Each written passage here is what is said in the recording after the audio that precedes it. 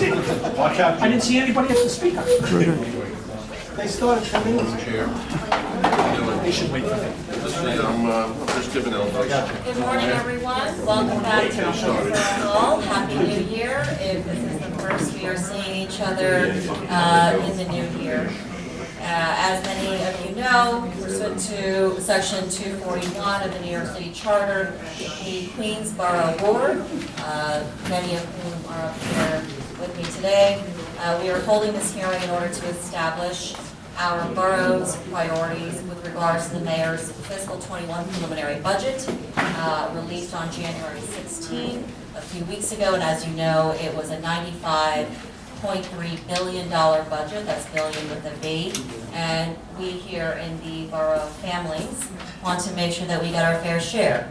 And whatever share that we get, we want to make sure that they are allocated properly according to the priorities set forth by our borough board. So we are joined today by Councilmember Adrian Adams, Councilmember Barry Grodenchik, and also former Deputy Borough President. We are joined by Aileen Shield of Councilmember Jimmy Van Bramer's office, and then of course our chairs of our community boards, Chair Eileen Miller of Board 11, Chair Kenny Wilson of Board 9, Chair Betty Bratton of Board 10, Chair Vinnie Arcuri of Board 5, and Chair Jean Kelty of Board 7. Clive Williams is here. And No clapping. Oh, of course, and Chair Williams of Board 13. And forgive me, Chair Kelty, for interrupting your vibrant story. We will have a break, of course, for the next hour where you can conclude your story and give us that. Thank you. But going back to the budget, so $95.3 billion for fiscal 21 in the mayor's prelim. This is an increase of $2.5 billion compared to the prior fiscal adopted budget, most of which is due to the settlement of collective bargaining agreements that totaled $1.6 billion. This upcoming budget is expected to collect $64.4 billion in tax revenues, an increase of 4.6% from the current fiscal year. Property taxes, we love our property taxes, they account for $31 billion of that $64 billion in tax revenue. This budget also anticipates $465 million more in revenue from the state and $115 million less in revenue from the federal government, which is another reason why we want to focus on our census coming up this year to make sure that we are fully counted. However, the mayor's budget, prelim budget, does not take into account the city's impact of the state's $4 billion Medicaid deficit, as I'm sure you've heard in the news, an impact that would be in the hundreds of millions of dollars for the city. This budget does not take into account that deficit. However, this budget still continues the trend of building the city's reserves, $1.25 billion for fiscal 20. When we were looking at, and I'm joined here by my budget director, Richard Lee, no relation, when we were looking at several key agencies, we see that compared to last year's fiscal adopted budget, a couple agencies, ACS is funded $4.8 million less, including $21 million less for child care services. That matters to us here in the Borough families. The Department of Education is funded $770 million more than the prior fiscal. The Department for the Aging is funded $34 million less, including $33 million less for senior services. And we care deeply for our elders here in the Borough families, and so we'll be taking a close look at that. Department of Parks and Recreation is funded $42 million less. The Police Department is funded $33 million more. And housing preservation and development is funded $19 million less. And so other agencies that my office and the board will analyze in the coming days. But as the budget is shaped through the executive budget and the adopted budget, we look forward to working with the mayor and the city council, especially our Queens delegation, on addressing some of these budget shortfalls and making sure that our priorities do not get impacted by those shortfalls. With that, we will begin the Queens Borough Board budget hearing. Individuals have already been notified what time they are testifying. Each person has 3 minutes to testify. We ask that you respect that time so that we are not here well into the night, but we will if necessary. We will make sure that everybody who shows up has an opportunity to submit an oral testimony into the record. There is a countdown clock, I believe, right here. I'm not controlling it.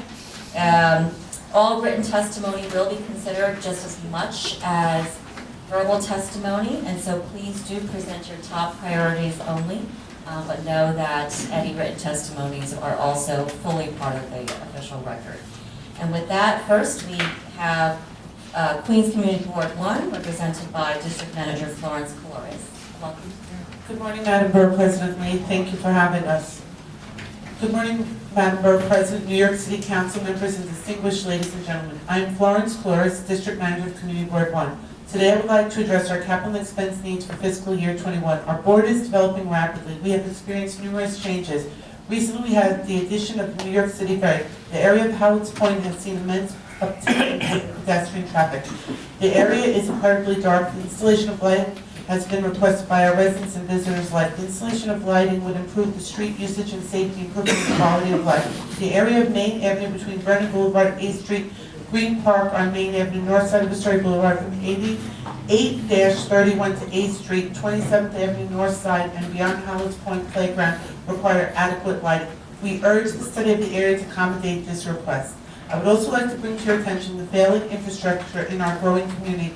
For well over 50 years, a section of our community on 32nd Street off Ditmore Boulevard to the end has major sewer line issues. The residents of the community must dredge through excessive rainwater flooding into their homes. The pervasive flooding that continuously happens has not been addressed and causes significant damage. The area does not have runoff lines, and one line is used for rain runoff as well as sewage. The street itself floods during rain, which causes hazardous conditions year-round. Whether it is ponding, causing excessive mosquitoes, or slip and fall conditions due to constant dangerous icing, this must be addressed. The area requires immediate full pipeline reconstruction. This will consist of combined sewer lines. Once the reconstruction occurs, the community will require full street reconstruction from 32nd Street, from Ditmer's Boulevard corner to the dead end of 32nd Street, making this project successful, as DOT has stated. The residents have suffered and had to remediate from water damage for far too long. Whether damage to be monetary repairs, health, or loss from family heirlooms, we must act now to stop the hardship and damage to our neighbors. The area has grown and development continues. The need for immediate repair is fundamental inadequacy in infrastructure below the street. Our district has a large number of housing developments, one of those being Astoria houses, which lies on the waterfront border, 27th Avenue, 8th Street, Hallett's Cove, and East River. The development is in a flood zone. Our Councilman Costa Constantinides, who is Environmental Protection Committee Chair, has stated 55% of our community will be affected by raising water. Astoria Houses was adversely and highly affected by Hurricane Sandy. 8 buildings were damaged. Boilers needed to be replaced and elevated. Roof repairs, plumbing, electrical work were needed. There has always been an existing condition with the high tide rising up and over the existing seawall. Saltwater has severely damaged the seawall and railing, which are in dire need of repair by Parks Department.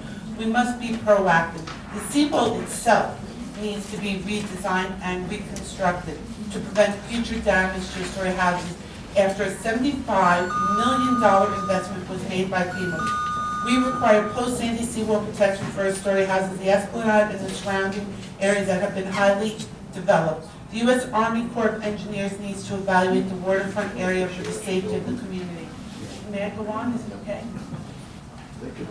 2 seconds? 30 seconds. The final matter I would like to address today is the 114th precinct to eliminate flooding repair and restoration of the lacunas from flooding waters, which could cause great discomfort to our officers. Our police officers should not have to wait in prior to going in or coming out of duty.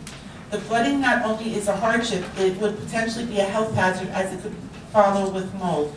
Officers could potentially slip and fall, causing personal injury. We request this be addressed immediately. This is an unsafe working condition.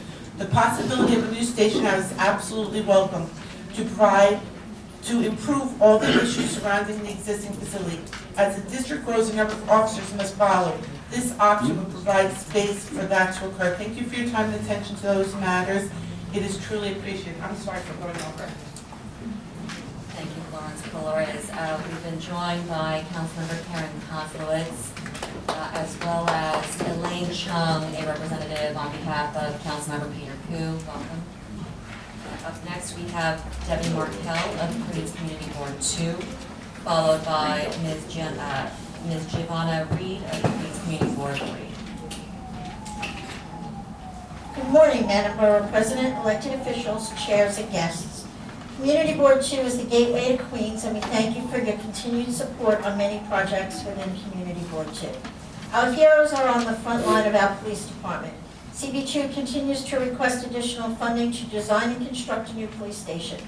The police department should be more centrally located within the boundaries of the 108th Precinct. The request must be given serious consideration. As the community grows with the threat of terrorism and a huge development on the waterfront, our district will need more enforcement and better response time. We are also requesting parking spaces be provided within the new district and precinct. Community Board 2 is requesting EDC to be encouraged to acquire the DOE building at 4436 Vernon Boulevard and preserve accessible space to the EDC property in the following areas: north to 44th Drive, west to the Board of Education Department Building, east to the East River. CB2 requests the city transfer control from the DOE to the EDC for creation of mixed-use, job training, arts, recreational facility, makerspace, and managed by nonprofit organization. The community has advocated for these uses for a number of years. Community Board 2 is requesting in capital development projects to improve the waterfront and with public land from the DOT building southwest of the DOE building along 44th Drive to the waterfront. This is to create public land to advance the economic development on all remaining city properties and public space to the waterfront. CB2 is also requesting investing in our piers and other capital projects along the waterfront. We are requesting improved streetscapes in the business districts to attract and encourage commercial activity in the commercial corridor of 61st Street and Roosevelt Avenue. This is to preserve, support, enhance, repair, replace streetlights, sidewalks, loose bricks, in addition to encourage new businesses and preserve existing ones. We are requesting improvements and upgrades in the transit system within the district, including upgrades and installation of elevators for the following 5 locations for accessibility: Vernon Jackson, Court Square, Queensboro Plaza, 40th Street, 61st Street, and 52nd Street. Community Board 2 will work closely with you, Madam Borough President, and your administrative staff on many continuing and important projects. We thank you and your administration for all the hard work for the Borough of Queens. We thank everybody for their continued funding and support of the community. Thank you, Debbie Markell. Are there any questions from the board? Thank you very much for taking the time to read the testimony in person. Up next, Ms. Giovanna Reed of Community Board 3, followed by Ms. Laura Mulvihill of Community Board 5. I'll take it, please. How come you don't yell at him? She likes it. I'm old. Good morning. My name is Giovanna Reed. I'm the district manager of Community Board 3, serving the neighborhoods of Jackson Heights, East Elmhurst, and North Corona. I want to say good morning to Borough President Sharon Lee and our distinguished elected officials and members of the members of the board. Thank you very much for this opportunity to speak. I want to say right offhand, which is critically important, and that is disturbing to hear that about the loss of funding for our senior programs, our youth services programs. These are vital services that are needed not only in my ward, but across the city of New York. As you know, our seniors and our young people are the most important population throughout the city and throughout the country as well. So I ask in advance of my reading this extensive report, which I won't do this morning, to underscore the fact that much attention must be given to increasing services to our youth and our seniors.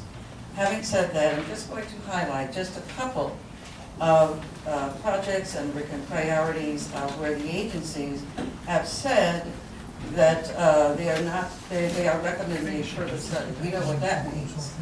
So that means that the projects are still being looked at and may or may not receive funding. And a couple of those would be the upgrade of streetlights along Roosevelt Avenue. I think I don't have to talk much about that. Everyone has had the experience where the lighting, we have a bright light in a certain section, and behind that light is pure darkness. So we want to make sure that those lights, the lighting is restored and that our streets remain safe. Another important issue for our board is the rehabilitation of Flushing Bay. We are requesting the installation of additional CSO tanks. What's currently happening is the bay does not get cleaned up as often as it should, and there is still a lot of debris that is falling into Flushing Bay. We would like to, our vision is to one day have Flushing Bay cleaned up so that it can be used for recreational purposes. There is some activity on the bay, but can you just imagine having a really clean bay, having families go out and participate and utilize it fully. So that is one of our priorities, where we've been advised that further study is requested. I'd just like to also say that we'd like to, if you give me 2 seconds, we have received confirmation that our libraries have gotten the green light. The North Corona Library, as well as Jackson Heights. These are 2 projects that the community board has eagerly awaited for funding. And with that, I thank you very much for your time and attention in providing an opportunity for Community Board 3 to present its views and concerns. Thank you. Thank you for delivering that testimony on behalf of the Community District 3. Up next, the Chair Vinyar Curie of Queens Community Board 5, followed by Frank Lucio of Board 6, followed by Marilyn McAndrews of Board 7. We have been joined by other members of the Borough Board, including Councilmember Jimmy Van Bramer, and also representatives on behalf of Councilmember Paul Malone, Vito Tatanico, representative for Councilmember Danny Drum, Robin Forst, and representative for Councilmember Rory Lansman, Henry Mann. With that, Chair Curie. Madam Borough President, elected officials, and my colleagues, I apologize that my staff couldn't be here. Gary can't walk with his bad leg injury, and Laura couldn't find a parking spot within 10 blocks of here, so you're stuck with me. On the expense budget, we need 20 additional police officers. And if you know how the police, any 24-hour operation works, that only equates to 3 officers on each shift. So it's not a big ask. The DEP needs to have sufficient number of field workers to catch up on the backlog of water and sewer system repairs. We find that the building department inspectors and plant examiners are insufficient in numbers because we see a lot of illegal property and questionable construction going on. Sanitation, for some reason, people don't like to put their garbage out when the garbage trucks come, so they're dumping all over the place. So we need additional dump site cleanouts and litter basket collection. Fire department, as the more people that grow in the community and the more traffic, we want to maintain the firefighting capability, especially since the EMS is behind. Almost every heart attack call is responded to by a fire engine because the ambulance can't get there fast enough. Funding for youth education and recreation programs is especially necessary in our community. And we're all getting older, and as our district is sort of aging out, so we need more senior services. DOT needs more people to look at traffic studies for pedestrian and traffic safety. HPD, you heard that they cut their budget, which I can't understand because the homeless need to be taken care of. So we need to more HPD. Garbage and collection of recyclables around the schools is atrocious. You could look at PS 91, IS 91, and 93 if you want to see examples. The entire block is filled with debris every garbage day and stays there for 3 days. Police department, many others had reductions, although we just heard the police department budget is proposed to go up. We appreciate that. Looking for redesign and reconstruction of the sewer systems and parts of CB5 that have been looking at floods. We do have several projects going on now. We appreciate that. One of the big problems with traffic and safety is deteriorating catch basins, and we need some new ones. I will end my speech there. Thank you. Thank you, Chair Curry. Are there any questions from the board? Thank you very much. Up next, Frank DeLucio of Board 6, followed by Marilyn Andrews of Board 7, followed by Marie Adam Ovide of Board 8. So, good morning, everybody. Yeah, we are awake and we're hitting today and running, as they say.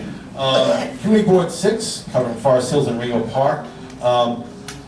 Everybody here knows that we've always been proactive, not reactive, and that really takes our board and puts them in a certain corner. Yeah, we're a very well-defined community, but everybody can read on that panel. And by the way, at the end, when you evaluate me, because I used to be a teacher, you all know that, I need a good A. Okay? Seriously though, a number of years ago, for those of you who were around, you remember the statue that was outside, and it took one of my colleagues years and years and years to get rid of that thing. Well, before I go any further, everybody could read my capital expense budgets items. I'm not going to go through every single one of them because our #1 priority, and my council member, with her help and our former borough president's help and the borough president before that, we finally had funded, thank you Karen so much, the Rego Park Library. But it's very disheartening to see that a number 2024, oh my God, since 1993 folks, 1993 we've been waiting for this thing. It's one of the top 10 libraries that's being used in Queens County. That's a disgrace. Okay, but I know the funding's there, I know we're almost there. But what's more important, when they close that for approximately 18 months to 2 years, maybe, okay, we need an annex for that library. Without that annex, and I don't mean a bus 1 day a week, I don't mean a bus 2 days a week, but we need an annex, and that money should be in there. And I understand it's not. So we have to work on that. That's our priority. It's a very important priority. And we would appreciate that so much. Thank you, Karen. Thank you, Sharon, our borough president. We don't want to see things deteriorate even further, okay? Meaning, where are those poor kids and people go if there's not the proper kind of annex? I know they've done it throughout Queens County. So let's do it up in Rego Park. We take this very seriously and we vigorously push this item. Thank you so much. Oh, before I go on though, I did read recently in one of the local papers when Dennis Wolcott was here about, well, you know, we don't know, and I have a copy of it right here. Yeah, 2024 is still wasteful, so please, thank you, Karen. Appreciate it. Yeah, we can call it 2024, it's crazy, 1993. Still have a few seconds left. I yield my time, thank you. Madam Borough President, No jokes, and remember what I told you about that evaluation, okay? Madam Borough President. Mr. DeLucio, we do have a question, it sounds like, from Chair Kelty. Chair Kelty. just, you know, I don't worry about my board only.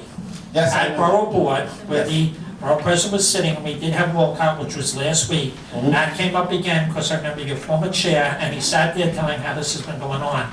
And I believe they used the word satellite offices, if I'm not mistaken, because we have them in 2 other locations. So yes, we do, I want you to know that we did mention it. I don't know if, I don't think the councilwoman was there, but we did bring it up, and it was brought up by your new district chair.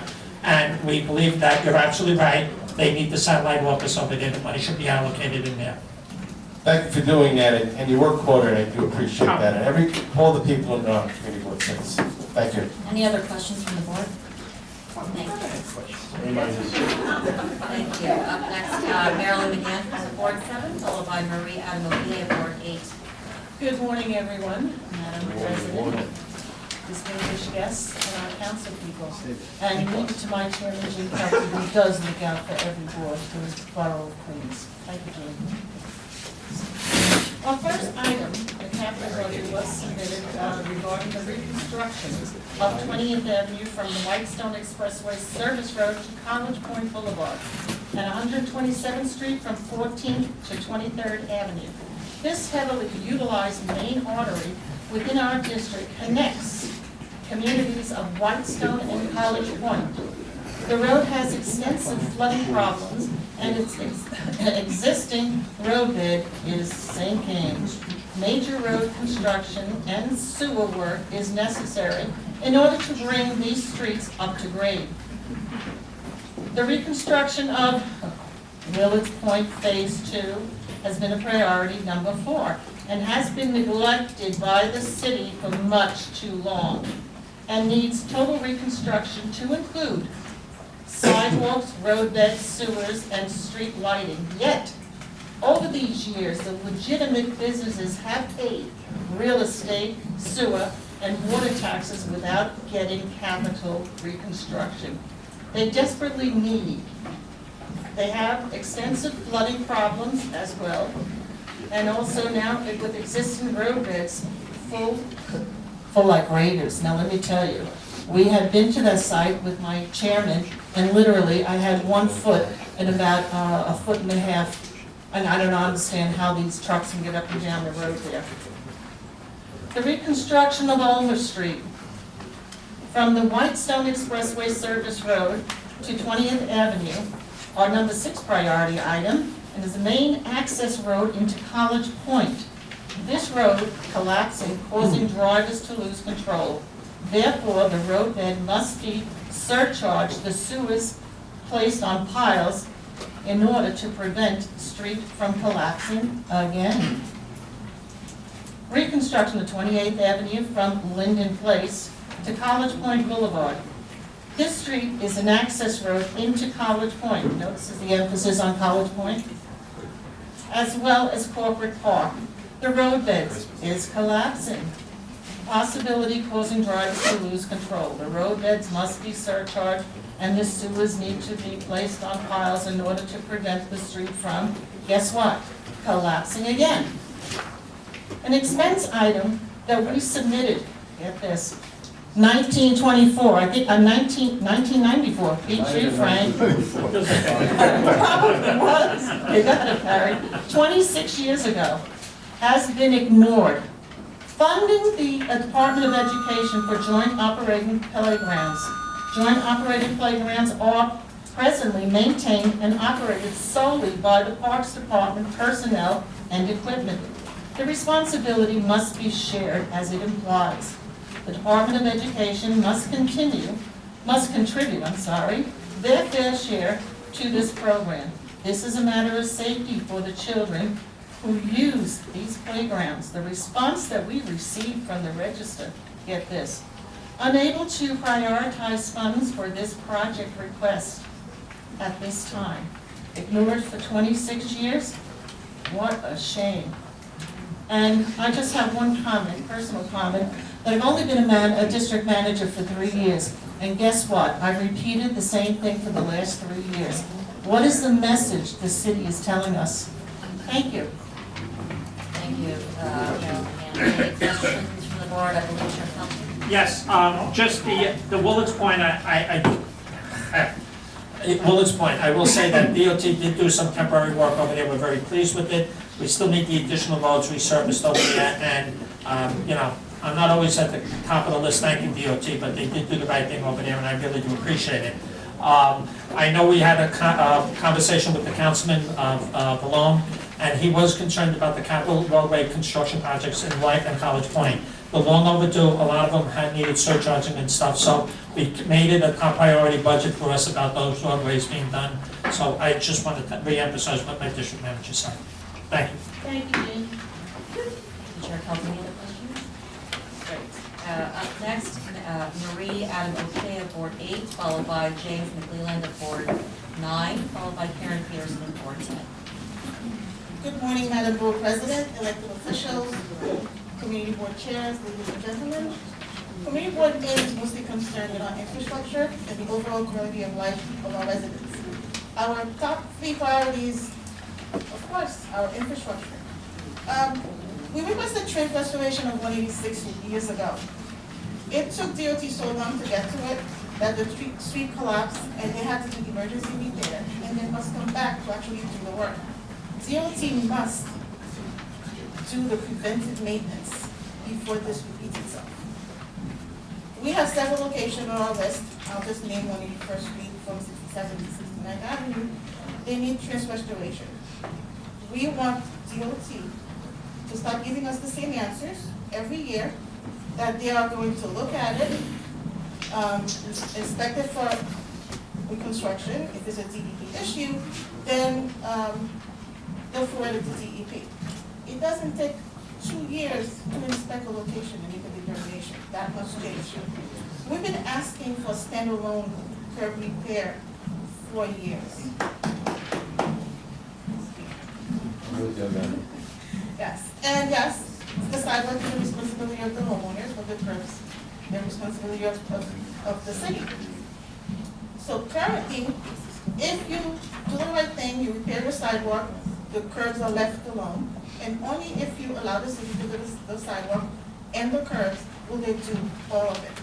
So we were told that if you do your own sidewalk and you do the budget, the curbs are gonna go on the list. So we had a brilliant idea. We asked at our budget consultations to give us the list. Well, we never received the list, because we figured if we had the list, we could show what a pervasive problem it was, then we could get funded. I'm beginning to think that the list is an urban legend.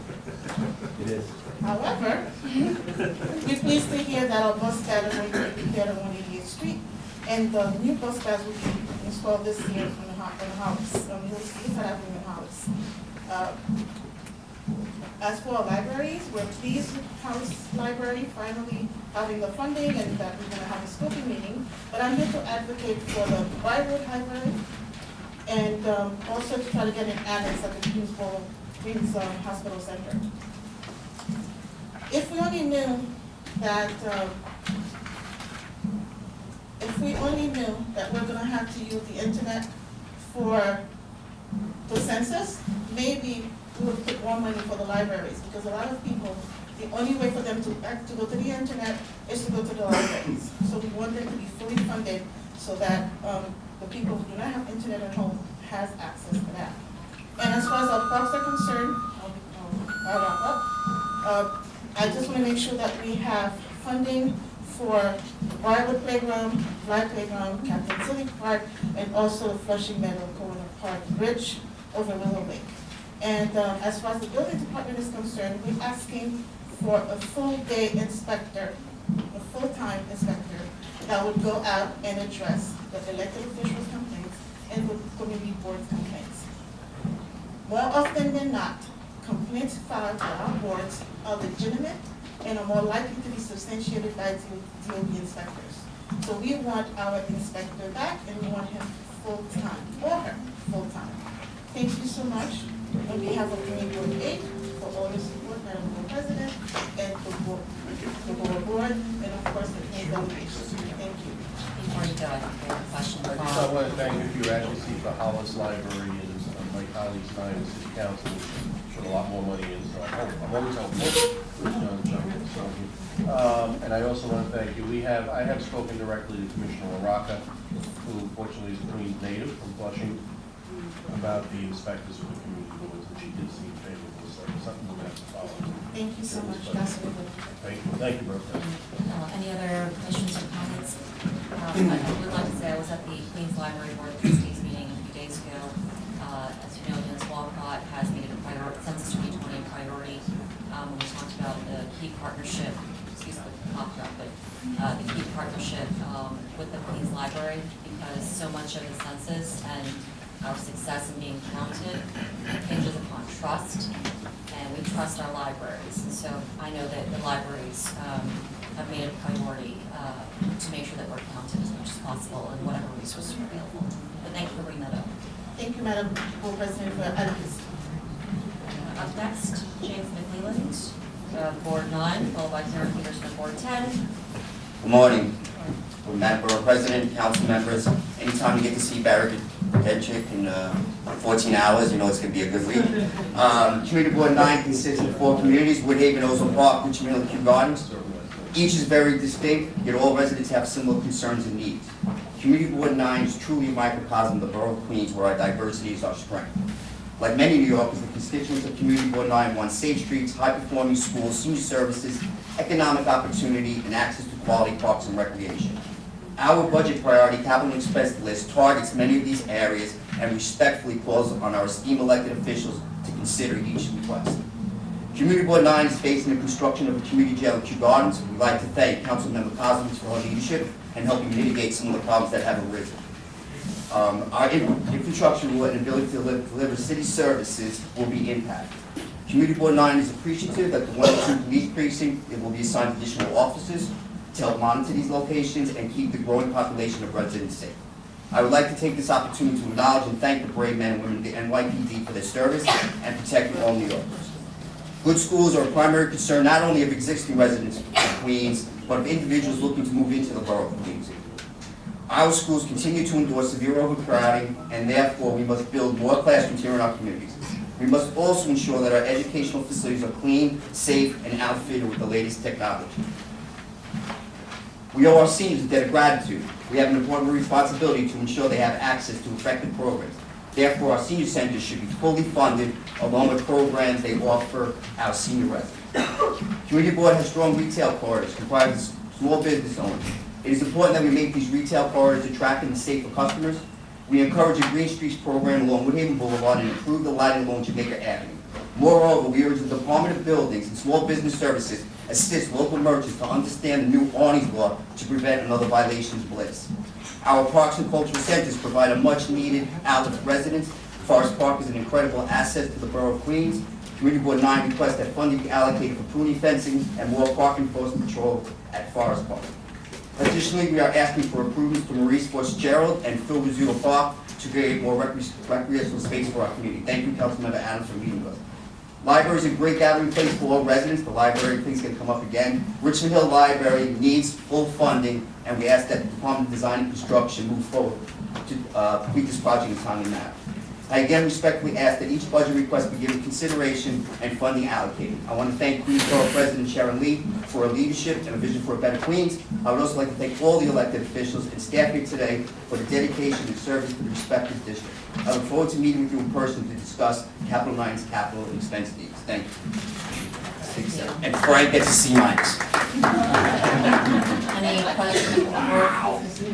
Thank you very much. I just want to thank Jim for all of his work so far. I know it hasn't been easy. It's been a tough year for Board 9, and we certainly do appreciate all of your effort. And I'll sit down I'm very to work for Board 9 as we do for all of our communities. We appreciate your partnership. Thank you. Up next, Karen Peterson of Board 10, followed by Joe Marziliano of Board 11, followed by Yvonne Reddick of Board 12. Good morning, Borough President Lee, members of the City Council, and Community Board chairs. My name is Karen Peterson. I am District Manager of Community Board 10, which represents Howard Beach, South Ozone Park, parts of Ozone Park, and parts of Richmond Hill.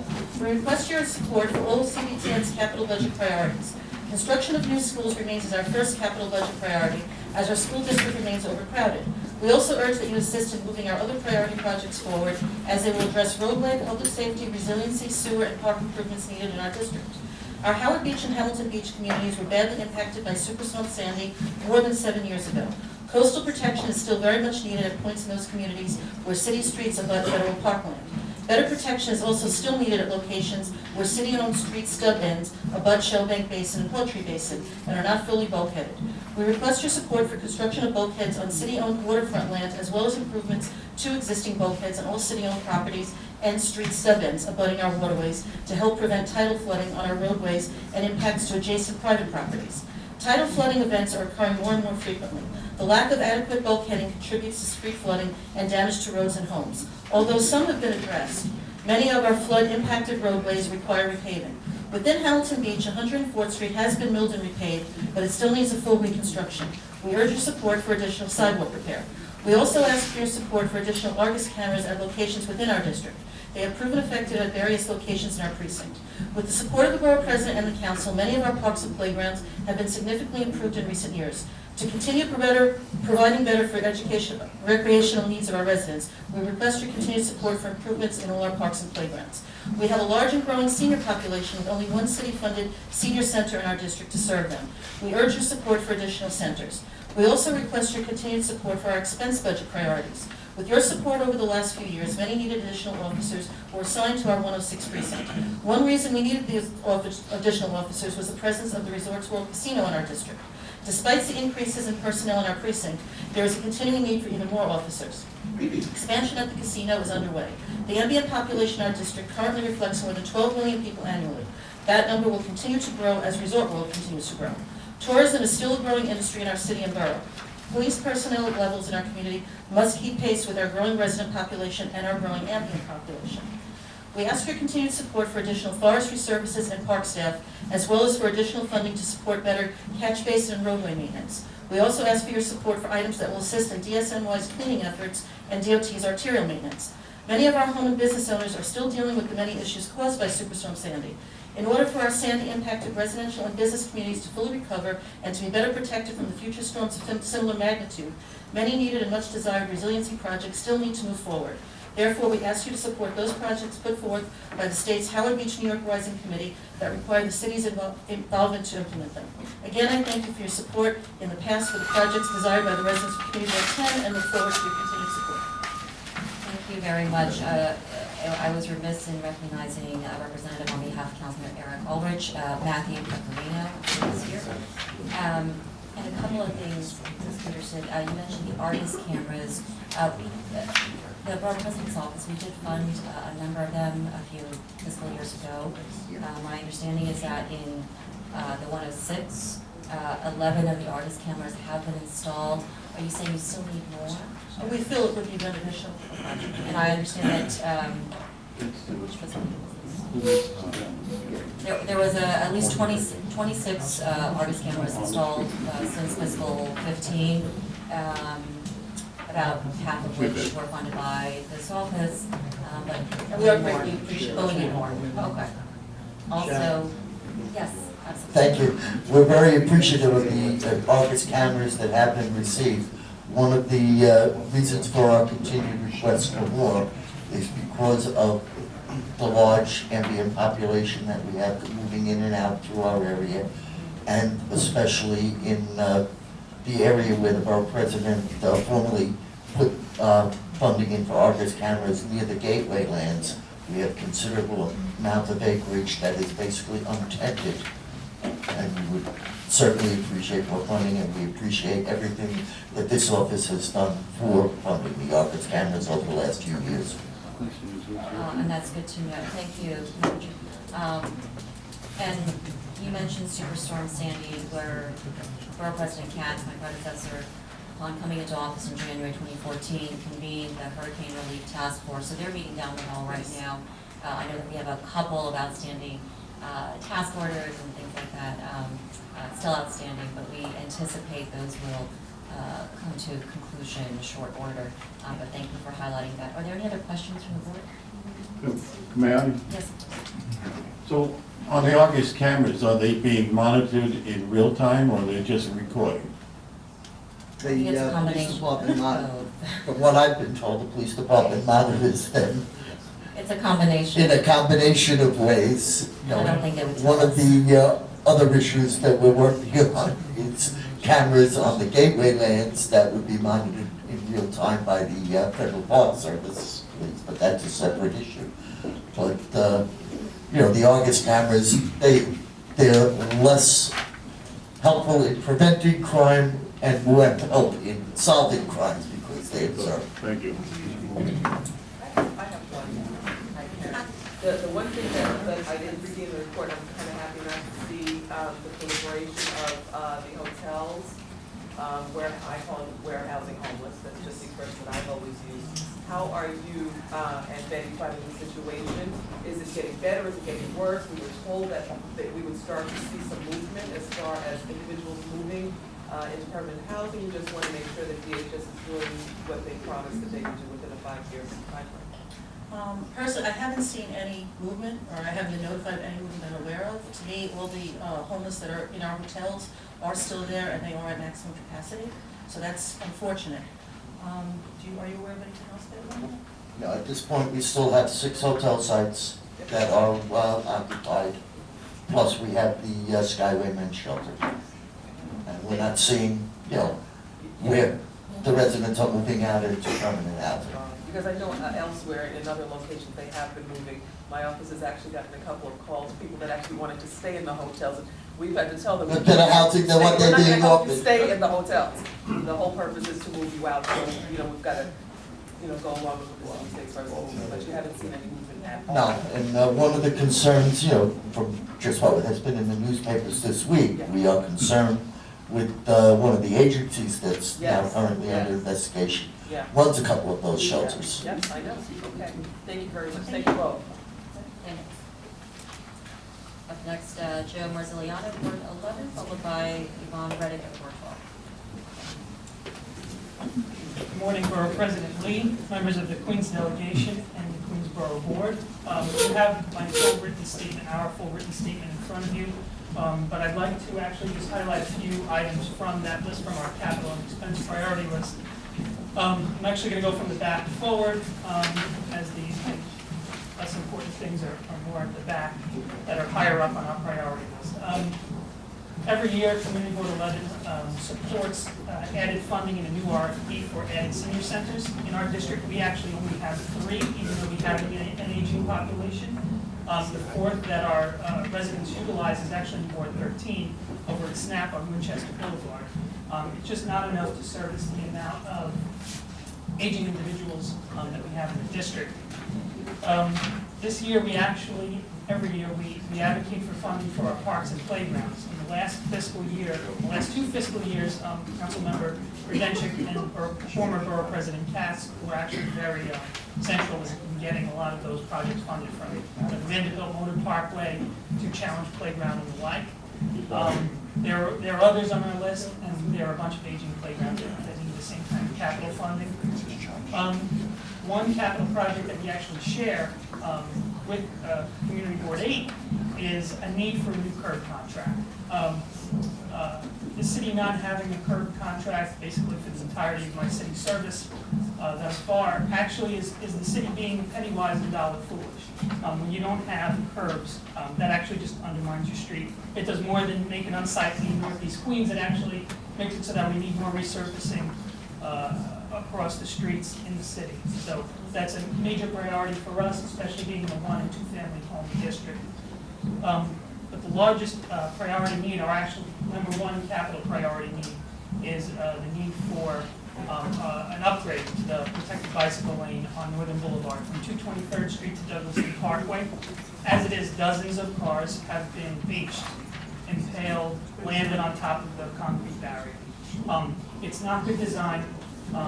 It's not aesthetically pleasing, and it's actually not safe. In the time period of the last 2 years, we've had at least 2 pedestrians hit in the crosswalk at Cross Island and Northern Boulevard, right at one of the breaks in those Jersey barrier dividers. The best thing that we're now advocating for is an upgrade to that. You know, we're not about throwing away the baby with the bathwater. Instead, what we're looking to do is to upgrade it to a greenway. We know that nice Vision Zero Greenway, could be safe for everybody, could look pretty, and it could also enhance our access to the Joe Michaels Mile Park, which would be really great for us. So with that, I yield back the remaining 10 seconds of my time. Thank you. Any questions or comments from the board? Great, thank you very much. Okay, thank you. Ms. Yvonne Reddick of Ward 12, followed by Mark McMillan of Ward 13, followed by Jonathan Gasco of Ward 14. Yay! No. Good morning. Madam Board President, Council members, But I'll say it was. Borough Board. I'm Yvonne Reddick, District Manager for Community Board. You have my statement before you. If there's one thing I would like to talk about this month is the infrastructure in Community Board 12. There is a lot of development taking place, which we are happy about, in Community Board 12, additional housing, but the infrastructure. There's projects on the books, some been on the books for many, many years. In my statement, that HWQ 121 has been on the books since 1986 and is still not completed. Yes, 1986. I know they're doing streets in the area, and I have to thank my councilwoman Adams, because they have removed some of the streets from that project, and they are doing here and there. And our concern, as I stated, is the infrastructure, with all the new development that's taking place. Also, homelessness. We continue to get additional shelter and families in the hotel. And I'd like to say that the agency that's being investigated, if I'm not mistaken, I think got 8 sites in Community Board 12. And I've gone to some of those hotels, and I have to say they are understaffed for the family, the mother and children that's in those hotels. And Buildings Department, we would like support for additional inspector. We have a serious problem with illegal conversion in the district, and we definitely need additional inspector. Dumping, that is a major problem in the district. And once again, the sites are repeat. Also, our Parks Department, we'd like support with additional personnel in our parks. I'd like to thank our council member, the former board president, for allocating money for many of the parks to be renovated, to be built in the district. Our seniors, we need additional housing for our seniors. We have many seniors that's complaining about housing. All right? And with that, please read my report. Once again, it's a repeat. But the needs are there. Thank you. Thank you, Ms. Reddick. Any questions or comments from the board? Just a comment, because, you know, Ms. Reddick has been my partner in Ward 12 since 2009. So, just to let you know, it is a very, very, very tough thing, which you already know. It's a very tough thing, you know, slicing through a lot of these barriers that have kept us, you know, behind for so very long, because Ward 12 really has had a lot of issues that have gone ignored for decades. So, you know, as a representative now, being a voice, you know, for particular areas that have been neglected, it's been very interesting, but it has also been very rewarding because we've seen progress. And, you know, just wanted to share and give, you know, my thanks to you as always, continuing the good fight out there for as long as you've been doing for Board 12, and continuing to be the partner, you know, for your community for so very long. So I just wanted to say that. Don't stop with your repeats, because they're not falling on deaf ears, especially now. Now that we have placements somewhere where we can actually make a difference. So kudos to you, Ms. Reddick. Thank you. Anyone else? Thank you, Ms. Reddick. Mark McMillan of Ward 13, followed by Jonathan Gasca of Ward 14. Good morning, Borough President, council members, chair people, and audience. My report is in front of you, but we don't get the opportunity very often to talk to this sort of body, so I want to put 3 or 4 things out on the table. First of all, we usually go for small infrastructure projects because we find it's more successful. And in fact, this year we've already had a number of them fulfilled or in contract. But I want to talk more to the expense side. I'll start with DOE. There needs to be some sort of accountability to community work for DOE. Each school is their own sort of corporation. Principal is the CEO, and they do what they want. For an example, we found out a high school in our area has a pool. There's no swimming program in the high school, but outside institutions use the pool. We have different school districts that have different performance levels. So people who live in one area in the community will send their kids to another area of the community because they have better performance levels. That needs to change. There needs to be some accountability from DOE to the community boards. I know if you don't have a kid in there and you're not a parent, nothing happens. But we need to set some kind of standard from the councilmatic level where schools are accountable to community boards. With parks, even when parks gets increases in funding, like they did last year, they got $25 million. It takes a while for all of that to be implemented. Sometimes when we get equipment, people don't know how to use the equipment. Sometimes when we get no equipment, there's no transport for the equipment. And sometimes there's no people to repair the equipment. All of that has to be in place because we have big parks that need a lot of service during the course of the warm summer months. And when grass goes long and things happen, we get complaints, and people shouldn't have to do that when they pay their taxes. Ward 3 and Ward 13 have another thing that's very, very common, which is airports. And around airports, we have a lot of trucks. We've worked very diligently with our precincts to have them summons these trucks. And in fact, we've done some things where around one of our parks, we have no overnight parking. But that's really not enough. I think we need to push for NYPD to have a special truck enforcement unit, 24/7, 365, so they know that it's not just a blitz that's coming, but it's going to be a constant thing where big trucks around residential areas will constantly be summoned to not have to deal with that. And I'm not even going to the whole thing where people who have commercial vans take them home and park them in their driveways and backyards. That's another thing. With respect to the big issue of the day, which is MTA. MTA is doing 40 meetings in 50 days. And I know it's a state agency and everybody's upset about it, but we don't really know what they're going to do when they get all of this information, complaints about bus lines, how it's going to affect individuals. I think we need to have some sort of clarity about, once they take all this information in, how it's going to come back to us, and how we're going to have a voice in making sure that the people who aren't happy with what's going on can have a say-so. And one final thing, and it's really quick. We all suffer with the same scourge of cars for cash on our poles and commercial strips. We've spoken to the sanitation commissioner about that, and she's like, you have to have a lawyer, and you have to give 30 days notice. I would like to see if the council can implement some sort of law where we can deal with that issue. And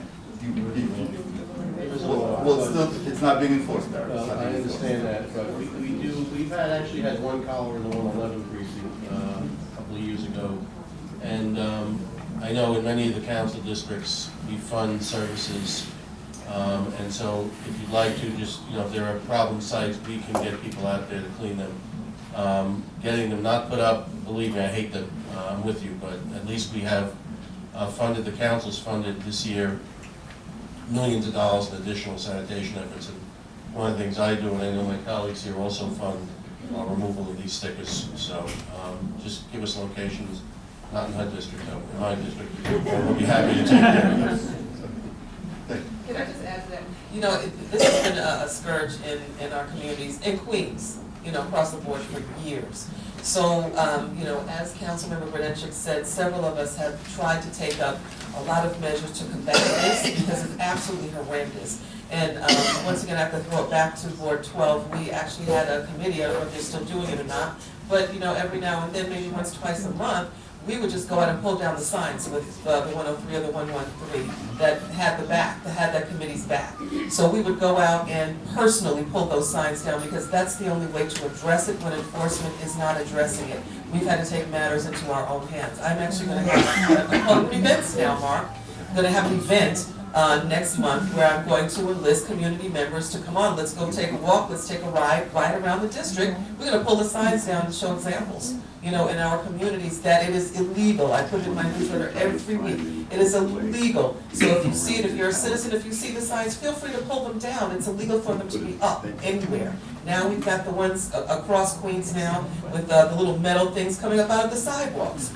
We're walking down the sidewalks, we see these things sticking up there. So if we're walking down the street, we're gonna pull them up, and throw them out. So that's the only way that we can kind of do this. The law's already in the books. Sanitation is not enforcing, NYPD is not enforcing the way that we need them to because they can't keep up with it, quite frankly. And they tell us there's the whole bandit regime out there that's been out there for a long time doing this. The minute we pull them down, they put them right back up 3 o'clock in the morning when everybody's sleeping. So, and we're gonna keep on fighting, but they're just individual things that we can do as committees, and as citizens to help get rid of this stuff. Thank you, Councilman. And I think that's interesting that you're documenting what advertisements and messages are up there to keep track of who is actually, or which companies or which organizations are actually following the law. That documentation, I think, is important. Mr. McMillan, you mentioned the NYPD and the need for additional tow trucks. Former Borough President Kaz did fund, I believe, a tow truck in Queens South, 2 of them actually, one in North and one in South. The one in South, I believe, it's being outfitted as we speak. As of December, it was being outfitted, so it should be out in the streets in short order. Are there any other updates on that? No, there are no other updates. There was an error in the delivery, so it got delayed by about 6 to 8 months. So they now received the correct trucks, and both are right now being outfitted correctly by DMI. Thank you, Robert. So hopefully we'll see that impact shortly. Madam Borough President? Yes, of course. Thank you, Mark, and he's absolutely right. DOE does not deal with the community boards. I sit with this district managers when we have budget consultations in September. There's various agencies that are not required to sit with us unless we absolutely demand that throw a tantrum to get them. One is DOE, one is Consumer Affairs, and there's a few others that the district manager, MTA is the state, so it's like a lost cause with them. I think that the council or the borough president should look to see to make that a change in the charter to make them come before this district managers, because they do a borough meeting together, not to waste anybody's time. They do an excellent job when they get the questions and the answers, and that agency, especially DOE, needs to be at the top of the list because they're not answering us on what he's just said at the meeting. He's absolutely right. As far as this police department, you're also absolutely correct.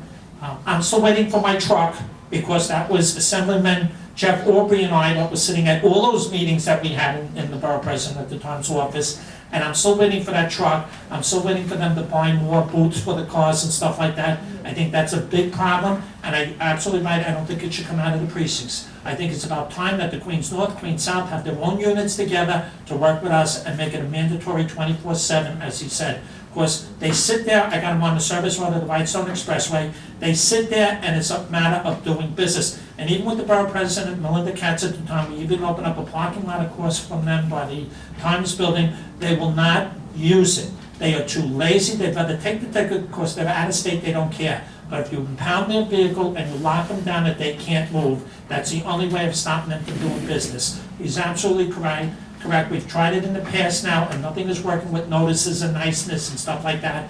It's about time we put some teeth in the law, and it's about time that we get the council to pass the laws to help the community boards enforce the laws that are in place. Like if you get 3 or 4 of them, you pull your license, you can't come in the city, you can't do something. But it's about time we look at that. Stop worrying about the carriage horses and stuff like that, the signs in the bathroom that says wash your hands before you come out the door and all that nonsense.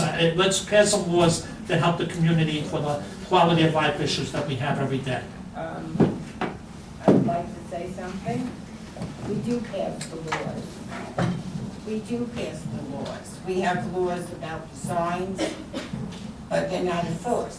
And we can't ourselves enforce them, but there are laws on the books, obviously to protect the communities.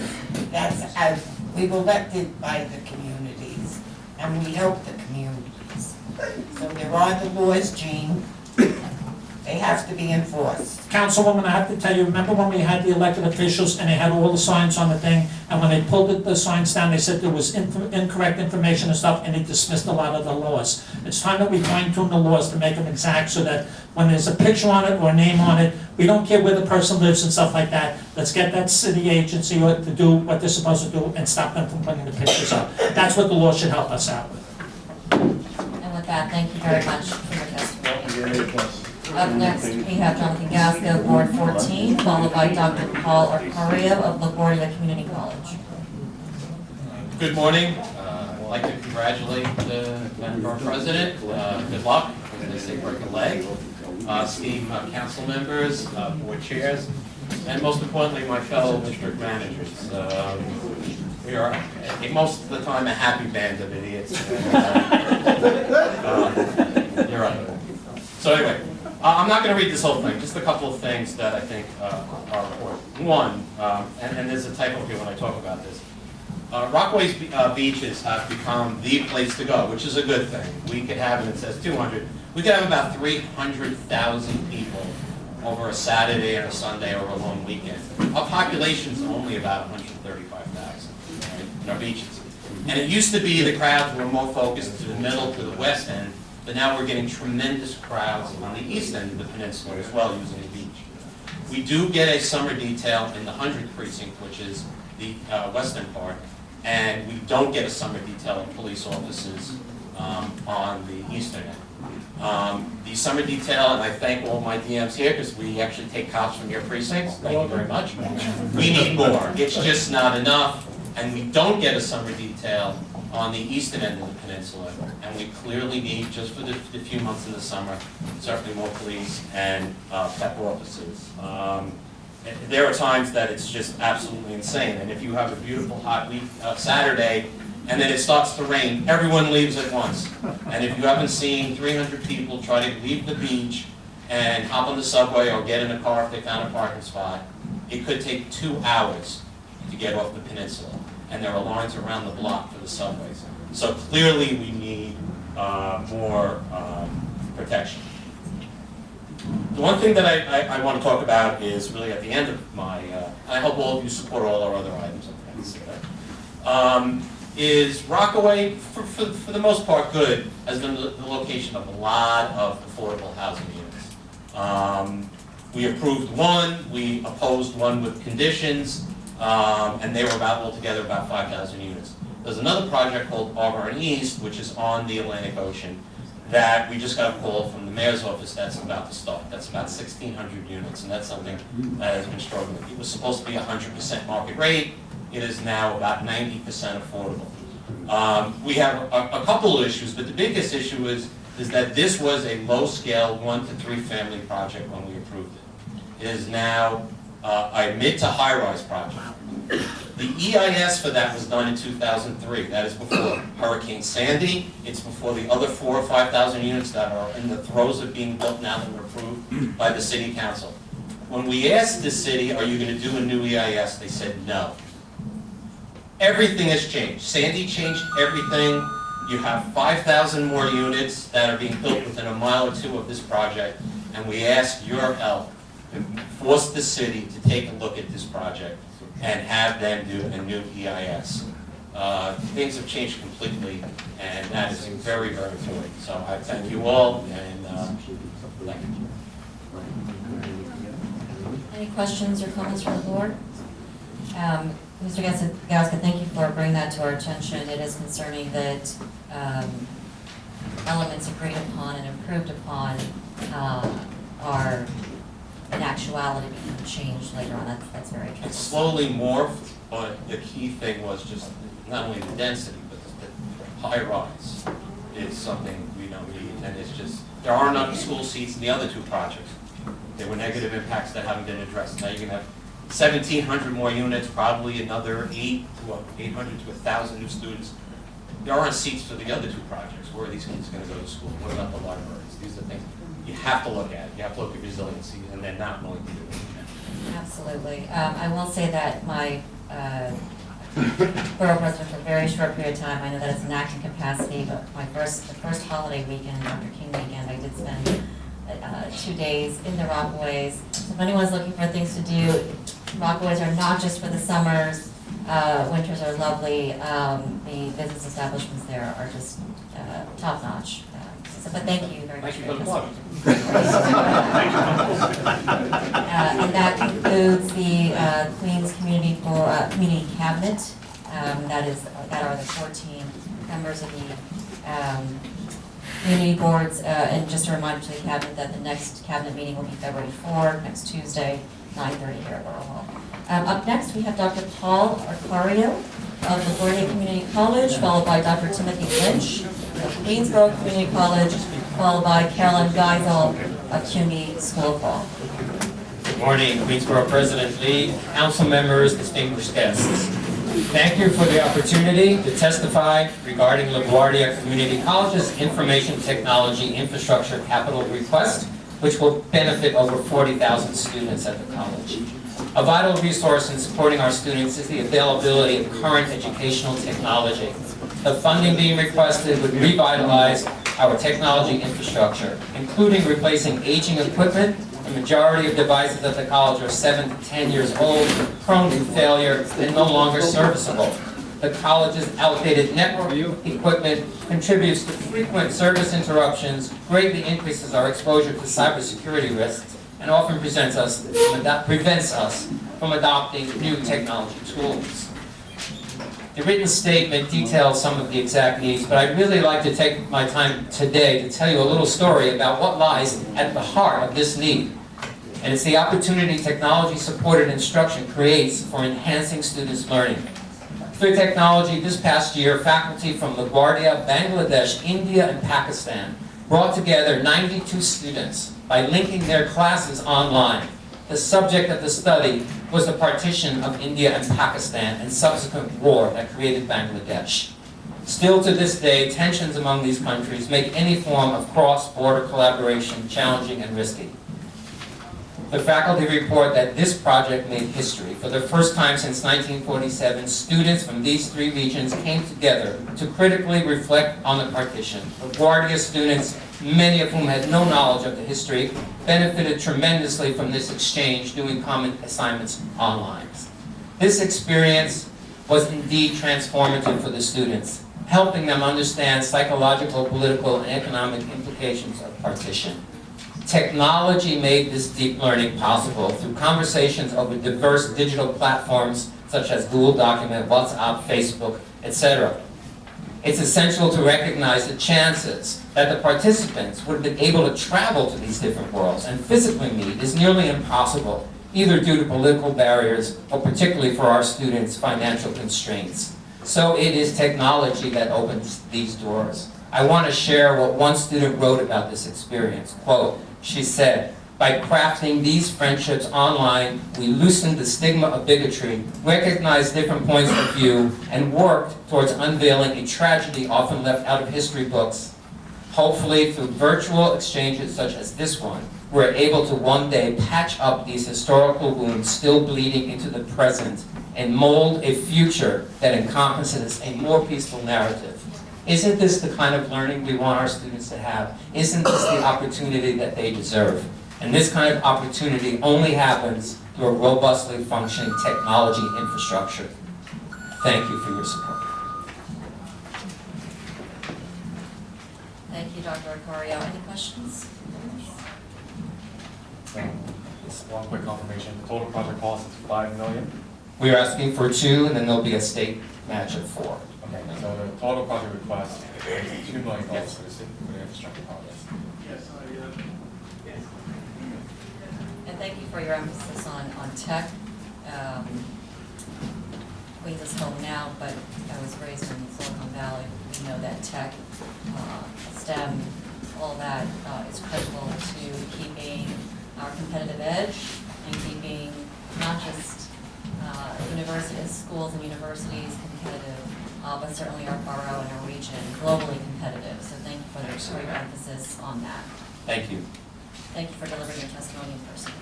Up next, we have Dr. Timothy Lynch of Queensborough Community College, followed by Carolyn Geisel of Community School of Law, followed by Dr. Baronesia Ines of York College.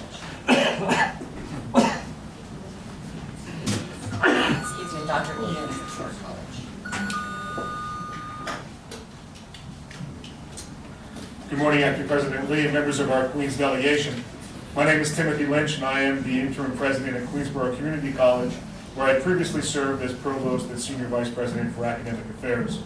I'm here today to welcome you to your new role, to thank you for your past and ongoing support, and to request capital funding for fiscal year 2021. Your past support has allowed us to upgrade our fire suppression and alarm systems to better ensure the safety of our students, faculty, staff, and visitors.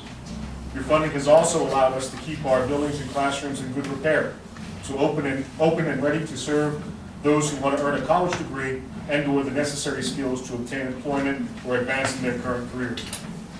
Your office has also demonstrated support for providing our students with a welcoming campus experience. Since the vast majority of our students get to and from campus after spending several hours on public transportation, your funding for a new student cafeteria provided our students with a much-needed amenity. The cafeteria also serves as a pleasant, inviting space for our students to interact, socialize, and learn from one another outside the classroom. Inside the classroom, your funding has been instrumental in ensuring that our students have access to updated science laboratories. Our students can now successfully compete for research awards, obtain public recognition for their skills, and build a portfolio of documented skills, all of which better prepares them to be successful in their chosen careers. Additionally, you have continued to encourage and support the arts and humanities to benefit our students as well as our local community with your investment in Queensborough's Performing Arts Center and in the Kupferberg Holocaust Center, whose mission is to educate current and future generations as to the ramifications of unbridled prejudice, racism, and stereotyping. Queensborough Community College's capital request for this fiscal year is as follows.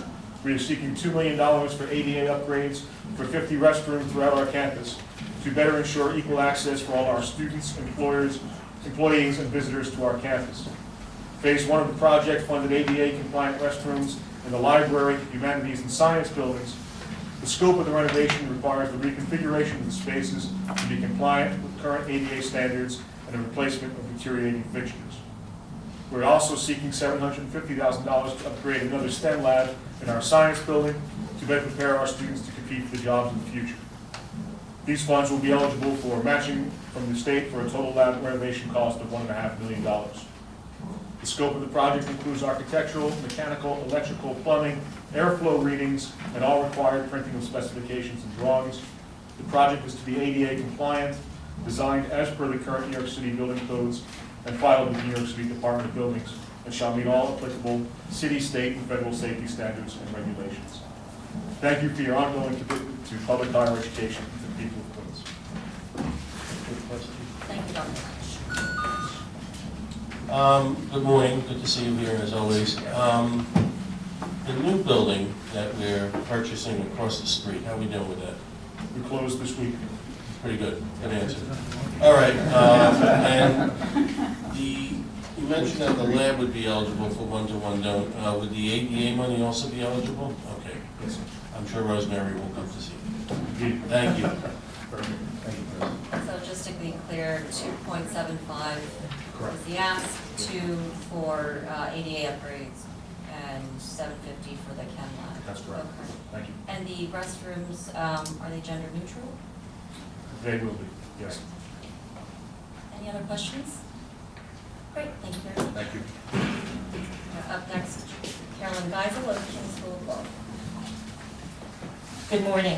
Acting Borough President Lee, representatives of the City Council, and distinguished members of the Queens Borough Board. I want to thank you for your generosity in the past and for giving me the opportunity to speak this morning. Last year, I spoke about the ways our school exists to advance justice by creating access to legal education to ensure that our next generation of lawyers come from all the communities in our society. We are proud to graduate the highest percentage of students who go into public service. This summer, our students served in internships across Queens, including the Council of American Islamic Relations, the Legal Aid Society, Queens Law Associates, and Queens Legal Services. We have over 450 alumni serving the needs of Queens residents at the same organizations and in small solo practices throughout the borough. We exist to do good, and we have accomplished these goals with your help. Construction of our trial practice room will be completed this year, thanks to your support. This soon-to-be modern courtroom will enable us to simulate jury trials and other courtroom scenarios that students need exposure to in order to learn the practice of trial advocacy. We recently decommissioned our kitchen space for our planned worker Educational Development Center and have begun phase 1 of this project with your help. As we have grown in enrollment by 30% in the last 5 years, this new center will provide over 3,800 square feet of classrooms, offices, and seminar rooms in order to run a clinic for our third-year law students. They will represent Queens residents who want to set up small businesses or non-for-profit organizations in underserved Queens communities. Every day, many Queens organizations and government departments make use of our facilities. This center will enable us to extend and deepen our involvement with the community. The construction phase includes substantial work related to HVAC, lighting, cabling, and technology. The School of Law has been in its current facility for nearly a decade, and much of the then-new equipment is now obsolete. We plan to replace our digital signage system, speakers, and microphones in our lecture halls, cameras, lighting, and video recording and distribution center in our auditorium. The investment will enhance our ability to connect people with the kind of advocacy and movement building that is central to our mission. Thank you for your continued support over the years and for consideration of this request on behalf of CUNY School of Law. I'm happy to answer any questions you may have. Thank you. Any questions or comments? Thank you. Thank you so much. Next, Dr. Ames of York College, followed by Jeff Rosenstock of Queens College, followed by Dennis Walcott of Queens Library. Good morning, Acting Borough President Lee, New York City Council members, and members of the Queens Borough Board. I'm Berenicia Johnson Eames, Interim President of York College. Thank you, Madam Acting Borough President and members of the City Council, for the support you've given York College in the past and providing this hearing where I can publicly articulate our needs for the upcoming year. I have had the honor of serving as the Interim President of York College since September of last year and have discovered that York is a gem in our borough, serving the higher education needs of 8,500 wonderful students. Prior to joining York College, I served as the Vice President of Student Affairs at Cal State Fullerton in California, and prior to that, Vice President of Student Affairs at John Jay College in CUNY. During the past 5 months, I have had the opportunity to meet with many of you. In my tenure thus far, York College has accomplished many of its goals, and we are trying to get the job done of educating students that we know transform lives. My request this year focuses on the following at York College. The Performing Arts Center, a hub of our community. This request is to augment the existing Performing Arts Center renovation, including renovating the 4 dressing rooms and the bathrooms as well as the green room. In addition, upgrade 2 lower-level public bathrooms to ADA compliance and accessibility. These additional renovations will further improve the experience of the cultural facility, which is highly utilized for academic programs, student productions, concerts, and community events. The funding request is $2 million. The total reservoir request for fiscal year 2021 is $2 million. On behalf of the students, faculty, and staff of York College, thank you for your consideration on this request. Thank you, Dr. Ames. Any questions from the board? Just in a few short months, you've come out with like gangbusters, so I'm afraid of you. You are already know. I congratulate you for your success so far, and look forward to the day when we don't have to say interim. I do have a quick question about the restrooms. Are there plans for those to be gender neutral or any of them? Yes, there will be. Wonderful. Great, thank you very much. Thank you so much. Up next, Jeffrey Rosenstock of Queens College. And then that will conclude our partners at CUNY. And then after Mr. Rosenstock will be Dennis Walcott of the Queens Library. Good morning, Borough President Lee, Borough Hall staff, City Council members and staff, and Community Board chairs. I'm here today representing Queens College Interim President Bill Tramontano, our faculty and staff, and really most important, the 20,000 students currently attending Queens College, and turning to us to provide them with the education that will prepare them to become contributing members of society. On behalf of all these constituents and also our former college president, who now serves as the Chancellor of the City University of New York, I convey our deepest gratitude and appreciation for the past support of the Office of the Borough President, the Queens delegation of the City Council, and individual council members. Queens College opened in 1937, and the college has grown a lot since then. With 42 buildings on an 80-acre campus, it's a wonderful place to study and a major investment. All of us bear the responsibility of maintaining, upgrading, and improving the campus to ensure the students have the resources and facilities they need to pursue their education. In the past years, the Borough President and City Council have supported critical capital projects, library renovations, the creation of new labs, a digital film theater, a recording studio, athletic facilities. Today, I'm requesting $2.5 million to support upgrades to laboratory spaces at Remsen, Rasmussen Hall, and the Science Building.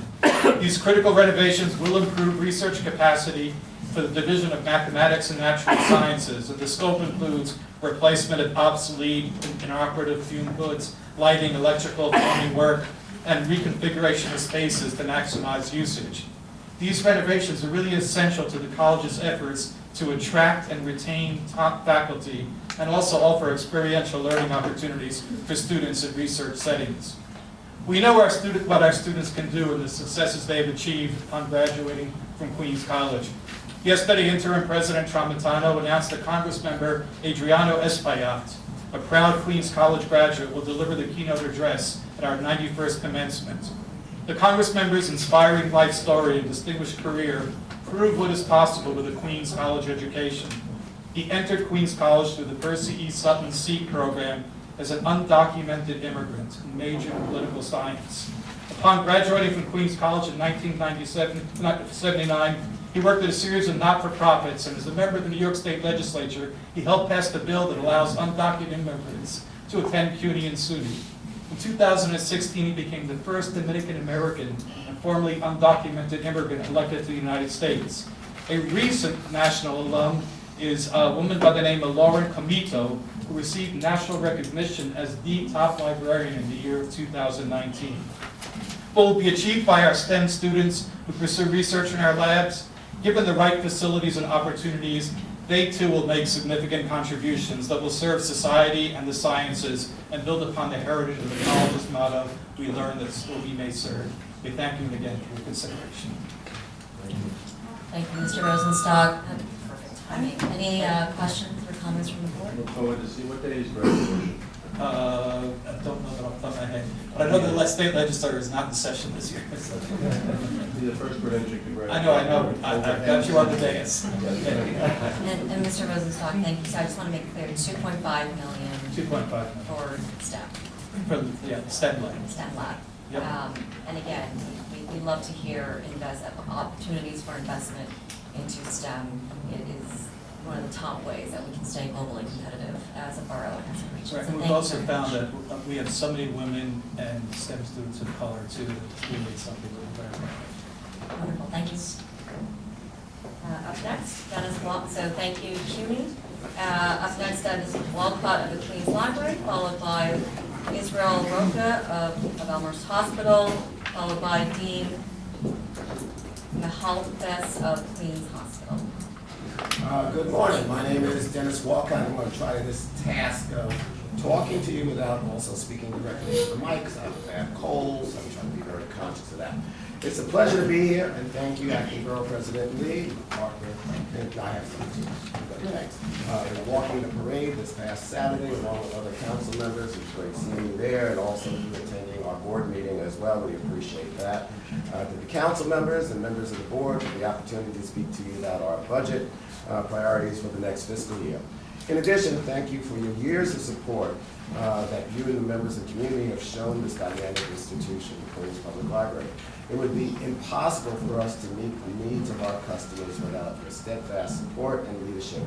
Therefore, it is with deep gratitude that I say thank you on behalf of every person who works at and is served by the Queens Public Library. I am happy to report that fiscal year 2019 was another busy and productive year for us. We welcomed nearly 11 million customers through our doors. Our books, DVDs, magazines, and other materials were circulated more than 11.5 million times. As the borough's technology hub, we provided more than 3.1 million computer or Wi-Fi sessions. We hosted over 6,200 digital literacy programs, which had more than 37,700 attendees. In December of 2018, we made it easier for our customers to access our Wi-Fi by removing the prerequisite of entering a library card number. Now, our customers, whether they have a library card or not, can instantly connect to our Wi-Fi in any of our locations, and also we expanded that capability to go beyond our doors as well. QPL is one of the largest library systems in the country and a national leader in delivering varied and innovative services to people of all ages, walks of life. More than 1.6 million customers participated in our programs during fiscal year 2019. This number surpasses an all-time high we set for our system just last year by 7%. More than 850,000 young people attended the QPL programming for children and teens, and our Job and Business Academy provided over 33,400 hours of job search, financial literacy, and technology training as well. And other information that you have before us, we just continue to expand and grow our programs. And as you know, we're going to be a lead in Census 2020, and we've been working and organizing with our community group, the Borough President's Office, with the council members and others, and making sure we're out front. We are working with our other sister and brother organizations and being comprehensive, speaking out about the importance of census and having translation material as well as equipment throughout the hard-to-count areas. And we'll be a leader in working with all of you as far as Census 2020. And of course, I was going to bring my my helmet for the capital work that we're doing, because we have a number of capital projects going throughout all the districts and making sure we're trying to improve and renovate our libraries throughout the system. And I'll be glad to entertain any questions that you may have. Thank you, Mr. Walcott. And Thank you. forgive me, it's the Queens Public Library. I Queens Public understand we've Library. undergone Yes, ma'am. a rebranding. That is correct. Queens Public Thank Library. you very much. So just to be clear, the request is for 417 17 million, million yes. with an M. Mhm. Any questions or comments from the board? No, here. Yes. Hi, Mr. President, good to see you again. Always a pleasure to see you again. Yes, and again, not my board, but Board 6. I know. It's number 10 on your bullet point. I just want to make sure that we still talk about the satellite unit that we are looking to help them out with while they're working on getting that new Regal Park library. And I know we talked about the budget, and Right. but I now have the council people here. So I want them to hear that they need to help fund that satellite unit for you to help you out. And I appreciate you raising that. I mean, I think, as I indicated when we last saw each other just a week and a half, 2 weeks ago, Queens is very unique as far as having satellite operations and replacing those that we may shut down at times. But again, it's not a budgeted item through our budget. And so a lot of that is done through supplemental funding that's provided. And our other systems necessarily don't do that. So we try to balance that need out. So we Look to that side, that's the council people. Yes, and we look forward to that. Don't worry, Gene. I worked very hard on that, Mike. If I may. Thank you for the work on the first phase of Glendale Library. Yes, sir. We hope that'll be opening before the end of the year.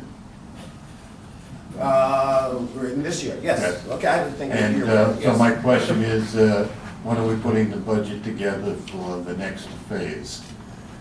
We are currently talking to the administration about the ongoing projects that we have, and especially the capital needs of the various libraries. So that's been an ongoing discussion. As you know better than I do, that in the prelim budget, we did not have any additional capital money that was put in by the exec side. And so that discussion will take place ongoing as far as additional capital money, not just for Glendale, but for the gaps that we have in other projects as well. Thank you.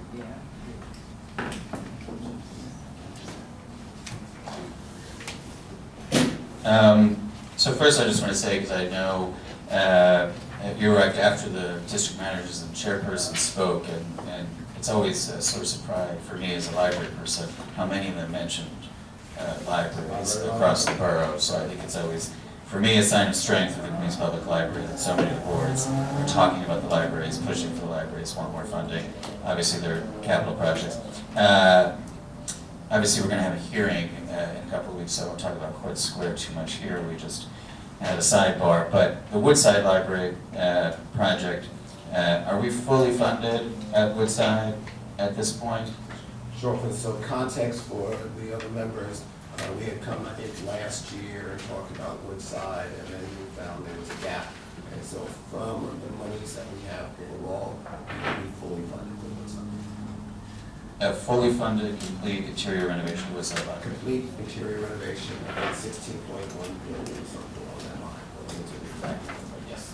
That is very good news. Thank you. Yes, sir. I look forward to seeing you on the 12th.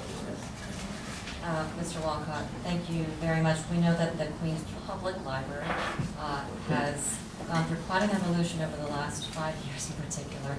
I know that former Borough President Katz, when she came in, there were some deep concerns, to say the least, at the library, but it's come a long, long way.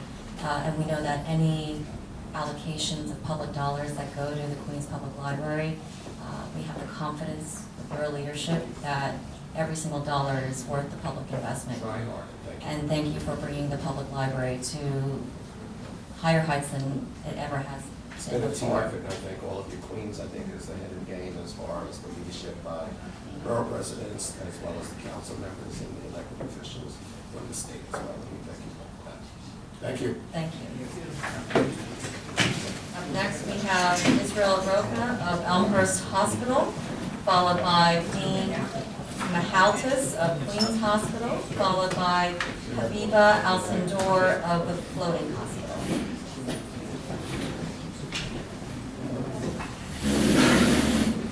Good morning, everybody. My name is Israel Rocha. I'm Vice President of New York City Health and Hospitals and CEO of Elmhurst Hospital. I want to start by thanking everybody for the support that you have been able to do, especially the Queen Borough President's Office, our members of our Queens City Council delegation, and the community.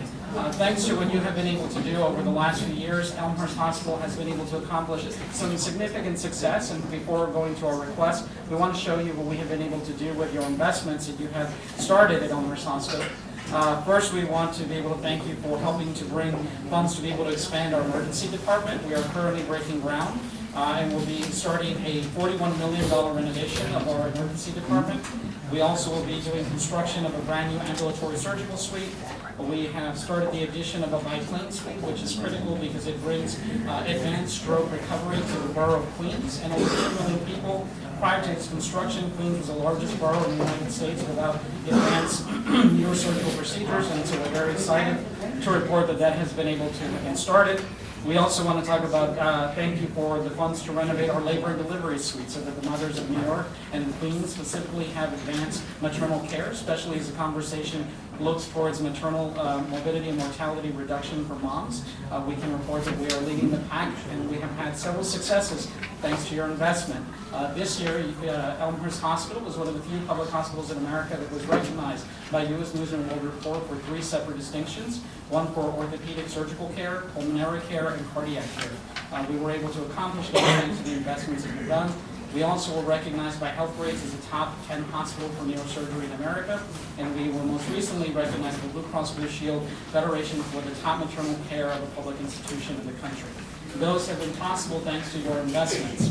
As a hospital and one of the largest tertiary care centers here in the borough of Queens, we have actually been in operation for almost 200 years now. We have been in the borough of Queens for 6 decades, and we need a little bit of investments. This year we come before you with a very specific request. Elmhurst Hospital has looked into our community and has looked into what the oncology needs would be for the borough of Queens. over the next 5 years, we will see a 22% increase in the amount of oncology care that will be necessary in our community. The equipment that we'll be talking about is the creation of an Advanced Oncology and Blood-Borne Disease Institute in the Borough of Queens. Our request is for $7.5 million to replace a linear accelerator system. What that does is it's able to minimize surgery and to be able to enhance radiation oncology procedures that are done for patients. We do have the system and it is in operation. However, it currently is out of date. The linear accelerator system that we would do, it is estimated by both Medicare, CMS, and Medicaid estimates that here in the Borough of Queens there will be 35,000 treatments needed annually provided by this type of equipment and system. That's over 100 a day that will be required for the patients of Queens.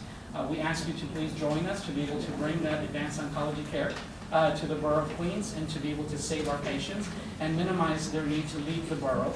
Our goal here at Elmhurst is always to bring the world's best medicine to the Borough of Queens, and with your investment, we think we can accomplish that together. We have done that in the past with the investments that you have made, and we look forward to making that in the future. Thank you so much.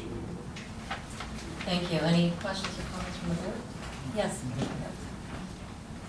Madam Borough President, as our board has two of the largest hospitals, Flushing and New York Presbyterian, I just was reading your stuff and I'm very interested about the linear accelerator.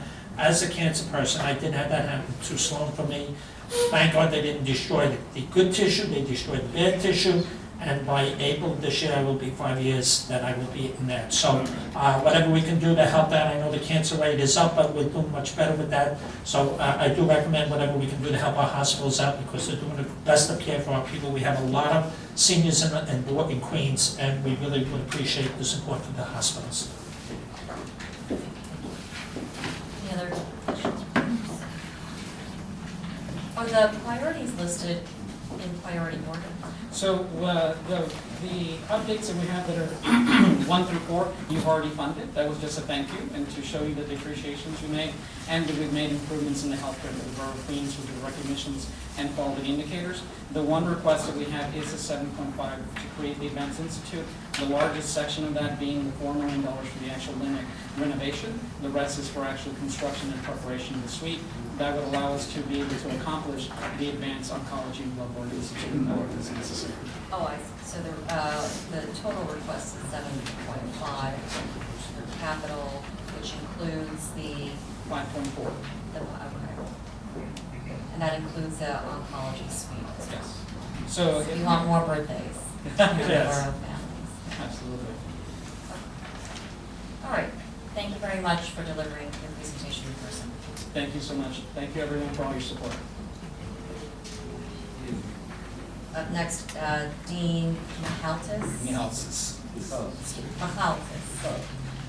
Good morning, Queensborough President Lee, board members. I am Dean Mihaltis, the Chief Operating Officer of New York City Health and Hospitals Queens, a member of New York City Health and Hospitals Integrated Health System, an affiliate of the Mount Sinai School of Medicine, and a major healthcare provider in the Borough of Queens that has served its central and southeastern communities for nearly a century.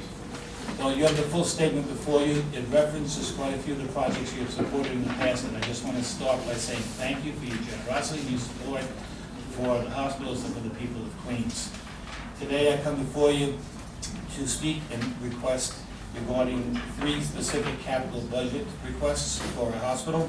They include a dental 3D panoramic x-ray camera, 2 washer sterilizers for the use of surgical instruments, and a pulmonary function lab. Queens Hospital Dental Clinic is extremely active, recording approximately 14,000 dental visits per year. The requested technology, a new dental 3D panoramic x-ray camera, would enhance our ability to diagnose and treat our dental population in the modalities of endodontics, oral surgery, and implant placement. This technology has been available to dental practices for approximately 10 years and has currently achieved a degree of perfection where it has been incorporated in dental practices throughout the United States as a standard practice. We are requesting respectfully $65,000 in capital funds for the purchase of this equipment. Our second request involves replacing equipment for the processing of sterile instruments in central sterile service. This specifically includes 2 washer sterilizers, and we currently conduct 4,000 operating room procedures per year, for which we can sterilize these instruments in our 5 operating rooms and 2 labor and delivery suites. We must additionally sterilize instruments for the 14,000 dental visits for the dental clinic. The current equipment is end of life and needs to be replaced. The useful life of most of this equipment is between 10 to 15 years, and we are beyond that. It is therefore respectfully requested our ask is $500,000 for the replacement of this equipment. The final request is for $195,000 to fund the replacement of 2 pulmonary function testing stations referred to as a pulmonary function lab. These stations are used to diagnose airway illnesses such as asthma, emphysema, and chronic obstructive pulmonary disease, COPD, and the cardiopulmonary disease. In this regard, we perform more than 12,000 such studies per year. Our current lab is beyond end of life. The manufacturer's expectancy is 20 years, and we have had it just that long. Moreover, the company that produces this particular product that we have currently is going out of business, and there's another one to support it, so it's in dire need of replacement. The replacement stations will not only allow for faster and more accurate testing of patients, but also relies on new technology that provides better and more accurate results.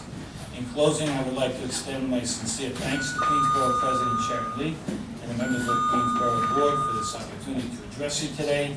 We thank you for your support of New York City Health Hospitals Queens, which we have consistently received in the past and with our community and patients. Thank you. Any questions? Any questions from the board? Just want to make sure my math is right. So the request is $760,000? That is correct, $760,000 in total, 3 items. So we're looking at dental, x-ray, pulmonary, Function test, and the washers, and the sterilizers. washers, sterilizers. Okay. That's correct. All right, thank you very much for delivering. Thank you. this Have a wonderful day. person, you too. Up next, Habiba Al-Sindor of the Floating Hospital, followed by, and that will conclude our healthcare facilities. Seth Bornstein of Queens Economic Development Corporation, followed by Sydney Grant of Ballroom Access. Hi, good morning. My name is Habiba Al-Sindor, and I'm the Development Associate at the Floating Hospital. I would like to thank the Queensborough Board for the opportunity to present this testimony. The Floating Hospital was founded in 1866 to care for children and families living in tenements. Today, we operate as a federally qualified health center with a flagship clinic located in Long Island City. We provide medical, dental, and mental health services to 20,000 patients a year, including more than 4,000 from Queens. As a charity organization, the Floating Hospital believes that everyone deserves access to quality care and accepts uninsured patients as well as those who are unable to pay. In connection with the fiscal year 2021 budget process, the Floating Hospital will request $54,123 in capital funding from the Queensborough President to purchase a 14-passenger minibus that will provide patients with free transportation to our Long Island City clinic. We appreciate your consideration of this request. Lack of transportation is a major barrier to accessing health care for low-income families. According to the American Hospital Association, every year, 3.6 million people in the United States miss medical appointments due to transportation issues. The consequences could include missed or delayed medication use, poor management of chronic conditions, and overall worse health outcomes for populations with limited options for transportation. The Floating Hospital solves this challenge by providing patients with free door-to-door transportation to our Long Island City clinic. Every day, our fleet of 10 passenger vehicles makes more than 100 trips throughout the city, ensuring that homeless families can access health care in spite of geographic or financial barriers. In Queens alone, our transportation network serves more than 60 locations, including public housing developments, homeless shelters, domestic violence safe houses, and hotels. Floating Hospital greatly appreciates having received previous capital allocations from the Queensborough President for similar purposes. We are requesting another allocation due to the ongoing need to maintain our fleet of vehicles.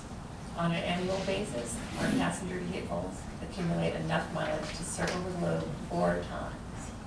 Most of the vehicles have a total mileage of well over 100,000 miles, and we are obligated to rotate out the older vehicles as they accumulate to the wear and tear. Thank you for your attention and consideration of our request. The floating hospital is vital for the community support between the community and for the political leadership that enables us to fulfill our charitable work on behalf of the city's most vulnerable families. Thank you for your presentation. Any questions or comments? It's a lot of mileage. Yes. So thank you for bringing that need to our attention, and thank you for everything that you do for the Borough of Families. We do have a question. What's your current fleet size? We have 10 vehicles. We usually maintain.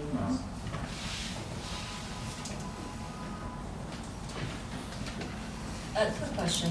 Has, in Queens, and this is not necessarily related to the budget item, the presence of ice at our healthcare facilities, in this case mobile, in some cases mobile, otherwise static, has that been a concern? That is a concern for us because we do serve undocumented patients. It's had a chilling effect, I think, about people coming forward because they're worried about getting everything. But I don't know that we've done anything systemic to address that. But I'm continuing to serve undocumented patients.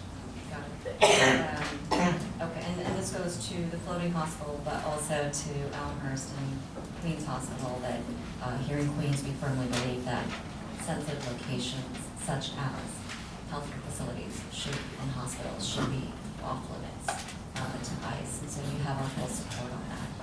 Thank you for what you do. Up next, we have Seth Bornstein of QEDC, followed by Sydney Grant of Ballroom Basics, followed by Sammy Schmaze of Flushing Town Hall. Good morning. I want to thank all of you for your support for the short budget we've done this year. The board president for support the last 5 years in the expense budget. Hopefully receive support again going forward. I'm Seth Bornstein, elected to the Economic Development Corporation. For 43 years we've stayed true to our mission, helping people from all over communities, women and all these immigrants and veterans realize entrepreneurial aspirations through programming that grows in neighborhoods, assists small business, and most stories in business development. We're requesting funding again for small business counseling and tourism. The funding supports our counseling training to help our clients start and grow their businesses. The QEDC has worked with over 6,000 American entrepreneurs over the last decade to help create over 600 businesses, hundreds of jobs, over $50 million in revenues for those businesses. Small business is a significant component of the Queens economy. The rebuilding and bulk of one and two international airports, the revitalization of our communities in Long Island City, Jamaica, Flushing, have created a great desire for entrepreneurship. We've been moving in programs such as the Entrepreneur Space, the food incubator for food manufacturers, our home improvement contractor training, licensed contractors, MIQ Made in Queens, which helps artists and businesses sell their products at pop-up shops, and at the air terminals of LaGuardia and soon-to-be JFK airports. And our MWB application assistance that benefits hundreds of low-moderate entrepreneurs, many immigrants, women, and minorities who are eligible to be MWBs. Support for tourism marketing initiatives is part of the Queens Tourism Council, QTC, which promotes a rich cultural, recreational, historical resources of the borough. These programs have met with great success and have enhanced the reputation of this sector that employs over 50,000 people and generates over $2 billion annually for the local economy. In order to build on this momentum and development programs, the QTC will continue to work with our stakeholders to represent the entire spectrum of cultural, recreational, and historical attractions in the borough to create new and exciting programming. Funding for both programs will allow the Queens QTC to expand their services and leverage private sector funds that go towards building businesses and attracting visitors. In doing so, we grow our economy, create jobs, and entry level to senior management. Thank you. Thank you, Mr. Morrison. Any questions? Yes, Chair Gott. So, if I'm not mistaken, several years ago, we had your office help us out with the Willows Point people for training and stuff like that, if I'm not mistaken? That was through the boarding college years ago, Okay. right? All right. Never mind then. Thank you. Just to be clear, is there, I'm unclear about the request. With the expense budget, the borough president's expense budget, we'd like to get $15,000. 15, Yeah, that's been done 15,000. last 4 years already. So Carolyn has been terrific helping us. But that's been the standard amount of work president's office. But we do submit 3 applications to your city council person. Thank you. Thank you. Up next, Sydney Grant, Ballroom Basics, followed by Sammy Chemaze of Flushing Town Hall, followed by Kathy Hong of JPAL.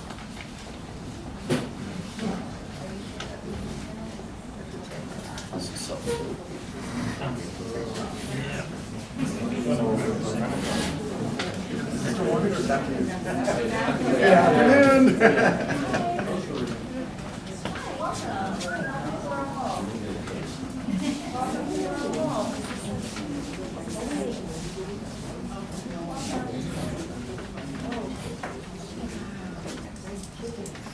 Ladies and gentlemen, what's the name of the program? Ballroom Basics. And Ballroom Basics, you're not boys and girls, what are you? Ladies and You learn about gentlemen. fancy French words called etiquette, what does it mean? Good manners. Having good manners means you're showing the R word, what's the R word? Respect. Respect for whom? Myself, my classmates, and my Which means teachers. that every class we expect you to be on your Best Ballroom Basics behavior. Hey! Leaders, please ask for the dance. Followers? Yes, ma'am. Thank you for asking. Waving, see hands, call the building. And here we go. 5, 6, here we go. 1, 2, 3, 4, 5, 6, 7, 8, side, foot, around the world, go, 3, 4, 5, 6, 7, 8, side, now leaders go. 1, 4, 5, 3, 4, 4, 5, side, followers go 1, 4, 1, half, 3, 4, high 5, side, cross side, half side, cross side, half side, cross side, half side, cross. Now the turn. Push 2, 3, high 10, push 2, 3, again. Push 2, 3, high 10, push 2, 3, New partner. 7, 6, 5, 4, 3, 2, spin. 1, 2, 3, 4, 5, 6, 7, 8. 1, 2, 3, 4, 5, 6, 7, down.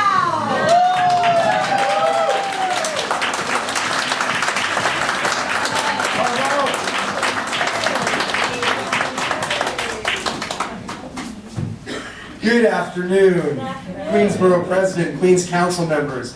This is a school from Danique Miller's district, Sacred Heart. This is their second time appearing at the testimony, at the hearing. And didn't they do a great job? I think they deserve a round of applause.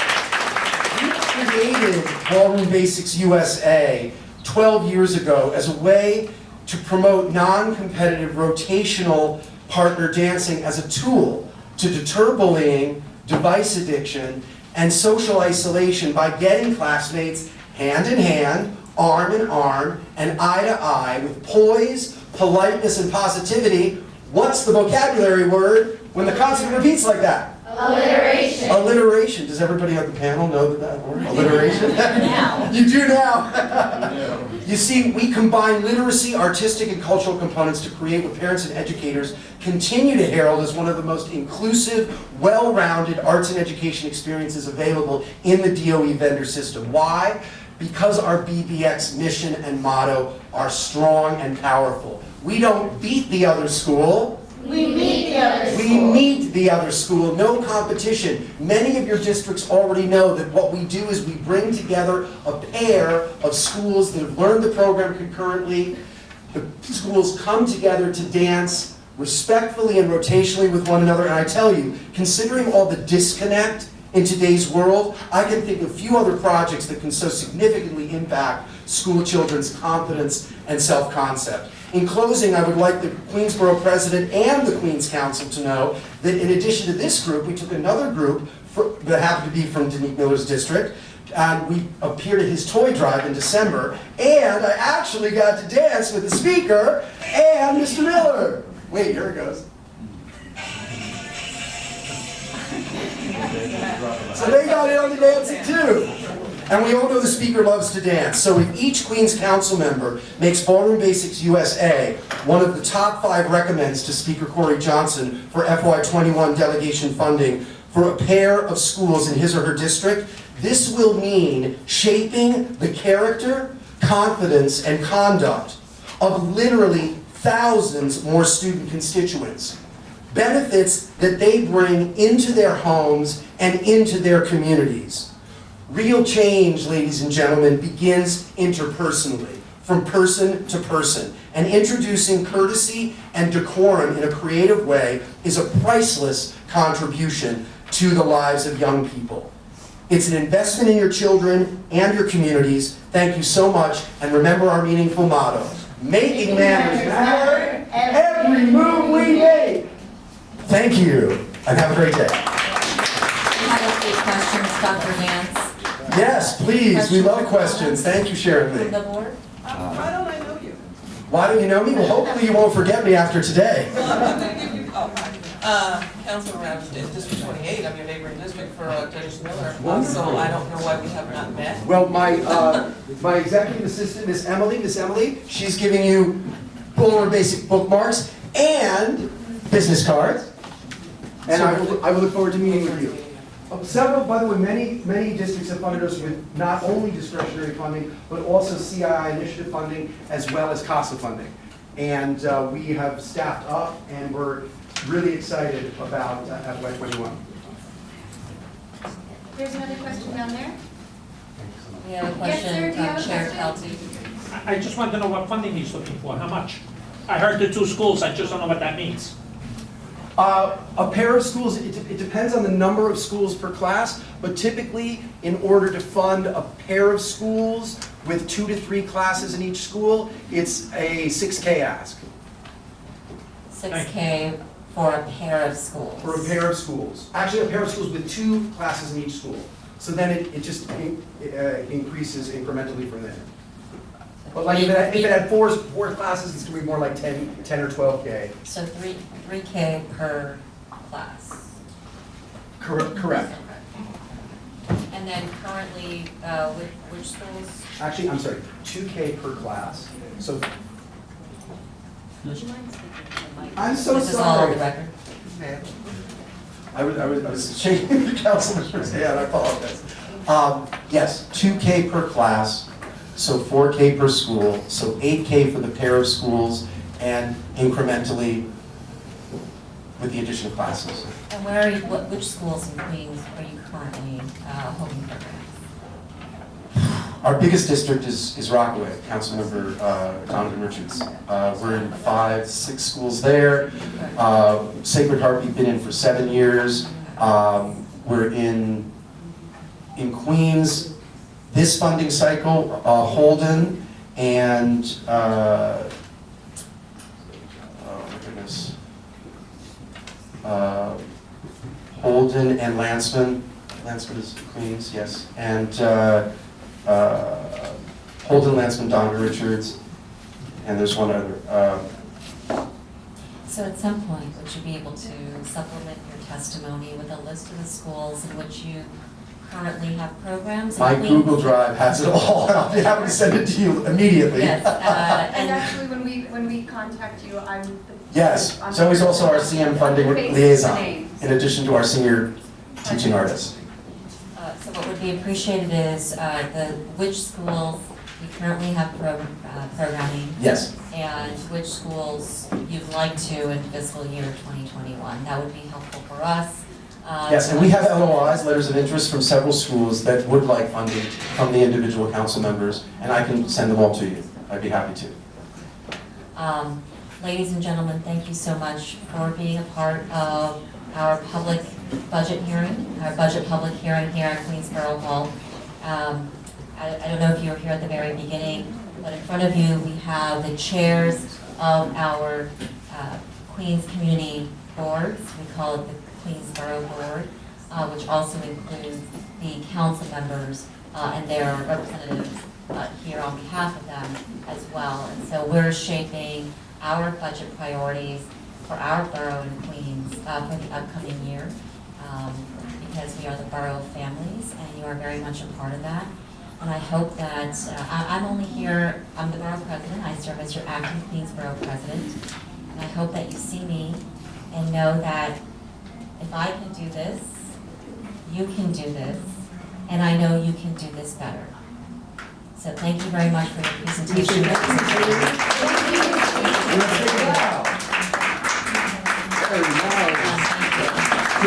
Producer position, please. Here we go. Thank you very much. Thank you.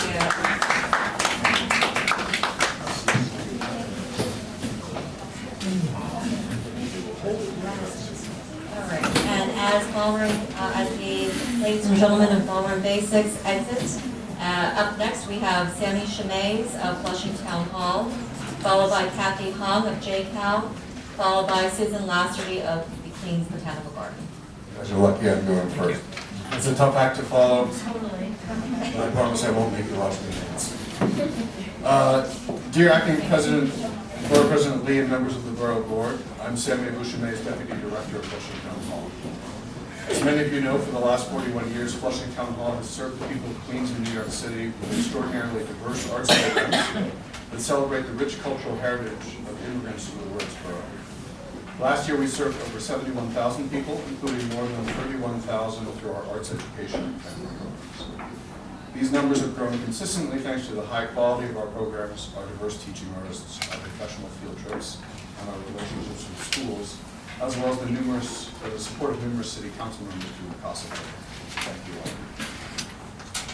We offer these programs at the beautiful 158-year-old city-owned historic landmark, which we renovated in the 90s thanks to significant support from Borough President Claire Schulman. In recent years, we've been undertaking a second round of upgrades and improvements, all of which have been generously supported by Borough Presidents Marshall and Katz. 2 more projects are fully funded and are currently in process thanks to your generosity in previous cycles: the replacement of our elevator mechanicals and replacement of our rooftop HVAC units. I'm here today to request funding for a complete gut renovation of our 6 restrooms, which have not been upgraded since their original construction in the 90s. Current estimates place the project at $2 million. We already have $1.5 million of funding from prior allocations that you've made. We're working on an updated scope, so our request today is for the $500,000 you see here. I've broken it out, 250 Queens BP, 125 New York City Council. I'm happy to adjust those numbers in the next few weeks. Elaine, Richard, if you have any issues with those numbers. It's vitally important, as you all know, to upgrade restrooms in a public facility serving 71,000 people annually. These upgrades will also give us the opportunity to ensure 2 things.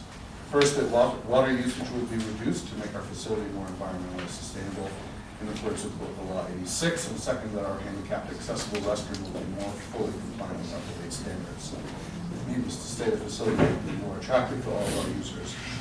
Our expense request to the Queens delegation of the City Council in support of our arts education programs is $50,000. These programs serve 22,000 school students in culturally enriching programs that do meet the New York City and state curriculum standards.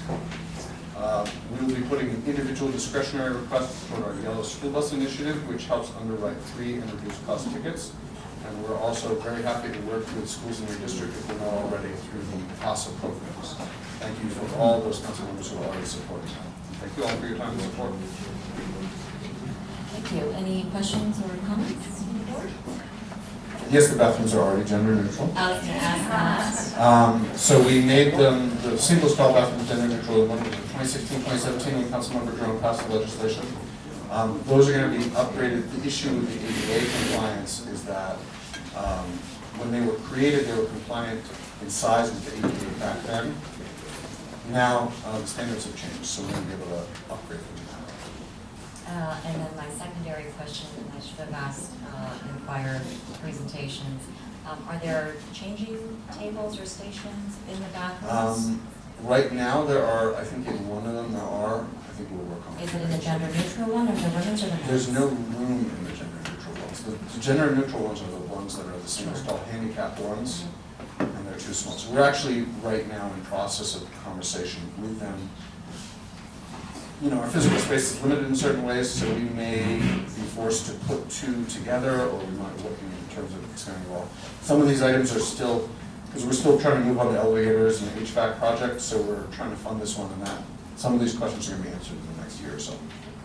Well, I hope that you'll consider making sure that changing tables are in all bathrooms, not just the women's. I'll make sure that gets in the scope. Thank you for your consideration, and thank you for your presentation. Absolutely. Up next, we have Kathy Hung of JPAL, followed by Susan Lasserty of the Queens Botanical Garden, followed by Charlotte Jackson of the Bauhaus. Good afternoon, everybody. Thank you so much for the opportunity to testify today. First of all, thank you for your allocation for capital funding for the elevator renovation and restoration in 2018 and the landscape redesign for Jamaica Performing Arts Center in 2019. Both projects, according to DCLA, is moving forward. I'm so happy to report that we finally got a beautiful Steinway piano delivered to Jamaica Performing Arts Center last December, a couple of weeks ago, after Jeff had opened his door to the public 10 years ago. 2019 is a remarkable year. In addition to all the programs that we offer in JCAL, we have additionally launched Co-work Space. It's an affordable artist working space and the artwork project. It's a residency program supported by the Jerome Foundation. It's a new platform that supports Queens-based artists with financial support, workspace, exhibitions, and professional development for a full year. A new model partnership with the Department of Probation that supports juvenile offenders that with arts activities. Instead of reporting to their probation officers, they will report to JCAL's art classes 3 times a week. And another new partnership with Transitional Services in New York to support their mental health patients with an art-making project to help them integrate back to society. The young art-making patient will work with our project leader to design their own culminating event. Although I'm proud of all our undertaking and growth, I'm most excited about the success of the Downtown International Jazz Festival. Launched in July 2019, Downtown International Jazz Festival is a flagship music festival aimed to celebrate the rich jazz heritage rooted in Southeast Queens and promotes generation of talents who hail from diverse cultures residing in the community today. The weekend-long music marathon plays tribute to living legendary jazz musicians and features some of the most prominent names in jazz along with emerging musicians. The critical acclaim festival presented 18 concerts, 2 exhibitions, 2 film screenings, 1 working tour in 4 different sites along Jamaica Avenue. Featured total 79 musicians and welcomed more than 2,000 new audience to downtown Jamaica. The festival was featured in publications like the New York Times, Time Out, NYC & Company, and Jazz Record. The opening night concert featured Jesse Moran and Tyson Sorey was selected as one of the best jazz concerts in 2019. It is important for JCAL to continue this success and turn this festival into a work festival to showcase our jazz heritage. Unfortunately, we didn't get a funding this year from REDC for a full implementation of the festival. We have some funding, but enough to do the full festival, so we are asking for $20,000 in the discretionary fund to support this festival. Thank you so much for listening. Thank you, Ms. Hung. Any questions or comments from the board? I just want to take this opportunity to thank JCAL for its partnership with our Jamaica Now initiative at Borough Hall. That is one of the top priorities over the last 6 years. And so thank you for being such an integral partner in that. Thank you for all the programming that JCAL provides and all the partnerships that you do. I think in the last several weeks I've been to JCAL at least 3 times. And so we know that it's certainly fully in use. So thank you very much. Up next, Susan Lasserty of Queens Botanical Garden. I'm sorry. Charlotte Jackson of Bauhaus, followed by Jennifer Walden of Queens County Farm Museum. So delighted to be here. I'm just very pleased to report that we have a record number of visitors at the Queens Botanical Garden, 265,000 this past year. We have a goal of 275,000, so we're on our way. 35,000 school children. When I was first at the garden, there were about 7,500 school children. So now we have 35,000. I know Elaine has always said, where do you put all those kids? So we'll get to that in a minute. We love having all the programs that we do with all of the council members. the greener initiatives, the CASA programs, going out into the schools, sharing the power of plants and bringing welcoming people to the garden. So our request this year are just to keep doing more of it. We are always open to discretionary funding as well as to CASAs and greener initiatives. And our capital request this year is for $4 million for the education building. On the, isn't that stunning, the picture right there is just wow. We are just finished the schematic design phase of that, and Department of Design and Construction is saying on average the bids are coming in about 10% over what they expected, some as high as 70% over, so they're asking everybody to put more money into their projects. And in addition, of course, we need to put the furniture in the building as well as put the pathways and plants and plazas right outside of the building. So that is our request this year so that we can keep this project moving along so that we have room for all those kids, both indoors and outdoors. And that's about it. I want to thank everybody. This is a time of change. I sent along some newsletters so that you can be reminded of warmer weather and being outside. So thank you very much and good luck in all of your roles. Thank you, Ms. Lissert. We have a question or comment from Chair Kelton. Don't leave that there, Susan. Okay. I just want to say she's one of our best cultural units in Flushing. I've been on the board 35 years. She hasn't been here that long, but when she has, she's taken control, and she manages to stretch a dollar to go more than a dollar. And she's been very good to the community. The seniors love her area, and she's got a fantastic board. She's helped us a few times, Madam Borough President, when we had the Korean delegation came from their country to come over to find out how the city of New York operates. She hosted the thing for us, and we had our city agencies there. So our organization's been fantastic. We even had her directors come and speak to the people. So it's just a wonderful unit, and whatever we can do to help them out, she's been doing a great job keeping the funding going. Thank you. Speaking of international dignitaries, the Consul General Colombia came to Borough Hall earlier this week, and she expressed interest in working with the Botanical Garden. So the garden is, it's safe to say you are world renowned. Yes. But I know that the Consul General is very much interested in working with the garden. Just want to put in that point, and I'll follow up with you on that shortly. And we've done Taiwan and World of Orchids for a number of years, and the Consul General has come to those events, so here's some, a lot of people. Thank you very much, and thank you for delivering your testimony in person. Thank you. Up next, Charlotte Jackson of the Bound House, followed by Jennifer Weldon of Queens County Farm, followed by Ron Yan of the Lewis Latimer House Museum. Hi, my name is Cecilia Vidal, and I'm an educator at the Bound House in Flushing, Queens. We are a historic house museum, built in 1661 by John Bound, a historical figure known for his defense of Quakerism and religious diversity. On behalf of the Education Department of the Bound House, I would like to thank the Queens Board for the opportunity to discuss our work. We are requesting $5,000 per prospective program, a total of $20,000. The programs are tours for students kindergarten through 12.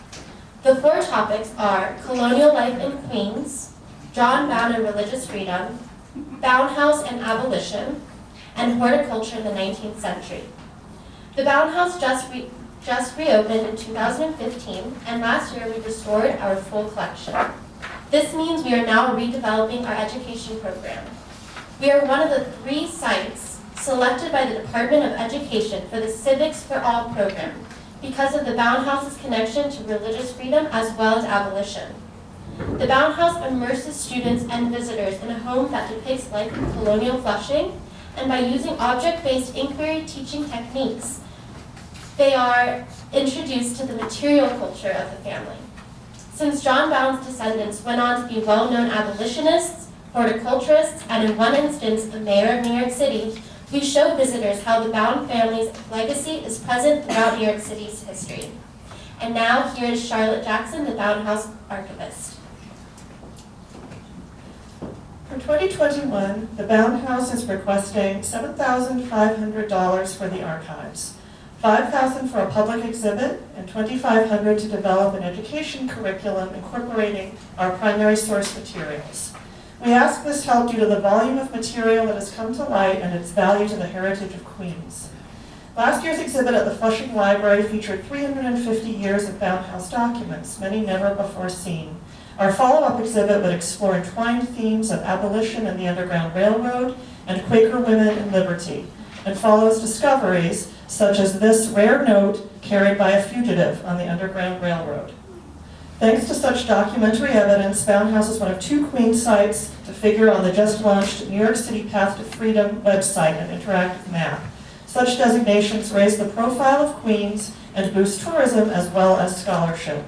Funding the archives will also benefit the education mission of Bound House as we develop a related curriculum based on research for the exhibit. Using models such as the Library of Congress, we will develop instruction materials and lesson plans incorporating our own primary sources. This requires research, professional training, and testing. Support from the council will enable us to share the Bound House story with city school children in the words of those who lived it. Thank you for your consideration and your past support.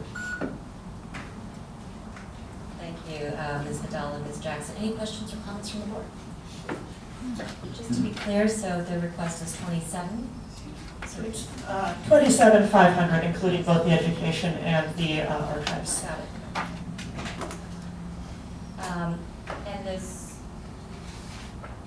So those are more detailed versions of our proposals, and so this is the archives Yes. proposal.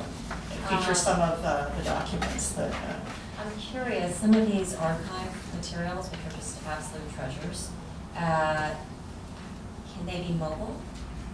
It depends on the security and the That we're here at climate control. Borough. So unfortunately, for your standard public library exhibit, they don't have the ability to protect them. But given the right circumstances, they probably could be if conservation concerns were addressed. We hope at some point we'll be able to display them in person. And thank you for all that you do to preserve the history and expand education. We are very proud here in Queens in terms of our role in the Flushing Remonstrance. The Bound House is integral to that.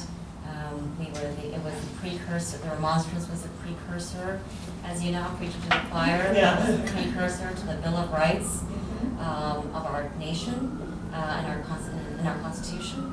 And so we're so proud that the home of that is here in Queens. And so thank you for ensuring that that history and that record is preserved. And thank you for all that you do. Thank you very much for your support. Up next, Jennifer Walton of Queens County Farm, followed by Rand Yan of Lewis Latimer, followed by Bronca Dupnik of the Queens Historical Society. Hi, so nice to see you, Borough President Lee. This is great, and all of you here at the board. I'm Jennifer Walden Wetbrand. I'm the Executive Director for the Queens County Farm Museum. The farm is an incredible treasure. It's the longest continually farm site in New York State, dating back to 1697. So in 2022, we will be celebrating our 325th anniversary of continuous farming right here in Queens, which is really quite remarkable. Today, we welcome over 400,000 visitors a year, making us the second largest cultural institution in Queens, and over 100,000 of that are school children from all over the city except for Staten Island. But otherwise, every councilmanic district in the city is represented through our class trip program, which is really cool. The site is a 47-acre historic site. The historic house on the property was built in 1772, so that makes us part of the Historic House Trust of New York City. We're in Parks Land also. We are raising money for our education center because, frankly, not a single building has been built new on the property since the 1920s for the purpose of educating anybody. Our offices and our main education programs are held either outdoors or in a restored barn, which sounds really funny and it's really cool, but we need an education center to really modernize us. We are teaching, representing STEM curriculum, so we need that a LEED certified building. That's all that this funding will be to support. What did I forget to tell you? Oh, we have no classrooms, so this new education center will have classrooms, a teaching kitchen, a cafeteria, exhibition, and archival space. So it's really a game changer for our organization. Now, when we get these 100,000 students through the property mostly during good weather, when it rains, my staff is on the phone every morning canceling, rescheduling, and so it makes the challenge to manage that kind of programming and expand at the same time because you need slots to fill in case there are rainouts. So this allows us to expand program, target new audiences, build on all of that. So it's super exciting. Thank you to the Borough President for funding us in the past, as well as the Mayor of the City of New York and also the City Council. We've raised $9 million. The project in total is a $26 million project. The drawings that you have are phased in 2 stages, and so we're close to stage 1, which is a $14 million project. To get to the full project and sort of skip that step, we would need $17 million. So I'm asking you, the Borough President's Office this year for $5 million toward that goal. Should all get happy with me. Thank you for your presentation. Any questions? Yes, sure. I see your proposed plans here, and I just, only because we had 2 people testify before us and looking for $2 million to make their buildings ADA. So is everything in here, doors and everything ADA accessible? Yeah, our site is completely accessible now. Okay. And we will only improve upon that. as Okay, we that's go. why I'm just interested. And the other thing is, since this is such a historical mark, is this going to be sprinkled or not, the building? I'm sorry? Are you putting a sprinkler system in or not? Whatever the code are. Well, I know what the code may call for, but the problem is, you're a historical building, and we're going to see if it's not required to have it in there to protect your products and stuff, Yeah, so. well, yes, absolutely. Okay, Thank you. thanks. Yeah. Any other questions or comments? So, thank you very much for your presentation, and thank you for all that you do. I will let you know that I have folks all over the city asking me about this Queen's Farm. They just call it Queen's Farm, and have I been to it? And they love taking their children there. I mean, you are single-handedly, or not single-handedly, but you are certainly contributing to a lot of visas to Queens. But thank you for all that you do. It's very important work, and we know that the farm has really risen to new visibility and heights under your executive leadership. That's very sweet, thank you. Thank you. Thank you very much. Up next, we have Fran Yan of the Lewis Latimer House, Branka Dupnik of the Queens Historical Society, and Susan Forstman of the Hopkins Museum Institute. Good morning, Queens Borough President and Queens City Council representatives. I'm Mary Yan, the Executive Director of the Lewis Latimer House Museum. Designated a New York City landmark and sitting on city parkland, the Lewis Latimer House Museum was a home for 26 years of the African-American inventor and humanist Lewis Latimer. He was renowned for his work in the field of electric lighting. It was the only house the Latimers owned in New York, and it was also a meeting place for prominent African-American civic and cultural leaders. Among Latimer's numerous inventions, the most important discovery was a method to produce carbon filaments that made the production of light bulbs both practical and affordable for the average household. Today, the museum's key educational program, Tinker Lab, offers high-quality, hands-on STEAM and STEM education. STEAM is science, technology, engineering, arts, and math. So Tinker Lab offers hands-on STEAM education to underprivileged Queens communities. In the past 1.5 years, we received over 1,000 school children from all over Queens who visited the museum. These participants received in-depth experience in STEAM curriculum that they otherwise don't have easy access to, and completed various enriching projects such as biologically inspired robots, coding electronic instruments, and wide game design, and many more.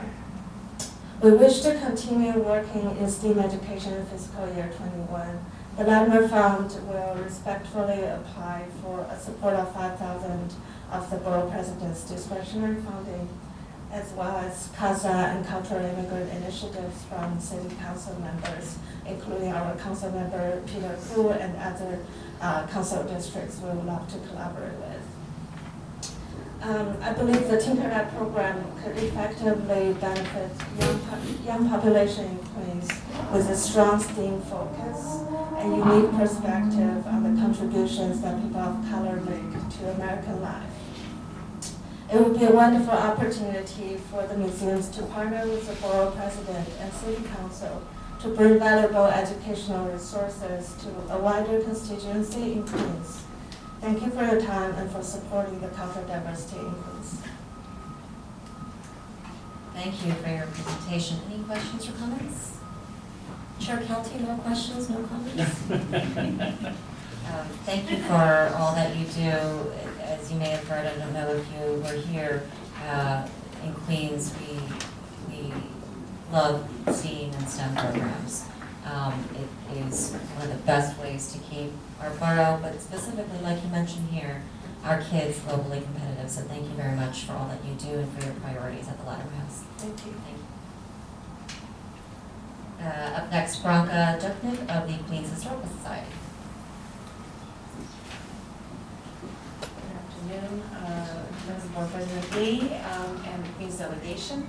I am very thankful to have this opportunity to speak on behalf of the Queens Historical Society. Again, some introduction about who we are. We are the only historical society that's impacting all the borough's 15 districts. We document, preserve, and present the borough's history through exhibitions, community outreach, school programs, and various volunteer opportunities. And to accomplish our mission, we're meeting with cultural needs of the audiences in each and every community in the borough. We try to document the past as well as the present and contemporary issues pertaining to our borough. So we've done exhibitions and we've been accessible to different venues from LaGuardia and Kennedy Airport exhibitions to local senior centers, schools, and libraries. And we really strive to be accessible to all.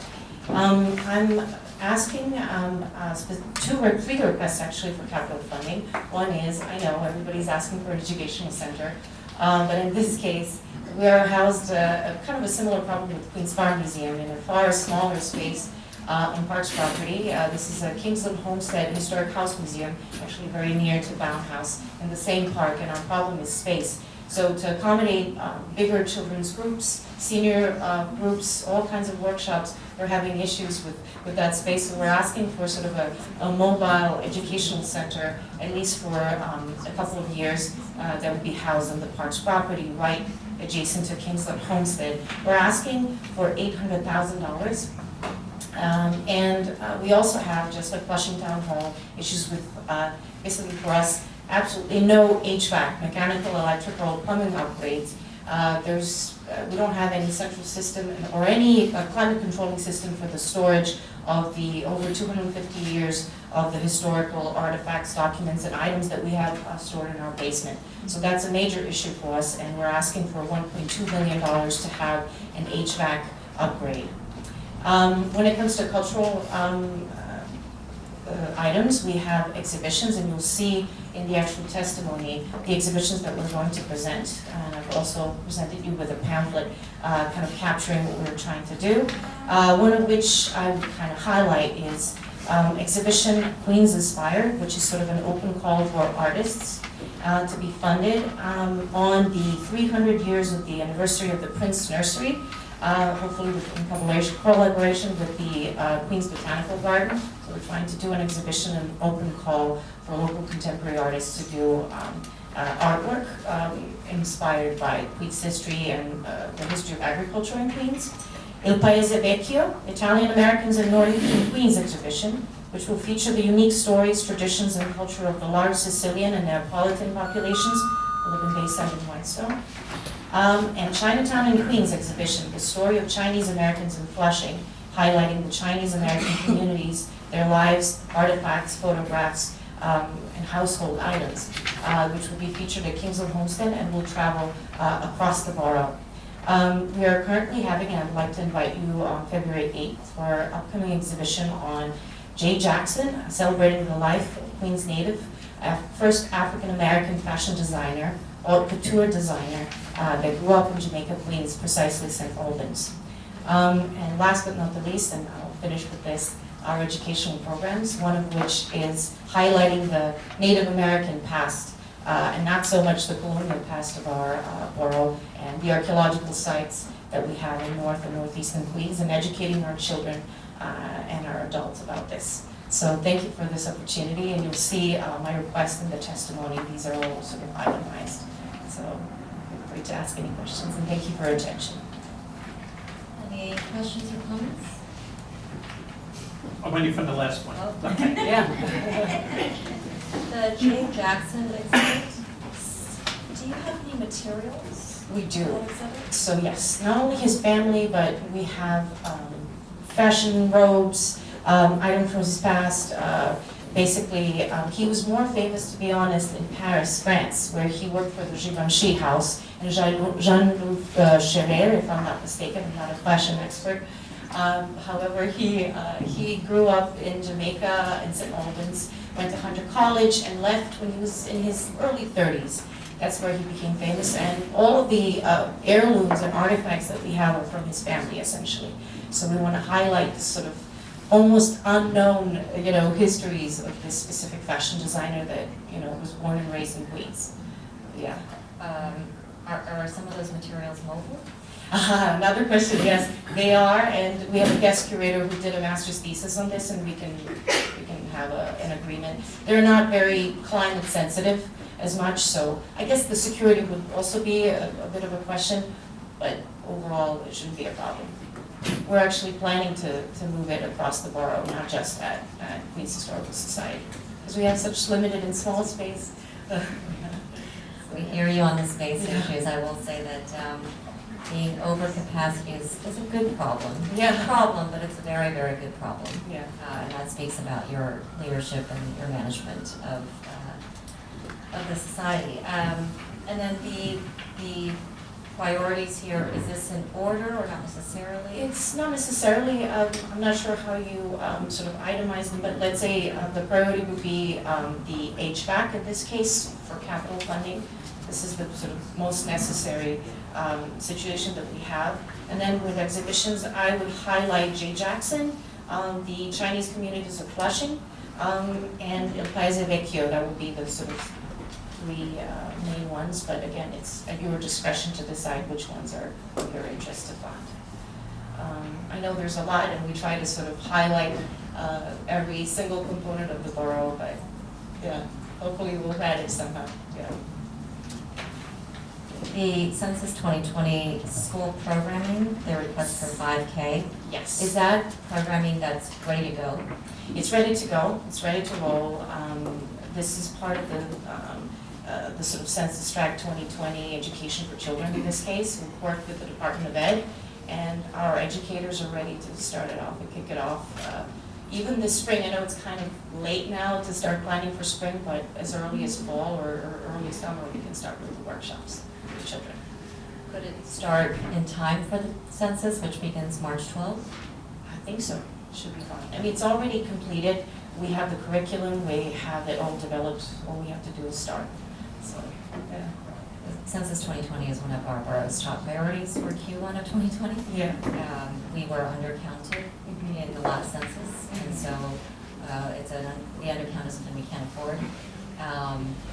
And so it's encouraging that you got a program that's ready to go, and so we'll be in touch with you shortly. We have a Queens Complete Count Committee as well that has some resources, so we would love to continue that conversation, and we will review your full proposal. Thank you very much. Looking forward to it. Thank you.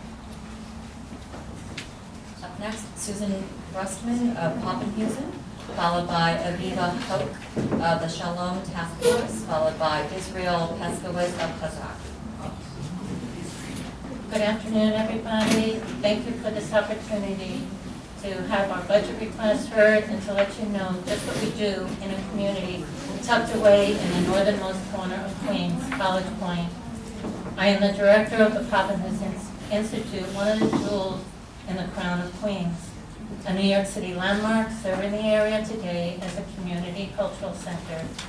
We are the only such facility in the area. Some of our programs include affordable piano and guitar lessons made possible only due to the past funding we received from DCLA and Councilman Malone. Our school field trips from all over the borough always has the same response, best trip ever, and that's because our program is very interactive.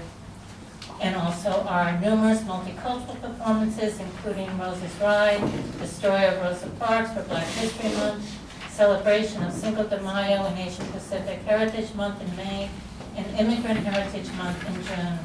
Those free performances are always a big hit with the community. And our oral history project, Voices of College Point, is a vital part of what we do. We've recorded numerous individuals over the years, many over 100 years old, one 102 years old. The next recording will be Immigration Then and Now. This will be in partnership with the Queens Public Library. In addition to our numerous programs, we also offer space to the Census Bureau, which is presently conducting training and recruitment sessions at our facility, the Police Department for safety seminars, monthly Civic Association meetings, Shape Up New York City, a free weekly exercise class, and 12-step programs. Also, whenever there are issues of concern to the neighborhood, space is provided for town hall meetings, such as the upcoming one hosted by Assemblyman Daniel Rosenthal concerning the MTA's proposal to greatly reduce bus service in College Point as well as in other neighborhoods. The Institute is truly the anchor organization of the area, sparking and leading change, helping to bridge the gap across cultural and other divides between the past, present, and future, where everyone feels welcome. We accomplish a great deal with very limited funds. We make every tax dollar count, and we do so with one full-time and just one part-time staff. Our expense budget request is $3,500 from the Office of the Borough President, $20,000 from Councilman Paul Valone, $20,000 from the Queens delegation, and maybe with some of those funds, we'd like to start that ballroom basics program, because that looked great. Capital request, the restoration of the windows and their surrounds is presently in design phase, with construction expected to begin at the end of this year or early 2021.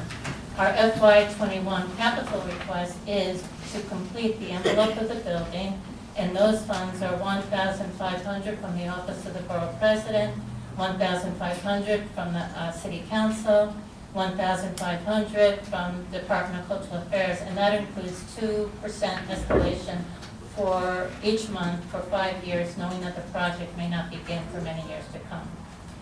Thank you for your past and future support of this 152-year-old landmark, the Papenhuyzen Institute.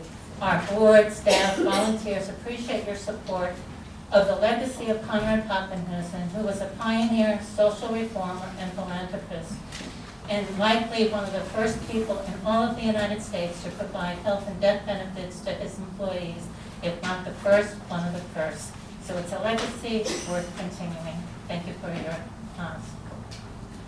Thank you for your Any presentation. Any questions? Now I have it. We do have a question. Okay, Another- or comment. I just listened to the last few testimonies, that's why I waited. Yeah, Susan's another one that can stretch a dollar to go a lot farther than anybody else. But of my two council people that I have up for, they have the majority of the stuff. Councilman Koo has the Queens Botanical Gardens, Flushing Town Hall, Bound House, Latimer Gardens, and they mentioned the Prince Nurseries, which is one of the oldest nurseries in Flushing. We have one of our high schools, which is John Bound, has a horticultural component. And Susan's district is the first, if I'm not mistaken, kindergartens that was... First free kindergarten in the United States of America began at this building July 1st, 1870, and one of the first daycares in the United States began there in the 1880s. Okay, so the history that's there is there. What I'm more concerned about, Borough President, is as Richard is our finance person for the board, and Alex Rosa was, this borough gets the least from the Department of Cultural Affairs. We get less than the Staten Island, which is a smaller borough than us, and the money per dollar we get for our district is terrible. I do understand we have to fund certain cultural affairs institutes in the city that bring in a lot of things, but Queens has a lot of history.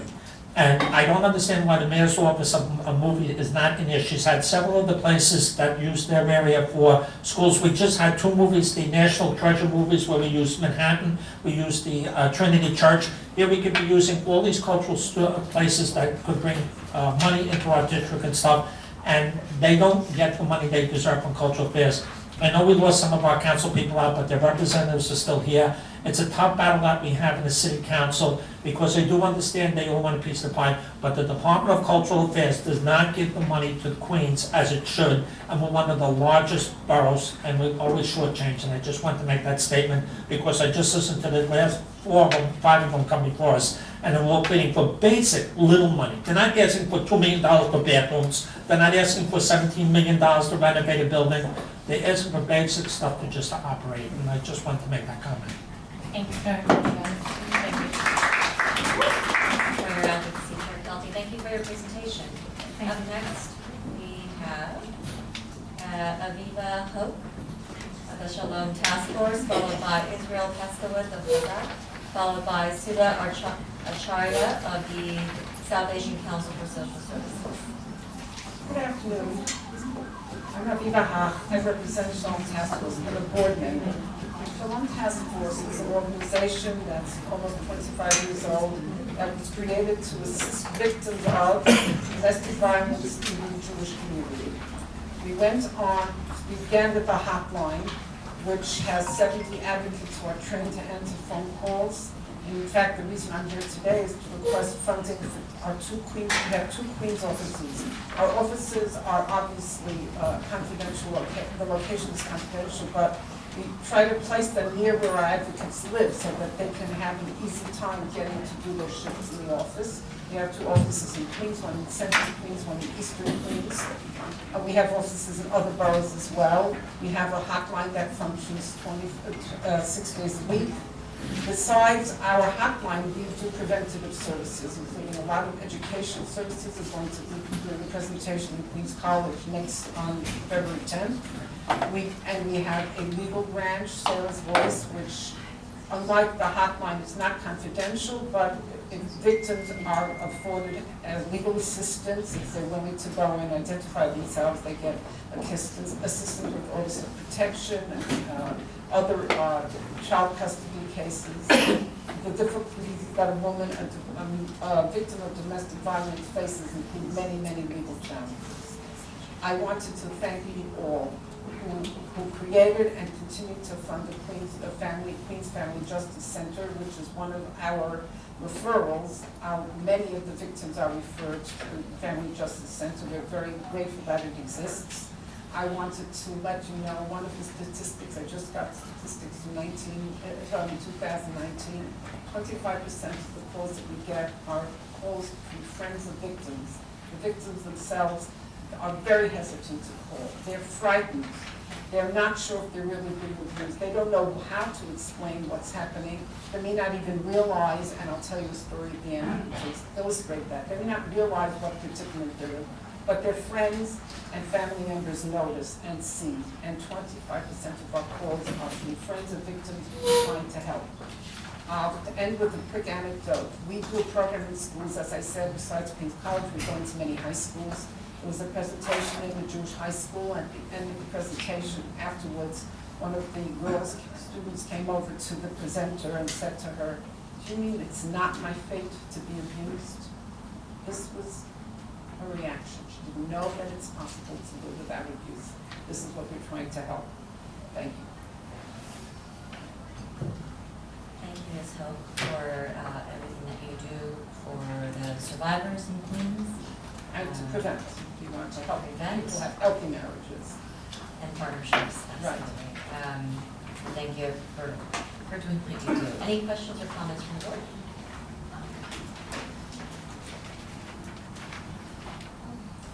So I just want to be clear, so the total request is 10,000 to what the DV hotline? So it's maintaining the offices in Queens. The office where the hotline is answering. Okay? Wonderful, thank you very much. Israel Paskowitz of Chazak, followed by Sudha Acharya of the South Asian Council for Social Services, followed by Gunjan Tohi of World Beacon Mission. Hello, welcome to the Borough President. I'd like to quickly just start off with some blessed news. Our founder and CEO, Yonit Nero, had a baby girl yesterday, which is why I am here giving testimony. This is my first time, so please bear with me. Everything sound good? So I want to give out to Sheldon Task Force for the wonderful work they do in our community. Good afternoon, my name is Israel Peskowitz. I'm Director of Community Development for Chazak. Chazak runs over 24 wonderful programs in the Queens community, focusing on the needs of the retiring Russian immigrant population in central Queens. In an era where the divorce rate seems to never stop climbing, young couples need advice and assistance more than ever. Our organization runs many workshops and one-on-one counseling to help young marrieds and long marrieds navigate the rocky shores of relationships and raising children. It's no secret that hundreds of teenage boys and girls run into trouble, drugs, crime, etc., you name it, with the law due to having too much time in their hands. To combat this problem, Chazak has an amazing teens division that focuses on providing the public school children with a free meal and exciting activities to go along with a challenging educational program. Recently, we have launched a similar program for grade school children, and the demand has far outstripped our original capabilities. We've enlarged our program and then enlarged it again, and yet we still do not have room for all the families who would want to take advantages of the services we have to offer. Thousands of people attend our programs and are begging us to expand, but we do not have the funds to make it happen and protect them from further trouble. In addition, in the past 2 years, we've started a seniors program and a weekly food pantry in the heart of Main Street. Both are filled to the overflowing, and both have been met with requests for more. Please help us in our good works. Thank you. Thank you, Mr. Peskowitz. That was a wonderful presentation. Any questions or comments from the board? Well, as mentioned before, I'm hearing the space issues and the capacity issues, and we know that being over capacity is a problem, but it's a good problem to have, and it is a testament to the great work that Chazak continues to do, certainly for the Borough family. So thank you for everything that you do. Thank you. Have a great day, everybody. Thank you, you too. Up next, Sudha Acharya of South Asian Council for Social Services. Thank you. Good afternoon, my Borough President and City Council members or their representatives. I'm Sudha Acharya, Executive Director of South Asian Council for Social Services, or SACS as it is known. I'm a member of the Advisory Committee of your Immigration Task Force, as well as a member of the Complete Count Committee for Census. We thank you for this opportunity to present our plans to you. We also want to express our deep appreciation for your consistent support of our programs. SACS is 20 years old. This year it's our 20th anniversary. At present, we serve over 15,000 clients a year. The areas of major focus are healthcare access and awareness, senior support, and food security. And we also provide basic and advanced English and computer classes. Our culturally competent staff speaks 11 South Asian languages and Spanish and Creole. Over these years, these 20 years, our programs and the number of clients that we serve has increased tremendously. And the food pantry, I gave you a picture of in the back of the lines, in front of our office and around the block. The numbers have really grown, and demands for our services has really grown. In fact, the individual and supportive counseling that we do, and the English classes and all those, we have great difficulty in scheduling those because we only need one room which we can use. So to make sure that we meet the demands that have come to us,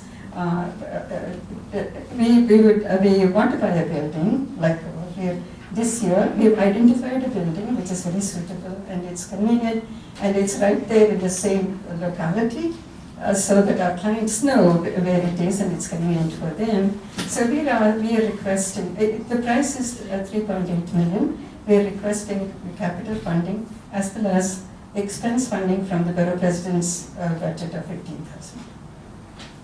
Thank you. Thank you, Ms. Acharya. Any questions? Any questions or comments? Thank you. So the 338, that's for the acquisition of a Yes. building? Yes. And at the site, or is it? It's right there in Flushing. Yeah. What are the cost streets? Excuse me? Where is it located? Which It's street? located corner of, you can see it actually. It's a tall building that you see. That's 45th and what? 45th and Bond Street. Which street? Bound. Bound. Bound. Wonderful. Thank you for all that you do for the borough families. Thank you very much.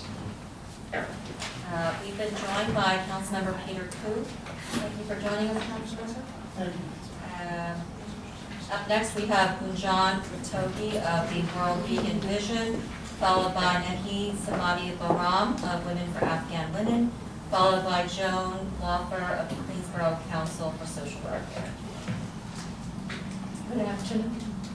Can you hear me? Yes. Good afternoon, Queensborough President Leslie, Councilor Richard Lee, and all the community board representatives.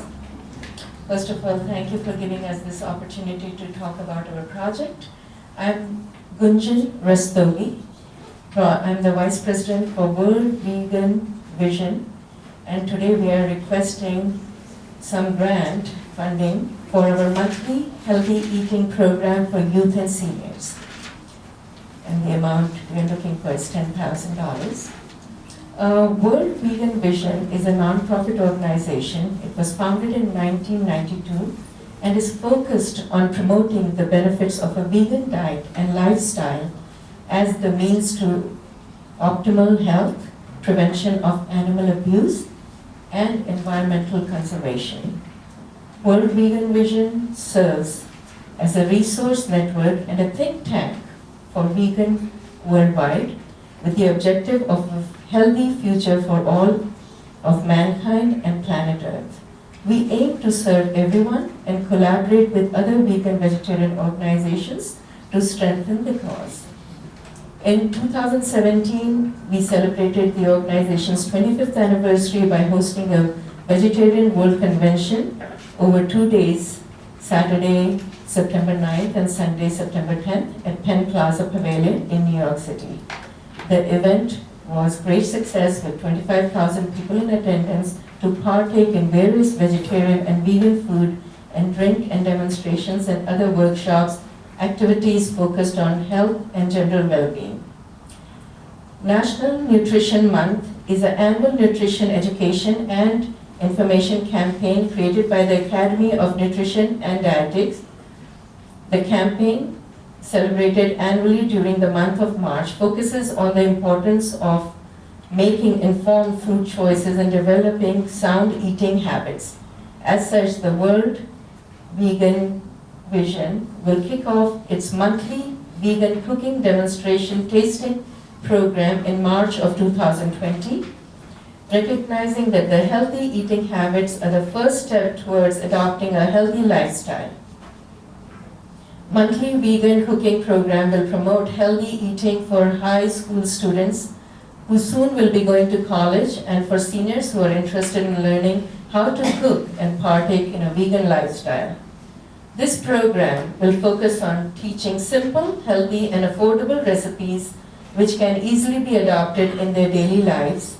Each session will first begin with a talk on the benefits of healthy eating, which will then be followed by a cooking demonstration, and then tasting of healthy vegan food. We will also discuss the microeconomics benefits of veganism and how plant-based diets can fight climate change. The classes will be held in Queens, and it's a free program for the community to raise awareness of healthy eating and the benefits of veganism.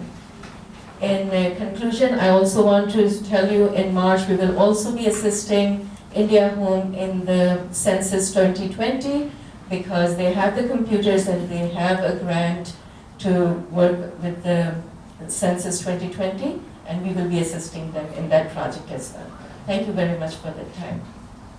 Thank you, and forgive me for mispronouncing your name earlier, Ms. Rastogi. Any questions from the board? Wonderful, thank you for what you do for the borough families. Thank you. Up next, Naheed Samadi Bahram, Women for Afghan Women, followed by Joan Laufer of the Queensborough Council for Social Welfare, followed by Satish Nouri of the Legal Aid Society. Good afternoon, I'm Naheed Samadi Bahram, Program Director at Women for Afghan Women, New York Community Center. The only social service organization in New York serving the Afghan Muslim immigrant community. The organization has been in New York serving the community for over 19 years, and not only Afghans, but serving the South Asian, Muslim, Arab, and Middle Eastern immigrant communities. First, I want to thank the Queensborough President, Lee, and the New York Councils for their committed support of our New York Community Center for the past 6 years. On behalf of Women for Afghan Women, we are respectfully requesting $10,000 for support of our programs and services from the President for the 2020 and 2021. As an Afghan and Muslim immigrant community, and Muslim myself, I wanted to share that how valuable this community center has been to me, and similarly to thousands of other Muslim immigrants and Afghans in the community. When I came first in 2006 to New York with no family, Women for Afghan Women was the door that gave me a family far away from Afghanistan, gave me a community that I never had, and made me not to be someone who will fall in depression and be sick and leave for education halfway. Made me be able to continue my education, get the work experience that I needed, and be where I am today. I started as a volunteer in this organization, and my aim was to go back to Afghanistan and work for people in Afghanistan. But when I started working here, I saw the need of the community here. No matter where they were, I realized that the need for victims and survivors of domestic violence were the same. Whether it was Afghanistan or in Queens, New York City, people were still suffering from domestic violence. And it wasn't much different. And that was the reason why I stayed with the organization for over 13 years. With your support, Women for Afghan Women create this success not only for me, but also for thousands of other Afghans in the past few years that I have been there. Over 70 years of families that come to our center are new arrived immigrants to this country, and they are permanent residents. 30% of the community that we serve are first generation US citizens, and majority of them are low income families. A Women for Afghan Women often provides translation for people helping the city, the state and federal agencies. So by our work, we are not only helping the families, but also supporting and saving taxpayers' money with serving and helping this, the city, state, and federal government. Because my time is short, so if there's any question, I will be able to answer. And the 10,000 request is from the Borough presidents alone. We are sending our separate to council members individually the request. Thank you, Ms. Borough. Any questions or comments? Organizations like Women for Afghan Women, well, thank you for your testimony, and organizations like Women for Afghan Women really do help lift people up, and that's critical in a borough like Queens. And we know that as we lift each other up, rising tide lifts all boats. And so thank you, and to Women for Afghan Women for all the women that you've uplifted, because we know that it's not just the women that you've uplifted, but everybody else in their boat. I just want to mention that we serve the family. So if a man comes with an issue and a child, and if you read my entire testimony, there it also mentions about all the services that we do and everyone that we serve. And 90% of the community that we serve are from Queens. Thank you for serving the borough families. Thank you. Up next, Joan Laufer of the Queensborough Council for Social Welfare. Good afternoon, everybody, and thank you for this opportunity.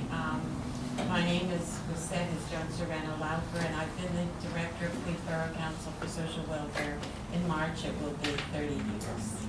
I do this almost every year, and instead of asking for less, it seems like we ask for more, because now, thanks to the Center for the Women of New York and the Borough President's Office and DCAS, we have a home here sharing the space with the Center for the Women of New York.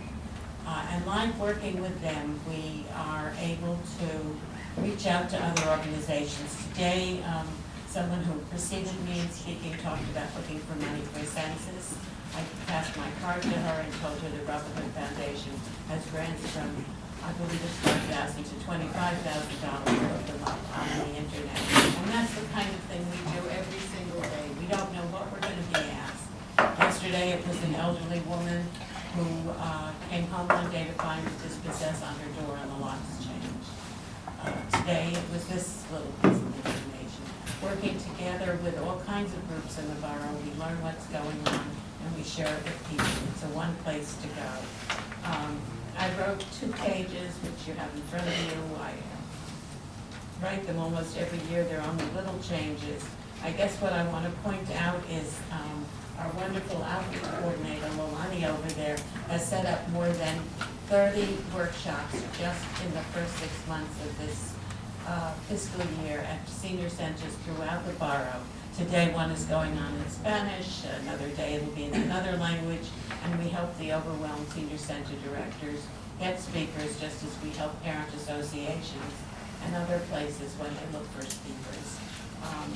We are asking to stay here, and we are asking the city council members for the opportunity to receive a borough delegation funding. In the past, we had been getting a large sum of money to keep ourselves open, and then each one to give us $5,000 to $10,000 out of discretionary funds through the Department for the Aging. It is the smallest of our funders, but it's one of the most important ones because the seniors are so vulnerable right now, and they need our support as well as the support of all the other services that are there for them. So I've certainly veered off what I prepared, but as I say, you have that in front of you, and I'd be happy also to take any questions. Some of you I know, some of you I haven't missed. Thank you, Ms. Serrano-Lawfer. Any questions or comments from the board? Thank you.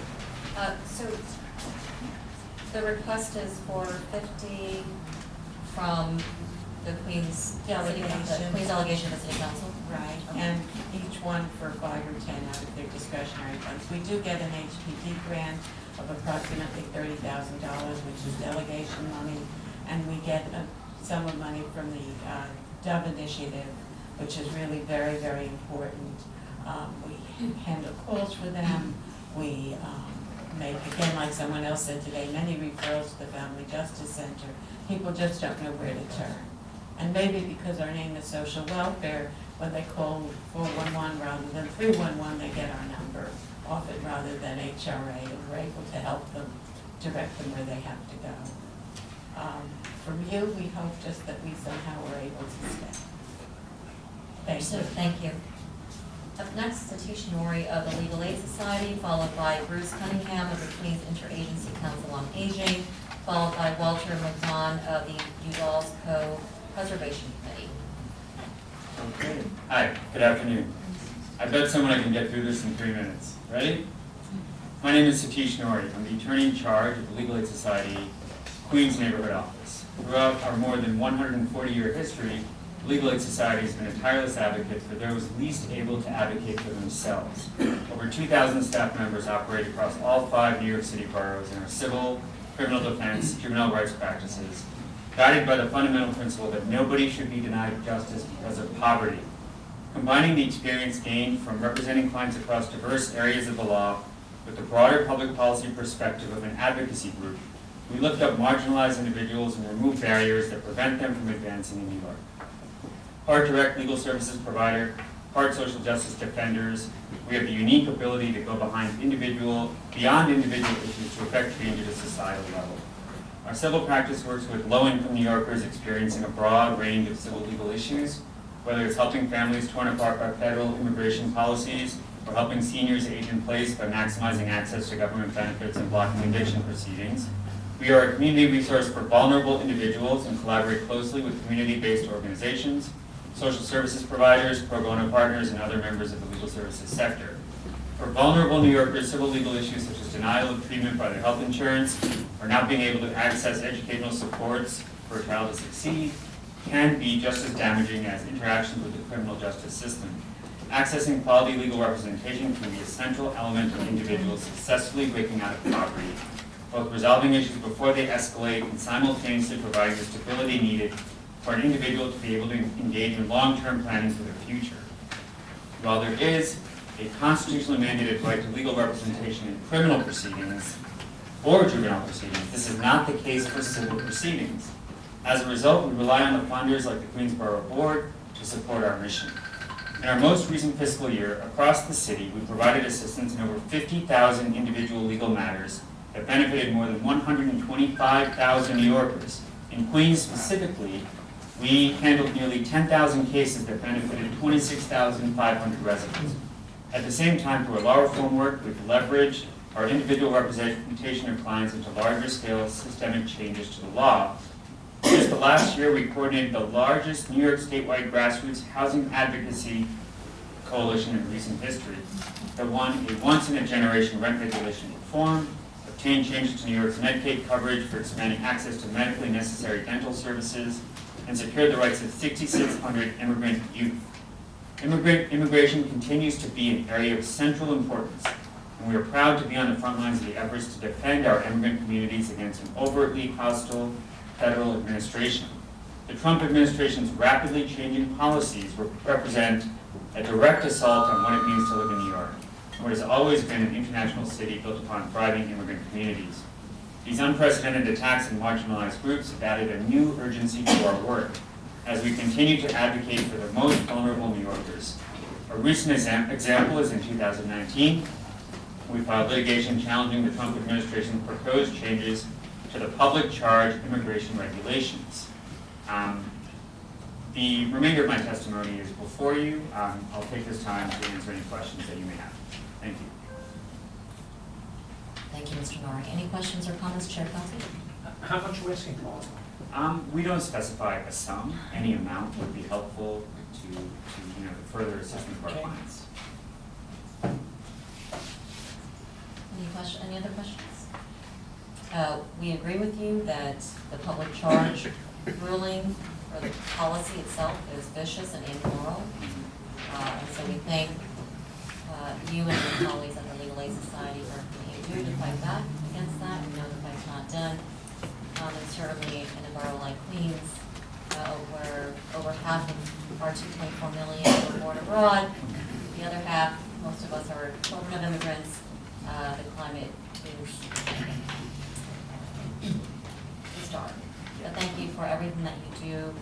We at Borough Hall were delighted to partner with you last year on your series of closing cases and seal convictions and continuing Know Your Rights workshops. But we know that your workload is never ending. And so we thank you and to the Legal Aid Society for everything that you do for the borough. Thank you. It's really an honor to serve the people of Queens. Thanks for the opportunity. All right, thank you. Up next, Bruce Cunningham of the Queens Interagency Council on Aging, followed by Walter Mogdan of Udall's Co-Preservation. Good afternoon, Borough President Sharon Lee. Congratulations. Richard Lee, Budget Director, and Peter Koo, and representatives of other staff, or representatives of elected officials and board members. I have a few points. I just want to focus in on what we do and get to the essence. We're an organization that's been in existence 48 years.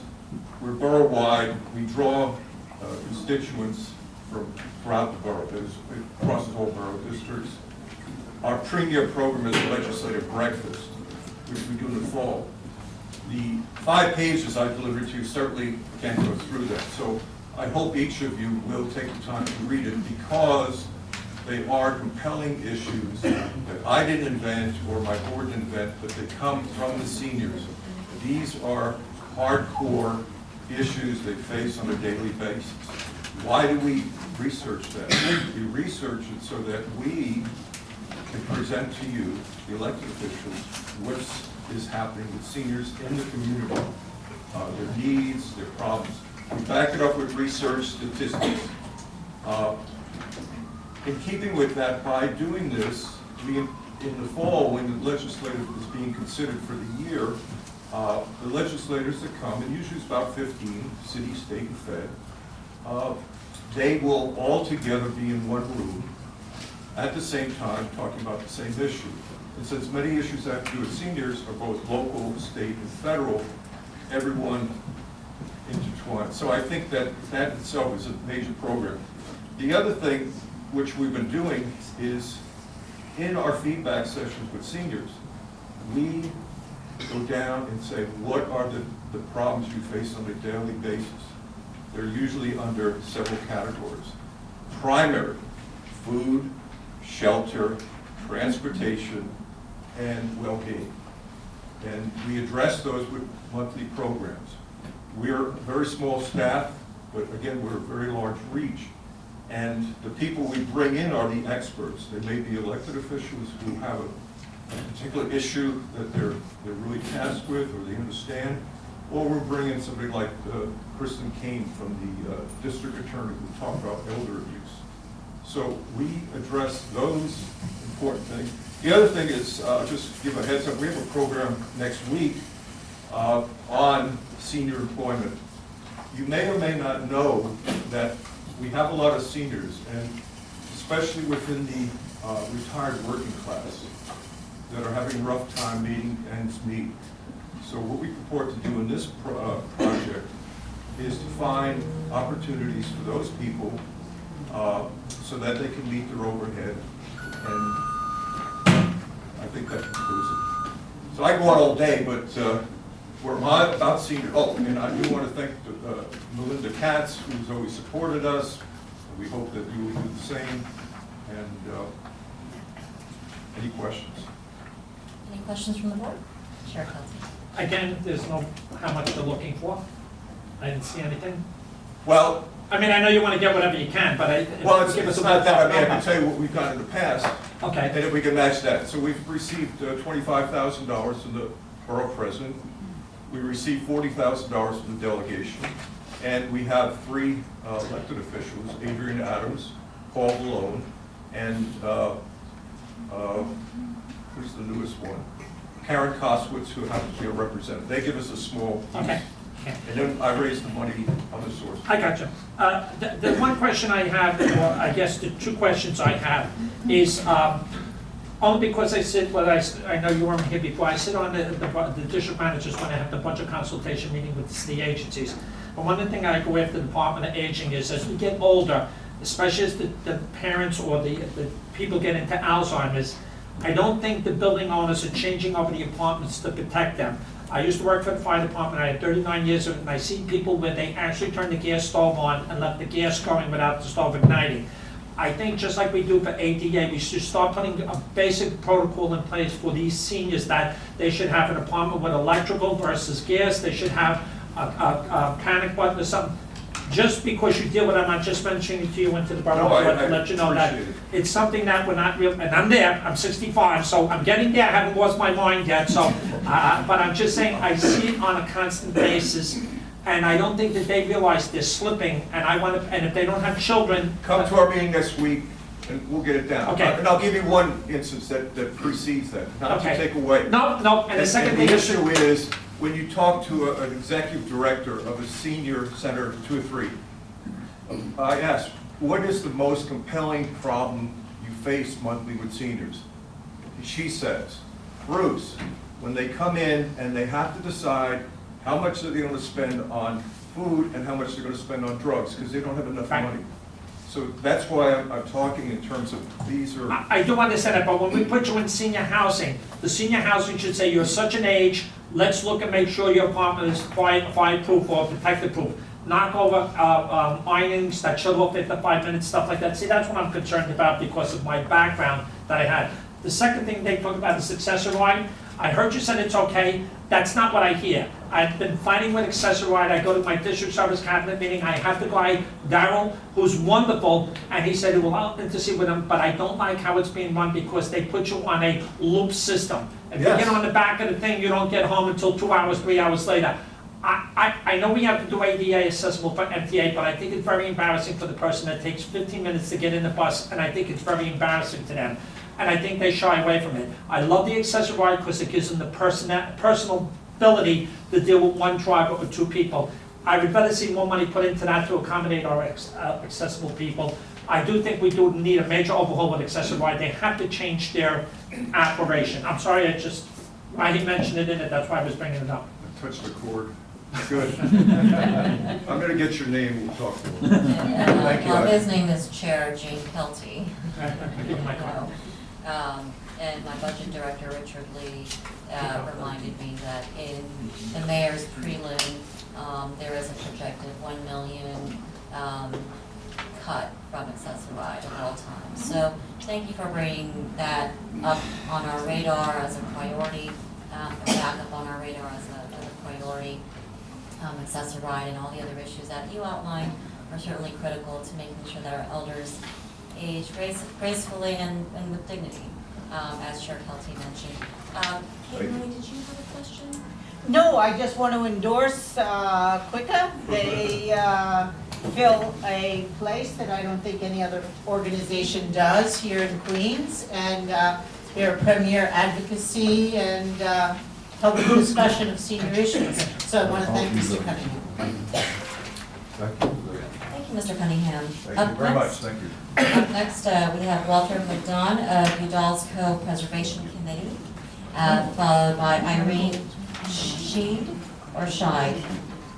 forgive my mispronunciation, of Alley Pond Environmental Center. Good afternoon, Borough President Lee and City Council members. My name is Ilana Mugden. I'm here on behalf of the Udall's Cove Preservation Committee.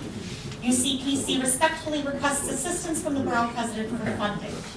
We seek the funding to enable the City Parks Department to acquire additional privately owned parcels within the officially designated boundary of the Udall's Cove Park and Preserve, so that the park, established decades ago, can finally move towards completion.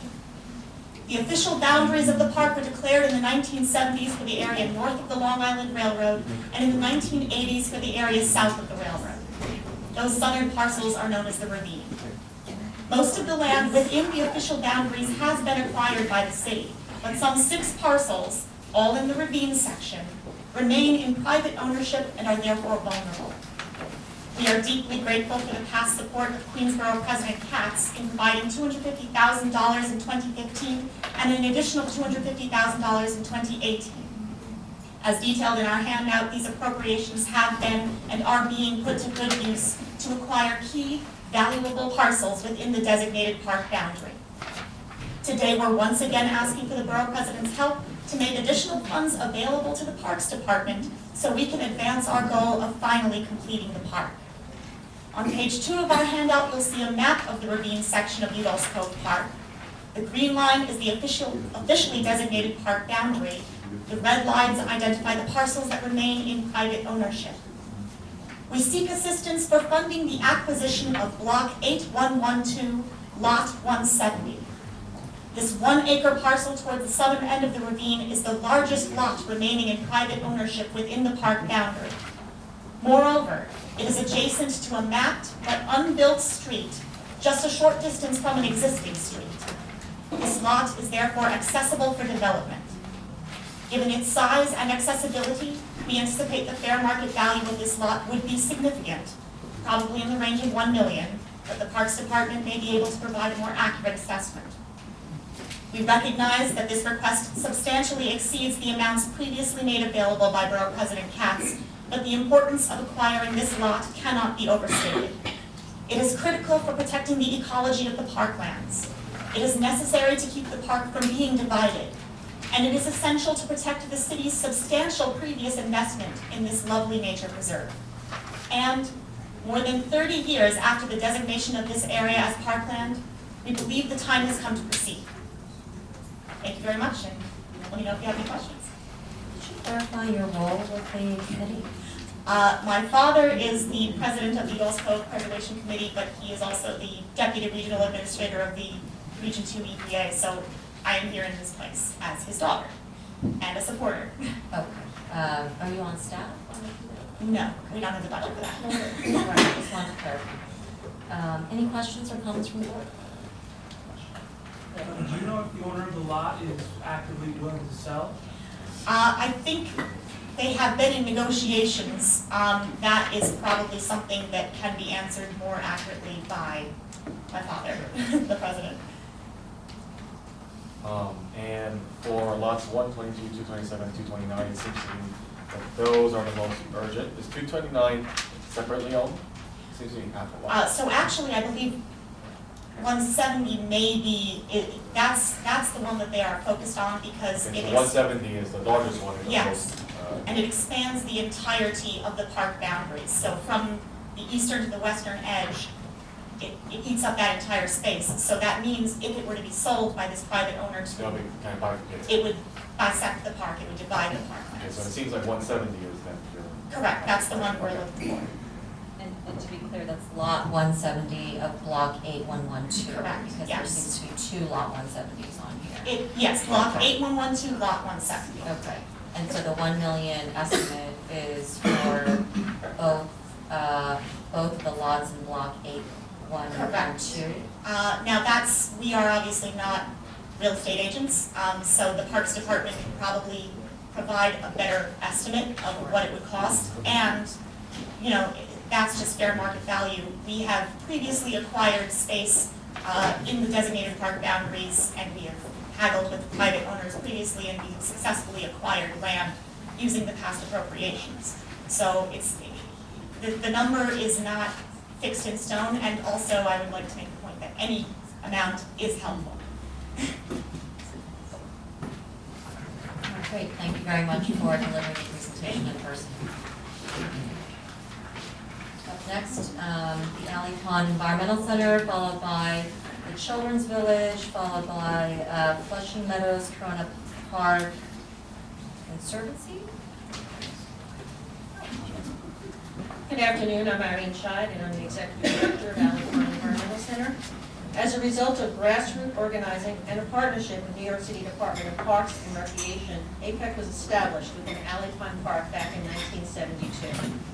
Last year, more than 87,000 people, 55,000 of which were children, attended classes, walked our trails, observed our animals and plants, and learned to understand the essential connection we have to nature, even this in the busiest cities. Admission and parking are free for the casual visitor to our center. For over 43 years, our programs have served both children and adults from every community board throughout the entire borough and beyond. Our live ambassador animals welcome children on school trips, people in our programs, as well as the casual visitor to our center. Our live animal room includes rabbits, guinea pigs, doves, lizards, snakes, tarantulas, and much more. We are only constrained by our space and funding. In addition to maintaining our current level of funding, and as we wait for our new building to be built on Northern Boulevard so we can house more programs, we are requesting $500,000 added to our current New York City Department of Cultural Affairs funding through Council Manic and Borough President allocations.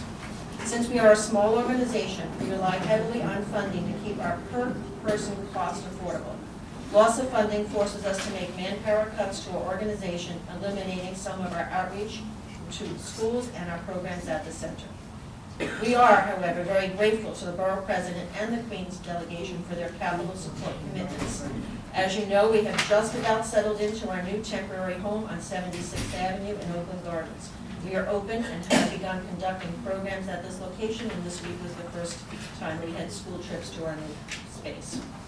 With the world's attention on the serious threat of global warming and preservation of the environment and planet, APEC will continue to play an important role in preparing the children of Queens to be the future caretakers of our great borough and the world beyond. We thank you for your support. Forgive me for mispronouncing your name. Oh, it happens all the time. Good to see you again. Any comments or questions from the board? Chair Peltier. I just want you to know in the literature she sent out on the fifth paragraph down, it's in bold. Again, what I was mentioned before about our cultural affairs, the New York City Department of Cultural Affairs funding. Again, it's inappropriate for Queens, and the money is being forced on the borough presidents and elected officials to fund it. So, thank you for putting that in there. Any other comments or questions? I gotta say, I was delighted to join the ribbon cutting for the temporary space at the Environmental Center a few weeks ago. you gave me a partial tour, some of your colleagues gave me a partial tour. I mean, what a wonderful, wonderful education center for our families. And it was clear that it's truly a labor of love, so it certainly inspired confidence that any public investment into this center will be put to maximum use. So thank you very much for everything that you do. Thank you very much, and come visit again. I will. Up next, Jamila Balcone of the Children's Village, followed by Jane Silva of the Flushing Meadows Corona Park Conservancy, followed by Larry Lutzak of the Oratorio Society of Queens. Hello, my name is Jamila Bokum. I'm the VP for Advancement at the Children's Village, an organization whose mission is to work in partnership with families to help society's most vulnerable children so that they become educationally proficient, economically productive, and socially responsible members of their community. So thank you for giving me a few moments to talk about our organization, and in particular, our work in the Borough of Queens.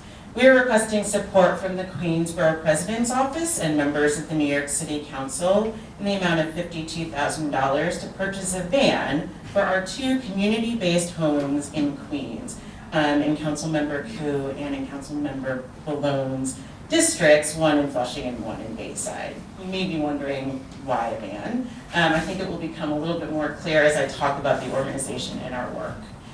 Each year, Children's Village serves over 8,000 children and families through a variety of short-term residential and community-based programs, focusing on keeping children safe and whenever possible in their community with family. We were founded in 1851 in New York City, and over the years, we've evolved into becoming an innovative leader in strengthening families and communities and keeping children safe. It's our Inwood House division and our 2 group homes in Queens that bring me here today. The homes uniquely offer teen mothers who are in foster care and their babies a stable place to live while they prepare for independence. The community homes serve women aged 14 to 21 from New York City. Most have been in foster care much of their lives and have been impacted by early childhood trauma. Some young mothers have fallen victim to sex traffickers, and some are also undocumented. Most of these young women have spent much of their lives simply trying to survive, and now they also learn how to parent.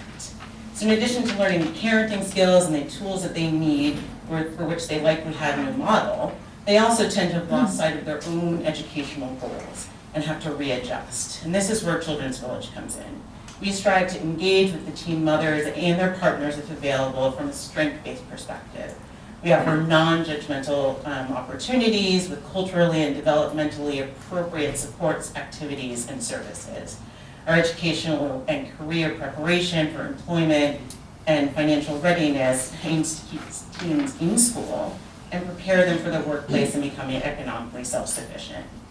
A van will allow us to provide safe, convenient transportation for the residents and their babies, with the ultimate goal of allowing them to engage in experiences that will help them become successful. The van will be used to transport young mothers to and from appointments, to and from school and other employment opportunities, to recreational and group trips, and other opportunities as well. Through the services offered in our homes, we hope that we provide our residents an opportunity to develop a sense of self-worth and self-efficacy. Our homes, and hopefully the van, will provide our residents with the stability they need and the skills and services they need to lead a successful future. Any questions? Questions from the board? So the request is for the cost of a van that you have in mind is $52,000? Yes, correct. One van? One van. And then that's being requested from the board, so not just from the borough president? Correct, that's correct. Did you submit a cap grants application already? It is in process and will be in time for sure. Children's Village is another one of those organizations that you are uplifting women, and so that uplifts everybody in their boats. Absolutely. So thank you for everything that you do for the borough families. Thank you. Next, Jean Silva the Flushing Meadows Corona Park Conservancy, followed by Larry Lutzak of the Oratorio Society of Queens, followed by Marcos Bausch of Queens Metropolitan High School. Good morning and good afternoon, board and acting borough president. Flushing Meadows Corona Park has been around since 2002. We weren't really heard about very much because we were low budget, starting out low. Over the years, unfortunately, 10 years ago, our director and founder was killed in a car accident, and really shook up the organization. And in her honor, we really started to put the act together. I gave you all a little information package, and I have to say, I'm sorry, no pens this year, we were back ordered, so we have to wait. This is our latest, this year's 2000 event calendar. I'm getting it before anybody else. It will be published in a blue book this coming week. So we really started to develop the programs. We have several fantastic programs, but our two favorites are our dinosaur program that comes up in June, and then we have a Halloween scavenger hunt that comes in October. But over the years, our program has really taken off, especially with the dinosaurs. Also,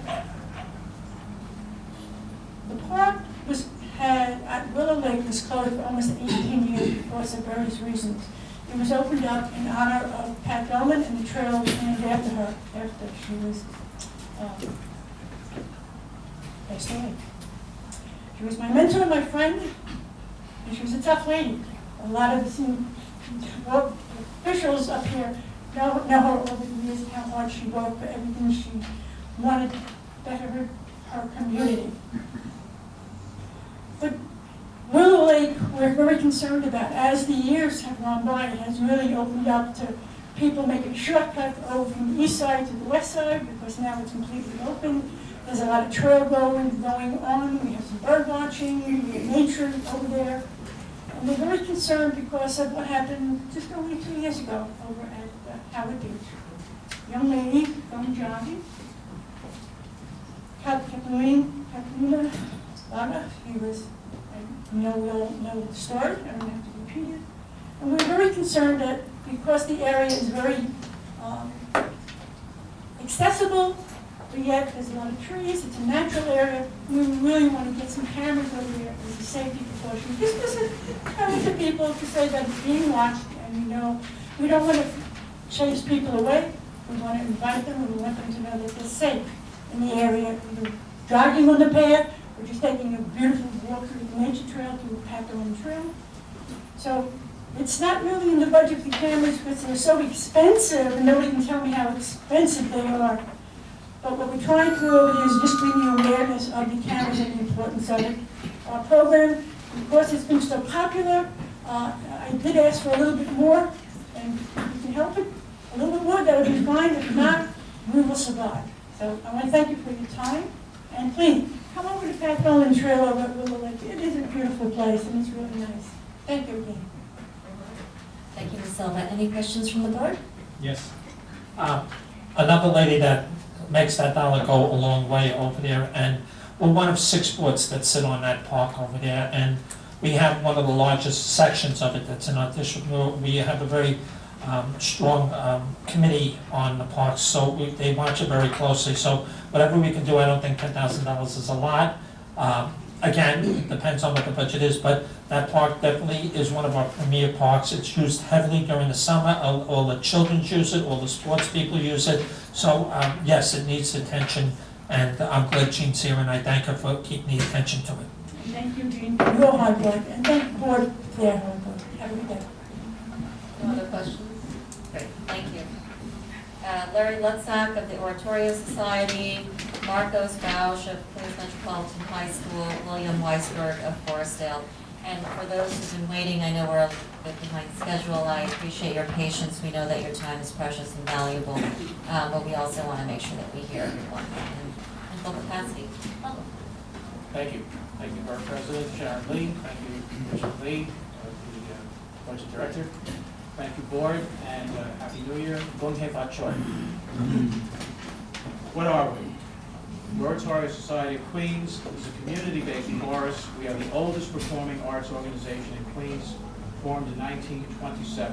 The mission of the Oratorio Society of Queens is to engage, educate, and uplift the Queens community by presenting musical programs that span the repertoire from great choral masterpieces to popular all-time favorites. What do? We accomplish our mission by providing our diverse membership of volunteer singers with joy-filled rehearsal and exhilarating performance experiences that expand their cultural abilities, build community, and richly contribute to the cultural life of Queens. Offering opportunities for local high school and college students to learn music, theory, voice production, stage presence, and civic responsibility by attending regular rehearsals and performing with the chorus, professional soloists, and orchestra, presenting holiday and spring concerts, which are widely recognized as the premier choice for Queens audiences who want to hear excellent choral music. Who are we? Roughly 100 volunteer singers. Queens residents perform annual holiday and annual spring concerts in Queens, employ professional soloists and union orchestra, and advertise local businesses from and in Queens.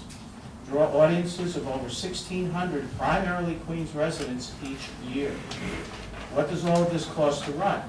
Our budget is a total of $216,000 in expenses, $182,000 in income. So we operate at a net loss for the 2021 budget of $34,850. You have a map of where do our members live. They're all over the borough. What is our request for fiscal year 2021? We would like to maintain a $10,000 level of support from the Queens Borough President, and we sincerely thank former Borough President Melinda Katz for her support. And we also would like to maintain a $5,000 level of support from council members below and Brodencheck. We also would seek $5,000 level of support from each of the remaining 12 Queens Council members. The total is an $80,000 request overall. And I'd like to thank you for your consideration, and I think I got it under. I'd like you to hear what we do.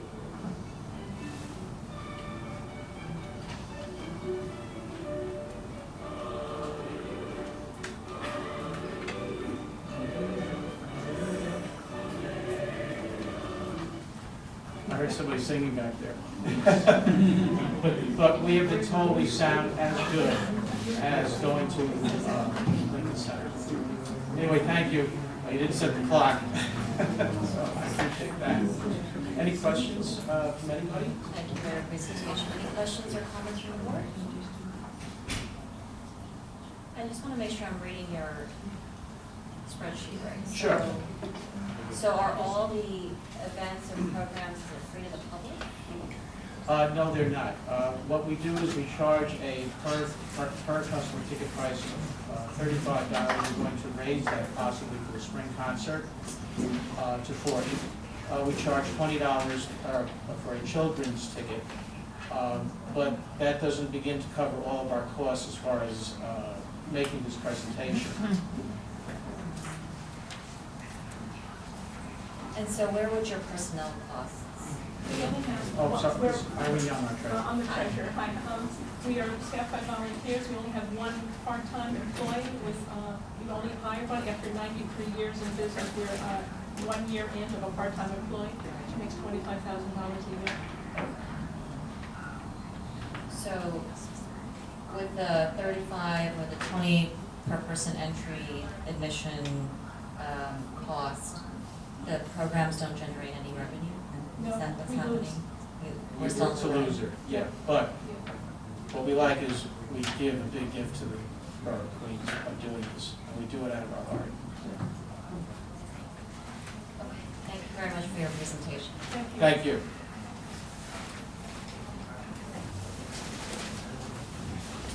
Marcos Bausch of Queens Metropolitan High School, followed by Forestdale, followed by Queens JCC.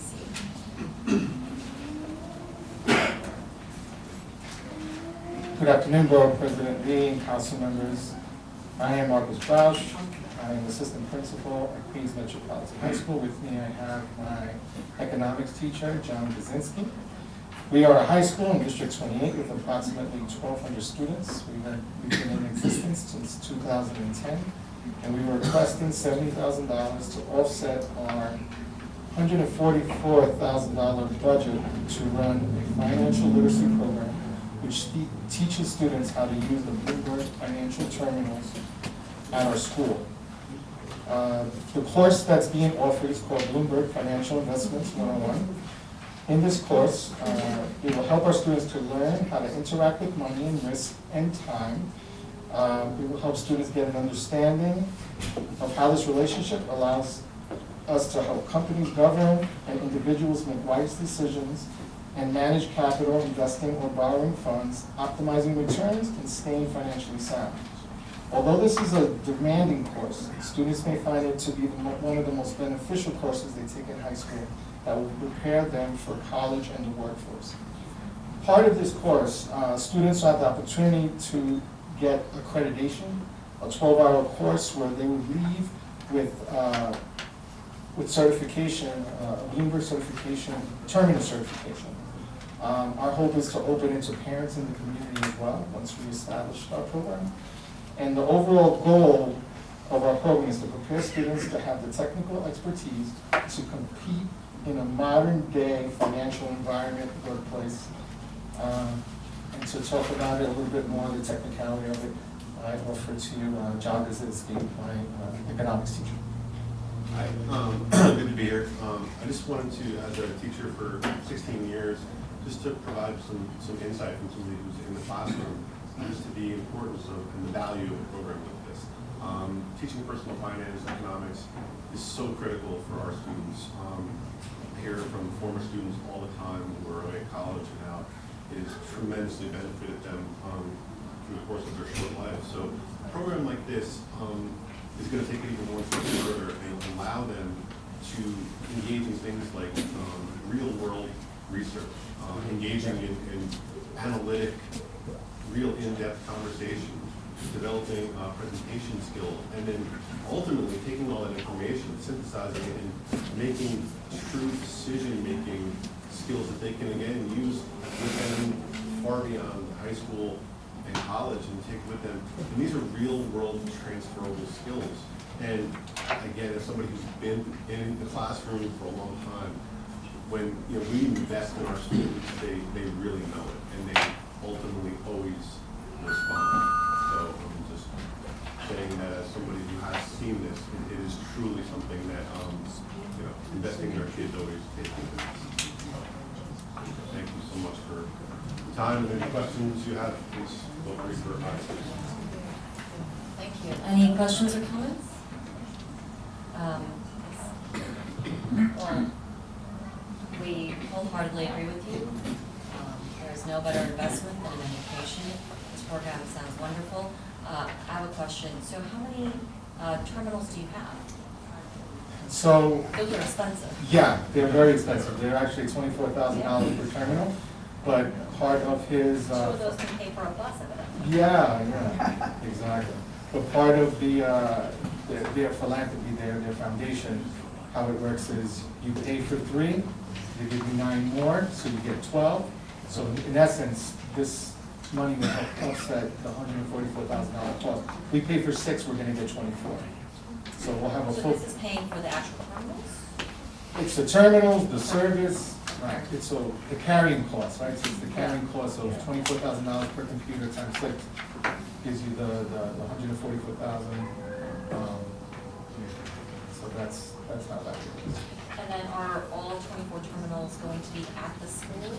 At the school in the classroom right now, we're outfitting the room with the physical necessities, like the electricity, the internet drops, and all the workings, so that we can prepare for full installation. So it's a big commitment. And the programming, so there's a curriculum that goes along with it. that's Yep, what we're asking. I know. There's a curriculum that goes along with it. Yeah. Mr. Brzezinski will be trained so that he can implement with the background knowledge that he already has in teaching economics and government, to infuse that to better deliver that that curriculum. But it's already a prepaid curriculum. You don't have to create it, it's done already. So the curriculum is ready to go? It's ready to go. As soon as you get the terminals? As soon as I get the terminals ready, once the room is ready, as soon as we get the terminals installed, it's, the terminal installation is not a big deal, it's like a one-day thing.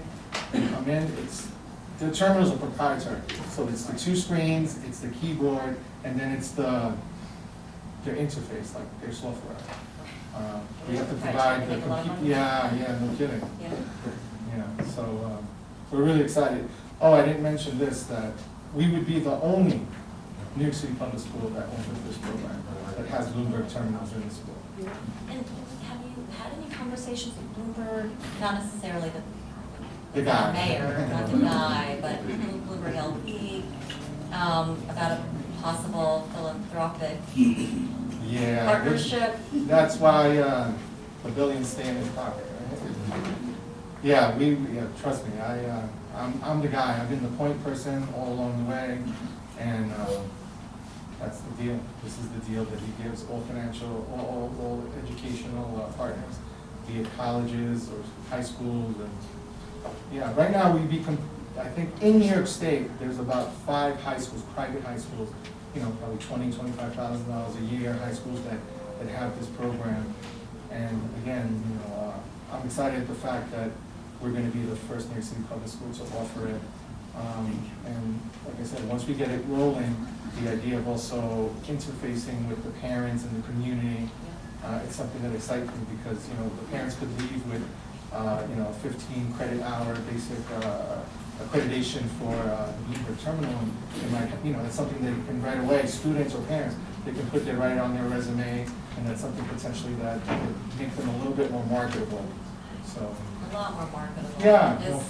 This kind of skill truly gives a competitive, we talk about a competitive edge, globally competitive. Is it curriculum for all grade levels? It's for all grade levels. And then the curriculum, and you'll forgive my ignorance, so is it developed by you? Or is So- there a pre-existing curriculum? There's a pre-existing curriculum, a recommended curriculum already vetted and done. No, it's part of the deal, Oh, it's part of the It's part of the whole, the cost of the program. So they give it to you for free, and then, we use it and adapt it and infuse it the way we see fit, based on the needs of our school, and how we see we can best maximize student learning and comfortability using the system so that they can, use it in the future. Does the curriculum include personal finance? We offer a separate course, personal finance, at our school, but our plan is to use it so that students understand finances and wealth, and use it as a personal tool. I just wanted to ask if personal finance. Yeah. But it's kind of in the same vein. It's more or less the same thing. It's also the research that you were talking about. Right, that's what the terminal really is for. It's like you have all the research, everything you want to know. And when I went on it, let's say, for example, Home Depot is a hot topic. They've been doing really well in the market.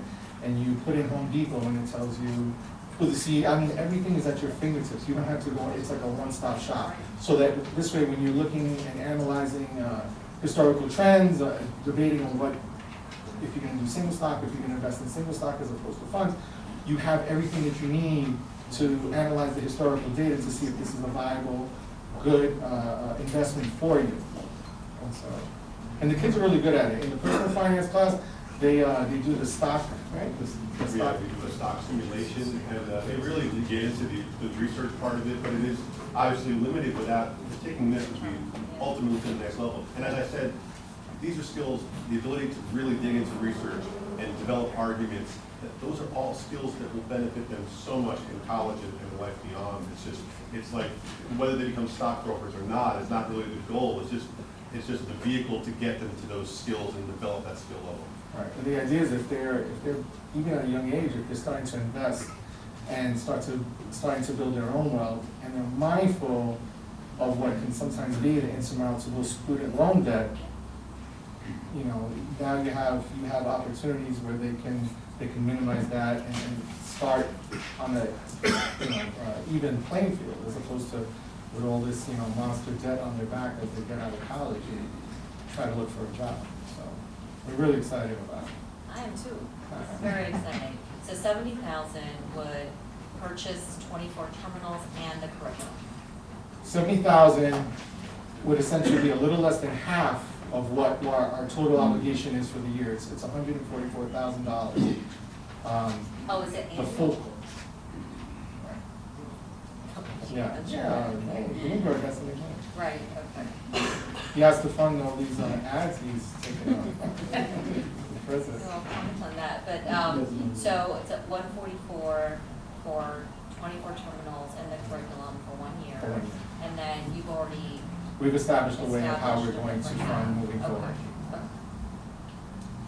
Right, and then if this were fully funded, then how early would the curriculum go into play? Would it have to wait So- until the upcoming fall semester? So right now, during President's Week, the school's closed, and we're going to do the physical work on the room during that week. And our plan was to try to implement this semester, but it's probably going to be starting fresh in the fall. Yeah, that sounds like it's going to be more realistic. Yeah, for class in 2020. Okay. Great, thank you for your presentation. Thank you so much. Have a wonderful afternoon. Thank you for your consideration. William Weisberg of Forest Hill, followed by Cynthia Zaleski of the Queens Jewish Community Council, followed by Mukund Mehta of Indo-American Senior Citizen Center of New York.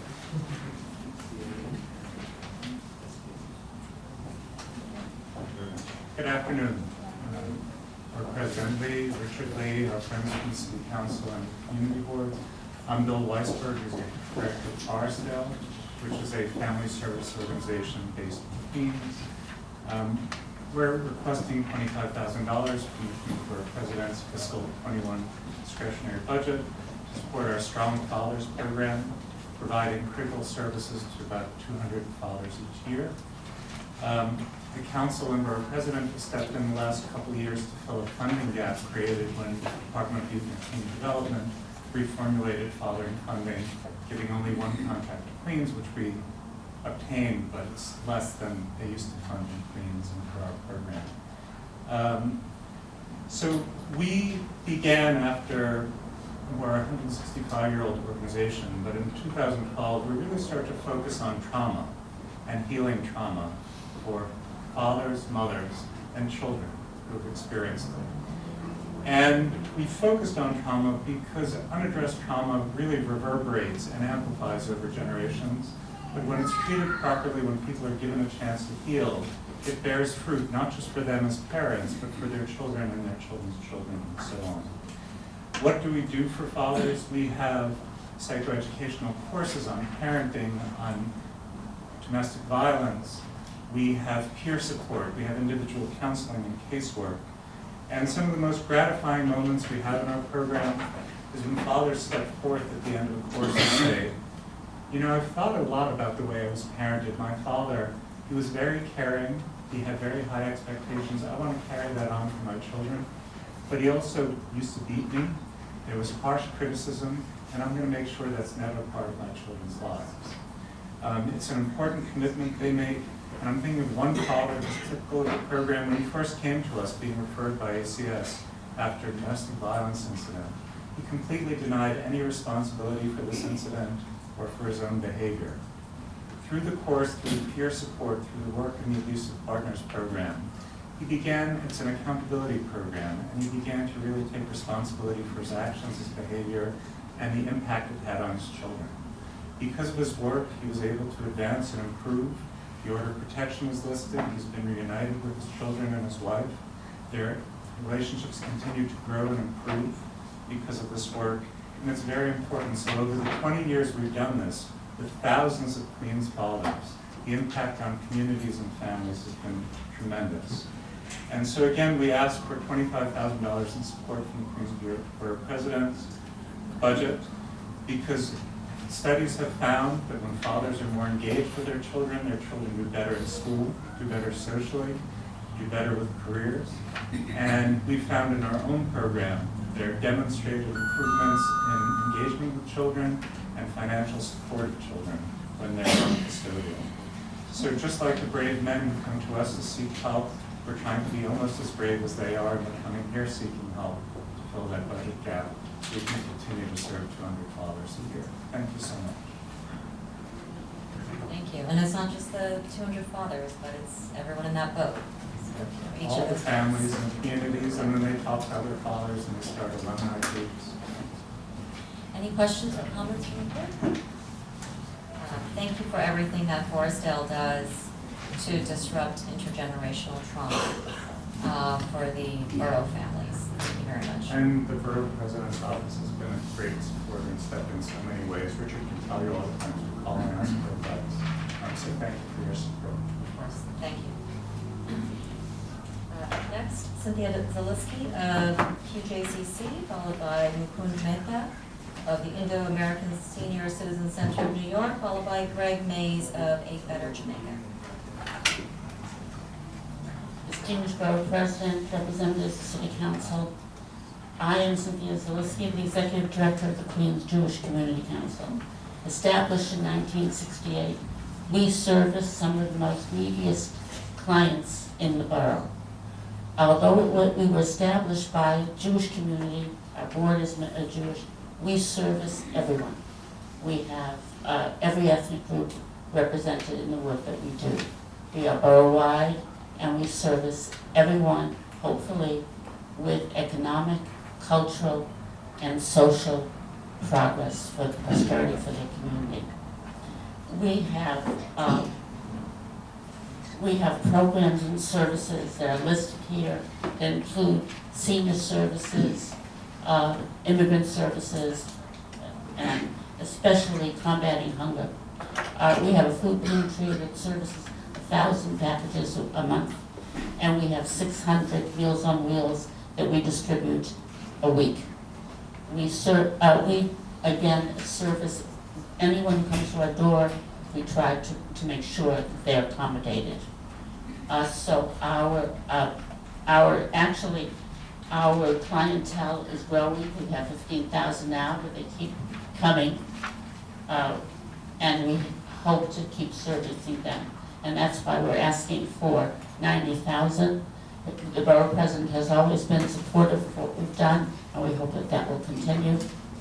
And we hope to be able to hire more social workers to be able to accommodate the flow that we have now, the people that are coming. And with that, I thank you. Thank you, Ms. Zaleski. Any questions or comments from the board? To be clear, the 90,000 requested, is that from the full Borough Board, or is that just from the Borough President's office? Just the Borough President. Okay. Great, thank you for your presentation.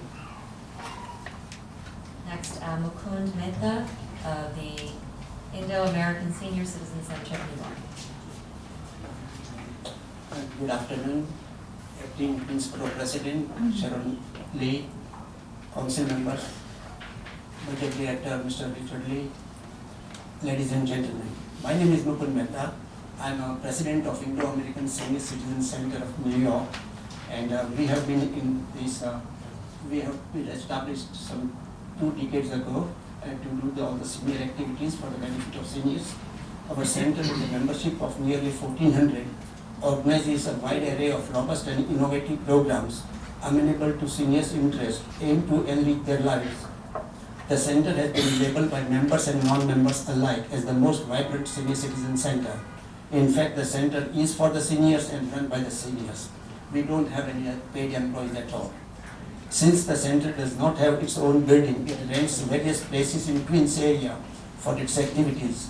Large meetings are held in Gujarati Samaj Hall in Fresh Meadows, Queens, with a capacity of 700.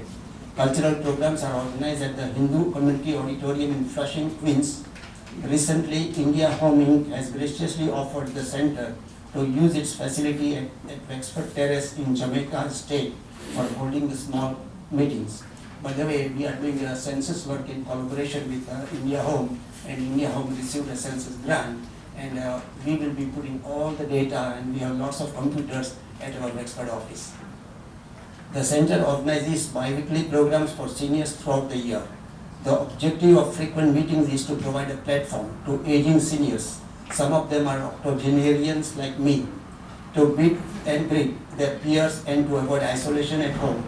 It is often said that inactivity and isolation at home often invite mental degeneration leading to dementia, Alzheimer's and depression.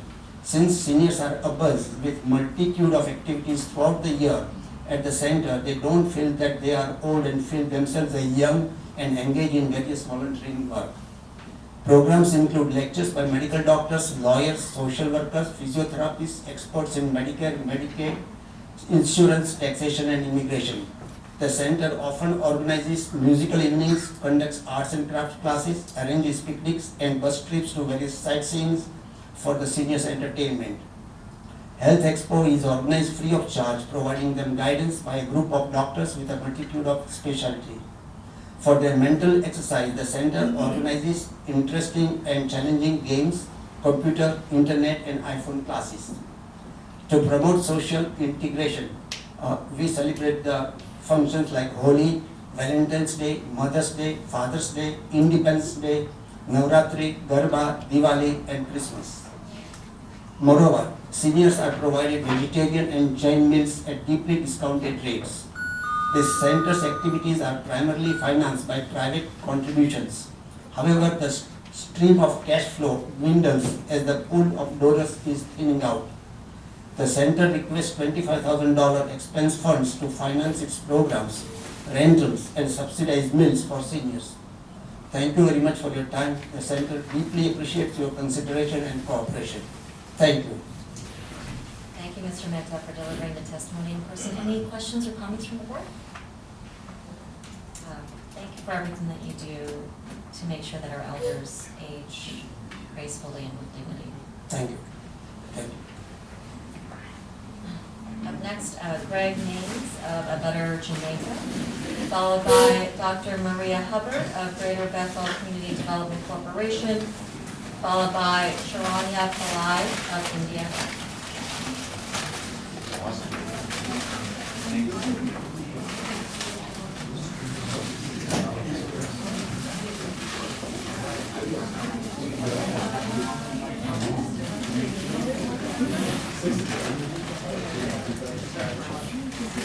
Okay, so those of you who haven't been to these borough boards before on that side of the desk or this side, I started this distribution of popcorn at my first one of these borough board testimonies, and it was because we show movies in 5 parks in Jamaica, Queens, and that's how this all started. We have since grown to do more than show movies, although we do show 21 movies spread across 5 different parks in Jamaica, Queens. We have a host of other programs. We deploy senior citizens to tutor first graders who are struggling with the acquisition of their reading skills.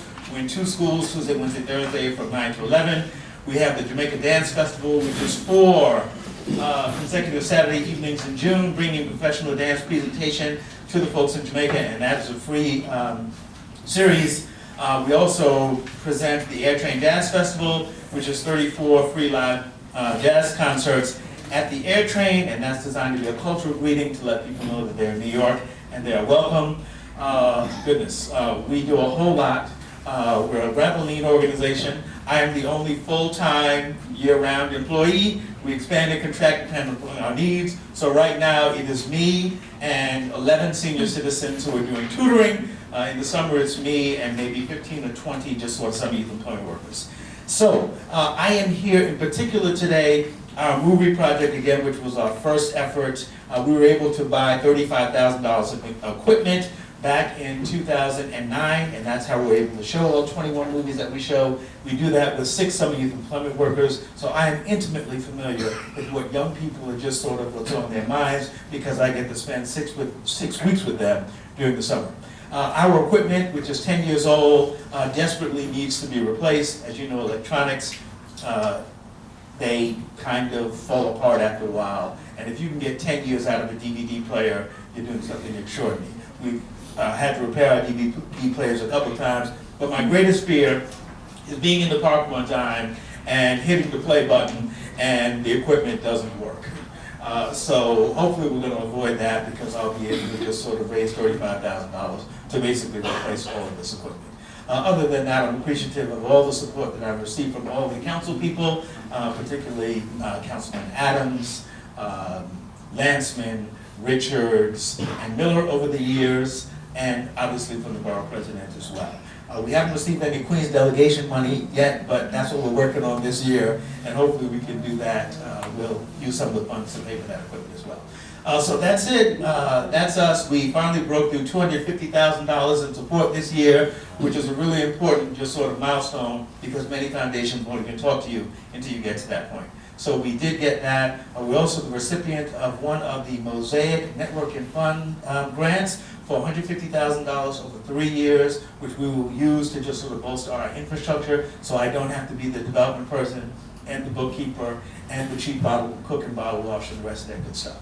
So it's a good time for us. Our programs are just sort of really healthy, and finally we're just getting some infrastructure support so life will be easier and stuff. That's it. Thank you, Mr. Mays. Any questions or comments? Yes, thank you. On behalf of Councilmember Adrian Adams, we'd like to thank you, Greg, for all your work. One can toss Greg a popcorn bag and he can turn it into something wonderful for the youth. That's right. So he's a master of all trades, and we really appreciate all the culture you're bringing to Jamaica, and so we encourage that the borough president continue to support your issue. Appreciate that. I did mention the Delightful Festival, which is a festival we've been doing about 5 years now. So essentially it's 8 evenings of food, music, and a movie tied to an immigrant population in Jamaica. So we just kicked off this past Saturday with Jamaican Delights. This 2 Saturdays from now is going to be Haitian Delights. We'll do Bengali Delights. We'll do Cuban Delights. We'll do whatever makes sense in terms of immigrant populations. And that's free at the Jamaica Center for Arts. So how many movie events do you do a year? We do 21 movie events a year. Yep. All of the summer, basically, between, as soon as I get my summer youth employment workers and go into mid-August or so. Oh, so you got SIA? Yes, that's the staff. Oh, that's great. So clearly, purchasing the equipment is much better bang for the buck than renting absolutely, it for absolutely. each of those. We started, when we first did movies for the first 2 summers, we were charged $2,500, per just sort of exhibition of a film. So obviously, if we're doing 21 films a year, that's a whole lot of money. Basically, in 1 year, we can just cover the cost of the equipment, and we've had the equipment for 10 years now. And then, is it free admission? Oh, it's absolutely free admission. Every single program that we have, with the exception of our collective fundraiser called the Jamaica Ball, is free admission, and that's a modest, $60, and that's it's a collective fundraiser for a Better Jamaica and about 25 other local nonprofits. Any other questions? Great, thank you very much for your All right, thank you all. Have a good one. For your patience. Dr. Hubbard of Greater Bethel, CDC, followed by Sharanya Kalaya of Viejo, followed by Kelsey Brow of King Manor. Good afternoon. My name is Dr. Maria Hubbard, and I am the Executive Director for Greater Bethel CDC. First, I would like to thank the Queensborough President's Office for funding GBCDC in 2019. Together, along with other elected officials, we carried out a number of outreach events in disadvantaged communities. Our Queensborough President Partnership made possible 2 Aretha tributes. One honored Queens Extraordinary Women at JPAC. The second was a concert at Rochdale Village Ballroom for 500 seniors. We also carried out the first Father's Day barbecue honoring Queens men at South Jamaica houses. At 2 back-to-school events, over 1,000 book bags with school supplies were distributed to children in need. Finally, you made it possible for children to receive toys, gifts at several holiday parties with over 1,000 kids. Again, I would like to thank you and all the partner and elected officials who make Queens the best borough to serve. Since 2002, we have provided services to meet the needs of the disadvantaged from the cradle to old age. Our mission is inspired by President Lyndon B. Johnson's War on Poverty and Dr. Martin Luther King's Poor Man's Campaign. GBCDC has endeavored to improve the quality of life for seniors, veterans, the working poor, the unemployed, those who receive public assistance, SSI, and immigrants. Annually, over 1,000 families and 4,000 individuals are served. The heart of our mission is to reduce poverty by providing product donations to the economically disadvantaged. Our retail partners are Gap, Banana Republic, Uggs, Bed Bath & Beyond, Disney, Walmart, Farm & Face Values, and other seasonal distributors. GBCDC also provides ESL, parent skills classes, career and personal development workshops in partnership with Tulane College. Over the years, GBCDC War on Poverty campaign has distributed over $10 million in product donations citywide. We partner with senior centers, nonprofits, churches, schools, fire departments, and police departments to make this possible. GBCDC is requesting $22,000 in total for the Queensborough President discretionary funds. $12,000 is towards our general war on poverty, which will enable us to take on Amazon, who's asking us to take on their trucks. And $10,000 will be for a new program, which is Queens School and Walmart partnership, which will allow us to bring in just to pay for the trucks to come in. $10,000 we will end up having 3 to 4 trucks come in with over $200,000 in product donations. And that will be for a new program where we're partnering with middle schools and schools that have high population of homeless kids. This will enable us to be able to work with Gap, Harmon Face Values, and be able to meet many of the requests for financially struggling families in Queens.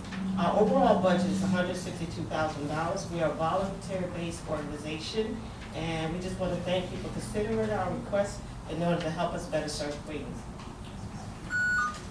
Perfect timing, Dr. Hubbard, thank you. Any questions or comments from the board? Yes. No, I'd just like to commend Dr. Hubbard for the work in Jamaica. She works tirelessly, and so many young people have benefited from her services, not just the young, the old as well. It's really been quite a ride this year, so many book bags given out. It was an amazing experience, and we would encourage all the support one could give her. Thank you, Catherine. Thank you.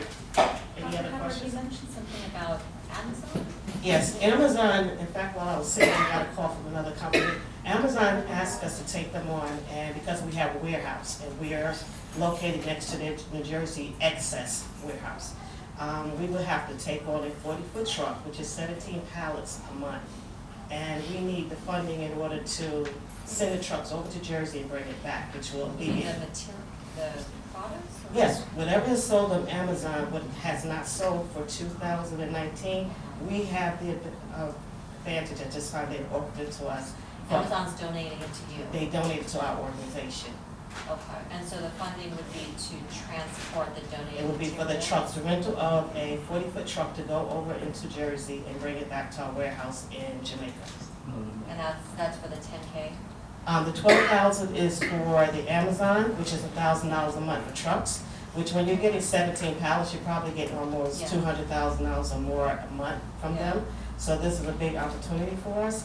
And the $10,000 was with Walmart. Walmart trucks come from South Carolina, and they bring in probably about 40 pallets or more. Okay. So when I put 200,000, that's just probably one truck. Okay. So the 12,000 War on Poverty program is for trucks to deliver the materials monthly? Yes, from throughout the Queens. Amazon Jersey warehouse? Yeah, not just Amazon, we pick up from Gap monthly, we pick up from Banana Republic, we pick up trucks from Harmon Face Values. When I leave here, we're going to pick up from Uggs. We also have companies like Oakwood, I'm not even sure who they are, they just sent me something. We have furniture companies, which before I can accept it, I have to find out whether we have a need in the community.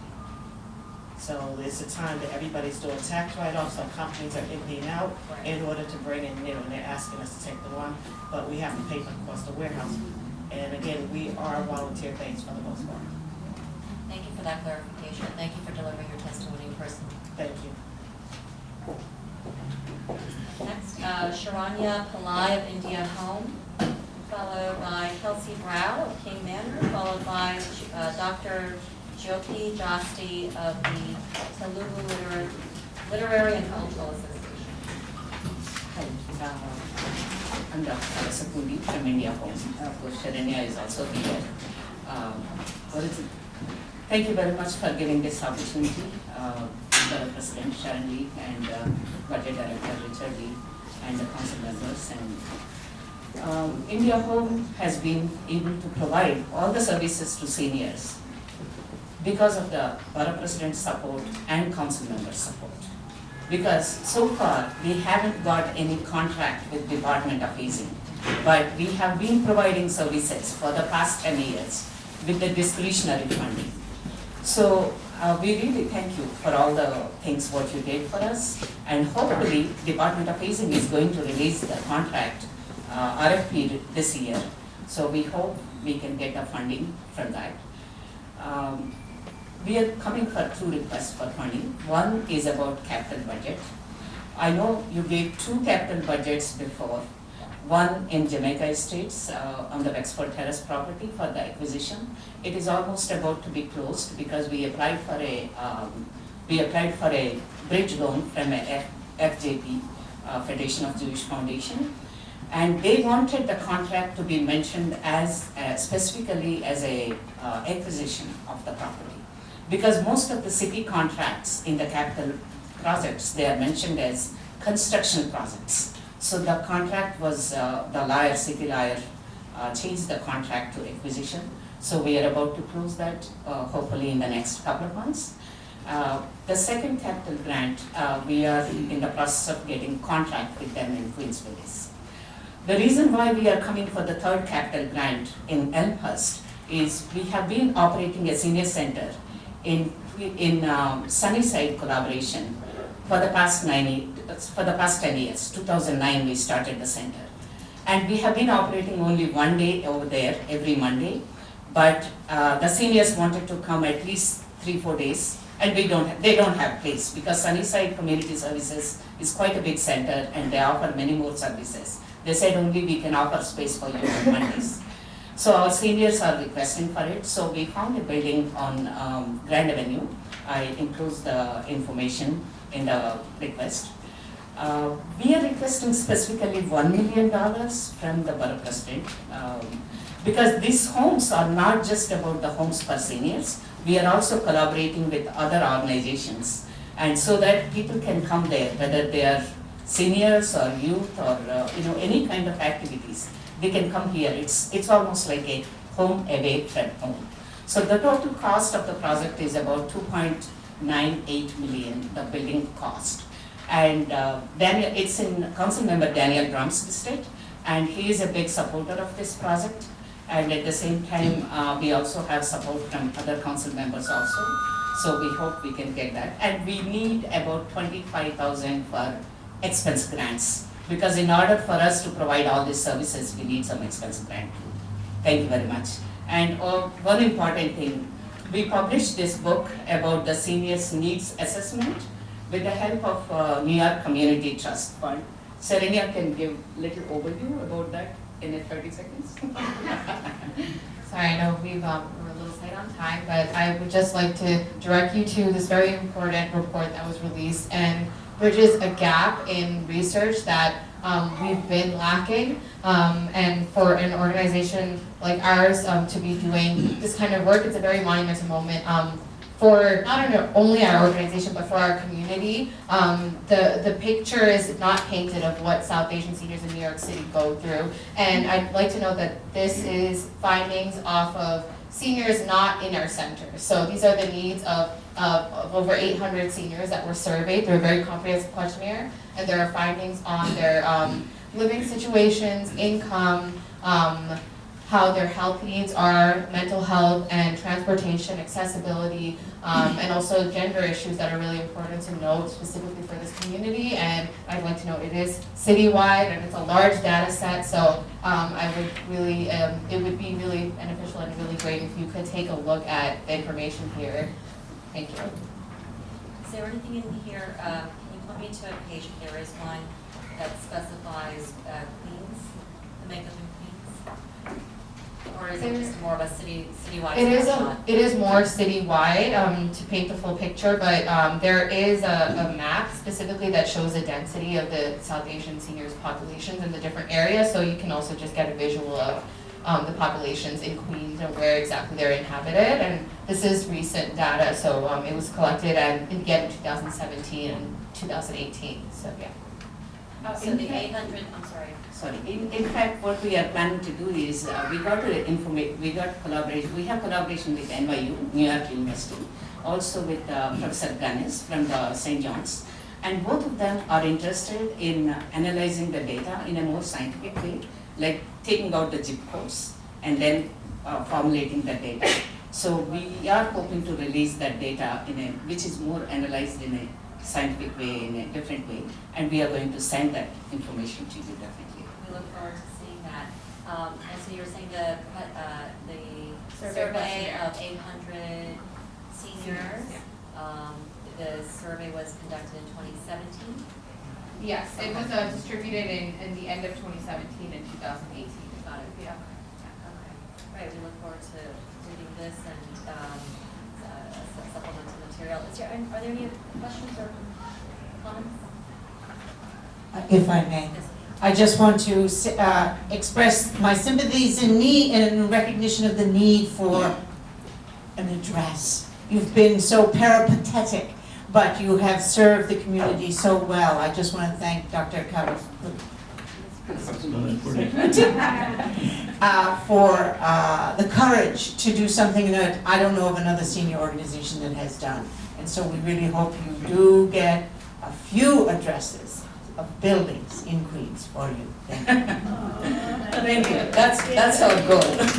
We want to build our homes wherever there is a need for it. Thank you very much. And just to be clear, so the request is for this fiscal year, we're asking 1 million in capital, Yes. and then 25 in expense. That's right. And that's from the Borough President's Office alone, not Yes. including Not council including that, members. yeah. Because in the Elmhurst area, the properties are very expensive. The building is 2.98 million, something like a ask. And we are getting the building is being appraised, so we get the report in the next 1 or 2 weeks. So is the million an approximate, or the 2.98 is an approximate? It's ask price, so we are getting the appraisal, and depending on the appraisal, the rest we will request from the borough council members as well as from the delegation and speaker also. Yeah. This is the kind of growth that we like in Queens. So, but thank you for your presentation. Thank you. Next, Kelsey Brow of King Manor, followed by Dr. Jyoti Josti, TLCA, followed by Mr. Raj Vandapati of Empowerment Skills International. Hi, and good afternoon. Thank you so much for the opportunity to be here and to talk to you about the thing that means the most to me.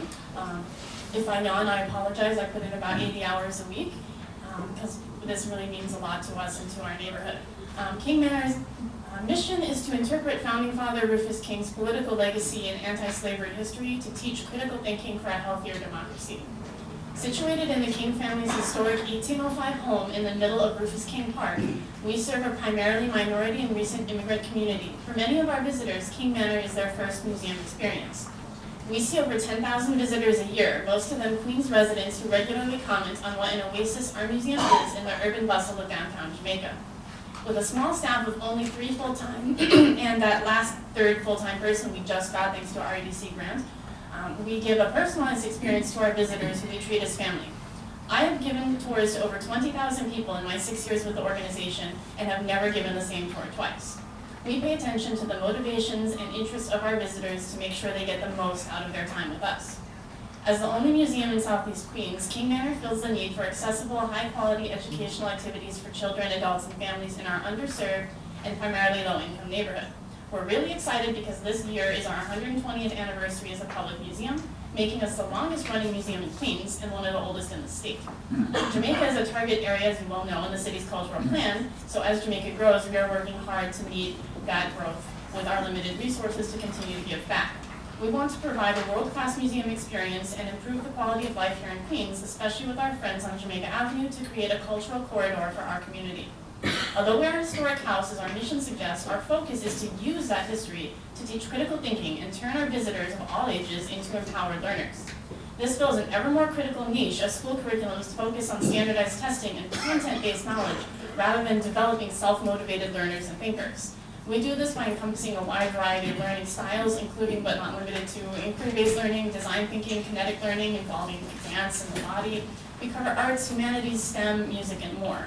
We serve over 5,000 students a year through our school programs, and about 95% of those classes come from Queens Public Schools, although we even see people from as far away as the Bronx come on our school field trips. In the past year, we've welcomed PS 12 all the way through 383, MS 821, 137, 138, many charter schools, private schools, detention schools, especially those across the street, colleges, and adult learning education classes from graduate programs, as well as a variety of English language learning programs. We are constantly improving our free and low-cost public programs, like our Family Craft Days, and we're going to have a music series that's expanded this year for our 120th anniversary as well, encompassing the rich diversity of history in our neighborhood, as well as featuring local artists and musicians. And we can't do this without your funding, so thank you for the opportunity to tell you about what we do and why it matters. And we've really been very grateful for the Borough President's support in the past, and we'd love to see that continue and maybe even expand. Thank you. Thank you for that presentation. Any questions or comments? If I may. I'm sorry. So I just want to say that Ms. Brow is incredibly committed, as she herself mentioned, but also very innovative. And it is a struggle for small museums when we are New York City and have some of the greatest museums of the world. But this is a treasure of Queens, and I would encourage the Borough President to do what she can. Thank you. Thank you. Yeah, we're the only founding father house in New York City. So, you know, in any other town without a bunch of other great stuff, we would receive a lot more attention. So we're working on getting our name out there, and thank you for your support in that. And thank you for your clearly tireless efforts to do that. I want to make sure I understand this. So there are 4 funding requests, and then from the Borough President's office, are we being asked for just 2 of the 4?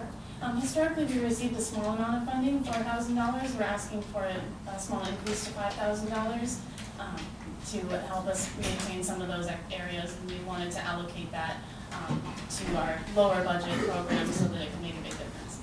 Okay. And then for projects numbers 1 and 4, you're not necessarily asking our office for? We wouldn't turn it down. I want to make sure I understand. Yes, thank you. Great.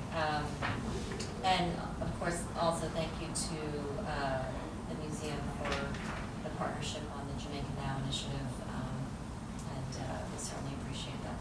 Jamaica is my home as well, so I'm really proud to represent it here today. Thank you. Thank you.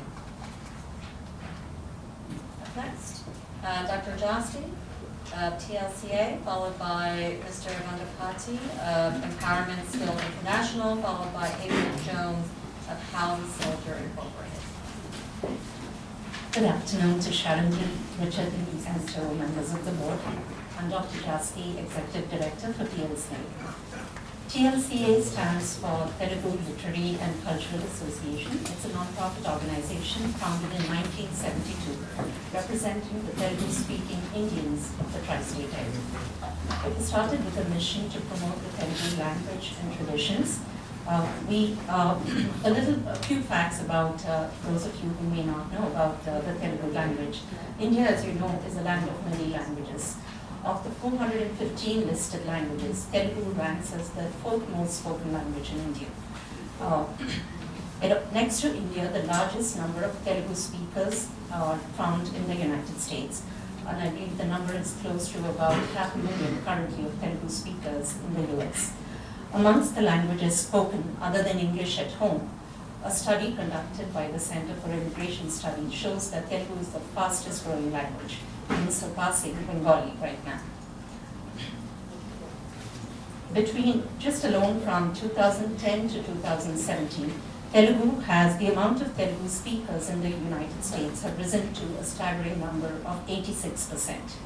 And as we know, the largest Indian American community is housed here in New York City, with Queens Borough being a large representation of Indian immigrants. We currently have a robust community of 800 families. 68% of our members reside in Queens, specifically from areas like Bayside, Belrose, Douglaston, Little Neck, Flushing, Kew Gardens, Floral Park, Glen Oaks, Whitestone, and also from Jamaica Estate, southeastern Queens, central Queens, from areas like Elmhurst, Forest Hill, Jackson Heights, Rego Park, and Woodside, and also from the northwestern Queens of Astoria and Sunnyside. TLC conducts several cultural programs, popular among which are Sankranti, the Harvest Festival, Ugadi, the Telugu New Year, and Diwali, the Festival of Lights. All of these are proudly held in Flushing, New York, at the Hindu Temple of North America. All of our events typically draws over 600 members, so we really need large spaces to be able to conduct these programs. And as I just pointed out, we have a growing community, and it's important, and TLC is committed to continuing to providing our community these social events. It also deeply believes in empowering our youth, and it supports a lot of activities with the youth, and we're quite excited to collaborate with other communities. We closely work with many Indian communities. In the pipeline, we do have some projects to improve health of senior care with organizations like India Home. We've already started working with them in their census project. And there's other, TLC is also committed to conducting interfaith events. We have conducted community forums in the past where we spoke up against racial intolerance, and we're also looking forward to conducting an interfaith community with the Jewish community relations in the next few weeks. So at this time, I request the Queens Borough President's Office for funding of about $20,000 so we may continue to conduct these programs and offer our members and their children programs to stay connected with the community and the family. So I deeply appreciate your support. Thank you. Thank you, Dr. Josti. Any questions or comments from the board?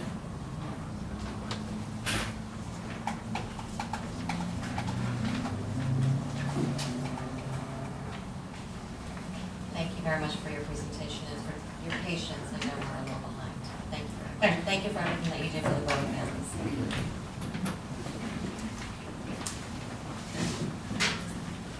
Mr. Raj Vangapati, followed by April Jones,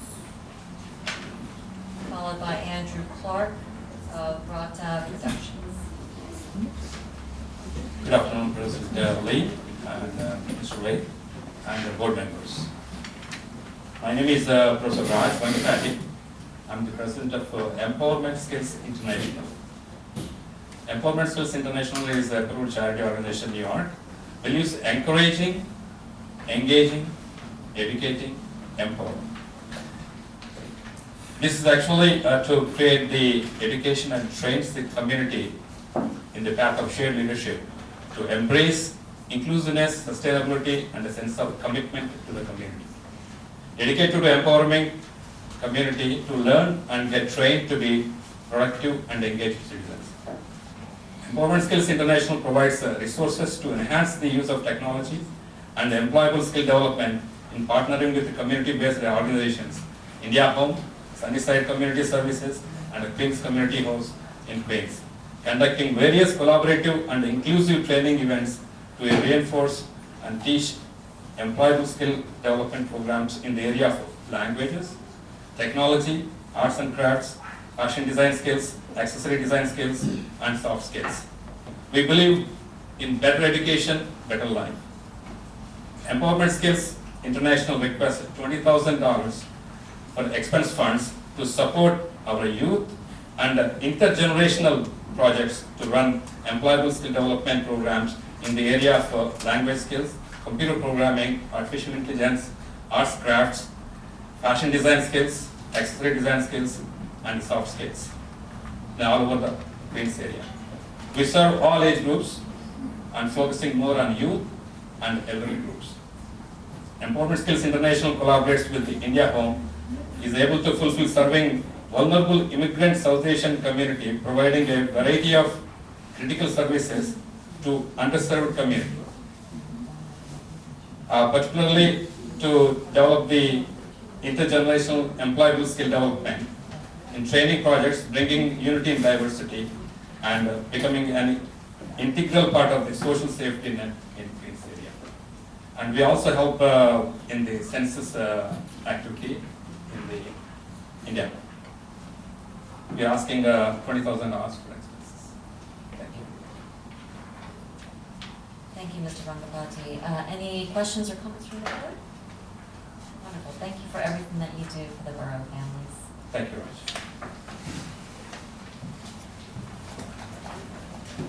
April Jones of House a Soldier Incorporated, followed by Andrew Clark of Bratha Productions, followed by Vishnu Mahadeo of Richmond Hill South Ozone Park Seniors. Good afternoon. My name is April Jones, and I'm the founder and the executive director of House of Soldier, Inc. We're a nonprofit 501c3 serving Southeast Queens, and we were founded in 2014. Our mission at House of Soldier is to help the members of the United States Armed Forces, veterans and their families build richer and more rewarding lives by providing clean, safe, affordable housing, social services, as well as mental health and substance abuse counseling. We have successfully provided housing and services to veterans, worked with veteran organizations such as the American Legion and the VFW, worked with elected officials to help veterans with various issues. House of Soldier, Inc. has never received funding from any source. The expenses, the services, the outreach has been paid out of pocket by myself and my board. According to the findings of the Division of Veterans Affairs, the demographics for the veterans within the 5 boroughs are as follows.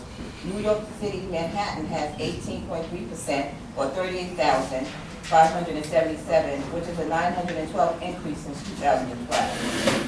Kings County has 25.7%, which is 54,176, an increase of 6,326 since 2012. Queens, our borough, 27.9%, or 58,815. That's a 2,088 increase since 2012. The Bronx, 17.9%, reached at 37,495, which is a 3,198 increase. And Staten Island, 10%, or 21,000. They're the only borough that decreased in the amount of veterans there. I am asking the borough president's office for $50,000 to help maintain our office and expenses so that we can continue to provide the much needed services to the growing need. Our goal this year is to add mental health counseling and substance abuse counseling services in-house. Without funding, House of Soldier, Inc. will have to shut their doors. Just to name a few things, my family in itself are 5 generations of services to the United States Armed Forces. My great-great-grandfather was a colonel in World War II. My uncle and father, they both served terms in Vietnam. My father served 2 terms. My 2 uncles were Korea veterans. My brothers were all Marines after in the Gulf War. My nephew now is serving in the Air Force, and my niece served in the Air Force also.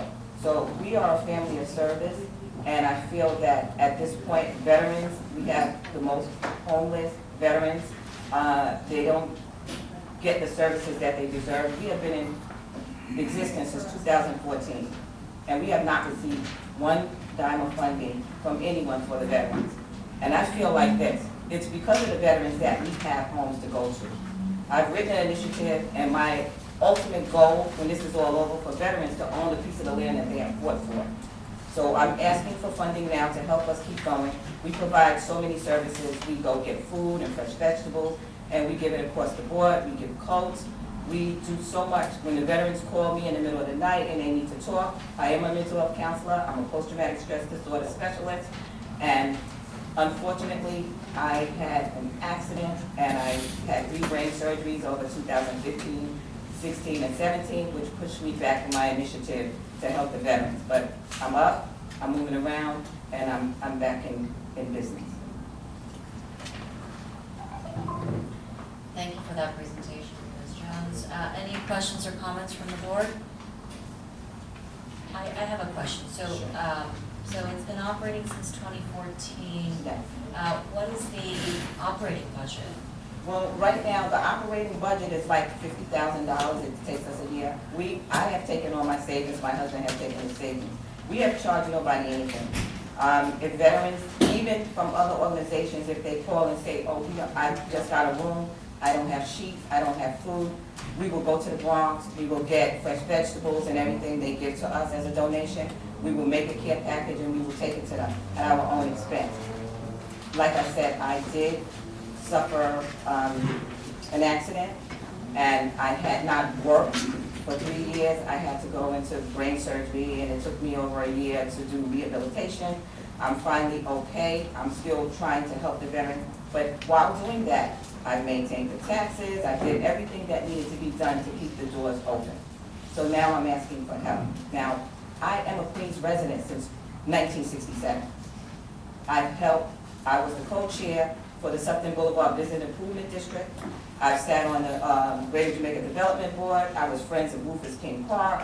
I've received the most community service credits from York College. I've done so much for this town. This is my town. I've raised my children here. I've educated my children here. So now I have this initiative to help the veterans of our town, and I'm asking you guys to help me. Do you have staff? I'm the staff right now. I can't afford to pay anyone. I have people that volunteer, my kids help, everyone helps. I don't have staff. Everything that's done, I do. The 501c3, I've written it. The taxes, I do it. You know, I gotta work part-time so that I can help put money to keep the lights on and stuff like that. But Vivian Cook refers people to me. I'm working with Senator Sanders to go to the VA now and pass things out to the veterans. You know, a lot of people, the VFW, they reach out to me. I've done a lot of things with the American Legion on 204. So I've been around and I've been doing things, but we've never gotten funding. And right now, I'm out of funds. Have you asked for funding before of the city or any? Well, I did do, when Melinda Katz was, I did come, and at one point, they did have a thing where the city was gonna give us a lot, and we were going to do veteran housing. But like I said, I had an accident, and I wound up going in for brain surgery.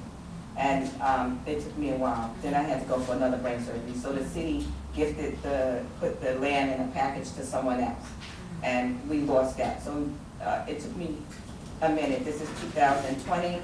By 2019, I was really getting back into it, but I did make sure that I kept the office going, kept taking phone calls, kept trying to do whatever I could do, and having my daughters or whoever do what they could for House Associate. But the veterans that we did house, it's safe to say that they all wind up going forward and getting apartments. We wasn't trying to keep them in rooms forever, because that's not how you should do. It's preparing them to go to the next step. We housed 9 veterans. Every last one of them went on to an apartment, and one went on to buy his own home. Where do you house them?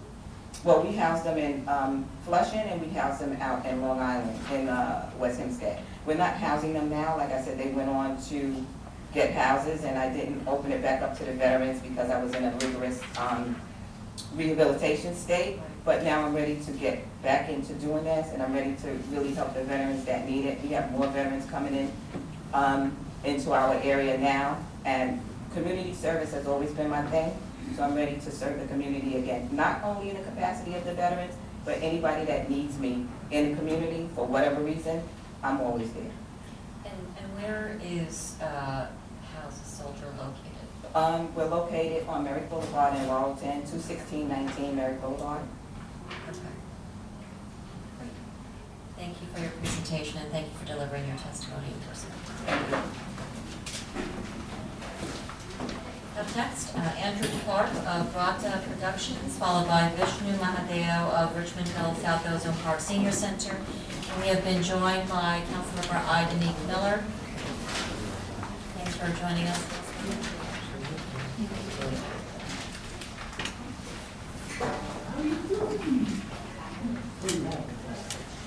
Good afternoon. My name is Andrew Clark, founder and executive director of Rata Productions, a Caribbean performing arts organization based in Queens, but our programs extend from northwestern Queens in Long Island City to southern Queens and as far as Far Rockaway. We're especially proud that last year we celebrated our 10th season. This has been made possible over the years with the kind support of council members Danique Miller, Jimmy Van Bramer, Donovan Richards, Rory Lanceman, and Adrian Adams. Rata is dedicated to giving Caribbean and Caribbean American artists a platform to showcase their creative talents and cultural expressions. Since 2009, our projects and programs have served 750 artists, directors, and cultural entrepreneurs, and our programs reach well over 5,000 Queens residents each year through our festivals, senior center performances, arts workshops in senior centers and schools, and of course, theater.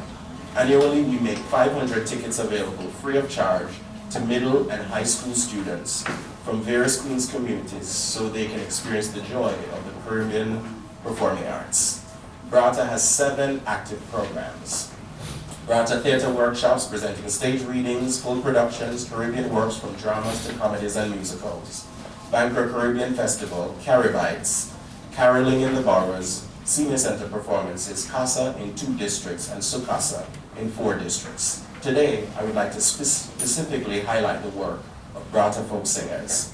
A folk ensemble are proud ambassadors and the foremost authority on Jamaican and Caribbean folk music in the United States.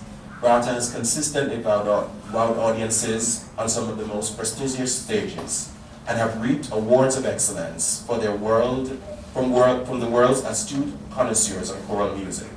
The group has established itself among Jamaicans and others in the wider Caribbean diaspora for its unique and dynamic presentation of the region's folk music, combining inspired choral arrangements, intricate choreography, and eye-catching costumes.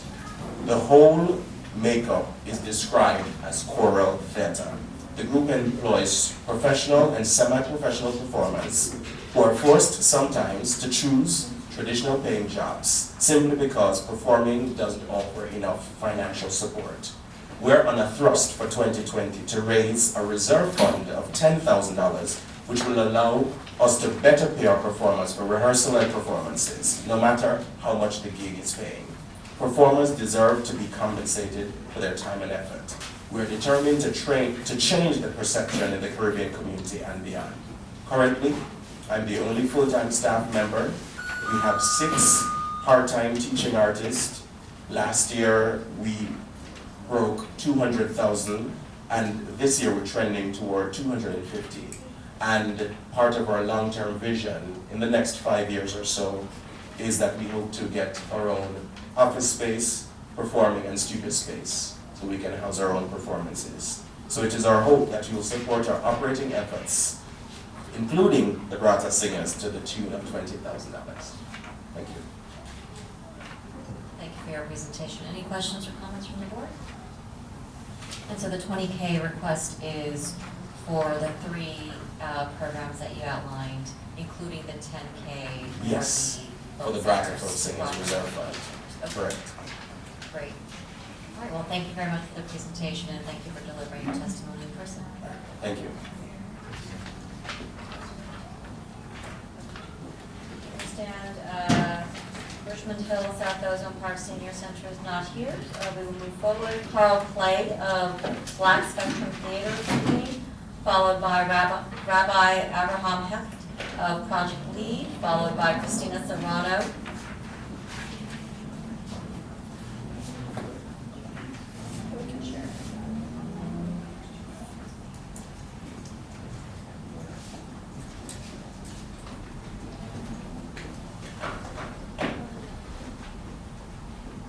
Good afternoon. My name is Carl Clay, and I am the founder and executive producer and CEO of the award-winning Black Spectrum Theater, located in Roy Wilkins Park, Jamaica, Queens.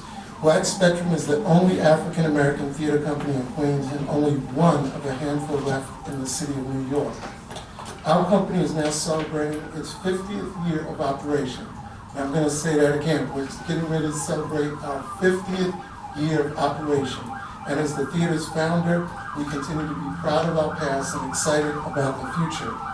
We are the recipients of over 20 Adeco Awards for Excellence in African American Theater, 3 National Black Theater Festival Awards for producing, and have numerous PBS Awards for Outstanding Media for Urban Teens, and enjoy feature articles and stories presented about our company in the New York Times, Newsday, BET Television, CBS, NBC, and Fox 5 TV for our groundbreaking plays and films on social justice. Our programs include our after-school ECAT program, Entertainment Careers After School program, which has 500 registered children and teens that we service daily, 5 days a week.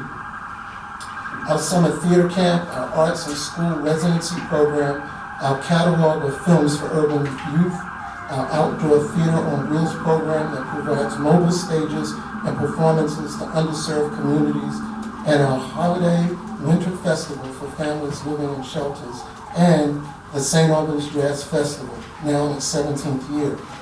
Our 400-seat state-of-the-art theater is just 3 miles south of downtown Jamaica, Queens. The theater is equipped to double as a film and video studio. We maintain our administrative offices there, rehearsal space, and so forth. Black Spectrum employs 6 full-time staffers and 6 part-time workers, as well as a volunteer board.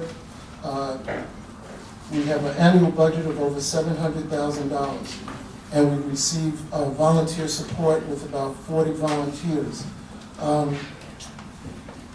To this end, we have produced well over 450 productions in our existence. And these are the films and the plays that we do all examine issues of social significance to the African American community. Our current production, if you choose to come out and see what we do, we invite all of you to, is a play called Black Love, and a tribute to the famous first African woman in outer space, Mae Jemison. We serve more than 30,000 audience members annually, and we reach many thousands more through our nationally distributed films for urban teens, mobile stage, and school residency programs. Our request to the Borough President's Office today is both functional and critical to our organization's continued operation and growth. Our request today is twofold. We are requesting $8 million in capital funding for the following: to increase the seating capacity of the theater in Roy Wilkins Park by adding a balcony to the theater, increasing our seating from 400 to 600 to accommodate the community's interest in a larger theatrical and concert space.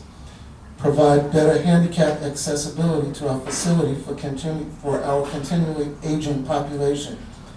To expand the bathroom capacity from 6 women and men's stalls to 5 stalls for women and 5 stalls for men to accommodate our expanding audience, and to provide a new theater seating and to expand our space to house our unique museum treasures of artifacts from African American theater history donated by Ossie Davis and Ruby D. family, as well as the August Wilson estate.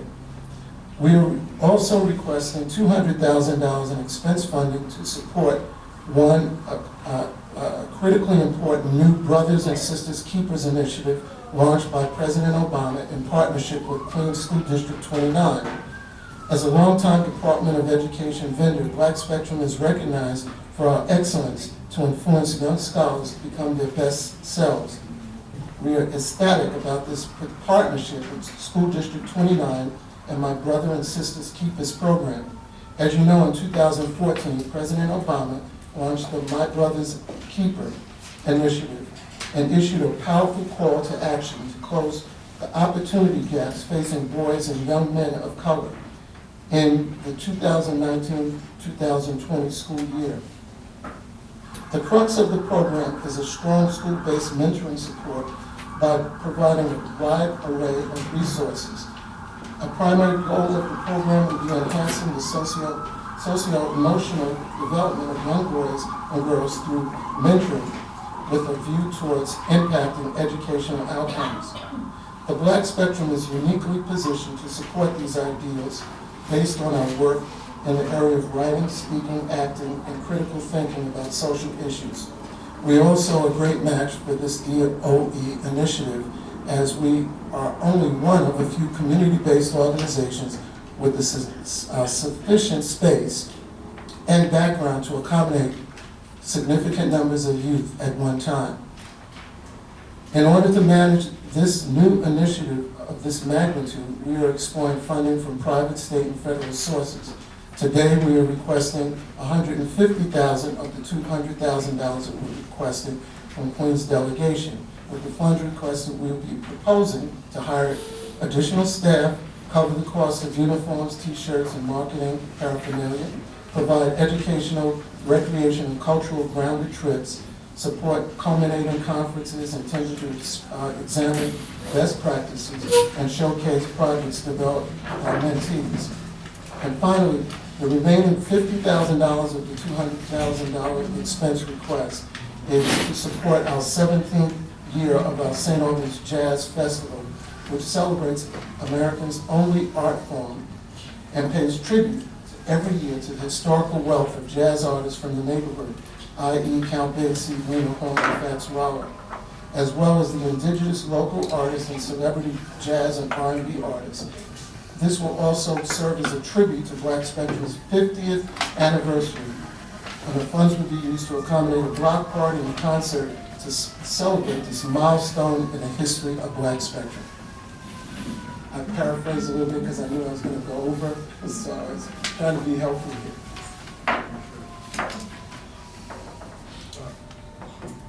Great, thank you, Mr. Clay. Yes? So, Carl, when you talk about the capital projects, what would you say? Hopefully, we could somehow collectively collect our collective resources to make it happen. But what would be your priorities in terms of capital improvement for Black Spectrum? Well, there have only been about 2 capital improvement programs that have ever really helped us resolve some of the major issues in the theater. New seating, the balcony is a request by the community to expand our ability to do larger events in that facility. So the balcony, that's why we put in for $8 million. We had it evaluated that would take approximately $3.5 million to put this additional balcony in, which would give us an additional 200 seats. The remaining money is for the handicap accessibility to bathrooms, and as you know, for our aging population, they have a hard time going up steps into the theater facility. So those are some of the issues that we want to resolve. Looking at an elevator? We'd love to do that. And the new initiative with our brothers, sisters, and keepers, this initiative with DOE for District 29 is extremely important because we believe that since President Obama had designated this as a key factor in being able to save the lives of young men in our community of color, that this would be an excellent way in which to use the theater's long history of working with young people and working in the community with DOE to help to increase the numbers in a positive way towards making better outcomes for young Black men in our community. Thank you. Any other questions or comments? I have a question for clarification. So the request, Sure. as I understand it, is from the Borough President's Office, $8 million in capital. Yeah. And then $200,000 for the brothers and sisters. About $150,000 for the brothers and sisters. And then $50 for the jazz. So on page 2, we are also requesting $200,000 in expense fund. Yeah, but it's broken up, actually. Oh, I see. So it's 150 and 50. 150 for the Brothers and Sisters Keeper Yes. initiative. And then an additional 50 for the Jazz Festival. The St. Albans Jazz Okay. Festival. And so the 8.2 million request is just at the Borough President's Office, not necessarily. Well, we're hoping that the delegation can help us achieve this. Great. Thank you so much for Thank you. everything that you do for the families of Queens. Thank you. Up next, Rabbi Abraham Hecht, Project Lead, followed by Christina Serrano, followed by Rudolph Shaw of the Caribbean American Repertory Theater. Thank you very much. I'd like to acknowledge everyone who's here today and for your patience and understanding for everyone who's coming here to testify. I'd like to point out the honored acting Borough President Sharon Lee, as well as Richard Lee, the budget director, who has always been available and very helpful. So our project lead has been active in the community for 26 years. We have hundreds of families who we help. We have a very active food pantry. We have about 325 families that come every week to get food. We've just expanded this year with new funding from a federal source. We're now bringing packages and doing home visitations for the elderly in the area as well for 80 elderly. In March, actually, we're also going to expand to some of the schools doing some educational workshops about stress and trauma. And we're seeking now funding to expand the food in our food pantry. We'd also like to do more of the youth activity and trips that we're offering. And last year also, some of the funding was also used for our fiscal audit. Every year, this is something which is very important for us. We have our independent audit. It costs money, and that's something that is required by all the agencies. So our total request is $20,000 in expense funding.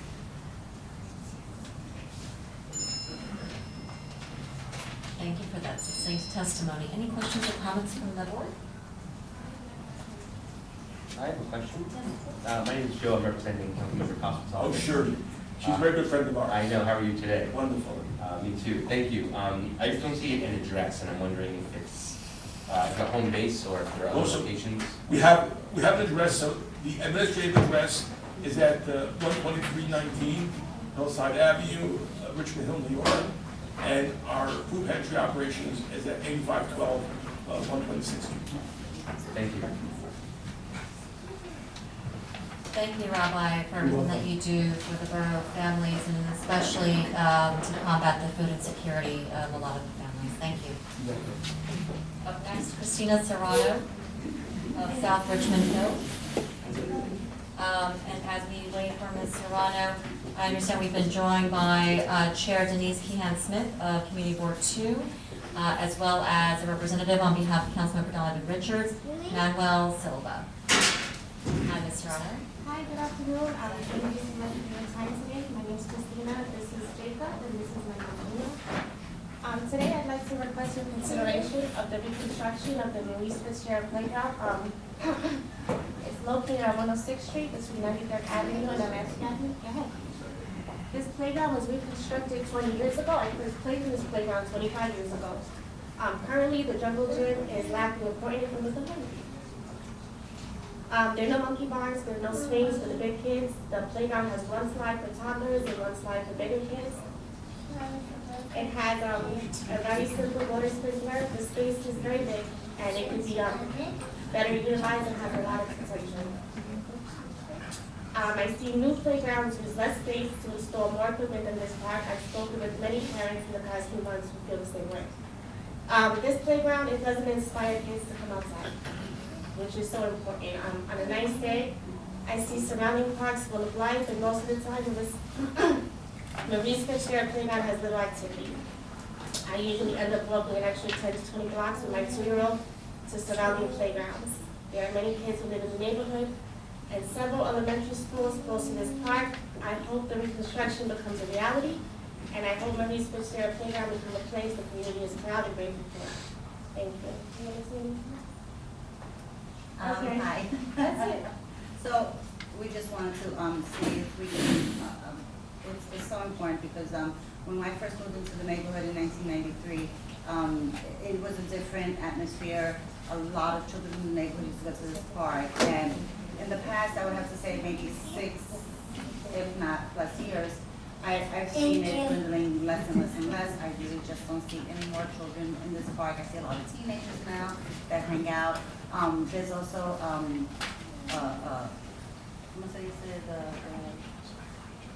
there's a homeless shelter that's also nearby where there's people that tend to hang out in this park now because they pretty much see that it's almost abandoned, except for the teenagers that like to play in the basketball court and the handball court. Aside from that, the rest of the park, even on the hottest of days, you don't see really too many kids there. They'll either go to Myrtle Avenue, or they go to 102 in Liberty, or they go to Smoky Park, which I forget was the name, which is on Atlantic Avenue. It's an old nickname, I don't remember the name of it. So, that's it. We were here already last year once before regarding the same thing, so we just figured we'd come again. And have a great day. Thank you again. Thank you, and I'm sorry, is this your sister? This is my mom. Mother, okay. Oh, All right, so this well, thank you. is. Okay, so thank you for the three-generational testimony. And I do remember this from last year. Forgive us for, well, thank you for bringing this back up to our attention. We will circle back to the Parks Department to see what can be done. And thank you very much for your Thank you so testimony. much. Oh, do we have any questions from the board? I'm sorry. What is the exact location of the park? It's on 106th Street, Atlantic Avenue. It's the borderline with Oldham Park and Richmond Hill. It's District 28. It's, School District 28. no, No, council member Council Adams District. district. Adrian Adams, Okay. right, that's part of her district. It's the very end of her district. So, yeah, we've been in touch with quite a few different people, you know, so, including Adrian Adams. So if I may, I got it. again, thank you again for, this will come true because you are so determined and very, very much to be respected. It is our understanding this is a number one request from Community Board 9, or at least certainly among their top 10.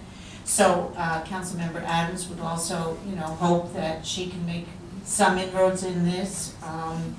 And Parks Department has given it a $5 million price tag, at least as of a year ago. So we hope to see some movement and some progress on I'm this sorry, can I project. also just make one more mention? There's also a Boys and Girls Club, which is located on 110th Street. It's the South Richmond Hill Boys and Girls Club on 110th Street and Atlantic Avenue. And they just put in a 3K program into this school, rather into the building. And they used to all go and take their children for the summer programs to this park as well. And they've stopped doing that now for the last couple of years. They've been going now all the way over, walking 20 blocks to another park to take the kids for the summer program there. They don't touch this park anymore. They don't go anywhere near it. And they used to go there every year. I remember because they used to walk up my block every day. So, all right. Anyway, again, thank you again for everything. Do you happen to know, you said the Parks Department gave a $5 million price tag? Yes. And how much of it is funded as of now? None of it.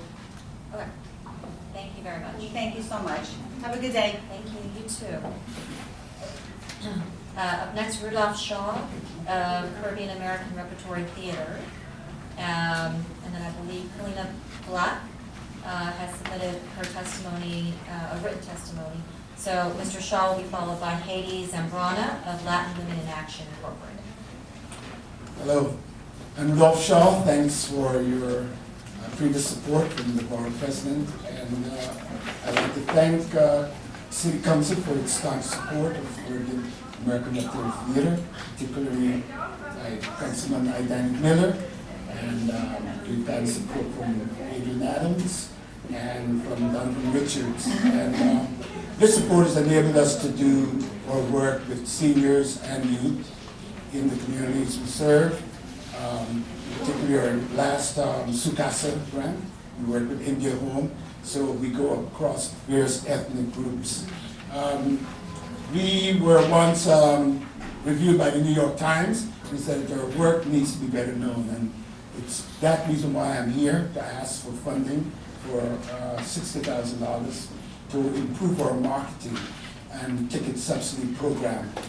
Over the past several years, we have been able to do shows at Jamaica Performing Arts, and we generally reside in St. Albans at the El Charles Square Theater, and we've been able to do shows for students for very little. Less than half the students pay $5. Most of them come for free. We communicate with the schools, and they determine who cannot pay and be able to come. But I tell you, it's proud.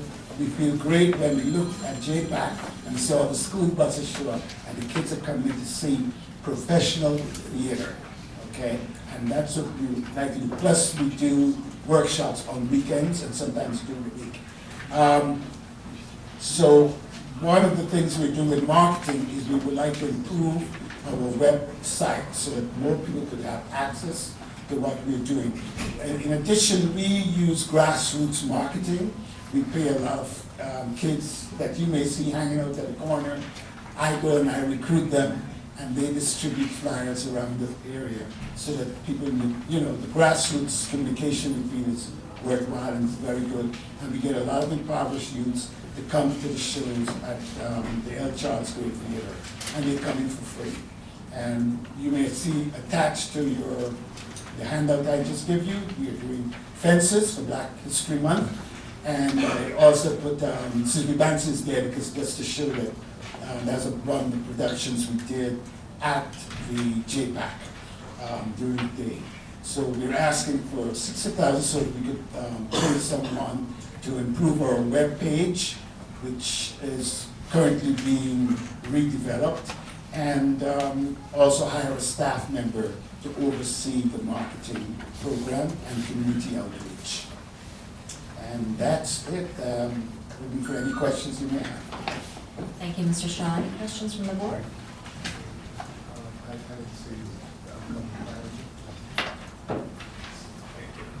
Any questions from the board?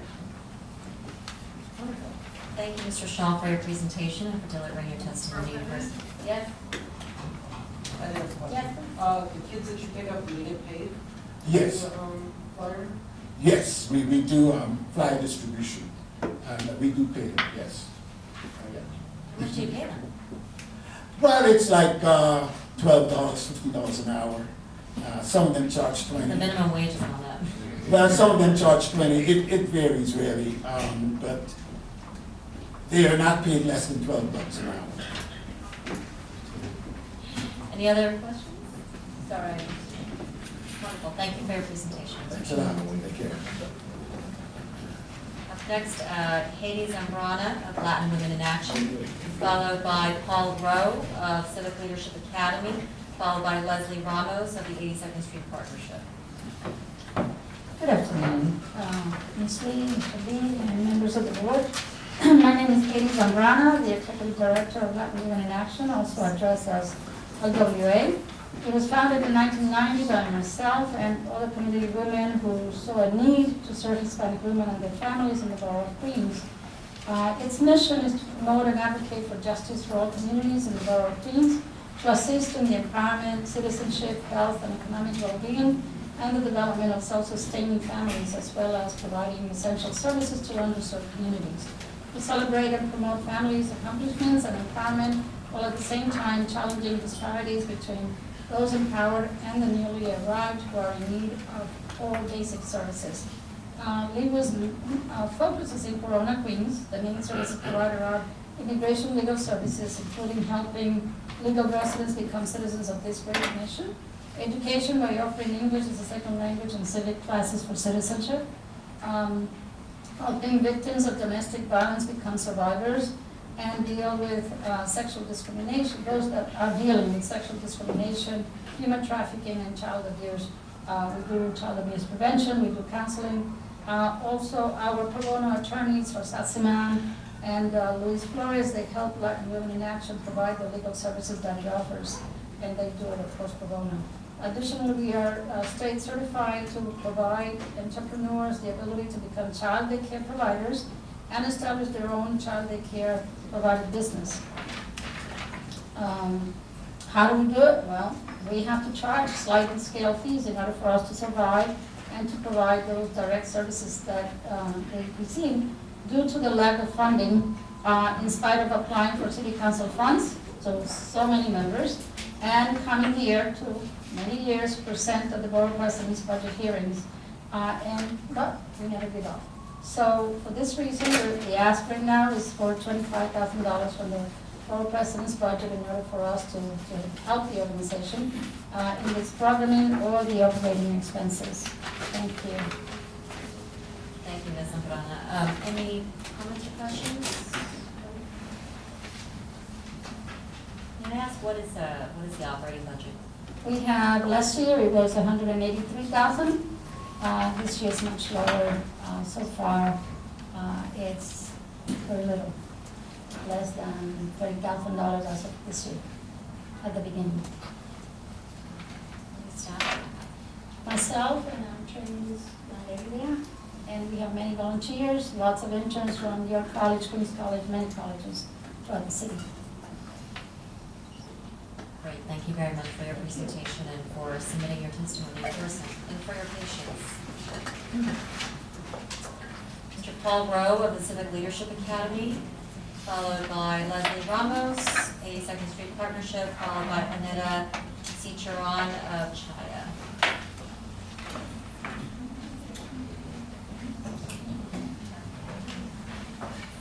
Good afternoon, and thank you all for having me. My name is Paul Rowe. I'm the community coordinator as I am the short. I am the community coordinator at Civic Leadership Academy, located in School District 24, Council Member District 25 with Daniel Brown. I'm here to request funding to upgrade our science labs. They were founded in 2008.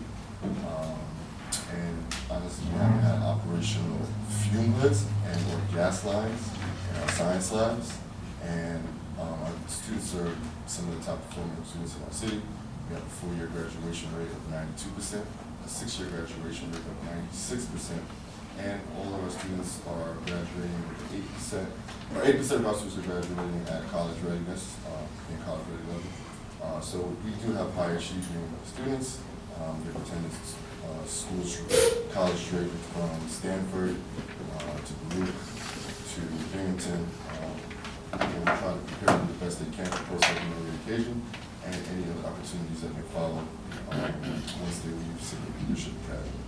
But with the importance and increasing importance on STEM education, and a lot of our students are interested in the STEM fields, medical fields, we think it's imperative that we try to provide all the equipment necessary to provide them with that, to continue to provide them with a first-class education so that they may go out and succeed in the world. While our teachers are doing the best they can, showing videos from YouTube on different science experiments, things of that nature, we really believe in having an experiential kind of academic experience to really ingrain what the students are learning in their minds by having a hands-on approach. We find that for us, at least for our student base, that seems to be the most popular, effective approach to educating our students. So as we try to offer some more AP courses, we currently offer AP Bio, AP Chem, and AP Environmental Science. And as you can imagine, it could be very hard to teach these classes without working fume hoods and or gas lines to perform some experiments necessary to learn the material. And in addition to that, we do believe that, while our students are achieving academically, we do believe that physical education is part of the balanced education, and currently we do not have a gym, so it's hard to give students the experience that we think they need with regards to physical education. We currently just have a multi-purpose room, slightly larger than this room, and we'd like to upgrade that as well, make it safer for our students, and just provide the necessary tools for our teachers to be successful and our students to have a well-balanced education. Thank you for your presentation. Any questions or comments from the board? Yes. Is this a DOE facility? Yes. Located? 4510 94th Street, East Elmhurst. Was it a school building retrofitted or? School building, kind of retrofitted. And it doesn't have a gym, and what else? Do not have a gym. We have fume hoods, but they haven't been operational, and gas lines, but they have not been operational since the conception of our school in 2008.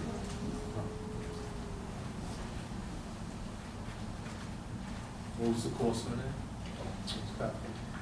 For the renovation of the multi-purpose room, it would be $450,000, and for operation of fume hoods and or gas lines, it would be $300,000.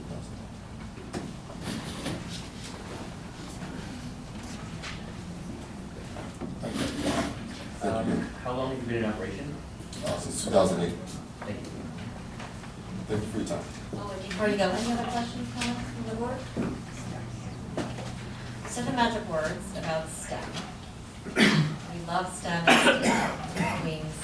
We believe that it is one of the most critical ways to keep not just our borough, but our kids globally competitive and keeping an edge for them. And so thank you for persisting and bringing these priorities to our attention. And thank you for what you do for the borough families.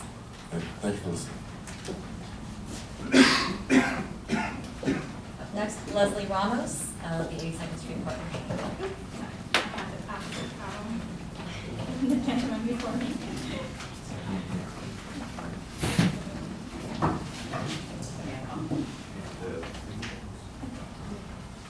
Thank you so much. Yes. Thank you. Good afternoon, Borough President Lee and members of the Queen Borough Board. My name is Leslie Ramos and I'm the Executive Director of the 82nd Street Partnership located in Jackson Heights and Elmhurst.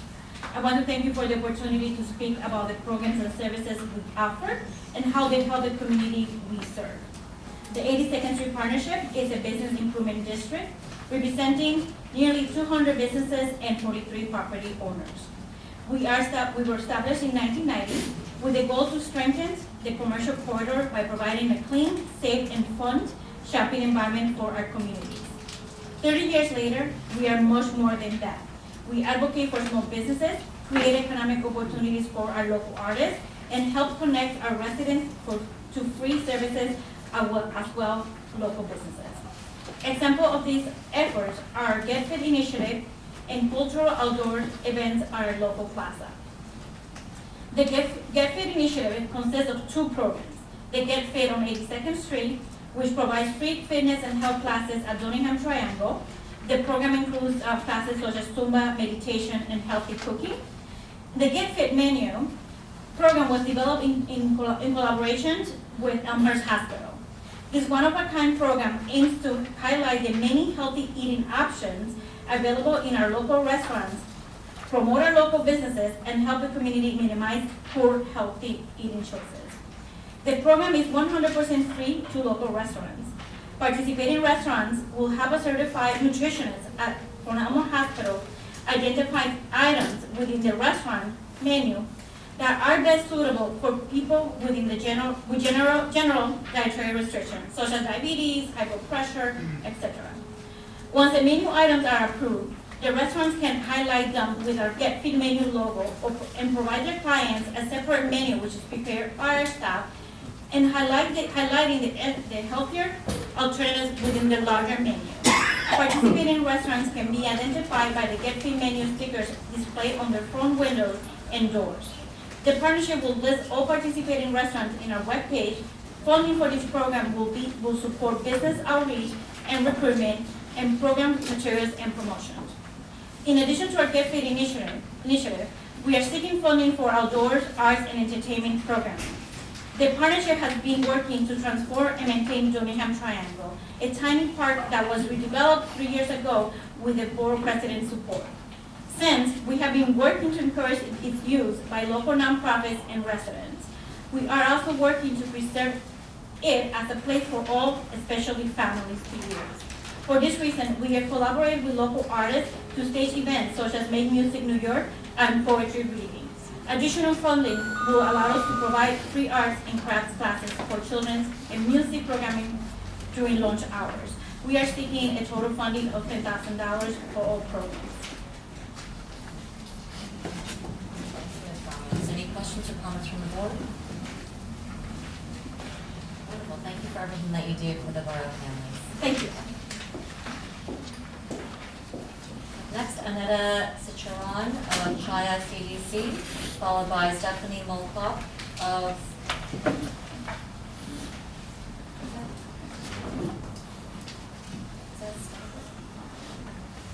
Citadel Global, followed by Neighborhood Housing Services of Queens. I'm Jose Miranda, the Director of Economic Justice at Chaya CDC. I'm filling in for it. I'm sorry, what was your last name? Miranda, M-I-R-A-N-D-A. First name is Jose? Yes. So I want to start off by thanking you all for this opportunity and thanking the Borough President's Office for funding us in the past, particularly around the census, where we do some work in South Queens to Councilman Lily Park and County Bridges. And so today, Chaya humbly requests $10,000 from the Queens Borough President's Office to support the expansion of our services in South Queens. Last year, we opened our first satellite office in Richmond Hill, allowing us to serve communities across South Queens. The Richmond Hill, Ozone Park, and West Jamaica area is home to a diverse community, including Indo-Caribbean, South Asian, African American, and Latinx families that have been and remain severely underserved. CHI is a HUD housing counseling agency and is looking to expand our homeownership and foreclosure services in the community. We're now a decade out from the financial housing crisis, but Richmond Hill, Ozone Park, and Jamaica still have some of the highest foreclosure rates in the city. The funding will allow us to increase our service delivery to the community members in these really hard-hit areas. CHI is also an HPD housing ambassador. We seek to expand our tenant advocacy and counseling services to help prevent the displacement of tenants and assist community members with accessing affordable housing resources. In the census tracts surrounding our Richmond Hill offices, between 50 and 60% of tenants are severely rent burdened. This means that they pay over 50% of their income towards their rent. The area also has a high volume of 311 calls related to landlord misconduct. CHI is the only organization with language and cultural capacity to address tenant needs in the area. As an Action NYC site, CHI seeks to expand our immigration services to a community where nearly 60% of residents are foreign-born. However, there are little to no city-funded immigration services in Richmond Hill or South Queens in general. The funding will allow us to expand our services to better help immigrants in these particularly dangerous and uncertain times. Finally, as an official DCWP Financial Empowerment Center and free tax prep site, we are seeking to expand our financial empowerment services to this community. Approximately 1 in 5 community members in our South Queens catchment area lives below the poverty line. Many of them are underbanked, severely in debt, and the frequent target of predatory lenders, tax preparers, and other illegitimate services that take advantage of these desperate financial situations. CHI's financial counseling, credit building, and quality free tax prep services are absolutely vital to turning the tide of poverty and financial instability in our community. CHI CDC's request of $10,000 for fiscal year 21 will allow us to expand these programs and to provide more high-quality service to the immigrant communities of South Queens. Thank you all for your consideration. Thank you, Ms. Miranda. Any questions or comments from the board? Just to mention that their language skills are critically important in the Richmond Hill community, and we really appreciate the work of CHI. Yeah, for a small organization, we have staff members who speak Bangla, Punjabi, Hindi, Nepali, Tibetan, and Spanish. So we're covering a wide swath of language services. Any other questions? Thank you for doing everything you can to empower the families of Queens. And thank you for everything that you're doing on the census. It's an undercount is something we cannot afford, so thank you for doing everything possible to prevent that.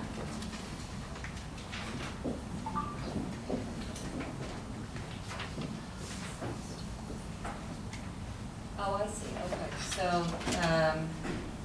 Stephanie Molcock, formerly known as Sinadao Global, now Agata. Good afternoon, and thank you, Queens Borough President Sharon Lee, Queens Council members, and Community Board Chairs.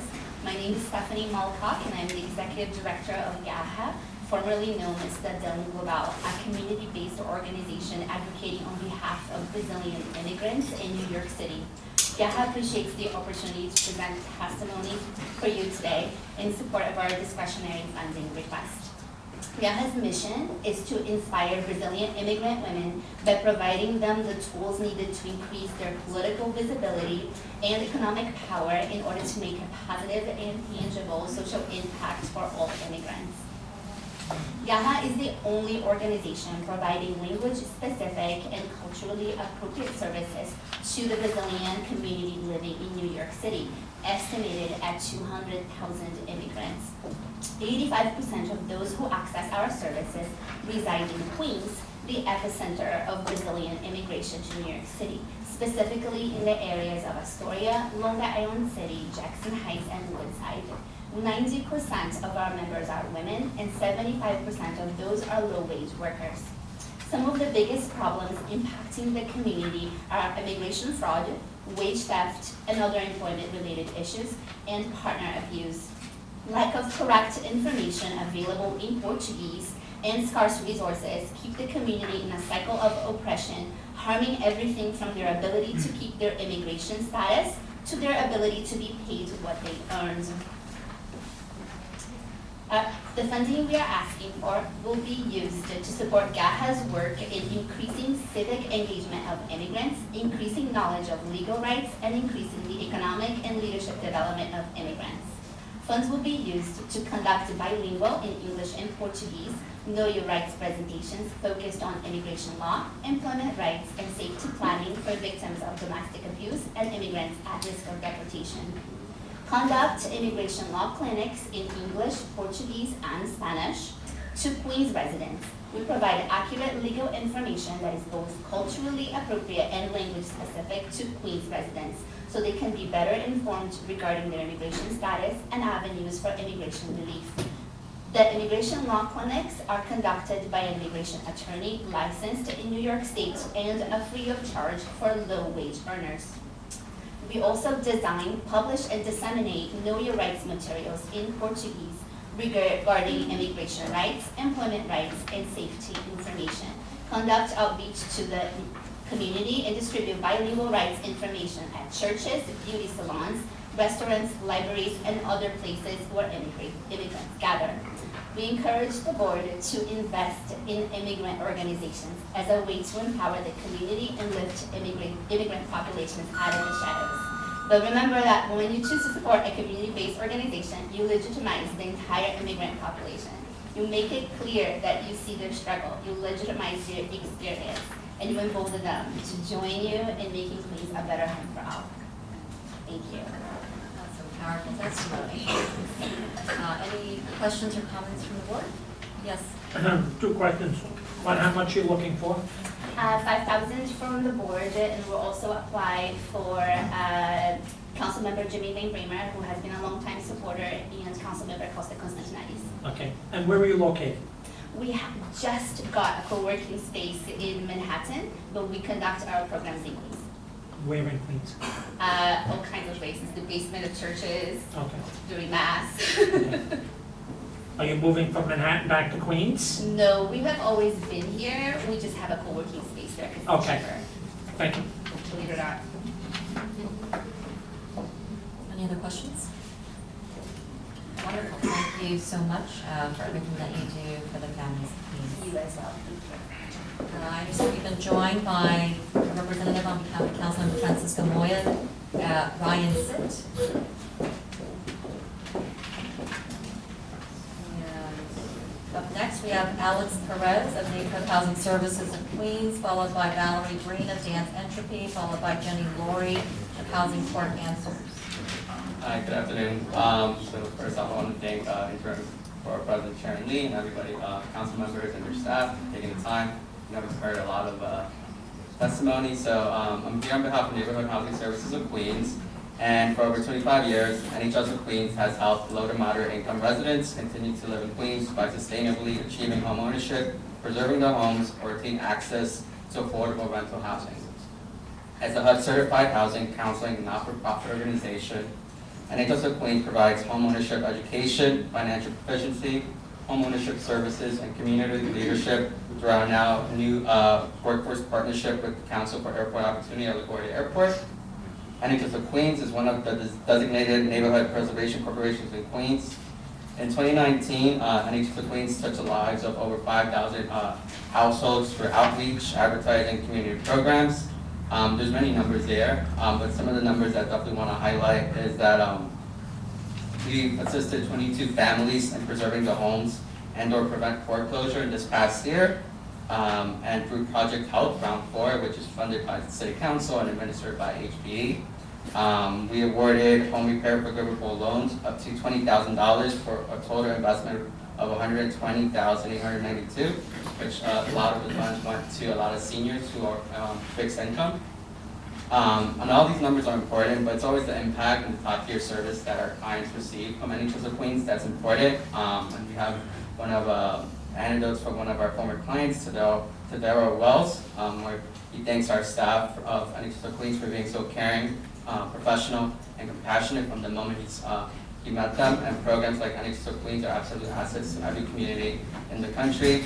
And a very heavy burden was lifted from his life once he became a client of ours. So the demand for our comprehensive services have only increased. While there are other offices like NHS of Jamaica, and while our main target areas are Northern Queens, the demand for our services like financial counseling, homeownership education, pre and post purchase counseling has really risen over the years.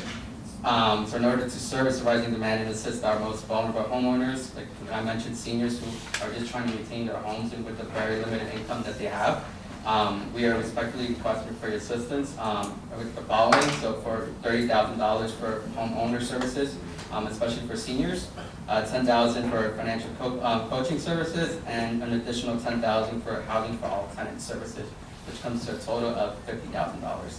I want to thank you for your time and for your continued support. Thank you, Mr. Perez. Any questions or comments from the board? Can I ask you, I looked at this, assist 22 families in preventing their homes. Jamaica's been #1 for foreclosures and stuff. Have you been doing the education fairs out there or anything like that, or? Yes, we do. I don't know an exact number, but I know we definitely do a lot of partnership with NHS of It's Jamaica. been a hot area in Jamaica for the longest time, for having the worst foreclosure rate for us. Okay, thank you.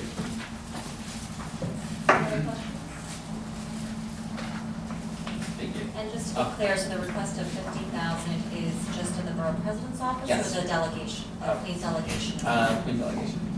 Okay, so Borough President as well as the council members? Yep. Thank you very much for that clarification, and thank you for all that you do for the office. Up next, Valerie Green of Dance Entropy, followed by Jenny Laurie, Housing Court Answers, followed by Aaron Cyberstein of Metropolitan Council on Jewish Poverty. Hello, thank you for allowing me the time to speak, everyone. Thank you for your patience, I know you've been waiting long. Dance Entropy is committed to making a difference in the community and improving the quality of life for all while offering Manhattan quality dance entertainment in Queens.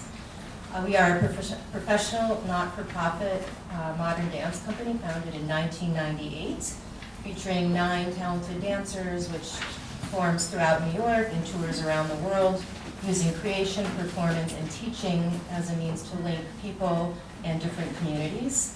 In 2005, we created Green Space in developing Long Island City, pioneering the growth of dance in Queens. Green Space is now a fixture in the New York City dance community, offering affordable rehearsal space, classes, workshops, outreach programs, multi-arts events, and 2 performance programs, and is the home of resident company Valerie Green Dance Entropy.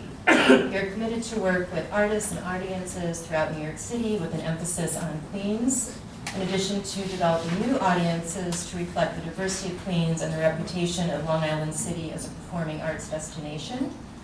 The professional company has received critical acclaim and invites the artists, the audience, and the human into a compelling physical experience. And we work with in all sorts of spaces, from museums to proscenium stages to schools all over, and working with all forms of media, new music, and design. Our studio is a valuable rehearsal space, offering quality space with affordable prices for rehearsals, classes, performances, auditions, photo shoots, special events.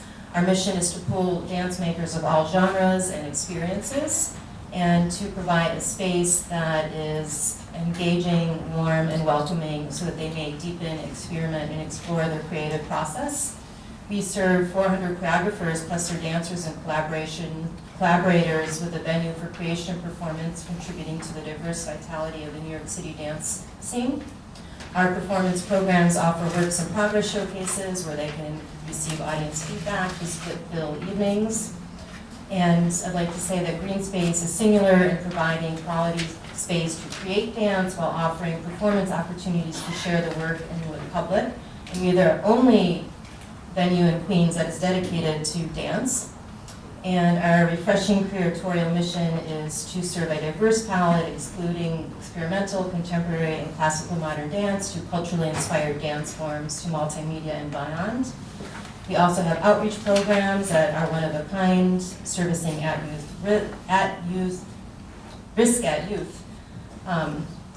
youth, seniors, mentally and physically disabled, and trauma survivors, working on-site and off-site. And last, Dance Entropy nurtures creation, empowers artists, and builds a community for dancers and audiences in Queens, and respectfully ask the Borough President's Office for $10,000 to support all our services to the dance and local community. Dance Entropy and Green Space is an asset to the community and highly regarded and providing a greatly valued resource as an incubator for new and emerging talent. Thank you. Thank you, Ms. Green. Any questions or comments from the board? Great, thank you for your patience. Can I just say that we are grateful to receive support from Councilmember Van Bramer all his years. In addition to, Borough President Katz was in office, we lapsed 1 year, and we don't understand why. We did not receive any support this current fiscal year, and that was a little bit of a shock to us, so I just felt like I wanted to mention that and hope that our support can be reinstated for the future. Thank you for bringing that up. Yeah, thank you. Jenny Laurie of Housing Court Answers, followed by Erin Seiferstein, followed by Sean Slevin. Good afternoon. My name is Jenny Laurie. I'm the Executive Director of Housing Court Answers. And I want to thank the Queens Borough President's Office and the Queens Council delegation for supporting our work for many years.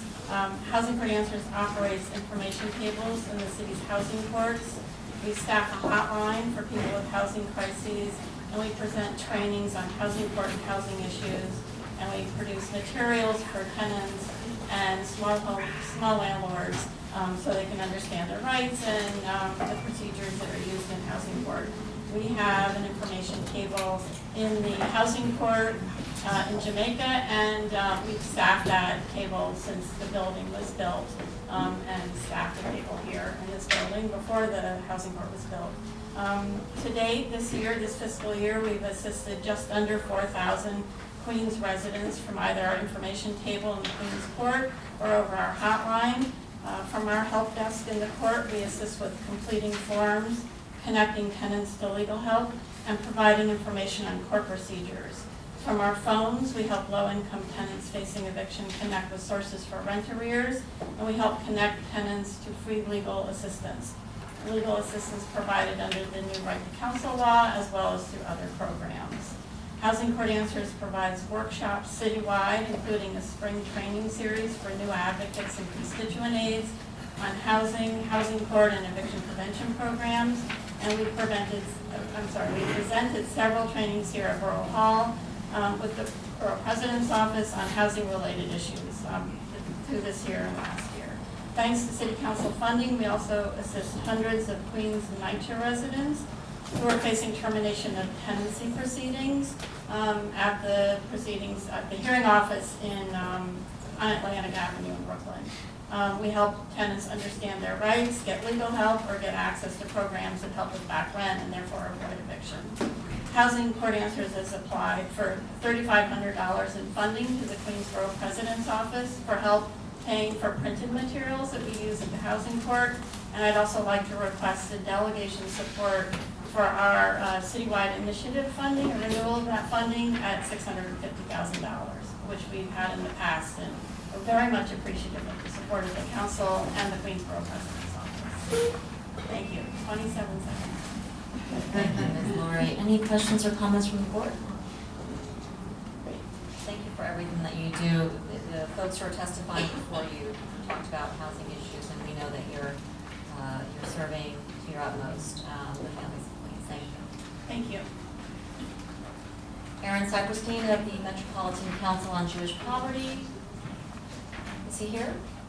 Okay, moving on. Sean Slevin of Swim Strong Foundation, followed by Jonah Gensler of Sunnyside Community Services, followed by Nat Rowe of Flux Factory. Is Sean Slevin here? Yes,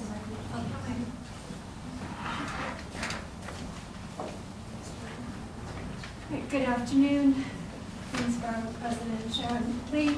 Thank you for continuing to provide this opportunity along with the council members and the chairs of our community boards to hear not-for-profits such as ourselves share our mission and our support for all of your families and Queens.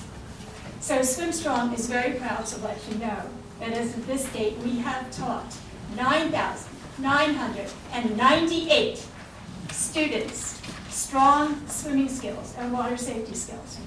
42% of those were children who received free programming through the support of the Borough President and the City Council. Our programs have grown to include not only children, but adults, people with fear of water, people with both mental and physical challenges, and our trainings begin at age 3 through seniors for basic learn to swim up through the highest of competitive levels. We continue to be a fabulous pipeline for great careers in aquatics and lifeguards, water safety instructors, as well as first responders through our partnership with the Coast Guard, the Navy, FDNY, and NYPD. In addition to our swimming programs, what I really want to talk to you about is what we call our dry side training. This is out of water educational water safety programming. And it addresses the nature and the dangers of water from inside our own homes to everywhere we engage it in the outdoors year-round.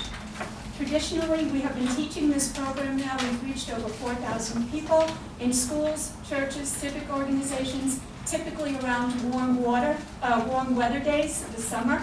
But the reality is our families are experiencing trauma and death year-round. For example, we lost 3 children just at the end of October as it related to the hurricanes. Fall is hurricane season.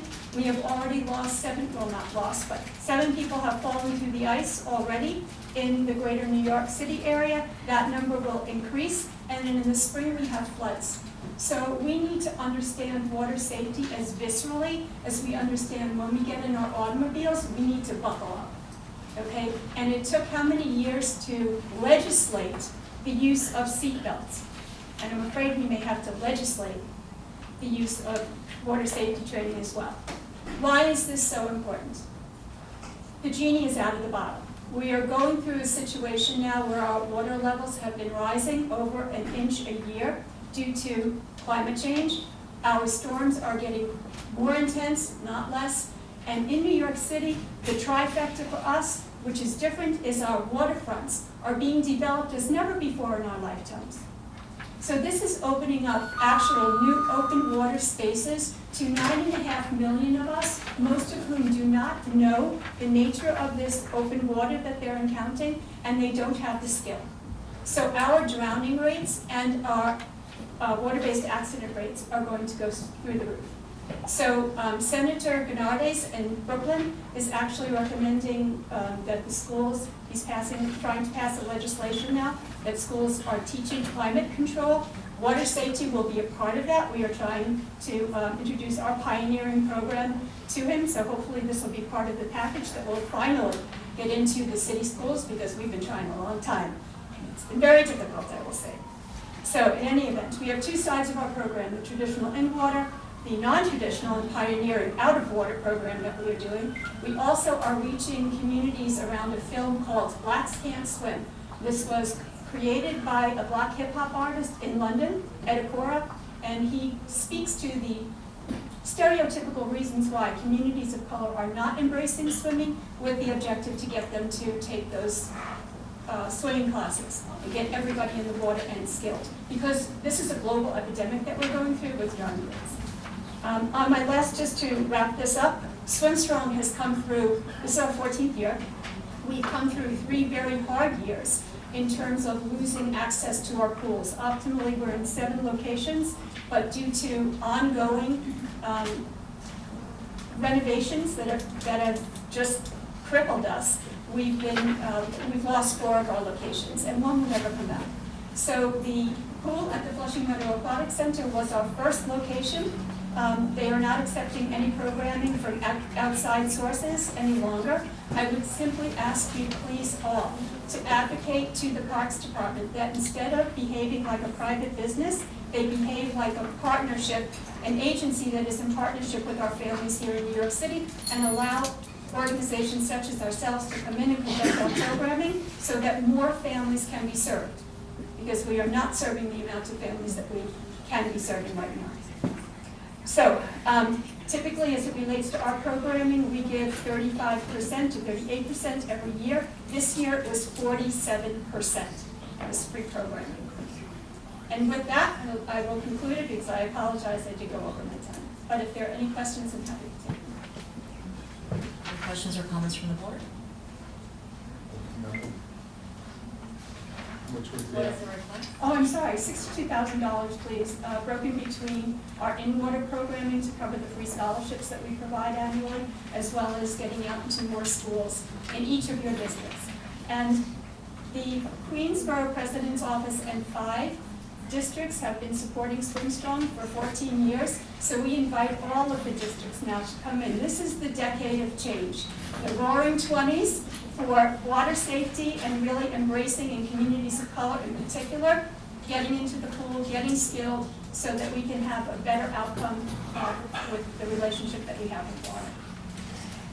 And just to be clear, the 62K is requested of just the Borough President's Yes, it is. Office? Our request is much bigger because we're delegation. spreading, yes, we're spreading out into each of the communities. We want the community boards as well as the city council members to be hosting us within each of the districts now on this dry-side training. So we're really making a push, not just this year, but into the decade to really make this a decade of change. Thank you for what you do for the families of Queens. A lot of what you do is preventative in a way. That's exactly So we recognize that. I happen to go to a high school outside of New York City, and passing the swim test was a requirement for graduation. I don't know if we'll get to that point here because of the Yes, fact we're that- going backwards. It used to be all the Ivies required it. Now, even those have fallen off. So sadly, we need to revert that period.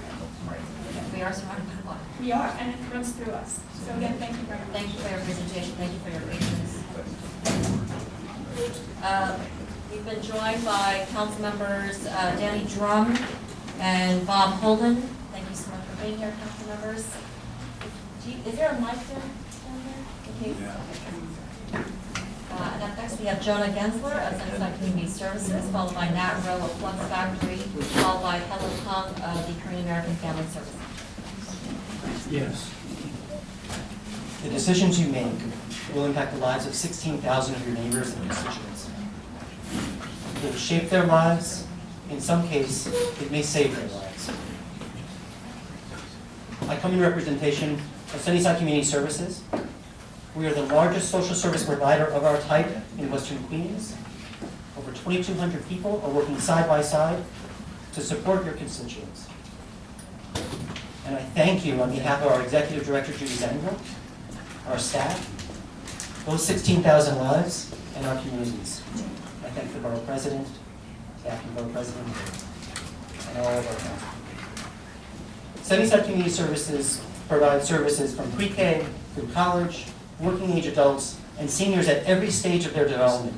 From what I call the active Zumba dancing seniors who come to our senior center every day, to those seniors that need help 24 hours for the basics so they can stay in their home and their room.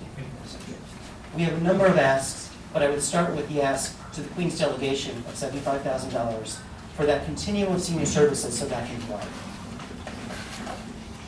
Our other asks are across our spectrum. We have pre-K programming where 36 young lives are shaped at the first step into path toward college and careers.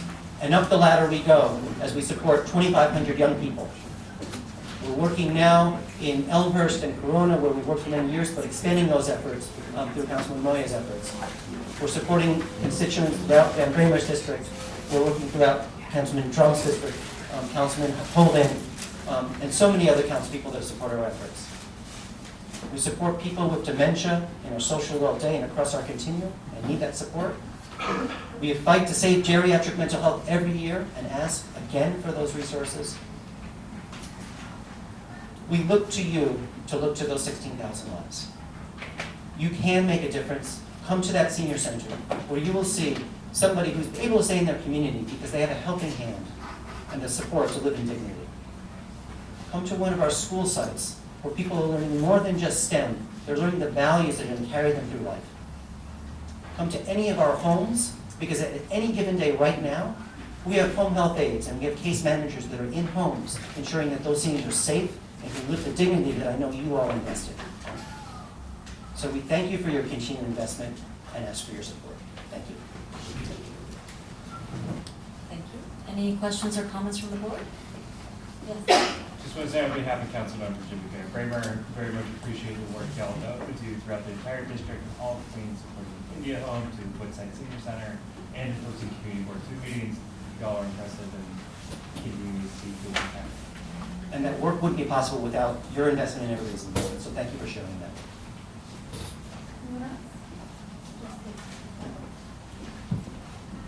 I just want to echo that also.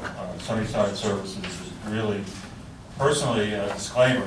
You've helped my mom in the past. She's now in assisted living, but you bridged that gap. She has dementia and 95 years old.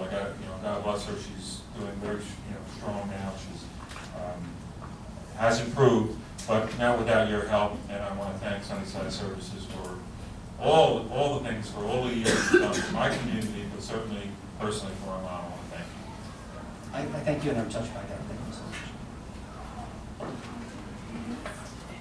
Great, thank you so much for your patience and for delivering your testimony in person.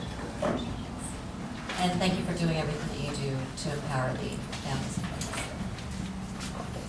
Nat Rowe of Flux Factory, followed by Helen Hung of the Korean American Family Service Center, followed by Paul Finnegan of the New York Irish Center. Hi, everybody. It's really humbling to be around such incredible leaders. I'm so grateful to be working here in the Queens. I'm the executive director at Nat Rowe of Flux Factory. We were started in 1994. We've been in Queens since 2001. We're based on 29th Street in Long Island City.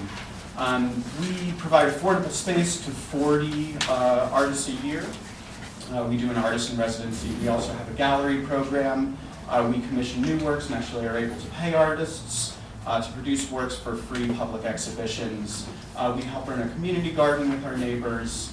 And we really just try and be a collaborative space. I really think of Flux as a community space that uses art to build community. Throughout our 26-year history, we've constantly been facing displacement. It's been, I've been here 6 years, and it's been really my job to put Flux Factory on a solid foundation. And it's totally happening. Over the last 2 years in fiscal 19, the Borough President and Van Bramer and the Department of Cultural Affairs made a capital allocation to purchase our current space on 29th Street. We expect to close on that later this year. It's been going, taking longer than hoped, but this is how these things work. And then in fiscal 20, Councilman Van Bramer made an allocation for the lion's share of acquiring a second space. The community facility at Hunters Point South, Parcel F. It's going to be opening to the public in late 2022, so we'll be expecting actually to sign a contract on that space this week. We're still kind of working on making sure that we're thriving there, not just surviving there, but the most important piece has been, is really becoming a lot at this point. We were, after 26 years of constantly facing potential closure, we'll be around, I wouldn't say forever, but it would be really difficult to move us at this point. And it's really, only the city of New York can do something like this. There's no one else that could have made this happen, so we're incredibly grateful. So in this fiscal year 21, we're really trying to focus on this Hunters Point South space and completing the startup needs for that so that we can have smooth operations once we start running there. We are really kind of struggling right now with eligibility questions, how to make an eligible capital request. We actually, you may remember last year we had to resubmit our capital request after the Borough President's deadline through HPD rather than through the Department of Cultural Affairs as planned. So we expect to make an equipment request. We're talking with the DCLA about how to format that now. I suspect that'll be approximately $60,000.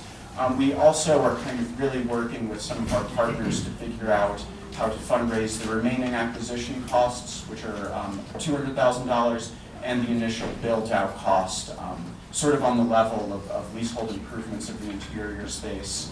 And so, we do plan to make, those requests as however is best formatted for the city. We'll be in contact with both of you about how to iron out some of these details. But, we will certainly be in both of those spaces, and so we're forever grateful for even just that much, and, we hope we can do more in the future. Thank you. Thank you. Any questions or comments from the board? Great, thank you. Sounds like, so lame. Flux Factory will be less in flux soon. We'll have to rebrand, I guess, or something. Anyways, thank you very much for doing everything that you do for not just Western Queens, but all of Queens. Telecom of KFSC, followed by Paul Finnegan of New York Irish Center, followed by Rebecca Sked of Solace House, and we have been joined by Chair Dolores Orr of Community Board 14. Thank you. I think Acting Borough Queens Borough President Sharon Lee, our Budget Director Richard Lee, as well as our City Council members and their representatives for your support to our organization over the years. I see some familiar faces, and so we are in the process of scheduling meetings with you all for those that we have not sat down with yet. Since its inception in 1989, the Korean American Family Service Center has grown to be a leading nonprofit organization that supports and empowers adults, youth, and children to lead safe and healthy lives. We are committed to preventing and ending domestic violence, sexual assault, and child abuse. And now with a team of 49 paid staff members and dedicated board members, we have grown to be a comprehensive family serving organization in Queens and beyond. All our services are provided in a culturally competent and linguistically appropriate setting. Despite the model minority myth, a study found that 60% of Korean immigrant women had been battered by their intimate partner. 1 out of 4 Asian American high school students in New York City does not graduate on time or at all. In 2019, KFSC received over 2,500 hotline calls. 90% of those callers were Asian American, 95% were women, 100% were immigrants, and 98% had limited proficiency in English. To accomplish our mission, KFSC has focused our programming in 4 key areas. The first area is domestic violence and sexual assault intervention through our bilingual 24-hour hotline. Counseling, 24/7 operated emergency shelter, we have a transitional housing program, legal and social advocacy, our support and sexual assault interventions. We also have economic empowerment programs through adult literacy, job training, and financial education. Our children and youth development programs through our Hodori Little Tiger after-school program, our youth community project team, mentoring program, and parenting education. And our community outreach and prevention through volunteer training, annual silent march against domestic violence, and other educational workshops. Each year, 2,500 individuals benefit from one or more of our services that we offer, who come from 51 districts in New York City, and majority of them are from Queens districts. 20 women and 3 children spend a combined total of 1,065 nights in our Rainbow House emergency shelter for domestic violence victims. Our transitional housing program benefited 12 women and 11 children. All adults obtained and sustained employment and reported feelings of heightened safety. We had our 22nd annual March Against Domestic Violence and Sexual Assault. Thank you for joining us this year. The march made an impact in the community and included representation from 200 community residents, 8 elected officials, and 29 organizations. And this march was featured in our local media.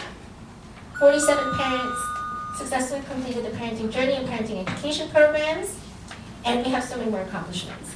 Just to close off our testimony, we are asking for $625,000 from our city council and our borough president. It is more than we received last year, and we do understand that, but we're expanding our capacity for all the programs that I mentioned.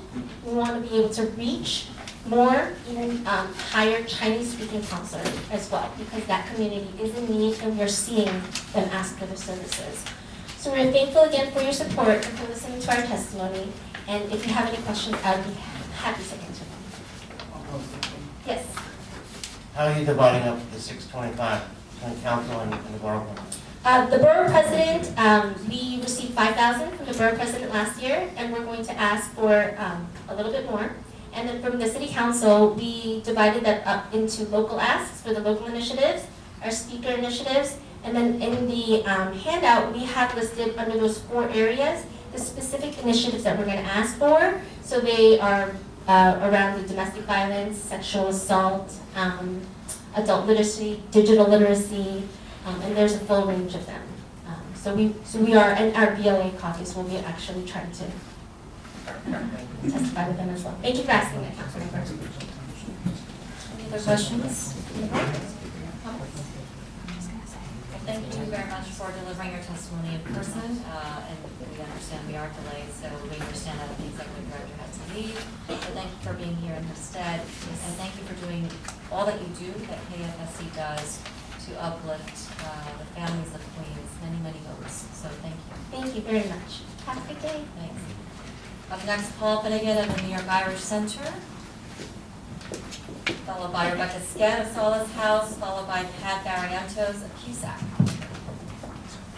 Good afternoon, I'm Paul Finnegan of the New York Irish Center. I just want to start by thanking the Office of the Queensborough President for the support we've gotten for many years now, and also the general support from the Council. I see we have Danny Drum here today and Bob Holden, very helpful over many years. I'm going to hand over to a member of my staff now, Ryan McNally, to deliver the testimony. Hello, my name is Ryan McNally. I am the Director of Social Care at the New York Irish Centre, and I welcome the opportunity today to testify before the Queensborough Board in pursuit of much needed expense funding for our mission in the financial year 21. The New York Irish Centre is all about community. We're defined by 3 words: community, culture, and care. In short, community is our culture. We have a strong cohesion of seniors in our midst, among them Irish immigrants from as far back as the 1940s. And as part of our mission, we are especially keen to provide seniors with a place they can call home. At our centre, generations mix. Seniors are very happy to be in the company of younger people, including children, and on the other hand, there are many in our community far from home who miss having the elderly in their lives and love to be with their seniors. It is a mingling of young and old that is one of our greatest strengths. Here are just some of our signature services for seniors. So on Tuesdays we offer a Celtic cardio class where an expert Irish dancing teacher developed a class aimed at seniors, enabling them to become more active through the medium of music and dance. This is a key component in keeping our ageing senior population both physically and mentally active. Our Wednesday Lunch Club, where seniors can avail of a hearty free of charge meal donated by a top Irish restaurants throughout the city, not only preventing social isolation but allowing us to continually check in on our aging seniors' health and welfare. Our Saturday Morning Computer Club, a friendly environment where seniors are assisted by a pool of younger volunteers and learn to communicate over long distances with friends, family, via social media and other technologies. This is an invaluable service which assists seniors to navigate the ever-changing world of technology. Our Weekend Activities Club, where board games and other recreation activities are on offer on weekend nights, where our seniors who may have nowhere else to socialise, many of them now being widows and widowers living in apartment buildings that were once and no longer populated by family and familiar neighbours, have a place to call home. In all, 275 individual seniors avail of our centre each month, many of them coming multiple times and on a regular basis. However, we have found it very difficult with such upward pressures on our costs and with funding becoming ever scarcer to maintain what we do at the level of quality and demand that we have of ourselves. We feel a growing need to expand our services to home, nursing home, hospital and even hospice visits, which are services we do not yet provide on a consistent basis. While we have been fortunate in our discretionary City Council and Borough President funding in fiscal year 20, there's always the possibility that funding will be reduced or even eliminated. To that end, we respectfully request that the Queensborough Board provide a consideration to the New York Irish Centre in the amount of $25,000 to cover an operating budget shortfall in our senior services. that we foresee in fiscal year 21. Thank you. I just want to ask, are you still doing the LGBT programming at the center? Yet we still are doing our LGBT networking, and the story continues, and our next LGBT networking event will be taking place in February, April 4th. Okay, thank you. Any other questions? Yes, please. I would just like to say thank you on behalf of the community board too for always being available, making your space available to the youth down in the area. So it's difficult for us to find this. It's very difficult for us to find space, and you're always very accommodating, and I want you to know that we really truly appreciate all that you've done for the community, the civic work, the food pantry work. You do a lot, and you're fully engaged, and we appreciate it. Thank you. Thank you. I just want to say our founders were foresighted enough to get an ownership of the building, and we don't feel like we own it, we feel the community owns it. That's what we're coming from. Thank you. It speaks volumes when the needs for the services, it's really a reflection of the growth of the community. And as we mentioned, overcapacity is a good problem to have, because it's something that we want to meet. But thank you for everything that you do for our elders so that they can grow and age gracefully and certainly with dignity and not alone. So thank you very much. Thank you. Up next, thank you, Mr. McNally and Mr. Finnegan. Rebecca Sked of Solace House, followed by Pat Marientos of Cusack. Hi there. Good afternoon. On behalf of Rebecca Sked, my name is Danielle Gallagher. I am the Director of Operations at Solace House. I'm here to represent Solace House, a suicide prevention center. We appreciate the opportunity to present before the Queensborough Board today pertaining to our request for much needed funds for the fiscal year 21 budget. Thank you in advance. At Solace House, our services include free, easily accessible counseling and support for individuals who are experiencing suicidal distress, have made a suicide attempt, engage in self-harm, and/or have been bereaved by suicide. We also offer family support for our clients' loved ones, group bereavement counseling, animal-assisted therapy, and community awareness workshops. These services help individuals through grief and despair and help them recognize the signs of suicide and what they can do about it in their own communities. All of our programs we provide are completely free of charge, confidential, and conducted by highly qualified licensed clinical social workers. We believe suicide is preventable and strive towards helping our clients live fulfilling and healthy lives. No form of payment is required, nor proof of health insurance or a doctor referral. It reduces stigma, financial stress, and any worry about immigration status. Our mission is to break down stigma of mental health and suicide by creating an environment where people are comfortable seeking help for themselves, talking about their feelings, and supporting their loved ones. Solace House was established in Long Island City, Queens in 2015. And since opening our doors, we have directly provided over 5,500 therapy sessions. The need for a life-saving service in Queens community is critical, as we are faced with a mental health and suicide epidemic. We really need your support because the demand for our services has drastically risen over the last 12 months. We are currently operating at full capacity, serving 70 clients per week, with a large percentage of referrals from MIC Well and 311 New York City's crisis hotlines. In an attempt to maintain our service and meet the critical needs of our community, we are hopeful to secure support and funding from the City Council and the Queensborough President. This would help offset important budgetary needs and increase the availability of our services to the Queens population. We respectfully request that the Queensborough Board consider the provision of funds to Solace House in the amount of $50,000 to contribute to our budget shortfall that we anticipate for fiscal year 21. Support from this board will help continue our mission and better improve the lives of many. Thank you very much. Thank you, Ms. Gallagher. Any questions or comments? Of course, down there again. You do any work with the NYPD? I'm curious to know because we've seen such a rise in the number of police officers who have attempted or committed suicide. We have communication with precinct 108, it's really close by. They've participated in our Solid Sunrise Walk, and they're very aware of that. It's a darkness into light kind of walk where we start at 4 in the morning as the sun is rising. So they participated in that way and know about us, but they haven't directly reached out for services. They know they have their own program, so we've always opened our doors if it's needed though. When is that sunrise walk? This year it's June 6th, so it's actually in Long Island City. Our offices are actually in the New York Irish Center, so we're very familiar. And we walk along the river and come back. And then it's also in 7 other venues. We have it in the Bronx, Brooklyn, and then across the United States. Any other questions or comments? Great, thank you very much for your patience and for everything that you do for the families. Yes, thank you.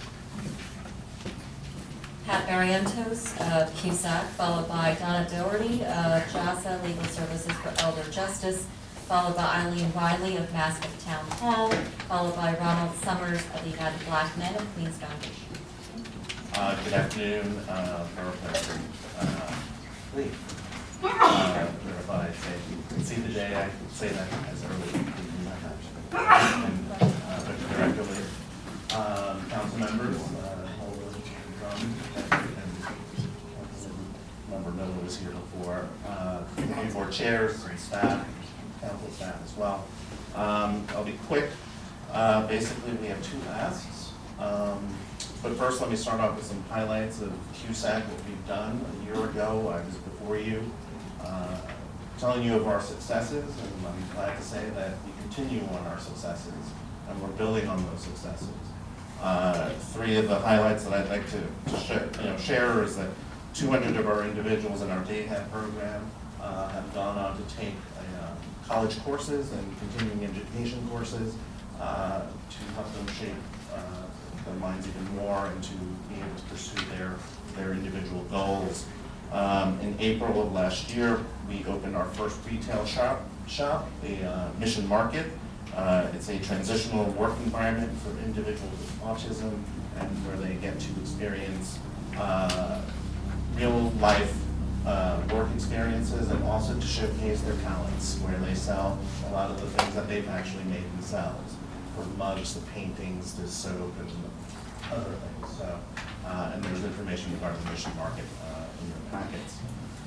In addition, last year we became an Access VR service provider. Proud to say that in the last 10 months, almost 10 months now, we've provided services to over 150 individuals on the spectrum as well through that program. So thank you very much, and that could not have been possible without your help and your support.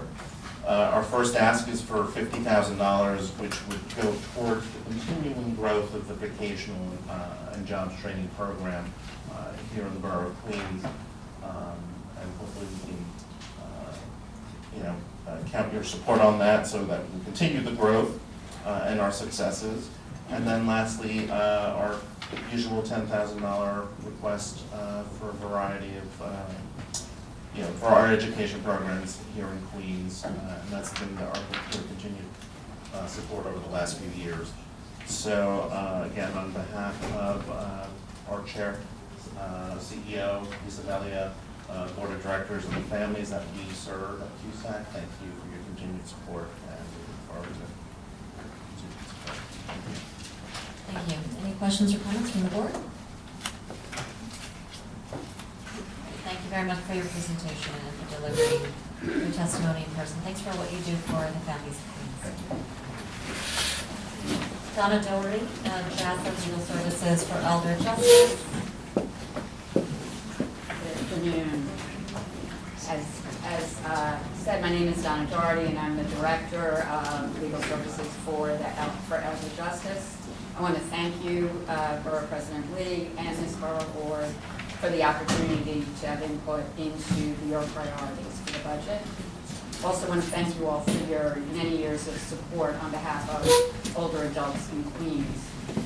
Since 1981, my program has provided free legal services to individuals 60 and older who are in great social and economic need. We provide representation in evictions, in foreclosures, to prevent homelessness, to obtain health benefits through Medicaid and Medicare, and stop elder abuse and predatory lending, as well as obtain needed entitlements on behalf of our clients. We focus solely on older adults, and we provide services throughout the entire borough of Queens. We're seeking $50,000 in funding this year for our Homebound and ADA Navigator program. This is designed to protect the rights of homebound, institutionalized, and disabled litigants who are facing housing evictions and foreclosure actions. With our assistance, as well as JASA Social Services, the Navigator program prevents defaults, stops unlawful evictions and harassment by landlords. Further, it connects isolated individuals with needed legal and social services. The requested funding enables us to work with the Office of Court Administration and the Office of Court Initiatives to provide coordinated outreach, home visits, legal and social services, and arrange for reasonable accommodations as appropriate so people can access the courts. Although New York courts, as I'm sure you all know, provide ADA liaisons who help litigants facilitate and try to access the courts, there's no formal process for this and for alerting judges when a litigant is homebound and therefore unable to appear in court. People simply do not proactively often reach out and say, I'm homebound, and therefore their circumstances remain unknown to the courts, placing them at a very high risk for loss of their homes. As statistics reveal, the need for this funding is vital. The most recent report by DFTA showed that 31% of people over the age of 65 are 125% or less of the poverty line, 21.8% live alone, and 22.6% have mobility or self-care issues. Furthermore, 50%, as we know here in Queens, speak languages other than English in their homes. So coordinated outreach and legal assistance to these homebound individuals at risk to ensure that their rights are protected is urgently needed. We used to do this, we just used to do it voluntarily without funding. We can no longer do it that way. The number of people who have requested our assistance to go out and get them access to the courts is too great. So we're just asking for the $50,000 this year in order to continue this vital program. Sounds like you're a victim of your own success. Yes. Thank you. Any questions or comments from the board? Also, if you know of anyone, if they come through your office, you should have them contact our office, and we'll go out. Thank you. Thank you for everything that you do for our elders.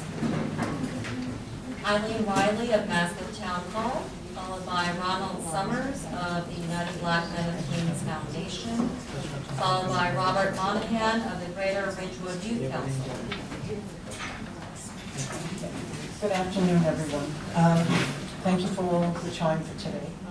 Town Hall services the 2-year-old to the 82-year-old through our toddler, after-school, and senior programs. Our senior wellness classes for the body and mind include chair yoga, tai chi, and fine art classes. We're home to 2 pre-K for all classes, 7 toddler classes weekly. Our facility welcomes Kiwanis and Lions Club for their community meetings and to celebrate holidays. Town Hall provides a safe, nurturing environment in our 15 after-school sites that are located within the district's offices of Councilman Bob Bolden, Jimmy Van Bramer, Danny Drum, Francisco Moya, and Peter Pooh. Between our Compass, Sonic, and fee-based programs, we are now servicing 2,000 children daily. I hope that we received funding this past year from the Queen's delegation and the Speaker, and I hope that continues this next fiscal year. For many of our English language learners, our program is the only help the children get to complete their homework assignments. These children should be able to go to school prepared, confident, and ready to learn. We have found through experience that children who attend after school at the elementary level tend to continue when they reach junior high. Our programs give our youngsters physical and recreational activities so their adolescent energy can be channeled into positive creative forces. At IS 73, our attendance is over 95%, with a wait list of over 100 students. Our programs at PS 58 and 229 feed IS 73. Many of our participants come back to Town Hall through the SYEP program and as after-school counselors while they're attending college. Your dollars allow us to lower our tuition rates for the schools that do not have any city grants. The Office of Children and Family Services states that the yearly cost to incarcerate a juvenile in New York costs approximately $266,000. The cost of a 10-month school year after-school program and a 10-hour per day summer camp costs about $3,600. After school gives the students a place where they can interact in sports, dance, art, drama, chess, music, something for everyone. An ounce of prevention is worth a pound of cure. As an offshoot of our programs is the employment of over 300 college students and about 50 high school seniors who use their salaries to help pay college tuition, school books, car insurance, and other living expenses, which takes pressure off their parents. They become productive members of society, and many have chosen to become educators, firefighters, police officers, and medical professionals. We also prepare and submit 21 contracts for 17 neighborhood organizations that receive money either through city or state funding. This is from the time that they get notified to the time they get their checks. We send in their invoices, we put them all onto the computer, we do everything for them. Some of them are Comet, Jackson Heights Beautification Group, the 104th and the 110th Precinct Council, Vietnam Veterans of America, St. Stan's, Master Chamber of Commerce, which is a few of the people that we help. We're all in it together. So thank you for your time again, and hopefully your money. Thank you, Ms. Rowley. Are there any questions or comments? Yes, please. Yeah, just a shout out to Eileen Riley, long time head of Town Hall, and just all the work you touched upon, obviously, but it's amazing how they've grown over the years. And I just want to also talk about the historic building that they're in, which is nestled in the community on a residential block. Out of nowhere, there it is, this beautiful, beautiful building. By the way, I'm going to talk about my mom again. 90 years ago, this year, she attended kindergarten in there. So that's how historic. 90, she's 95, like I mentioned before, but she... I wasn't there then. 2 years later, but that's all right. But again, it's so historic for the neighborhood of Maspeth and the surrounding areas. What you do is amazing, so just a shout out that where would we be without Maspeth Town Hall? So, I appreciate that very much. I appreciate that so much, all the work you do. Thank you. I would have to say that without the funding from the Borough President's Office over the years to create a building that was seriously besieged with roof, water, windows, there was times there at night you think that glass is going to fly right in, you know? So without the help from the City Council and the Borough President, our building would not be the state of the art that it is today. So thank you. I just want to say also, I agree with everything that Councilmember Bob Holden said. And I also am very grateful for the work that you do for other organizations in terms of helping them with their paperwork and everything like that. So we're very grateful to you, Eileen. Thank you very much. Actually, I have a few questions before you go. So the budget is really a big wish list. It's basically, we're looking for the Queen's delegation, hopefully the Speaker. We've gotten about 5,000 the last few years from the Borough President, but we've gotten a tremendous amount more money for the capital spending. So whatever is out there. So is the request, how much is the request? The request is 170,000, but it's... And that's across the delegation and the Borough President? I mean, if the Borough President wanted to give me 170,000, but it's across the board. And I know that there's a lot of restoration work being done at the town hall. How is that going, and is there any need for more capital? Well, right now, I haven't gotten, we're still waiting for the water infiltration problem to be satisfied, and the AC problem, but they put the, DGC is the city agency that we work with, they put the AC renovations in the second bath so that we can get the water problem. It's not, the water problem itself, I took down the big tree in front of the building, which somebody just told me to do, and I have to say that has really helped our basement tremendously, but it still really needs, the catch basins need to be, so we're still waiting for that. Okay, thank you very much. Thank you for the presentation. Up next is Ronald Summers, United Black Men of Queens Foundation, followed by Tom Gretsch of the Queens Chamber, followed by Carolina Cisneros of Friends of Seaside Playground. In the interest of time, we will continue. I'm going to just excuse myself for a 5-minute pit stop, but please don't let us hold you up. Thank you. Greetings, Borough President Lee. Okay, City Council members and their representatives and people from the community boards. My name is Ronald Summers, Senior President of the United Black Men of Queens Foundation. I appreciate this opportunity to receive $100,000 expense funding for the year 2021. UBMQ, our acronym, has been providing mentoring of young men of color and community service to Southeast Queens community for over 40 years.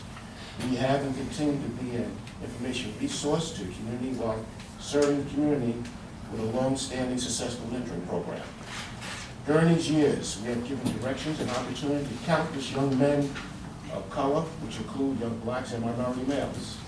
In recent years, we have included young women in some of our activities. We understand young women must navigate through some of the same challenges young men have in society.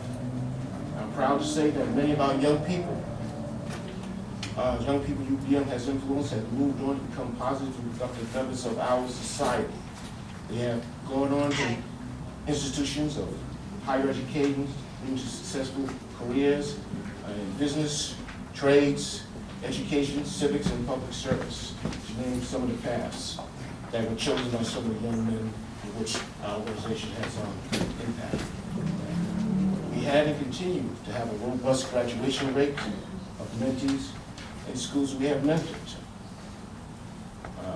August Martin, Proper, Voyagers Academy, New Visions High School Advanced in Science, located in August Martin High School campus, a school which we annually service 40 to 50 young men. We've had over 90% success rates. We communicate with and support the schools and parents of young people we serve and help keep them on track through their challenging years. We provide them with positive influence by exposing them to successful role models from various areas of society, business, professional, legal, judicial, trade, education, entertainment, entrepreneur, etc. And all forms of activities. Trips to Albany State Capitol, Washington, D.C., to visit and experience all of our histories. We feel that understanding all of our history, we have a better understanding about this country. UBMQ provides trips to museums and other cultural institutions. We expose them to and provide workshops in financial literacy, technology, and public speaking. We have helped provide them with internships and create stipend programs to some of our outstanding mentees. We encourage civic engagement by partnering with other community organizations and local leaders by having our young people participate in events and activities throughout the year. We participate in community service activities with local food pantries, churches, early learning facilities. We believe our young people need to be well-rounded and physically healthy in today's society, along with our traditional physical activities, such as basketball. We added four sessions of golf instruction to our curriculum.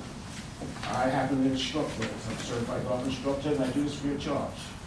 UBMQ attempts to provide as many resources to our youth and community to improve their quality of life and outcome. Over the years, UBM has been blessed with being awarded support from the Borough President's Office, City Council members, Malik Miller, Adrian Adams, Roy Lansman, and Donovan Richards. In fiscal year 2019, we received $52,000. That was one of the highest awards we have received in some time. This enabled us to provide more service to our mentoring programs and start plans to expand our scope of services to include more in the overall community. Then in fiscal year 2020, our award was decreased to $39,000. This kind of slowed our operations, and we were looking to provide more resources to the community. We're asking the board to consider us for, kind of upping it now to $100,000 for fiscal year 2021. The increased funding would help us to hire a program director to expand our presence in DOE schools, such as Campus Magnets, IS 59, and other schools in Southeast Queens. I'd like to thank you for your time, and please consider us. Thank you, Mrs. Summers, for your testimony. Does anybody on the dais have any questions? I just want to say that having seen the programming firsthand and the young men that you're mentoring takes under their wing, it's just a phenomenal program. And I want to thank you for the work in the community and the widespread that you have and how valuable your work is. Thank you, Mr. Summers. I want to go back and appreciate everything that does for our community. Thank you so much. Thank you.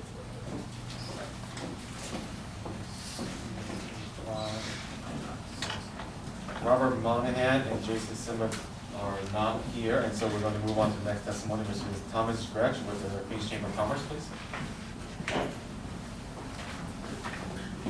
Good afternoon, all, and thanks for having me here. Borough President Lee, who's here right now, thank you and congrats on her new role. The Queens Chamber had a great year this last year in 2019 with over 1,150 total members, representing over 100,000 Queens-based employees, and we had 350 events, which is not too shabby with a staff of 12. We moved to larger quarters within the Boulevard Center. We went from one space, 2,500 square feet, to 4,200 square feet, so we can do more programming. And I'm very proud to tell you that we're doing outreach in areas that we've never done before. There was some experience years ago with the Veterans Affairs area, but we've redoubled our efforts.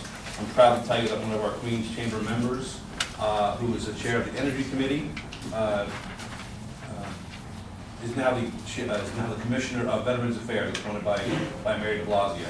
James Hendon, a very nice young man, West Point grad, Iraq and Afghanistan, and a great choice by Mayor de Blasio to lead that effort. We've also played in another area which turned some heads in the Queens Chamber, especially amongst the old guard, which was embracing the LGBTQ community, which we've never done before. And in fact, we were working with the Bronx Chamber of Commerce and others in the Bronx for a symposium on Friday to talk about all the opportunities available for those in the LGBTQ community for opportunities in business. Our ask this year is very modest. We're looking to further develop our MWDE and LGBT outreach and assistance with projects throughout Queens County. And we also want to facilitate, grow, and expand our outreach to the immigrant business community. We're going to leverage the staff that we have. We have a very diverse staff. Today we speak 14 different languages in-house. We're very proud of that. And then last but not least, I'd like to just give a shout out, only because he's here and I didn't know he was going to be here. I didn't know I'd have to teach a mayor of New York City how to pour a beer at Near's Tavern a few weeks ago, but I had the pleasure with Councilmember Holden when we were able to get the Near's Tavern folks all together and hopefully have a deal. So thanks for your help and your support being there that night, and we taught the mayor a trick or two that evening. That's all I have. Thank you. Does anybody have any questions? Yeah, Tom, I want to echo that and just thank you for getting the group together and locking us in a very warm room for 2 hours and making sure that this deal was done. And the mayor came for a beer because it was all phone. So we'll criticize him. I criticized him for a lot of things, but that was actually, that was his first time he did it. First the pizza with a knife and fork, and then he couldn't pour it. But yeah, amazing work that you do, and Queens should be very happy. We have the best chamber of commerce of any borough. We'll take anybody on, you guys, but thanks so much for all the work you've done, certainly for years. I'll echo that. The chamber is a valuable service to a lot of our businesses. Does anybody have any questions? Thank you so much. Thank you. Much appreciated. Next, we have the Waterside Children's Studio School, followed by, I'm sorry, yes, this is Carolina Cisneros.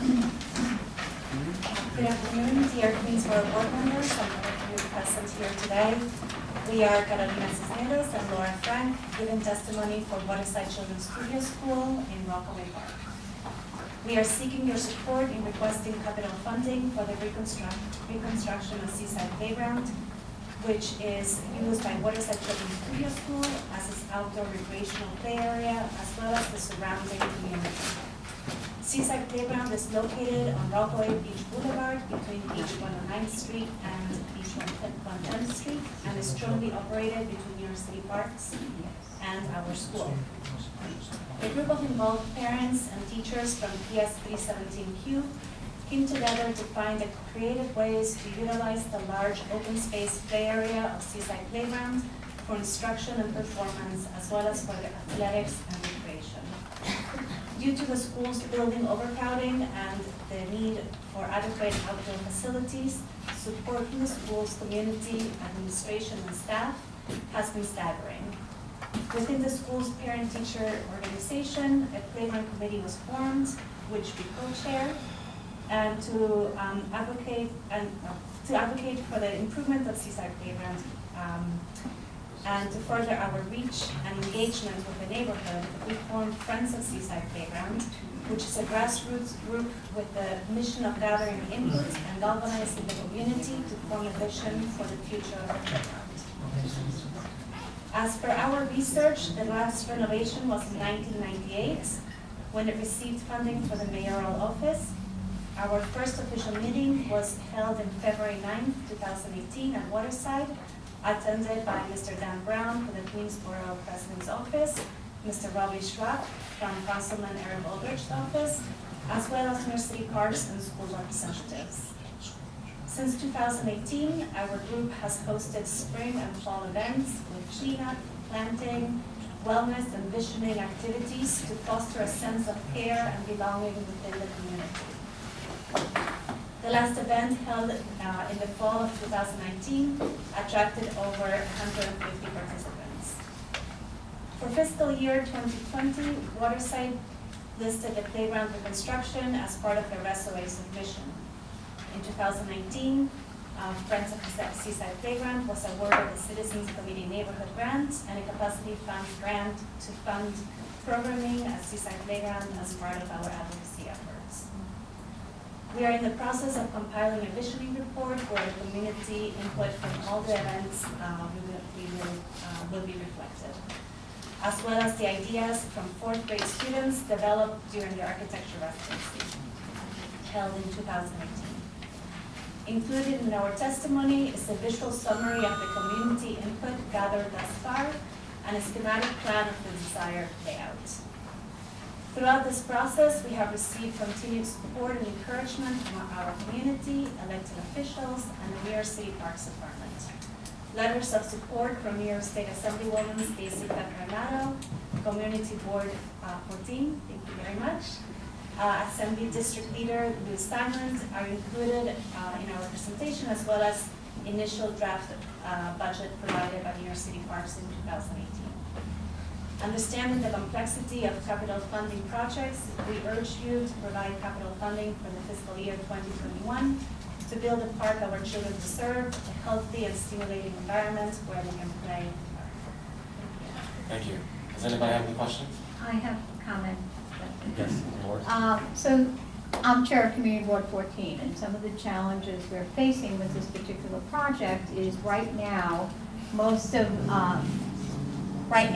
all of the money that Parks Department is spending is Sandy recovery money.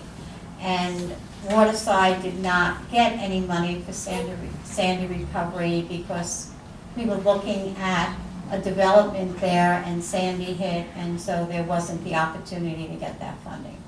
So we absolutely strongly support not just the Parks Department, but because they share, the school shares with the Parks Department, I feel that both the Department of Education and the Parks Department needs to find money in their budget to fund the development of this playground. This school has come so far in the past 10 years. It's an incredible place, performing arts, and they really do deserve this. And everything that everyone reads and sees about going on, it's all Sandy recovery money, and they need money outside of that ecosystem for them. Thank you. Thank you so much. Thank you for the information. Does anybody else have any questions? Yes. Have you gotten an estimate from the Parks Department on how much the park costs? Yes, we had in 2018 a preliminary budget of 3.2 million. It's included in here. We're hoping, the funds would come from Queensborough President's Office and City Council, which are basically the two. Did you did you meet with Councilmember Ulrich himself? Yes, we have several times in his office, and he's offered support well, but we haven't seen any allocation for funding as of yet. And I have one last question. My name is Manuel Silva. I'm from Councilmember Donovan Richards' office. Waterside used to be PS 225. When it was PS 225, we had a lot of kids from our district going there. However, as Waterside, do you have a lot of kids from the eastern end of the Rockaways going to the school? Yes. I mean, we're a zone school, but there is schools from outside of our zone that are listed, that are enrolled. I don't know numbers, but. It's my understanding that actually Waterside Children's Studio School is one of the most requested schools in the Rockaway Peninsula. That's how good the school itself is. But this sad playground that our children play in. That was the same playground that was there when I was a child. Thank you. Yes.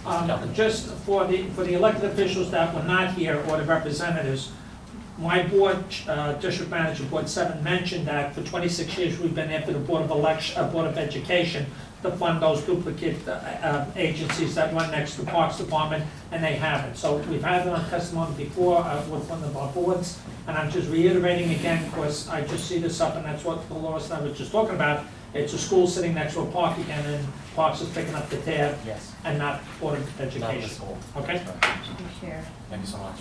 Anyone has any questions? Thank you for the work they do. Thank you for your testimony. Thank you all. The next is American Softball, followed by JCCRP, followed by Common Threads. And I'd like to remind everybody that we do have a 3-minute allotment for speaking time, and we are currently almost an hour over, so I'd like to ask everyone to keep to the 3-minute allotment as best as you can. Good afternoon, and thank you for inviting me. My name is Randy Novick, and I am the founder and CEO of American Softball.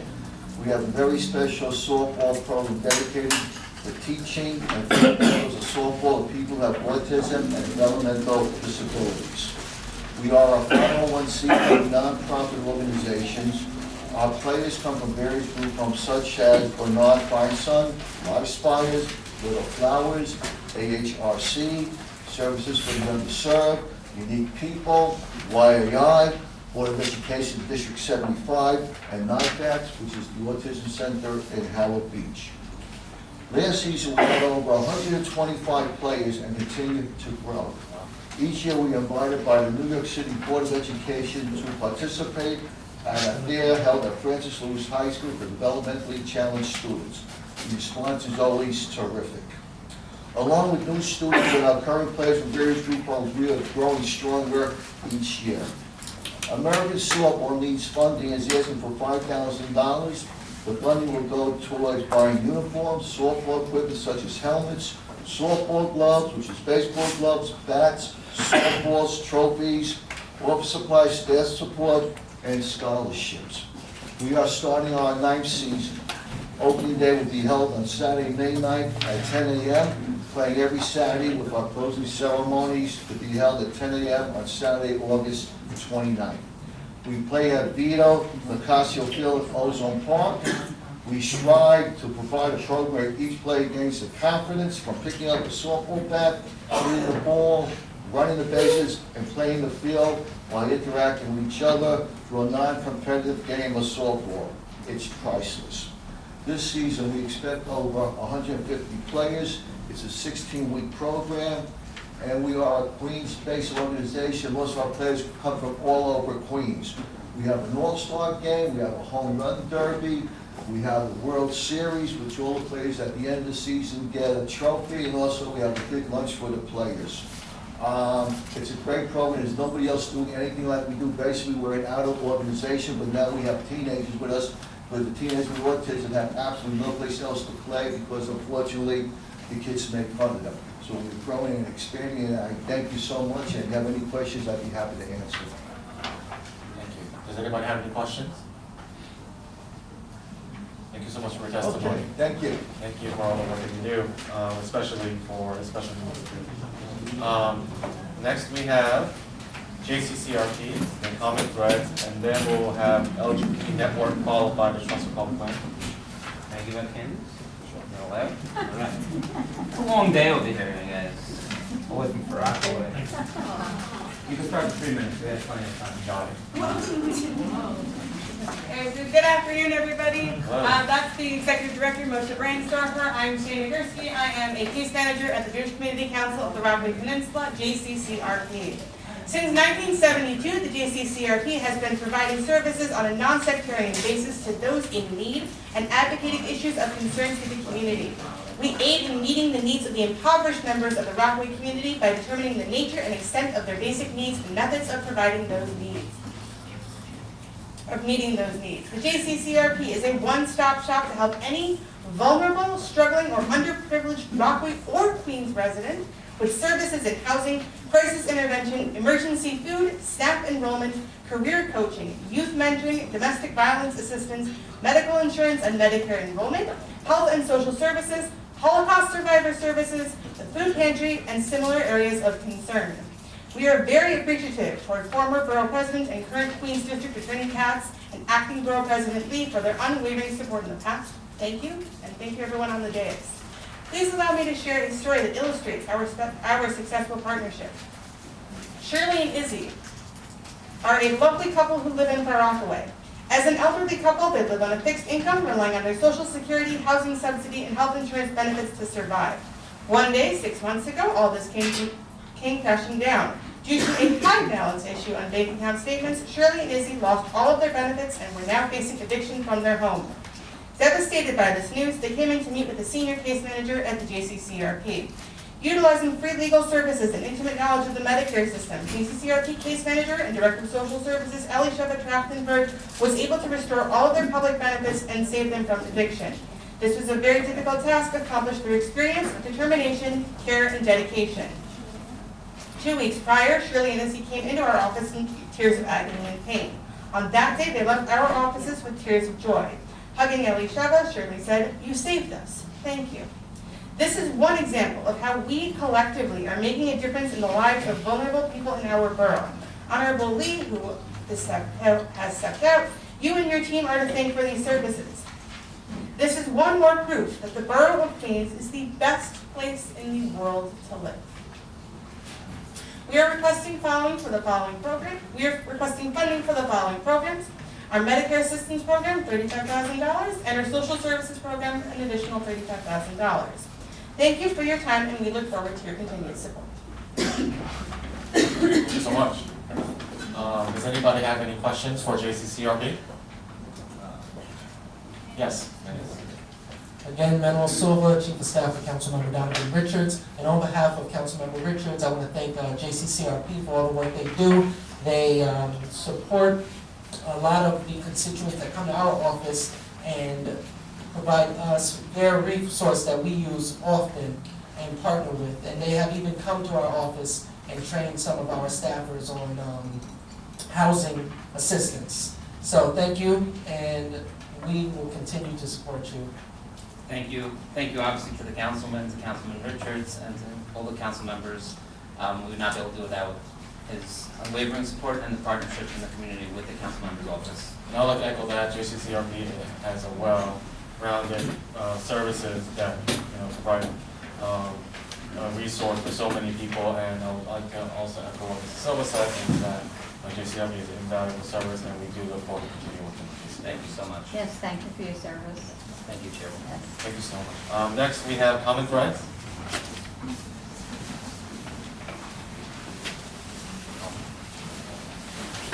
Hello, everyone. My name is Emily, and I'm with an organization called Common Threads. And I'd like to thank you very much for a few minutes, literally a few minutes of your time today.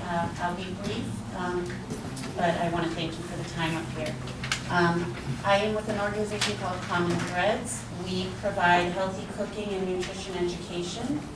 We've been doing this in under-resourced communities in New York City since 2014 across all 5 boroughs. However, we were formed as an organization almost 16 years ago and are a national organization at this point. We partner with schools, medical institutions, and community-based organizations.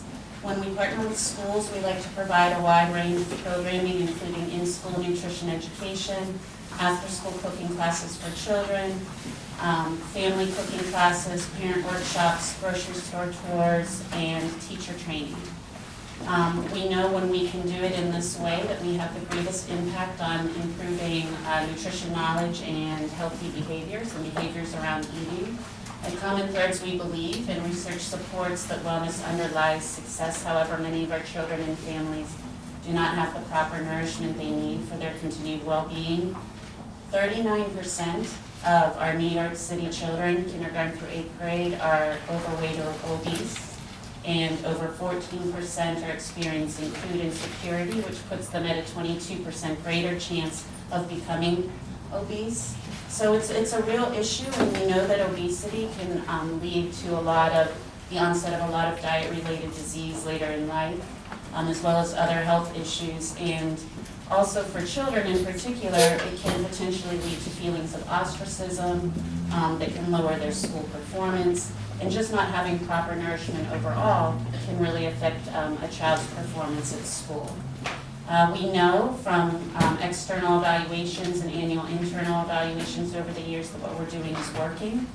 And we know that we can have the greatest impact, as I said, when we can provide a wide range of programming to provide a whole community level of support.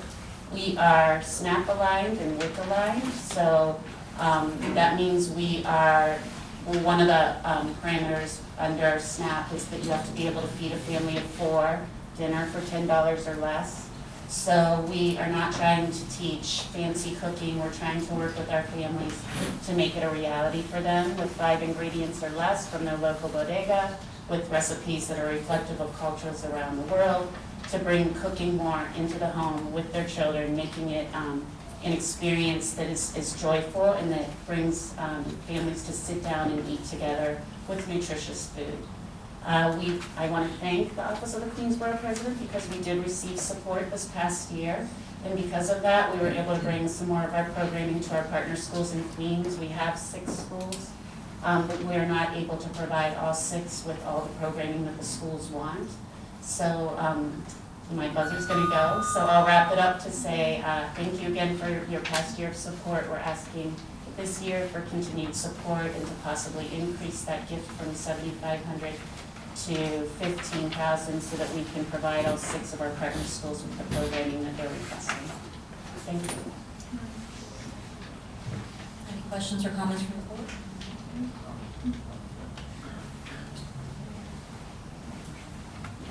And to be clear, it's not a gift of tax dollars, and it's an investment. We're not a private entity, but we understand exactly what you mean. But thank you for everything that you do. We understand that the program was very successful. Thank you. Thank you.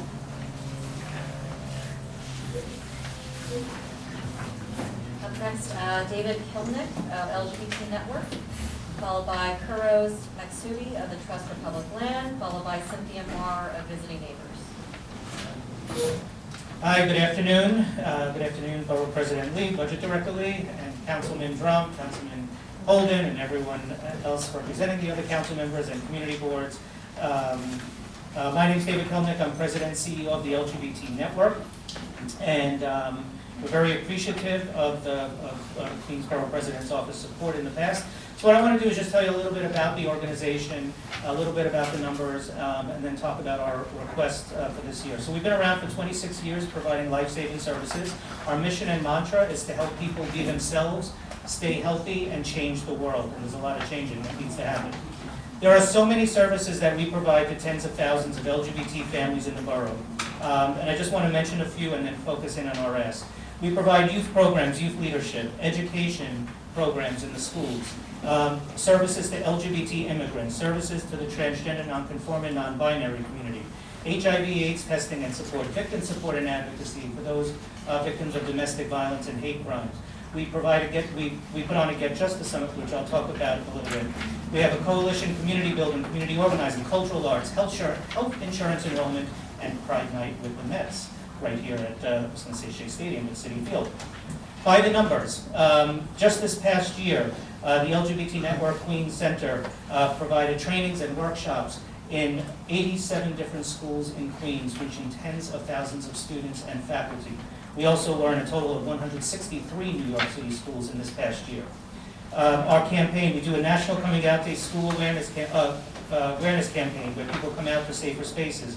Over 500,000 people participated, 40 schools in Queens included in that. Our Get Justice Summit, which Danny was one of our speakers at last year, we've had it for the first 2 years at CUNY Law School. Last year we had 400 students in 20 schools. We've outgrown the space. We're moving into LaGuardia Community College where we expect over 600 to 700 students on April 8th, and we have a flyer on that. HIV/AIDS testing, we tested more than 300 of the borough's residents, and we have one of the highest seropositivity rates, which means that we're finding the people that we need to link to services, and 100% has been linked to services. Immigration, in the last 6 months, more than 50 individuals have accessed our immigration services program, and we've navigated them to legal resources, employment, GED, and other resources. And we have a new Igualis group for Latino, gay, bi, men, where over 40 people attend regularly. But what I really want to talk about, oh my God, in 40 seconds, is that hate crimes. Hate crimes are on the rise. I think we all know that, whether it's here in New York City or across the country. The attitude that's out there, our culture, is one to attack, whether it's on anti-Semitism, whether it's because someone is LGBT, whether it's because the color of their skin, etc. And so this year we launched a hate crimes initiative that is providing direct victim advocacy and support, reporting services, and some prevention and education. And this is where our ask comes in my last 10 seconds. We're launching the Queens Hate Crimes Coalition. This is something where when we talk about hate crimes, this is an issue we need to act on together. Not just have a press conference when a hate crime takes place, but we need to bring all facets of the Queens community together. So it's a new solution-focused caucus that is made up of community leaders and stakeholders that are committed to rooting all forms of hate by fostering community dialogue and building a smart and strategic infrastructure throughout the borough, from Far Rockaway, where I was born and grew up, to Flushing and throughout everywhere else. Early this year, we're identifying members to be on the coalition. We're going to begin to meet. Our ask is for $50,000 to really make this coalition work. What we're going to do is hold meetings borough-wide to foster a more solution-based dialogue. We're going to meet with all NYPD precincts. I think we can't forget about working with our police department. We're going to meet with all NYPD precincts, community councils, and community boards in the region, in the borough, as well as attend monthly New York Police Department precinct advisory boards. We're going to be responsive of acts of hate together and stand together. And there was one wise woman who said, we are stronger together, and we are, and that's what we need to do to attack this rising issue of hate crimes. Thank you. Just want to say that you're the best service, LGBT service provider in the borough. Thank you for the work you do. Thank you. So when there's a hate crime, do you get a referral from NYPD or anybody else? Do they contact you? The police department doesn't. Usually the individual will reach out to us. The individual or a member of their family. And that's so part of what we're looking to do is be there monthly at all the different precincts, all the different precinct advisory board meetings, so that we have a stronger connection to the NYPD, so that while hate crimes are happening, we're working together to link people up for the advocacy and support that is needed. And a lot of times, when hate crimes happen, they're not identified, particularly against the LGBT community, they're not identified as a hate crime right away. And so the individuals need our advocacy to make sure that we're helping them through the criminal justice system and that they're being treated fairly as well. So I don't see NYPD on the partnership unless I'm missing it. No, that's what we're proposing for this year. You're We do- proposing. Yeah, we work with the 110th Precinct Community Council, we do work, but this is a more formal partnership that we want to work together. Any other questions or comments from the board? Thank you to the LGBT Network for everything that you do. As we know, we have a new chief law enforcement officer in town, DA Melinda Katz, Yes. former borough president. And there, I can assure you that between our borough board and our DA, there is no air between us in terms of our collective commitment to combating hate. And so we look forward to working with you on that. Thank you, Cynthia, and thank you for your support. Thank you. Up next, Kuros Matsuri of the Trust for Public Land, followed by Cynthia Marr of Visiting Neighbors, followed by Sue Kanarash of Together We Can. Hi, good afternoon. My name is Kuros Matsuri, and I am the program coordinator for the New York City Playgrounds Program at the Trust for Public Land. Thank you for having me here today. Trust for Public Land is a national nonprofit that creates, preserves, and protects parks, gardens, and other natural areas. In New York City, our goal is to put a park or a playground within a 10-minute walk of every child, especially those living in low-income neighborhoods. Research confirms what we see every day, that parks and playgrounds improve physical health, strengthens communities, and creates more attractive and livable neighborhoods. Since 1996, our New York City Playgrounds program has helped transform over 200 public schoolyards from barren asphalt lots into vibrant outdoor play spaces. These playgrounds include gardens, trees, turf fields, running tracks, basketball courts, play equipment, outdoor classrooms, and other community amenities. Through innovative green infrastructure design, each site also captures an average of 700,000 gallons of stormwater per year, protecting New York City waterways. These sites are typically open to the public during after-school hours and summer, so they serve as a place for neighbors and families to gather. To date in Queens, we have helped create 24 playgrounds in neighborhoods from Long Island City to Far Rockaway.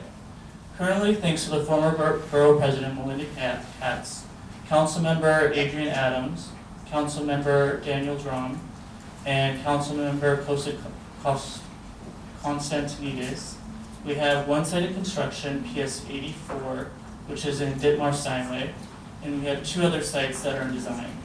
PS 223 in Jamaica and Pan Am International High School in Elm Hills. The cornerstone of our program is a 3-month participatory design process, engaging students and community members. Students measure the schoolyard, survey their peers for ideas, and learn about budgeting and green design. By directly involving students in key decisions, the design process fosters a sense of ownership, pride, and responsibility among the students towards their new school's playground. Once the playground opens, the Trust for Public Land makes a long-term commitment to our school and community partners. We stay involved to provide continued environmental education, training and stewardship support, working with teachers and parents to inspire city children to learn about and love the natural world.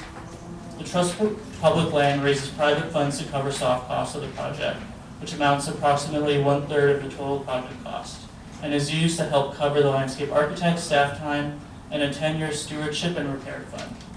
In addition, and whenever available, we also leverage funding from the School Construction Authority and the Department of Environmental Protection and local elected officials for the construction.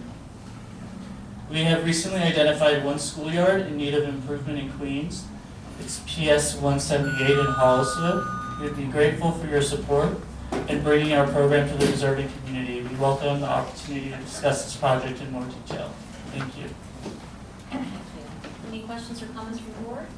How much? How much are you asking? So we are expecting to raise $400,000 from DEP, and our total budget is $1.5 million, so we are looking for $1.1 for this construction project. Any other questions? Yeah. It's going to be for the construction of the new community playground. And where? In Hollisville, PS 178. PS 178. I would just like to add that the Borough President's Office has been working with the Trust for Public Land in these schoolyards for the last 4 years. We've done, I think, to date 12 schoolyards, all of which was completely built out. We have one that is currently in the early portion of the design phase. But every single one is designed, ribbon cut, ground broken, and ribbon cut in less than 2 years. And Trust Public Land has been a fantastic partner in this. And I'd like to recommend that if any of the city council members' offices do want to explore other playgrounds in other schoolyards in their districts, please reach out to the Trust Park Land. And that's something that we traditionally work together with all the council members. I have one Appreciate question, if it's okay. So has school construction, have they kicked in any money for any of these projects? They typically don't. They're more of the administrator for funding between city council and our projects. So the Department of Education gives nothing? DOE often doesn't contribute. That's actually one of the benefits of this program, that we feel that because of that, the schoolyard is actually done and completed in 2 years, less than 2 Okay. years. Because DOE's not Yeah, allowed and to. so this is a different model. They are the administrators of the schoolyard, but Yeah. the actual construction and procurement is all done by Trust Public Land Yeah. in partnership with the city council members, us, and DEP. And so they're able to do full-on construction within 2 years. So. Okay, thanks. Can I just, I just want to commend the Trust for Public Land that we worked on a project at PS 58, School of Heroes. The project was magnificent, students got involved, get more bang for your buck with these kind of projects. And we're doing this Trust for Public Land yesterday.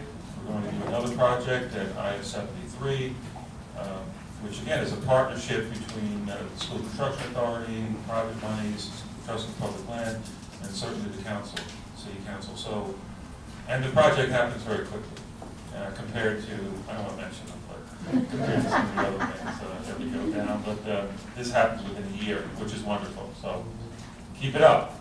Thank you. We look forward to continue working with you. Appreciate it. Bring them on. I'll give you more projects. I want to do them. They're great. Thank you. Seaside will be coming to you. It's really What a sign. remarkable how effective and quickly the Trust for Public Land has worked. We've, at the Borough President's Office, we've been proud to partner with you on a number of schools. You have transformed the landscape of so many of our schools, and it's really made an impact on so many families and so many children. And so we thank you for that. These photos, I don't think actually do justice in terms of how vibrant the space becomes just within under 2 years. So it's just really remarkable, and I think you are a prime example. These projects have been a prime example of what public-private partnerships can and really should be doing for our families. So thank you very much. Madam President, Yes, by the way, when I walked in the door and saw your name out there on Sharon Lee, Borough President, it was wonderful to see that up there. And I didn't do that. It was great. That's the first time I think I've said Madam Borough President. I just wanted to ask you, there's an issue with the maintenance, the continued maintenance with these Trust for Public Land playgrounds. I think the ones that are previously been built. Has that issue been settled yet, or what's going on with that? Do you know? I'm not the best person to answer that, but as we move forward with schools, we're working on having contracts with the individual schools and ensuring that they will be able to open the schoolyard without the maintenance funding. But we are still fighting. This goes, back to DOE for the older contracts and for continuation of those contracts. So if you could have somebody email me that, I'd be most grateful. Sure.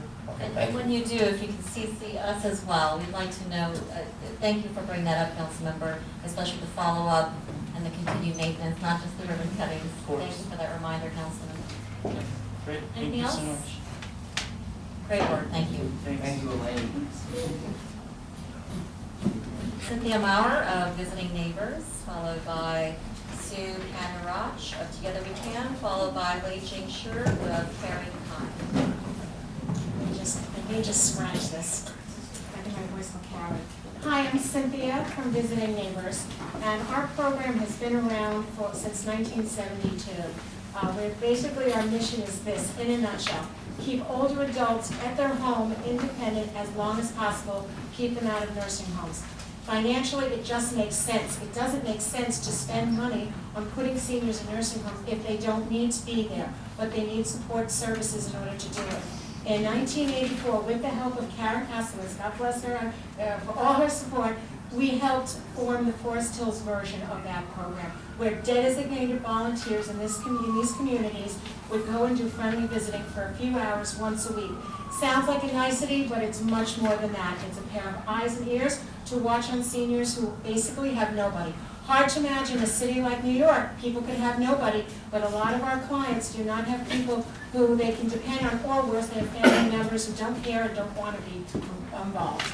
So we work with people that basically are from 60, those are the youngsters, to our eldest who is 105. But vast majority of our people are over the age of 85, which is what we consider the oldest old. That's not our terminology. That is actually the terminology out there. Our seniors are all vibrant. These are people connected. We also have a second part of our mission, and it's to promote a better attitude towards aging. And we do that through a lot of our programs and working with our seniors on self-esteem. We do a talent show every year, and the seniors from the Rico Park Senior Center actually won one of the prizes. So they were thrilled to be able to perform. And they got up there and strutted their stuff, and they're very aggressive. We had to add a congeniality award to promote better behavior amongst the contestants. So, but we also deal with other things, like in terms of, I said, dealing with self-esteem. We had this one senior, and I put a little anecdote in here just to give a nutshell. She was walking on her own without a walker, using a shopping cart. This is very, very common. And the attitude is, I don't want to use a walker, I'll look elderly. And we have to talk with them about, no, you need that for the support system. And we used her own vanity, like, I see a senior walking with a wheelchair, I think to myself, good for you. And rather than looking upon it, and she finally used it because she was falling.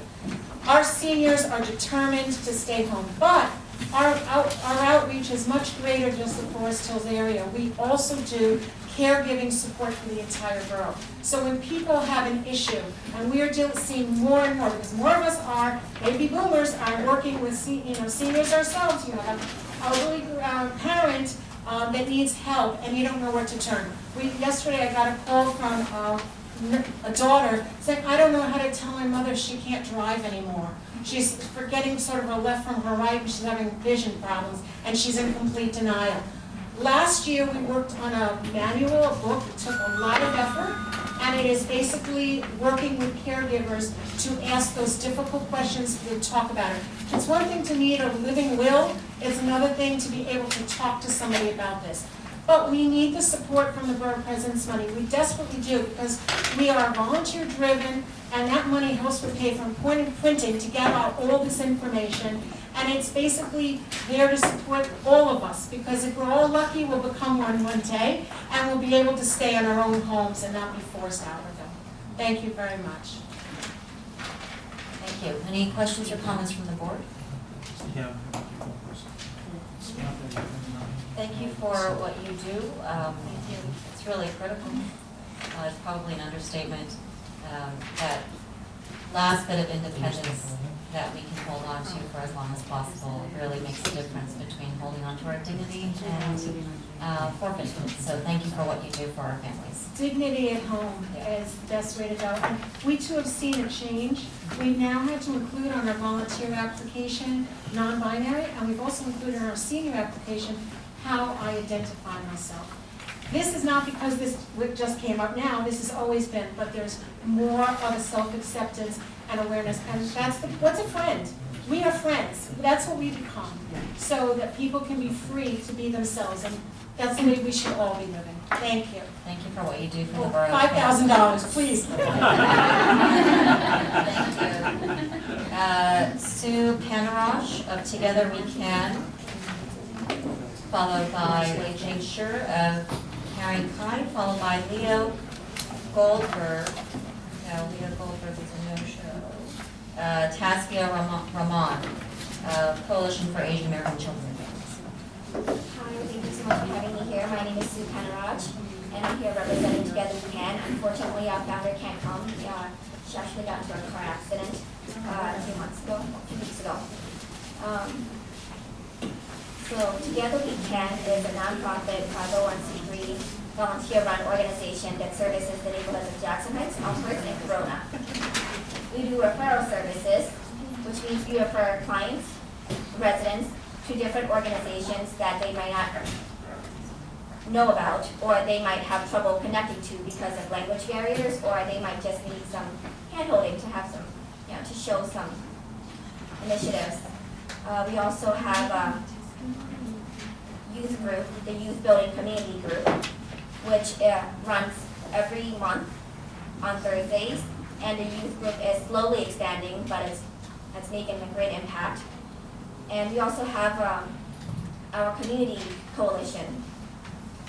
In our coalition, we gather with different organizations who come. Next one is on February 7th, I believe.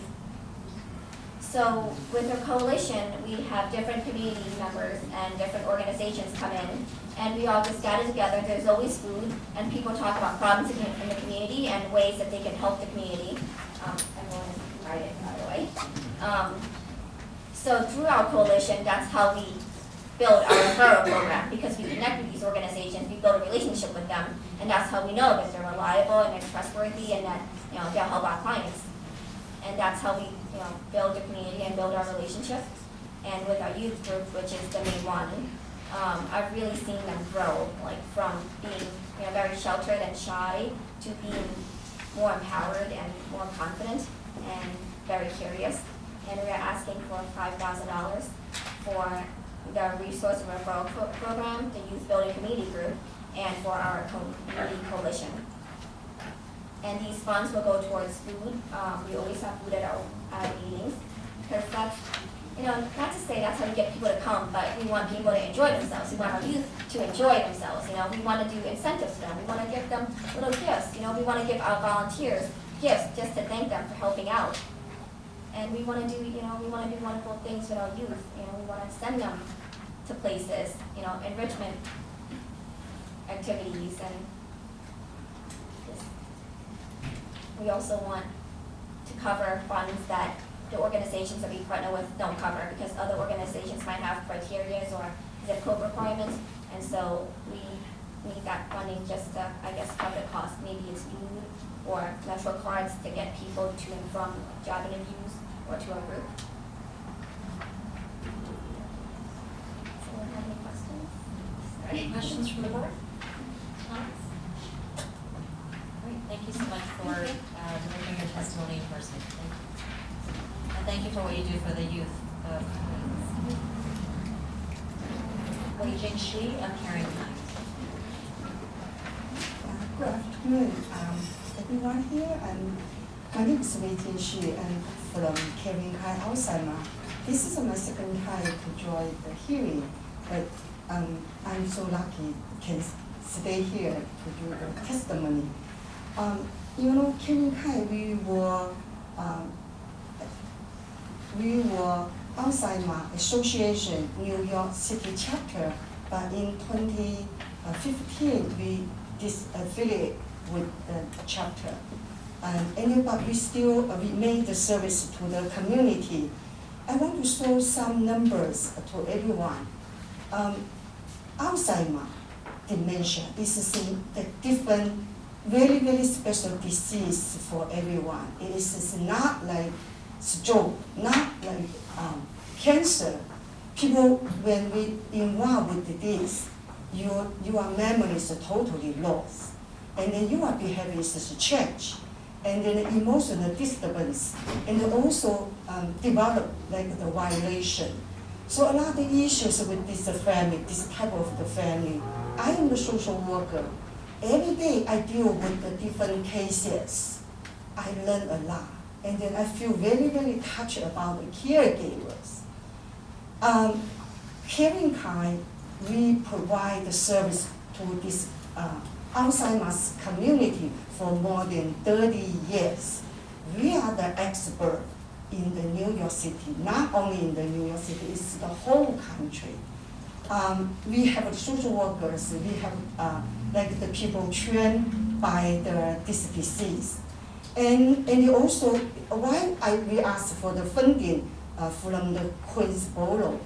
And everybody know the Asian population is increased very, very fast. And in Chinese population is the most growing population in Queens. Even though our headquarters is not in the Queens, but we have a satellite office in Flushing, Chinese American Planning Council, Nanshan Center. You know, a lot of Chinese or Asian people, they can't speak English. They have the language barrier. They cannot go to our, like the office to get the service. So we provide a lot of service in Queens, not only for the Chinese, for the every diversity, the population. But I am the Chinese outreach manager, so I can speak Chinese, Mandarin, and Cantonese. Also, I know the culture. So I focus on the service to the Chinese population. I just want to share just a few minutes. You know, how many like numbers can just show this disease very special? Every, maybe 14 million nationwide in Middle Central will infect this big population. And also every 65 seconds people in the United States will diagnosed as dementia. So I just want to, and also our service, we provide a lot of services, like all of our services are free of charge. We have 24 hours helpline, we have social work service, we have trainings. And then also I just want to ask Chris Borough President can provide part of the money to support this population. And then every services make their life is a difference. Like we provide like one-day trip, and then outside my cafe, and then training for the professionals and family members. I hope we are lucky enough this year. We do not ask too much money. We just want to ask $15,000 for us to support part of the service. Okay, thank you so much. I have a lot of things to talk, but because of the time, I can't talk too much. But I still talk too much now. So I just want to let everybody understand this is a different disease, and it can be in what I just heard. Like you have the 90-year-old mother, right? And then she affected by the dementia. So this is a totally different. Not only the person, only the family. Okay, thank you. Any questions? Thank you. Any questions or comments from the board? No. Okay. Anyone touched by Alzheimer's, dementia, we know that it's not just the individual. If anything, probably impacts everyone around them more. It's more taxing on everybody who has to witness that. So thank you for what you do, and thank you for... Every case is different, just remember. Yeah. Thank you. Thank you very much for your presentation. Next, Tasvia Rahman, Coalition for Asian American Children and Families, followed by Michelle Cutler of Community Work Project, followed by Rachel Sandalam of the Girl Scout Council of Virginia. Good afternoon. Thank you for the opportunity to speak before you. My name is Tasvia Rahman, a policy coordinator at the Coalition for Asian American Children and Families, and a former youth leader of the Asian American Student Advocacy Project, ASAP. Since 1986, working with a membership of nearly 50 organizations, a third of which are Queens-based and serving, like Adhikar, Mingkwan, the Chinese American Planning Council, Queens YWCA, India Home, Korean Community Services, and more, CACF is the nation's only pan-Asian children and families advocacy organization, and leads the fight for improved and equitable policies, systems, funding, and services to support those in need. ASAP, CACF's youth leadership group, also fights for a more equitable public education system for all students, including Asian Pacific American immigrant students who face overcrowding, bullying, lack of quality language accessible and culturally competent services, and the underfunding of multi-language learner programs. For the FY 2021, we are asking the board to invest in the following. One, the Asian Pacific American Youth for Equity Symposium, APAS, which will be an inaugural starting on April 5th. one-day conference organized and facilitated by our youth leaders for Asian Pacific American youth across the city to create a safe space and community for our young people to understand and explore key community issues. The second part is to expand our recruitment for APA youth-led policy advocacy campaigns that address the language access and mental health needs of APA identifying public school students as a part of our larger effort towards culturally responsive, sustaining education. And the ASAP community outreach campaigns that educate and increase awareness among APA youth in the city on issues including intersectional identities and mental health in order to build stronger communities.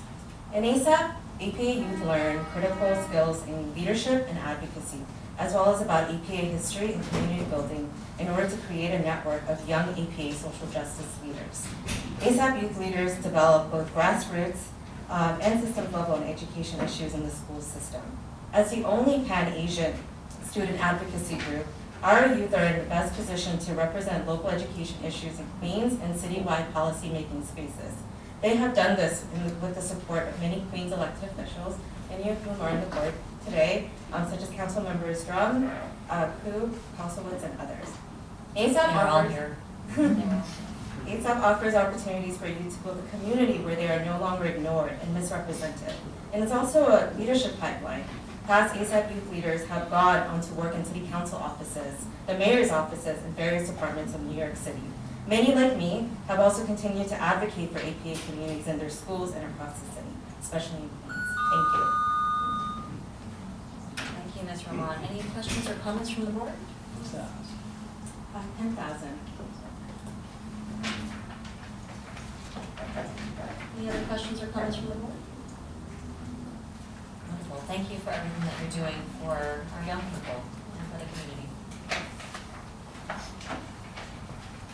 Michelle Kotler of Community Word Project, followed by Rachel Sangalong of Girl Scout Council. Hi, good evening.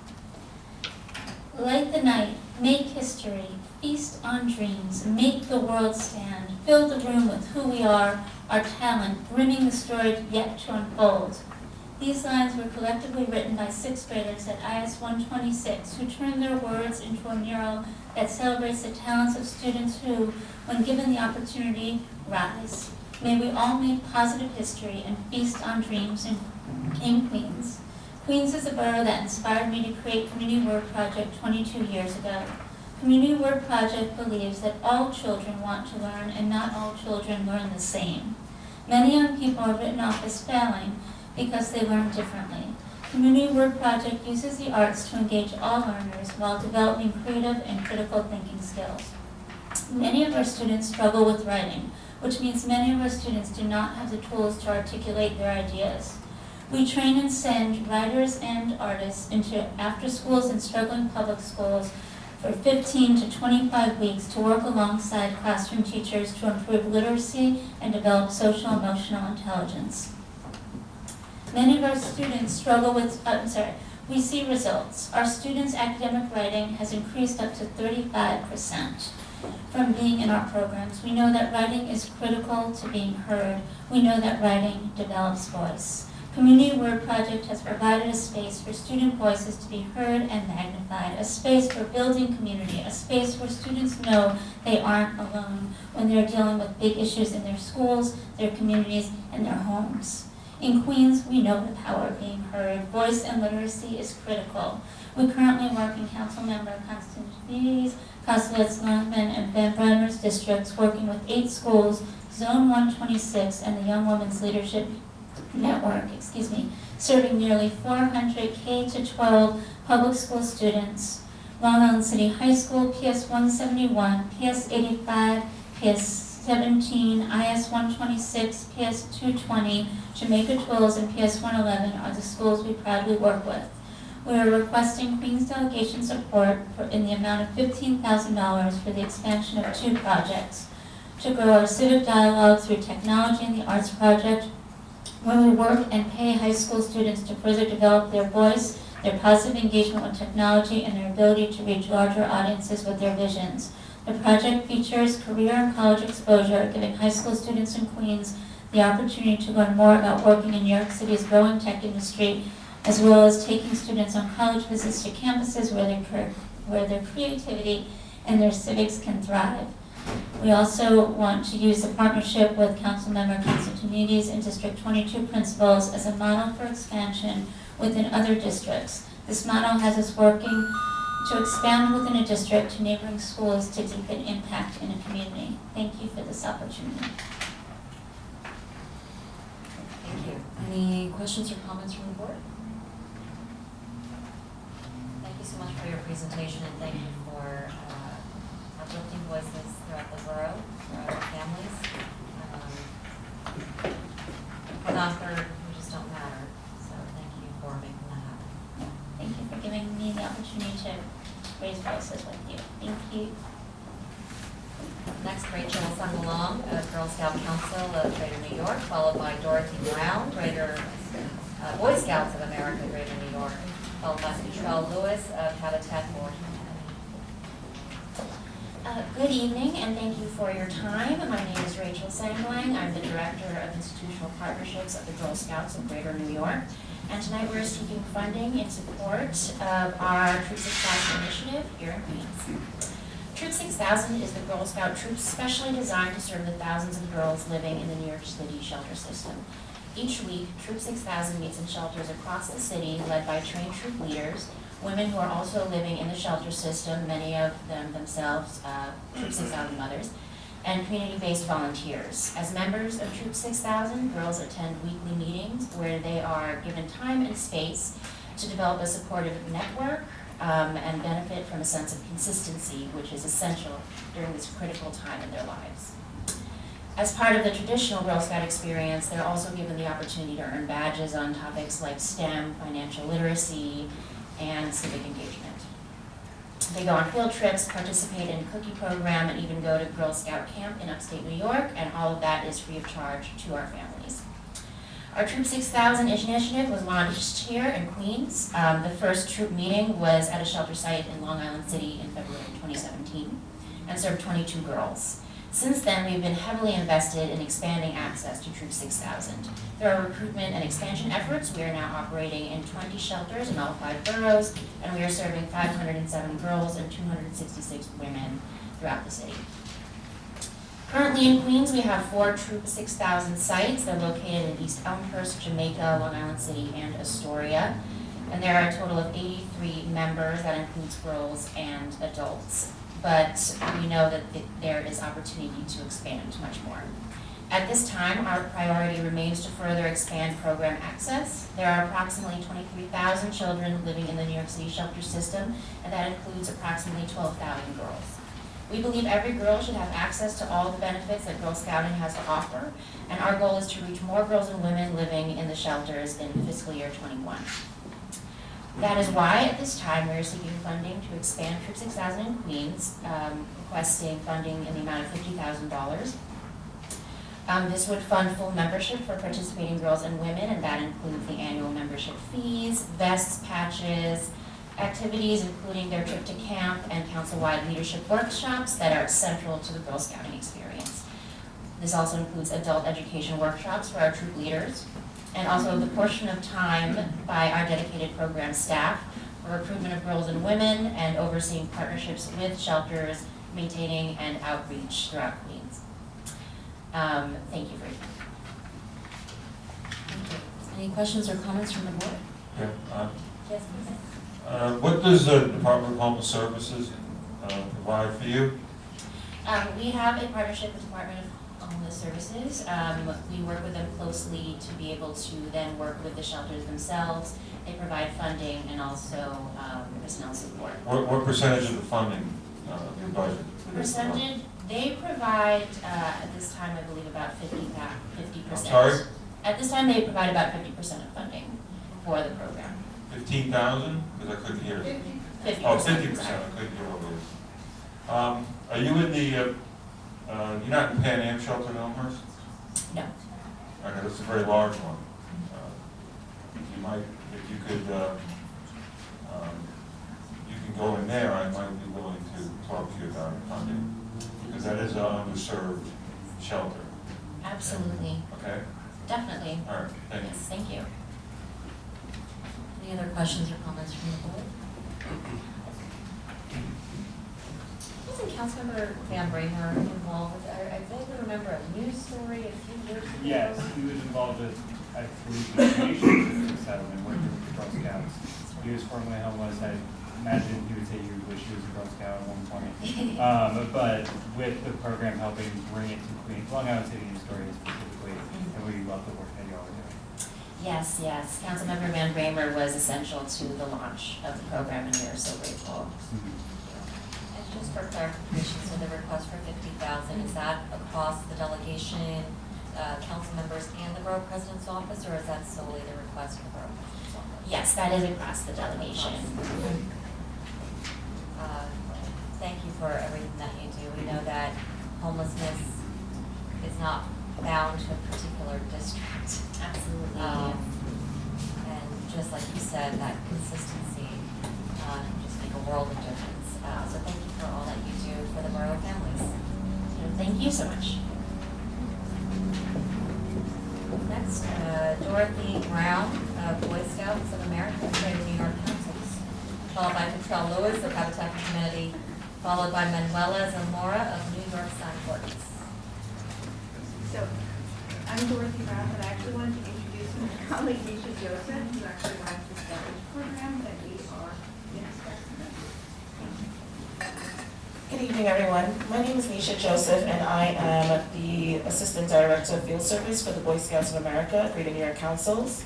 So, as many of you guys know, the Greater New York Councils is the local council for the Boy Scouts of America here in New York City. And since 1920, we've serviced over 5 million youth. Currently, right now, one of the programs that a lot of people are not aware of is that we have a program called Scout Reach. With the Scout Reach program, we try to bring the scouting program to areas that would normally not have scouting. We look at areas that are underserved economically, we look at at-risk youth areas, and we also look at areas where volunteer leadership is just quite not possible because parents are out there working and they're trying to support their families. So with that said, what we're trying to do today is ask for funding for the Greater New York Councils. Right now in Queens, we service 1,300 boys and girls in the Scout Reach program. And since 2018 and 2019, we've actually welcomed girls into our program. So before the program mainly was a Cub Scout program for boys, but because of families needing to have programs for both boys and girls and their families, we have decided that we're gonna welcome girls into the program. Now, with welcoming girls, we need to also hire adult female leaders. In the Scout Reach program, what we do is that we go to your local colleges, LaGuardia College, Queens College, your colleges, and we actually hire the college students who are in educational majors and want to work with kids, and we give them that opportunity to work as den leaders and just to get that experience. So we hire them to work after school with the kids. It's elementary school kids in the Cub Scouts program. So what we're doing today is specifically asking for $10,000 in order to support the weekly programs that we service Monday to Friday.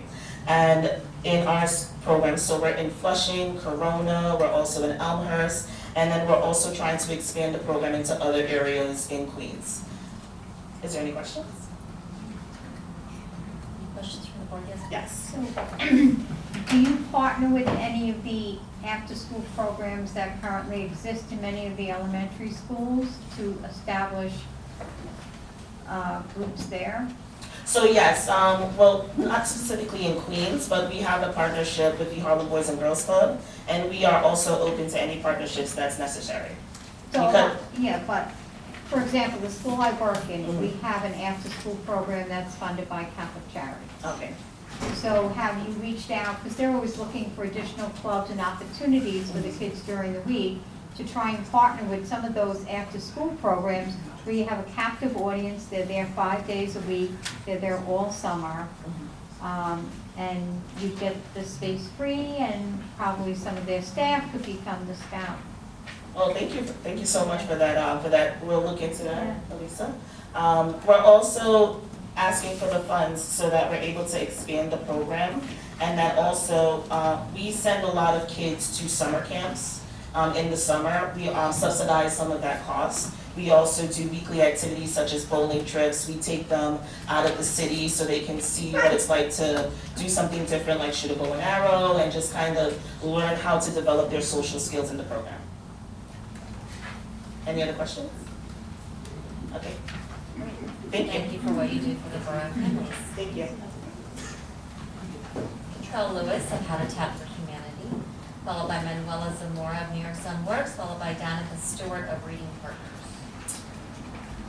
Good afternoon. My name is Kishore Lewis. I am a Senior Advocacy Manager for Habitat for Humanity in New York City. Queens and Habitat for Humanity has been great partners for a numerous amount of years. So I'm not going to go through our whole relationship and partnership. But for our first Queens Phase 1, we rehabbed 13 homes that was formerly FHA homes that was now held by NYCHA. So those are 13 new families in those homes. The second phase was 23 homes that was the same, currently held by NYCHA, and currently what is in front of you is our third phase, which we named Net Zero. We are trying to change that name. But our Net Zero project would be energy efficient homes for 16 new families in Queens. And building affordable home ownership is extremely expensive and hard, and our partnership has been extremely helpful for the borough. These are homes that have been dilapidated for decades, so Habitat for Humanity are taking on that responsibility of putting them back onto the tax rolls and putting families back into these homes. We were in front of the Borough Board last year, and our request was $1.6 million. We have got the budget down to our request currently is $600,000. And just so you are aware, the cuts that we have to make this project feasible, I know one of the council members is really committed, Constantidis is really committed to energy efficiency, but we are moving away from the net zero components for it to be net zero elements. We have changed the scope from 16 demo sites to 13. It will now be 13 new constructions and 3 rehabs. So that demo costs and construction costs have gotten down. But to ensure that we are moving forward with these 16 homes, we hope that the Queensborough Board will look to funding this piece again this year. Any questions?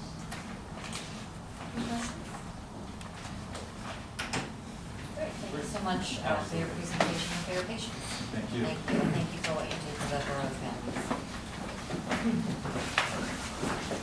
Manuela Zamora of New York Sun Works, followed by Danica Stewart of Reading Partners, followed by David Chichuka of NYCH2O.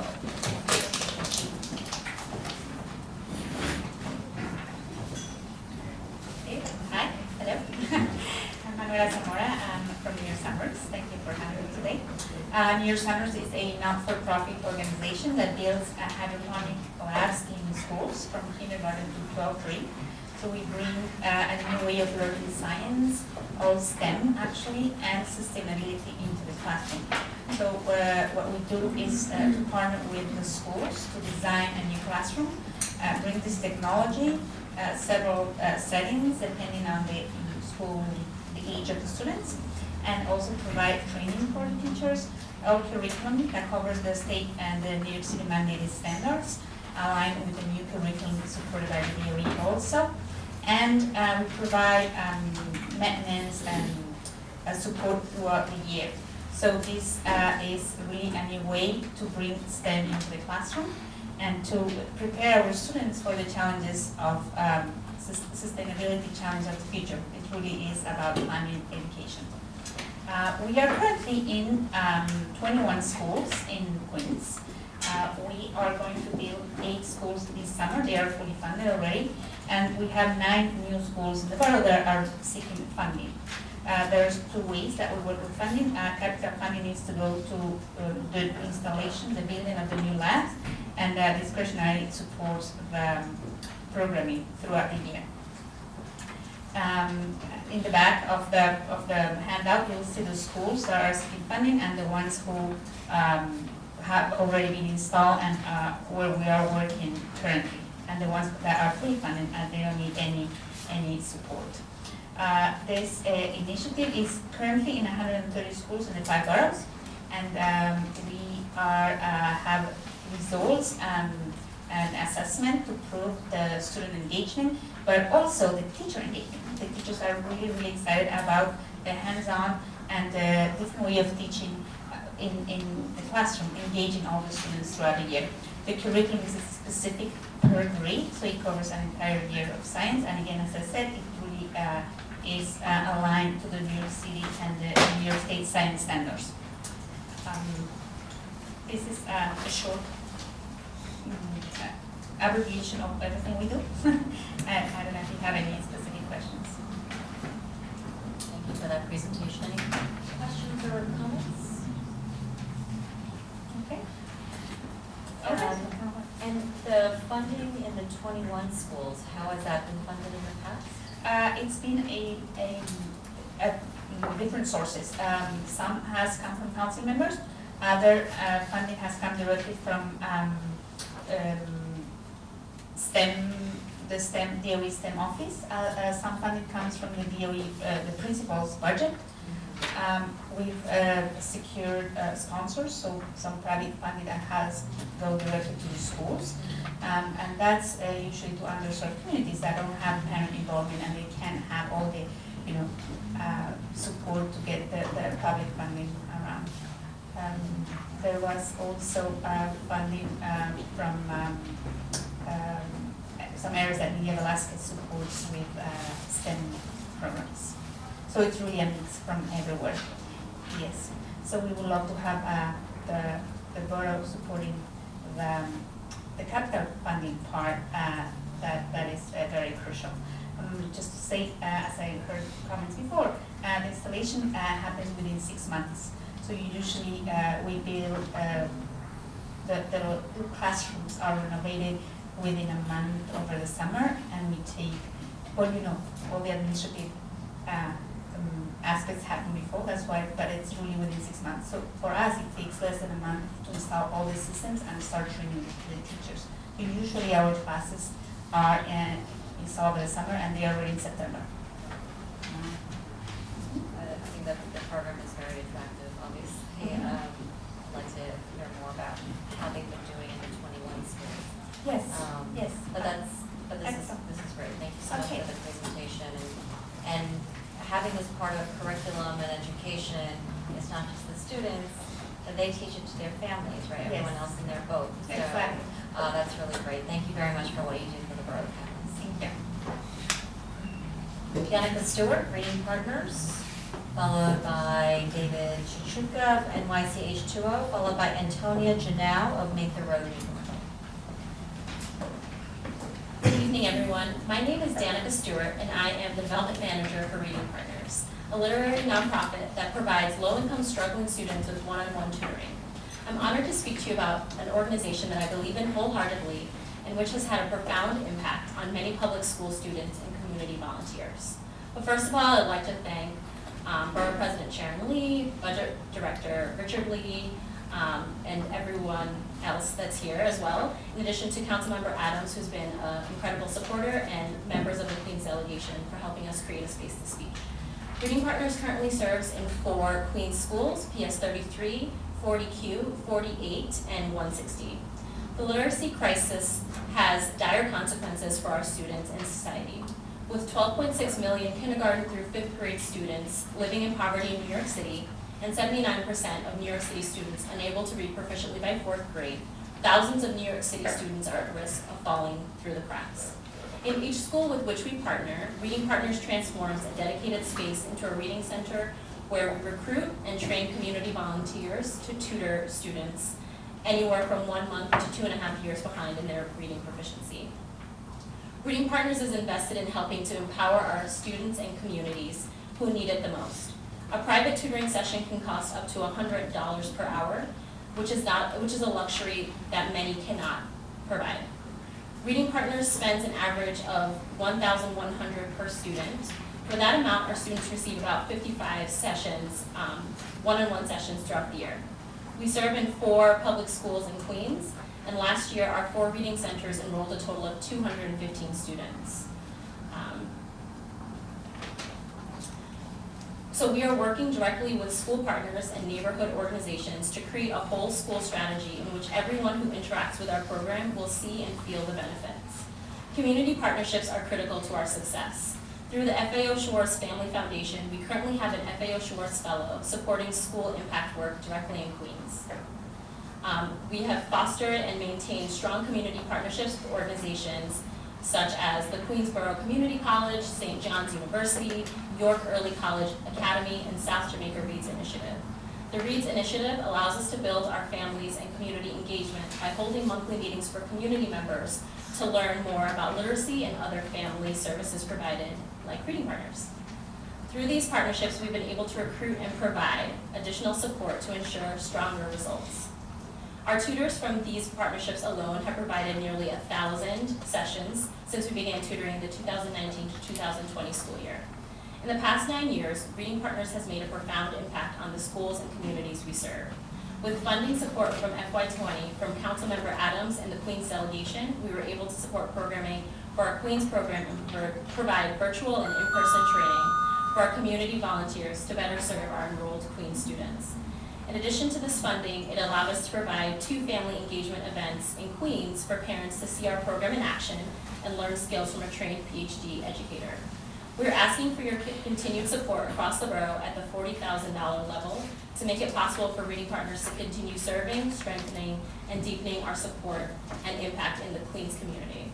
Our work creates measurable results with significant impact throughout Queens. Thank you for support. Thank you, Ms. Stewart, for the presentation. Any questions or comments from the board?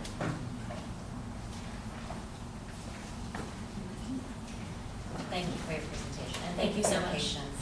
Thank you. David Chichuka of NYCH2O, followed by Antonia Janelle of Make the Road, followed by Deborah Surdy of Queens Symphony Orchestra. Hello, thank you for your time. My name is David Chichuka, and I'm School Special Programs Manager at NYCH2O. We're a nonprofit organization that provides education programs about New York City's water system and environment. As some more background, our mission at NYCH2O is to inspire New Yorkers of all ages to learn about and protect their city's water ecology. Public programs and field trips at historic reservoirs, parklands, watersheds, bays, rivers, and wetlands promote science-based knowledge of New York's local ecosystems and of what is needed for our urban water resilience to mitigate climate change impacts. Engaging the public at water infrastructure sites demonstrates the effects of climate change on their city up close and increases the community's knowledge of its own ecology. Over the past 4 years, we have worked hard to protect and preserve the historic Ridgewood Reservoir, which is located at the border of Brooklyn, Queens, and Glendale. Significantly, this last year, we played a major role in the effort to get the reservoir's wetland areas and the threatened and endangered species found in those wetland areas protected. On December 23rd, the New York State Department of Environmental Conservation added the reservoir to their freshwater wetland map as a Class 1 protected area, the first edition since the Queens map was drawn in 1995. Now, today, it is protected under the Federal Clean Water Act. With the support of the Queens Borough President, we can, 1, increase the number of students and adults who experience the reservoir in person to learn about New York City's water system and climate change. An additional 1,500 students and 400 adults will tour the reservoir and become involved in its protection through stewardship events that we hold. Which was number 2, we could organize 9 volunteer stewardship sessions at the reservoir this year, or in FY21, with 30 or more volunteers regularly attending. 3rd, we can curate an exhibit about the Ridgewood Reservoir and increase awareness with the Queens Museum. And 4th, we can collaborate with universities on research projects at the reservoir relating to its stewardship regarding the restoration of native plants, as well as invasive species management, the findings of which can inform our future advocacy and our stewardship of the area. With finally 5, assisting New York City parks to plan future projects and programming for historic gatehouses at the reservoir. And with all this in mind, we come to you requesting $5,000 in support and hope to continue working closely with Queensborough. Great, thank you for that presentation. Any questions or comments from the board? Yes. I just want to thank you for all the work you've done with the reservoir. It's amazing. You're out there almost every week with dozens of volunteers. And every time I go up there, it gets better and better. So keep it up. Thank you so much. And try to do the best we can for this. This project is well worthwhile. If you haven't visited the Richard Reservoir, you should. It's an amazing place. It's what Queens used to look like. Yeah. So it's really terrific. Thank you so much. I appreciate the kind words, council member. A lot of it couldn't happen without your support, and really appreciate it. And extend the invitation to anybody here. If you haven't been to the reservoir, I'd personally love to walk you around and show you and share some of its history with you. It's definitely a gem of the city.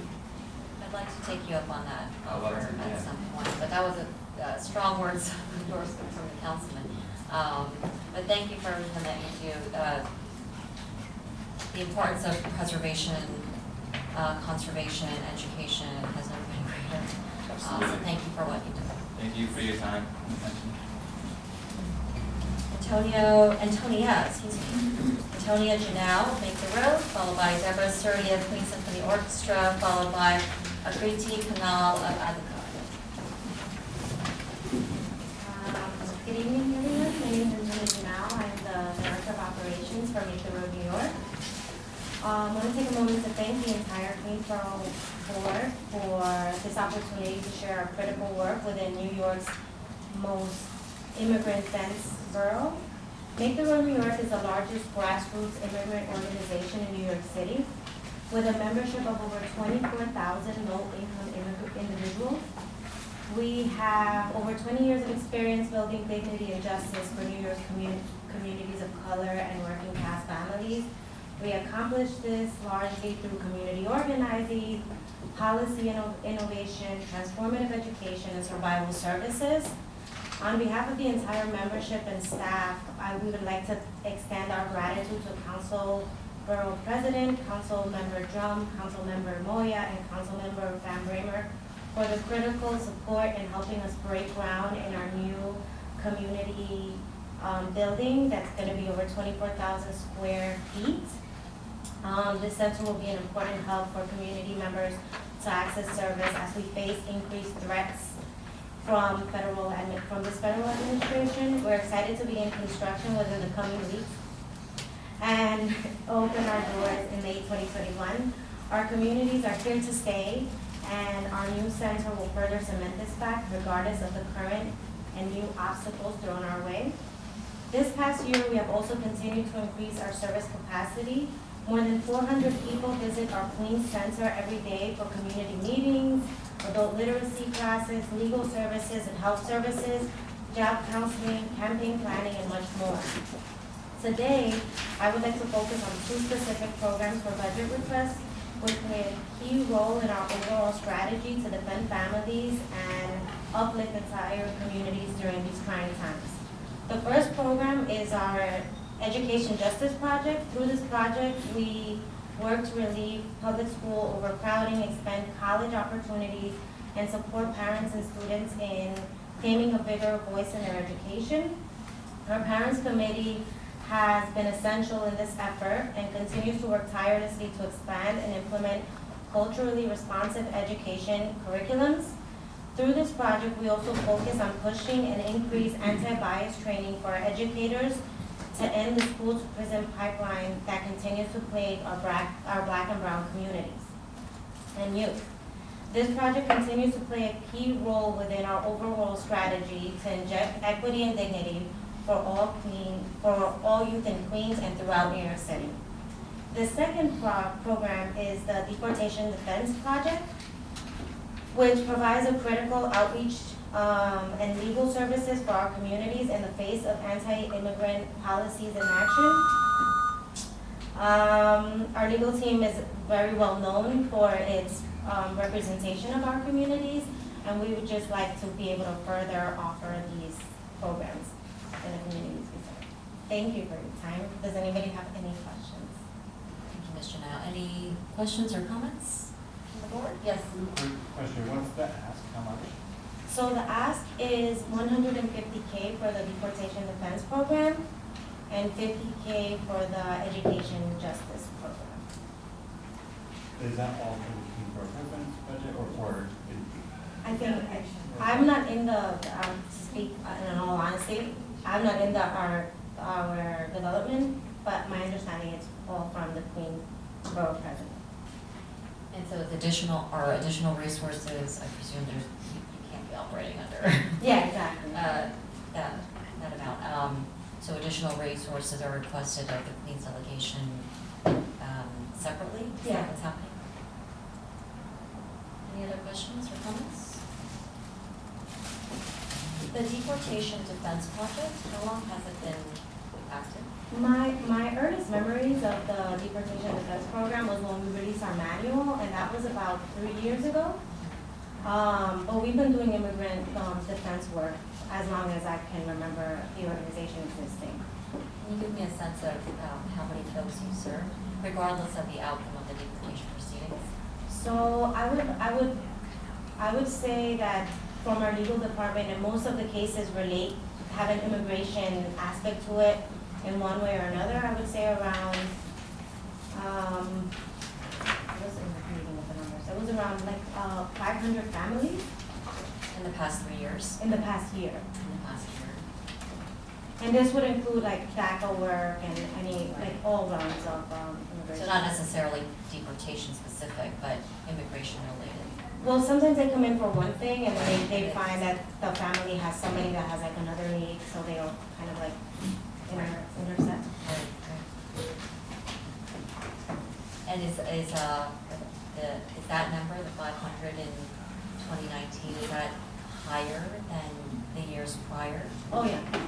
We've seen an increase in the demand, not only for the legal services, but even just to get engaged in the community meetings, just to be well informed of any changes that are happening, since they seem to happen so quickly. I'd like to reiterate, I'm not sure when you came in, but the Borough Board and the Borough President's Office, we are opposed to public charge. We find it to be vicious and immoral, and so we would like to work more closely with you on that, and also to protect sensitive locations throughout the city, but specifically in Queens, like our schools, like our courthouses, like our hospitals. Those need to be off limits to ICE because the chilling effect makes everyone unsafe. And we know that Maker Road does a lot of work on that front, and so we would like to work more closely with you in the coming weeks on that. Thank you so much. All right, thank you for your presentation. Thank you.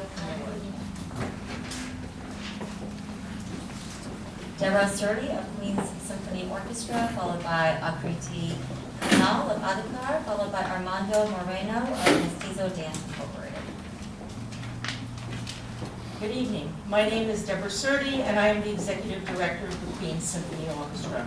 Just as a bit of trivia, for those of you who may not know, the symphony was founded in 1953 by David Katz, who was the father of our former borough president. For the past 66 years, the Queens Symphony has been presenting quality orchestral concerts to the vast, diverse communities of the borough of Queens. We currently perform all concerts in a variety of formats, free of charge to the public. The Queens Symphony Orchestra provides an invaluable service to those who may never have the opportunity to otherwise experience the beauty of some of the finest classical music in the world, played by world-class professional musicians. It is also a unique opportunity to expose the next generation of Queens residents to this magnificent art form. The symphony underwent a complete reorganization 3 seasons ago with my appointment as executive director and Martin Micah as our music director. Since then, QSO has remained in the black. Maestro Micah brings a vital energy to the organization along with new innovative programming. Our board president, Kenichi Wilson, is a grounding influence and along with our board directors is instrumental in finding new sources of funding for the organization. Our core programs include 3 what I call main stage series. One is the Masterworks concerts, family concert series, and concerts on the green, which are performed in parks throughout the borough of Queens. And I want to thank Councilmember Holden. We were able to perform this year in Juniper Park and Forest Park. We have smaller concerts where we send ensembles out into the community. They are our Salon Concert Series, which is funded through Cultural Immigrant Initiative, Symphony 101 in schools and libraries, and in-school learning program through CASA. We are happy to report that our changes have been noticeable on a number of levels. On a musical level, the musicians have a newfound pride and exuberance in their performance with Maestro Mike Hood on the podium. Their enthusiasm from the players is palpable and has reached across the footlights, resulting in larger and more enthusiastic audiences. We have increased our salon concerts, Symphony 101 programs, thanks to the funding through the Cultural Immigrant Initiative, thereby helping us to reach even more of the wonderfully diverse and underserved community of Queens. Our in-school programs, made possible through CASA, brings free music lessons to countless students in the public school system. And there have been numerous studies that show that the study and exposure to music boosts children's academic performance in other disciplines. The season will mark 66 magnificent years of music making. There are not many performing arts organizations anywhere that can boast of such longevity. We want to thank our civic leaders, council members, borough president, and all who have funded our programs over the years. We ask that you continue and hopefully increase your support. For those who are new to our organization, we encourage you to consider the wonderful musical programs we can bring to the communities. We are one of Queens' most valuable assets, and we hope to continue and expand these programs in the years to come. Thank you. Thank you for your presentation. Any questions or comments? Yes. Yes. Deborah, thank you so much for waiting around and coming in. Sure.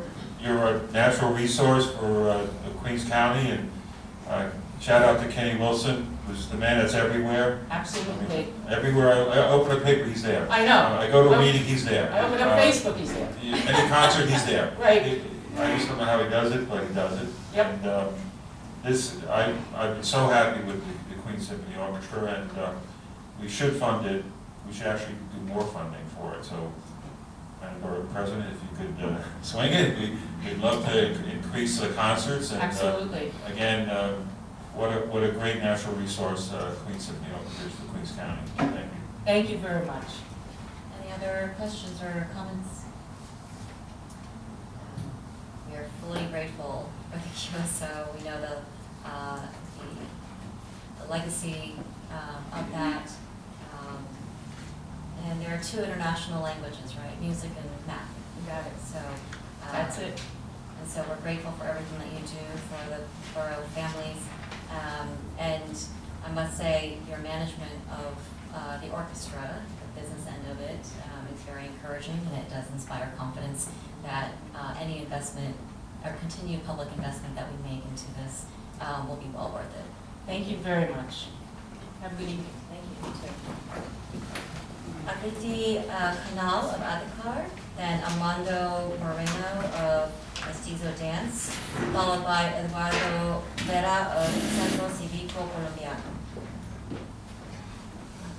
Dear Borough President, Queens City Council members, and chairs of the Queens Community Boards, my name is Akriti Kanal, and I'm here on behalf of Adhikar for Human Rights and Social Justice. Adhikar is a home away from home for thousands of Nepali-speaking New Yorkers. We are a women-led worker and community center, and we serve and organize around immigration rights, workers' rights, healthcare access, and language justice. Our office is located in Woodside and is a trusted and safe space for our community. Our members, neighbors, and friends bring us information about the community happenings, good and bad, successes and struggles. Our center is filled with people participating in our programs, gathering socially, and troubleshooting community concerns. We have a reach of nearly 12,500 community members and a membership of 5,500 individuals. We regularly host Know Your Rights, town halls, and education events with 100 to 400 impacted individuals attending. Our members are domestic workers, nail salon workers, restaurant workers, taxi, Lyft, Uber drivers, and others that work in informal and economic sectors. Our members are often vulnerable to exploitation, and many have been a victim of the broken immigration and legal system. Our community has been directly targeted by the anti-immigrant attacks or the termination of the temporary protected status for Nepal and threats of raids and deportation across the board. We're a new immigrant community, and our population is growing rapidly. The demand of services is higher than our resource capacity, and we have adapted to this by planning ahead and leaving space for urgent needs. Because of the trust in Adhikar and our culturally competent methods that utilize relational organizing, our efforts turn out hundreds of people to town halls, engage tens of thousands online, and reach hard-to-reach community members where they are. The work we do need more resources if we want to ensure that this newer, rapidly growing community is not neglected and is able to thrive. Our programs and services are the main entryways through which members become familiar with Adhikar. We provide language accessible English for empowerment classes, citizenship preparation classes, and workforce development training for nail salon workers and domestic workers. Last year alone, more than 400 members walked through our doors to enroll for health insurance, and hundreds more for immigration-related case support. Through these services and programs, we develop new members through political education and organizing efforts to help lead our local, state, and national advocacy work. Our English for Empowerment class was the first service through which we began servicing and organizing our community nearly 15 years ago now, and it has grown from a small basement of a room of 15 people to now a flourishing program. We use a popular education model that integrates the members' lived experiences in the curriculum and incorporate the New York City Mayor's Office of Immigrant Affairs program, We Speak New York, in our curriculum. In 2019 alone, 191 low literacy members attended our EFP classes, 62 graduated, and 79 regularly attended our weekly citizenship class. Due to our cultural and linguistic ability, we're considered one-stop shop for thousands of Nepali-speaking immigrants in New York City. We're also our community's 911 and 311 line. Many public services are not available in Nepali, so we are called to respond to our community's urgent needs. We also manage individual cases, including workers' rights issues ranging from wage theft, labor trafficking, workers' compensation. We support domestic violence, homelessness, and housing cases. Our immigration services are an essential lifeline for each and every member, and a large portion of our membership have TPS and are in risk of in a risky position currently, not knowing if the federal litigation will be struck down by the appeals court judges any day now, rendering thousands of Nepali with TPS undocumented in one decision. This is an uphill battle we're preparing for this year, and are looking for the capacity and resources to support this challenge. We have run regular clinics with partners for those with TPS and other vulnerable statuses.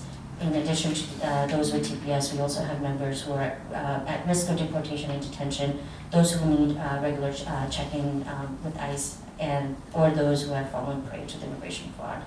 We have developed a volunteer check-in support program and are developing a rapid response network to address raids in our communities, and continue to provide ways to refer members to low bono or pro bono legal service or private options. For almost 15 years, we've been providing critical direct services to our community solely through private foundations and individual donor support. We know that Queens has the highest population density of Nepali-speaking immigrants in the country. For many years, due to lack of an accurate count of our population, we have struggled to garner Nepali language accessible resources in various services and programs in New York City. We see a community that is growing, and a unique opportunity to serve and develop them to become tomorrow's citizens. For this reason, we're requesting resources and funding support from the Queens Borough President's Office to continue and expand our English for Empowerment program and our citizenship classes, as well as our immigration services. Thank you for your time, and I'm sorry I went over. Thank you. Any questions or comments from the board? Yes.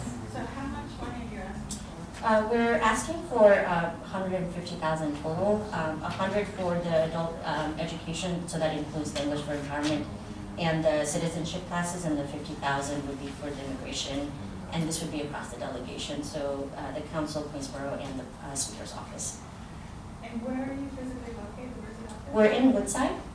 What part? We're in Councilmember Van Burner's district.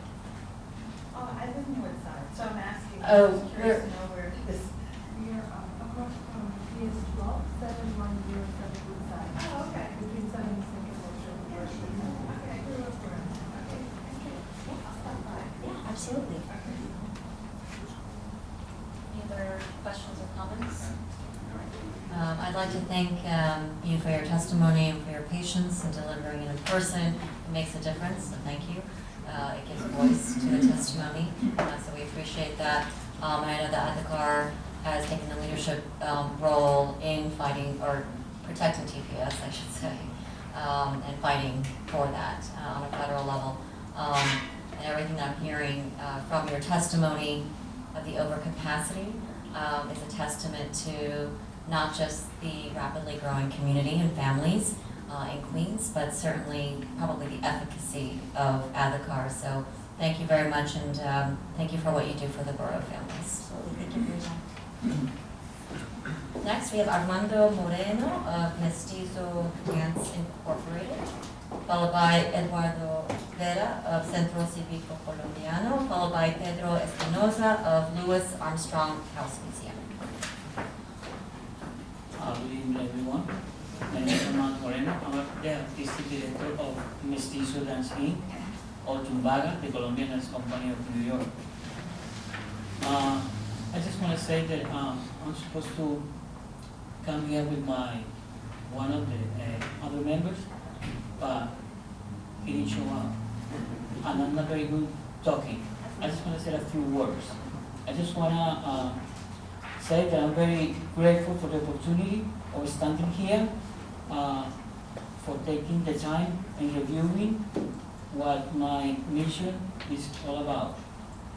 On behalf of everyone of the dance company, we hope that a helping hand can let us to continue promote the Latin culture through dance and also keep working with our community. Thank you very much again for your time. Mr. Moreno, before you go, how much are we asking for? And right now, we're asking for 7,000. Yeah. And is that the ask of just the Borough President's office, or Borough President's office as well as the council members, city council members? Borough President. And what would that be used toward? I'm sorry? What would that be used toward, the 7,000? Is it programmatic or is it? Yeah, because we have different programs. I think it's all about in the paper. I mean, we work with the community, and especially with the children and youth. We providing classes, free classes, and we prepare the guys to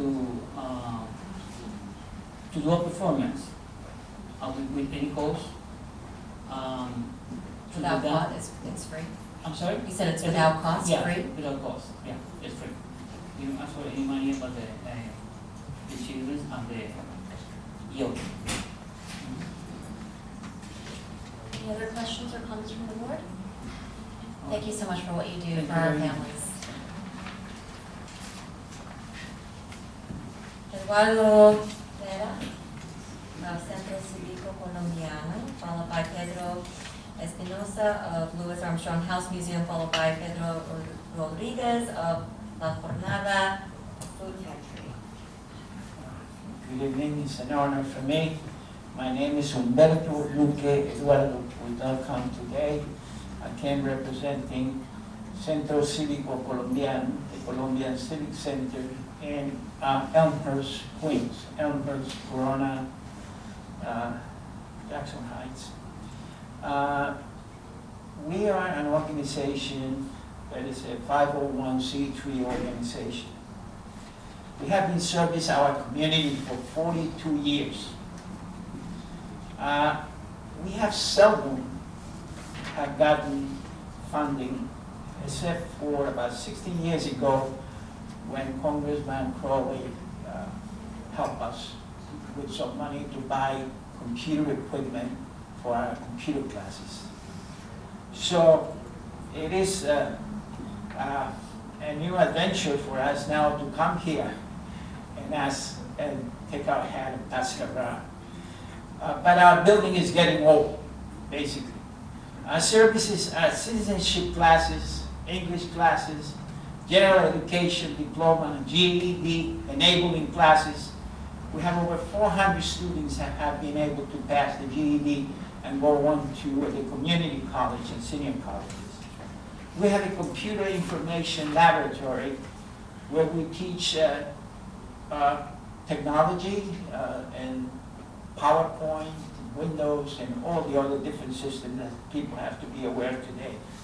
We have music classes for young people and for basically people that are interested in learning to play instruments, seniors as well. We have been coordinating services with health services with people that run mammography programs. They have these vans that go around the neighborhood, as well as HIV screening services. Just recently, we ran the OSHA protective training program for construction workers. a lot of our community members are construction workers, many of them not aware of the dangers behind construction work. We also have courses in potential entrepreneurs. So we give classes in training for these entrepreneurs and show them the ropes of business in the city of New York. We have also a cultural arm of work that we have in theater, art gallery, music and dance. We provide classes as well for those that are interested. And the exhibitors sometimes are willing to come back and help out teaching the kids and the young people from the community. Humbly in front of you, I'm asking for some money because our AC the rooftop AC, the central unit, is collapsing by now. It cost us $185,000. And it hasn't been in touch in at least 50 years. And as you know, the duct system sometimes cause health problems. And we had to replace our 22 computers that last Congressman Crowley helped us out with in year 2006. So that would be a cost of about $40,000. We had to replace 2 front windows of the building that we don't want to fall on anybody's head.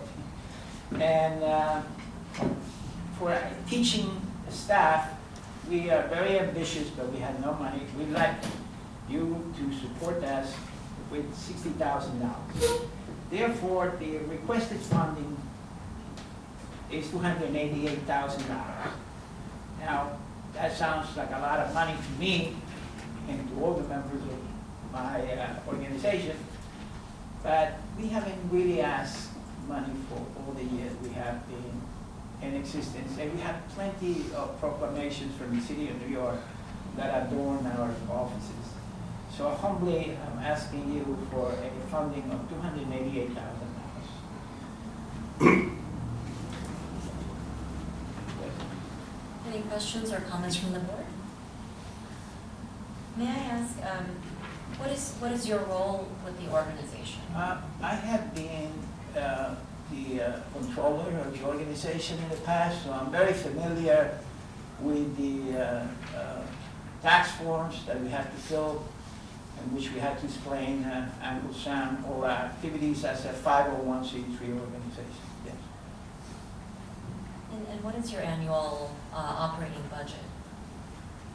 Well, we depend on how well we do with community activities in which the community contributes. So it is hard for me to set a budget. You know, we don't have a fixed income.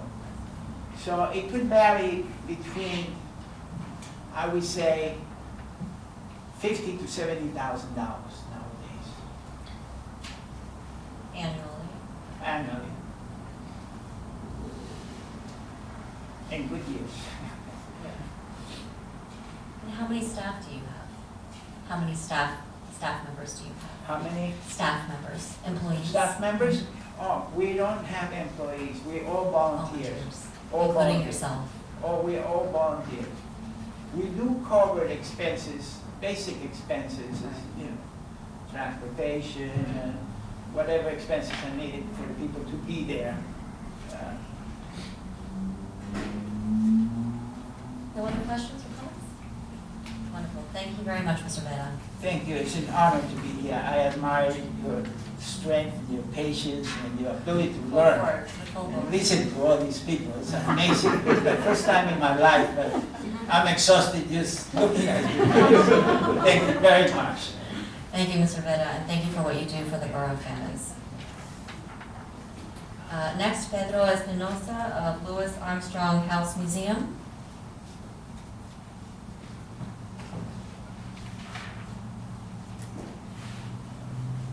Hello, everybody. Thank you for your time, from the community board members to the borough president members and the members of the city council.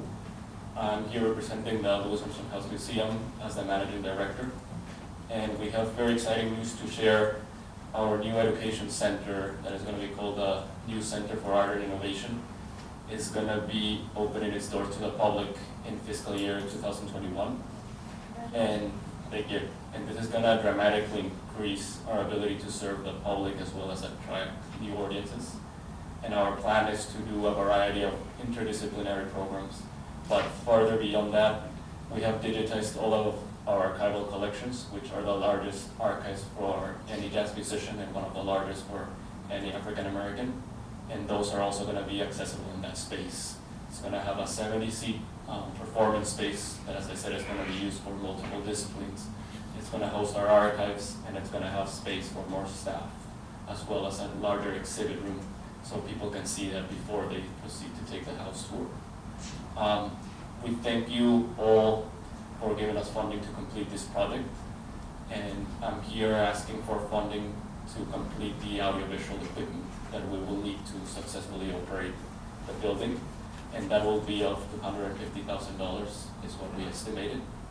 And we also would like discretionary expense funding of $25,000, and that will be used to help our marketing efforts in announcing the new center.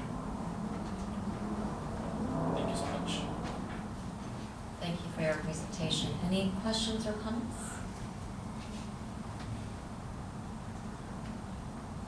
Thank you very much. The Louis Armstrong House Museum is one of our treasures of the borough, for sure. And that's very encouraging to hear that you successfully digitized all the archives. Yeah. Fortunately, as time goes on, we lose the ability to retain all of that. And so that's Right. really great to hear that that's been forever memorialized Yeah. and protected and preserved. Thank you very much. Thank you so much. And thank you for what you do for Yeah, of the course. museum. I look forward to hosting all of you, inviting all of you to our new center. You said that the public opening will be in fiscal '21. Yeah. Is there, Right now, I was just in the construction meeting, and they said it's going to be completed by June. of this year? Yeah, of this year. But I think it will take a couple of months at least to open to the public. Thank you very much. Thank you so much. Thank you for your presentation. Up next, Pedro Rodriguez of La Jornada Food Pantry, followed by Bill Manolios of Bryan High School, followed by David Marmore of Francis Lewis High School. Good afternoon. Good evening already. Thank you very much for having us today. New York City is the home of 8 million human beings of all backgrounds, colors, and creeds. Our families come to this city of opportunities in search of happier, safer, and more prosperous lives. Many also flee from violence, hunger, and persecution that plague our home countries. That is the story of millions of real New Yorkers, a story of struggle, survival, and resilience. Those were the words of an undocumented New Yorker that told us last year. La Jornada is a journey of compassion. Jornada comes from the Spanish word jornada, that means day wages, or jornaleros, day laborers. That was the first group that we served from La Jornada 10 years ago. According to a study done in 2014, immigrant day workers are the most vulnerable class of the entire U.S. labor force. Since then, immediate threats to immigration and mixed-status families have increased probably tenfold. We began our journey in 2008 by feeding 25 day labor families that were in need. We now a forceful organization of volunteers that gave the equivalent of 600,000 pounds of food to hungry dwellers. And in 2018, that's year we just gave out 700,000 pounds of food to New Yorkers.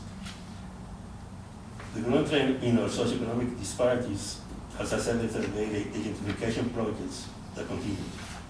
And one of the most central of those areas is Flushing, New York. A place where in one side of the street you have people making $300,000, $400,000 a year, and on the other side of the street you have people making $13,000 or $20,000 a year. This disparity has created a situation of incredible quantity of hunger in our community. The real problem is not hunger, the real problem is poverty. And poverty, one of the greatest causes of poverty in the city is rent. The cost of rent has increased so much that has affected increasing amount of people that were very happily living together, and all of a sudden they found themselves poor. Okay. Why at the end of every month these people are making a decision? Am I going to feed my family or am I going to pay the rent? And most of the time it's paying the rent. So most of the time people are hungry. It's incredible that in the richest city in the world, the richest country that ever existed in the history of humanity, one of every 5 children and one of every 7 seniors was today hungry. So when we created La Jornada 10 years ago, we started to feed these families. And we have grown to feeding last year with 100,000 people. And now we're closed. We're closed because we don't have a place to do it. So we applied to NACHA. They have a wonderful, beautiful place in Flushing that has not been used for the past 5 years. This 4,900 square feet space will help us feed not only 100,000 people, but help us create English classes, citizen classes, will help us help with the census that is coming next year. Now, we are totally a volunteer organization. We have never asked for money. We always ask for food. This is the only time that we make the exception, because after we've been approved by NACHA, we found out we had to pay $27,000 a year in rent with a deposit of $4,000. Because you find that application from NACHA is still on that. Now, what is expensive to feed poor, hungry, and immigrant New Yorkers? We're here to ask you, to beg you, to plead you, to help us open up tomorrow. For the last 3 weeks, Flushing and Corona, the whole area of Queens, has lost 60,000 pounds of food. That means that these families have to go out and buy the equivalent 60,000 pounds. Which means that the poor get poorer. Children are being hungry, seniors are being affected, all because somehow the federal government, the NACHA, needs somebody to pay the rent for that space. So we're asking you, we're begging you to please help us on that. It's because a year is $27,000, plus taking a $4,000 deposit. Okay. So if you can help us on that, so we can open up tomorrow and help New Yorkers, it would be wonderful. I'm sorry, run off. Thank you for your presentation. I just want to make sure I understand. So NYCHA has accepted the application to be a tenant in their public space at the Bland houses? Is that what it is? Yes. And they want to charge you $25,000 a year in rent? Correct. And what is your operating budget besides that? I mean, there must be costs with staffing. Our operating budget is, I believe, $7,000 to buy bags and give money to the day laborers to help us download the trucks. $7,000 A year. a year? A year, yes. The rest of the stuff is, we receive $750,000 in food that we just put on, and we give up. We were famous for the biggest lines in the history of Flushing. The line for our food pantry would run not only around the block, but around the other block, because we were serving 1,000 people a week. And have you had any conversations with I think this would be Community Board 7 or the elected officials in the area where Bland House is? We didn't know anything about this until yesterday. Okay. So we thought that we would just open and go ahead and keep feeding people, but we just found out yesterday that we needed money. Yes, Just to clarify, I know Councilman Koo gives you funding every year through the food pantry initiative. Yes.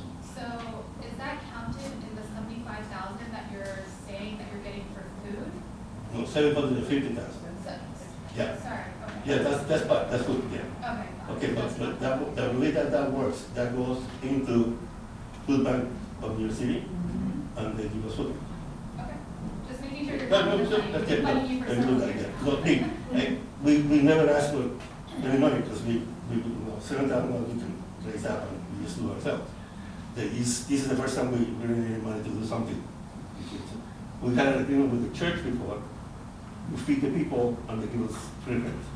That was an agreement with the pastor before. Any other questions? Any other questions or comments? So the food pantry thus far has been operating on Woodhaven? Good? The food pantry thus far has been operating out of Woodhaven Boulevard?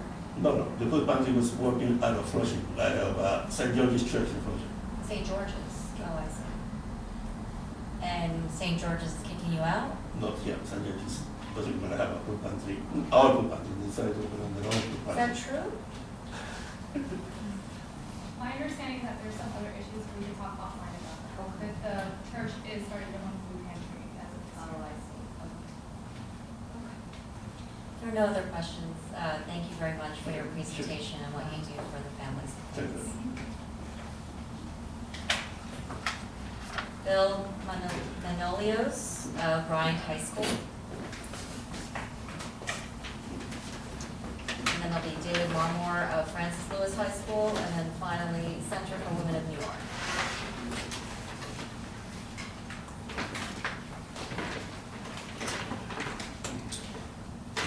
Good afternoon, Borough Person Chairman Lee, and all of the city council members here today. Thank you for the opportunity to testify today. My name is Bill Manolius. I'm the assistant principal at William Cullen Bryant High School. First, I would like to thank, with great appreciation, the Office of the Queensborough President for funding our athletic field, which is absolutely beautiful. It was out of commission for many years until the borough president allocated $3 million, and the Land for Public Trust also supported us in renovating the field, in addition to the locker rooms that the borough president's office funded, and hopefully will take place this year. I'm here to testify, though, about some of the construction needs that our school has, and we have a large population of children. We serve 2,300 students from the community and many other boroughs of New York City.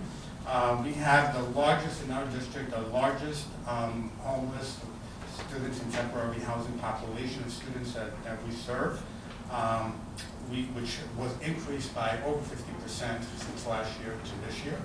Our programs are wonderful. Our drama program, for example, opened up for Hamilton twice and did a lot of other amazing things. We could go over that, but I know that I'm here today to talk about a few things in terms of the needs that we have in our school. Our bathrooms are in decay. Many bathrooms were shut down and closed for over 20, 30 years, and things that were there were left there. They're roach infested, mice infested. Children, staff are using them as storage because they have no other facilities to put them. Just one story, a few days ago, a student went into the room with the teacher to get something out of a box. There was a dead roach there that was so hard that when the student put her finger in there, she got pricked by the thing. She was bleeding, and they had a hard time removing that part of the roach from her finger. But these are incidents that go on all the time in our school. We had a student who went to open the window didn't stay up, he fell, cut her finger, she went out, she went to the hospital. We have many stories like that, but I will continue because I know I only have 30 seconds left. Our heating system is completely falling apart. On Tuesday, when we had the Regents exam this last Tuesday, came into the building, my office was 52 degrees. Many of the classrooms that students were taking Regents in were in the 50s and low 60-degree weather. These are students who are taking exams where the results of those exams will determine what colleges they go into. They're competing with other students who are taking exams in conditions that are perfectly fine. It's not fair. I mean, we talk about equity for all. It's thrown around as if something like that exists. But when you look at some of the schools where a mile and a half down the road they're building a a new high school. They found $125 million to build it, which is probably going to be much more when they finally start the work. And we are competing with a school that's going to have facilities like that. Meanwhile, our students, as you can see from the pictures here, by the way, because I don't make anything up, I wrote the pictures, and you can see what the bathrooms look like. So you can see what the showers that our students should be using, which have been shut down and been used as storage and have not been touched for over 20, 30 years, look like. Where you can see teacher bathrooms that are out of commission for over 2 years because the Department of School Facilities doesn't want to, can't find the time to update them. The other pictures that I have in here are the current bathrooms that are actually open, the rust on the radiators, the broken tiles, the dividers that have been rusted and they scraped off the metal and repainted them over and over again. The mirrors that are low. This is the storage. If you want to flip through these pages, these are the old bathrooms that tiles are broken off. You can see how the conditions are. This is where teachers are storing things because there is no storage room in the building. This is what they have to go into every single day. The students have lockers like the ones I'm showing you here. These lockers with what looks like mold. I haven't tested it. Saws and all kinds of things in there that have been there for ages and nobody wants to clean out, but they're easily accessible to students. We've had to displace teachers because they have they're allergic to dust, and we had to move them out. But we moved them out to clean up that room. But we have hundreds of rooms that are in these conditions like this, with students that are trying to learn, but find it a very hard time. You know, this is a second home. This is, for many of our students, honestly, their home. This is their home. We are open every night. I'm there most nights at 6, 7 o'clock. I have a family home, but I stay there because we have a need. We're open Saturdays, we're open Sundays, we open summer school, and we host other high schools from our area, 2, 3 other high schools. And that's all the work that we do, and then we serve the entire community. We've been there for over 90 years. Our school has been over for over 100 years. We're stable in the community, but it's been neglected, really neglected. And there are many areas that I haven't even had the chance to really take pictures, but I welcome anyone who would like to come and take a look at our facilities and our gyms and other places where students are, trying to learn and teachers are trying to teach and having a very hard time of it. Thank you for your time. I'll take any questions. Thank you, Mr. Manolios, for the presentation. Any questions or comments? Yes. So, have you been able to secure any Reso A money? Right, so for the I started my career in the school 25 years ago, and I went out to become an assistant principal. I came back 5 years ago, and since I've taken over, I've written Reso A grants every year. I've written a capital improvement plan every year. I've met with the surveyors who come in to survey the school and the building. I've called meetings with the school facilities, School construction. School Construction Authority. We have been able to push a lot of work to happen, but there's a lot of other work that needs to be done.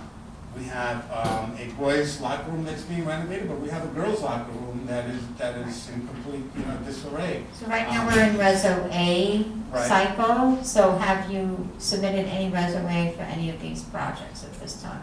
I've submitted, many of these projects are not Reso A from what I was told, capital improvement plans, and I put that into the capital improvement plan that was requested of me. And I did receive a Reso A grant, and information that Monica made available to me, and that is something that I will be putting in for. But I was informed, whether it's true or not, that only a couple of $100,000 of some of this work will take much more than that to repair. The bathrooms, we have about a dozen bathrooms that are in this condition. These are only some of them, about a dozen bathrooms. Right, but if you got some Reso A money towards one of these projects and then other money could be gathered, we may be able to get one of these projects. I would love to do that if you And I think the Reso A deadline is in about 10 days? Right. February 28th. February 28th. Oh, a month, yeah. Right, I just received that information. I will be putting in, but we also have instructional programs that we'd like to bring. We have instructional technology that needs to be improved. It's not just about facilities. So the major projects that we have, I'm trying to get through capital improvement through the School Construction Authority and people who have that kind of funding who can fund those projects, and the Borough President's Office. Resume, we're trying to get some of our other needs, instructional needs, to improve our instructional Well, programs. Resume is capital projects. Sure. How long has school been in this condition? I can tell you that many of those rooms and many of those lockers have things in there for over 20 years that have not been touched. We have some very dedicated staff. We've had, for example, some school aides who've been working with me over the last year to try to take all the garbage out and removing the garbage ourselves. This is in very infested states. I'm talking about where the paint in some of these rooms, I wish I had some more pictures. The paint in the rooms looks like, it looks like icicles, but it's all paint that is falling from the ceilings. And we're going in there trying to take it out. There is one room, for example, that we tried to get in, the people, Monica came with me. We opened the door and the fumes from the bathrooms were backing up so much that as soon as you open the door, you almost vomited. You couldn't get inside the door.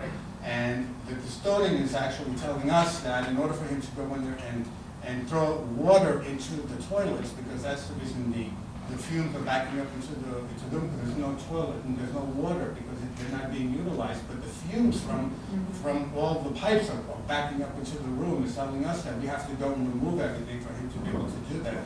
So those are the conditions that we're trying to work in and educate So has our there been any students. sort of environmental impact study on this? Do we know if this is making kids? Well, we've been asked. I'll give you an example. In my office for 2 years now, my ceiling is completely peeling and paint. The paint is peeling.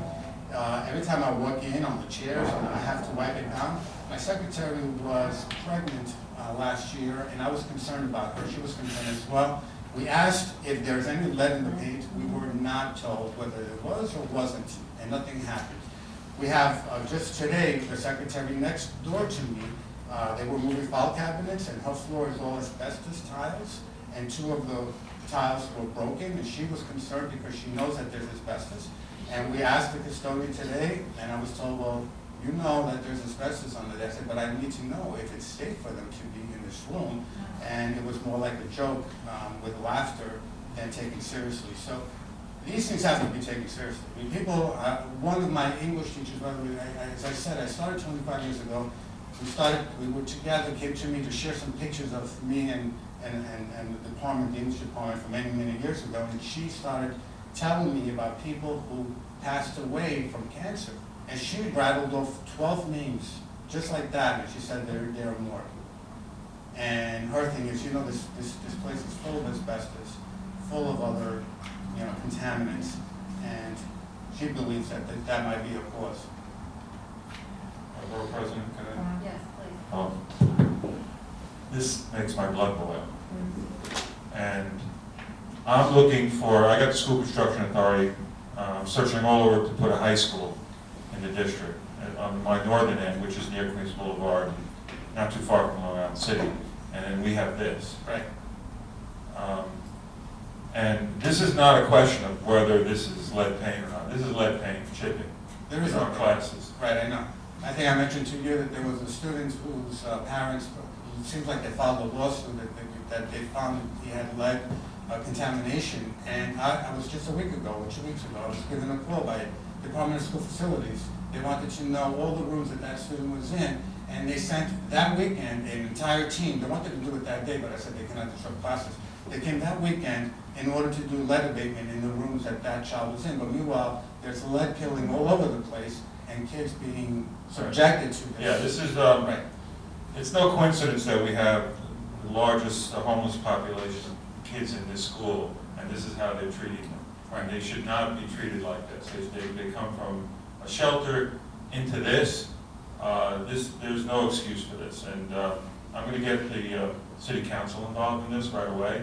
And I know Peter Koo and Jimmy Van Bramer. I don't know, Jimmy Van Bramer been in this school? He's been in the school. He graduated in the school? And his nephew's graduated from the school. And yeah, he graduated. But you shouldn't have to be begging at a borough board hearing for budget. This should not, this is like piecemeal, we shouldn't be piecemealing this. This has to be handled, and this has to be, descended upon the school to bring it up to any kind, this is the worst I've seen, and I focus on another school, PS9 in Maspeth, which was coincidentally a District 75 school. Kids with special needs were thrown in here, and this reminds me of that, except this is, I think, worse. And this is disgraceful that this is a 21st century high school in the city of New York.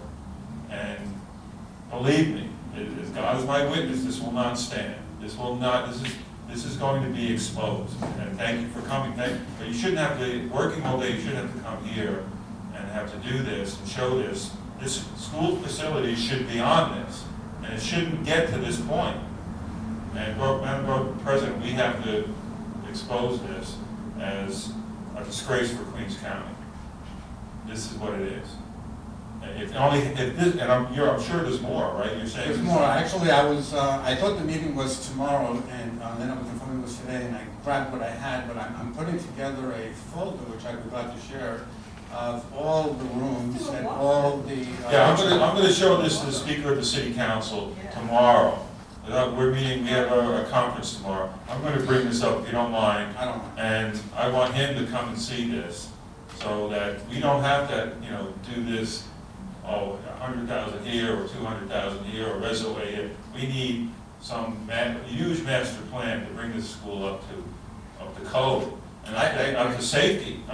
I see the auditorium with chairs that looks like you can get splinters from. Well, they do, and Yeah. and the paint chips from the ceiling. Yeah, this is a, thank you though for staying and bringing this to our attention.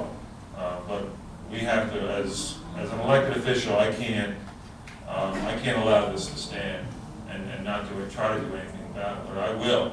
And I think people who know me know that I will, because this has to be exposed. And I think the community board certainly should get involved. We'll go on a walkthrough with the speaker and the borough president, but I have to see this. I invite you to come. All right. I'm glad I waited. I appreciate I'm exhausted because we had hearings all day, but I saw this on the agenda and I said, my God. And that's what it's all about. I can't believe this exists like this. But thank you again. Thank you. We'll be. You have my card, so. I do. All right. Thank you.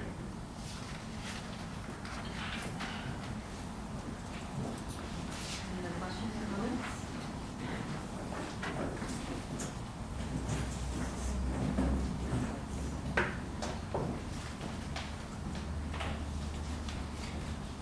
Is this on? Do we outlast the battery?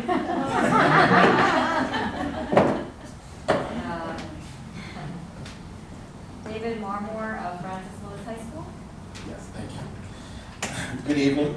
Good evening, Queensborough President Lee, and to all of our City Council representatives here today. My name is David Marmore. I am the principal of Francis Lewis High School.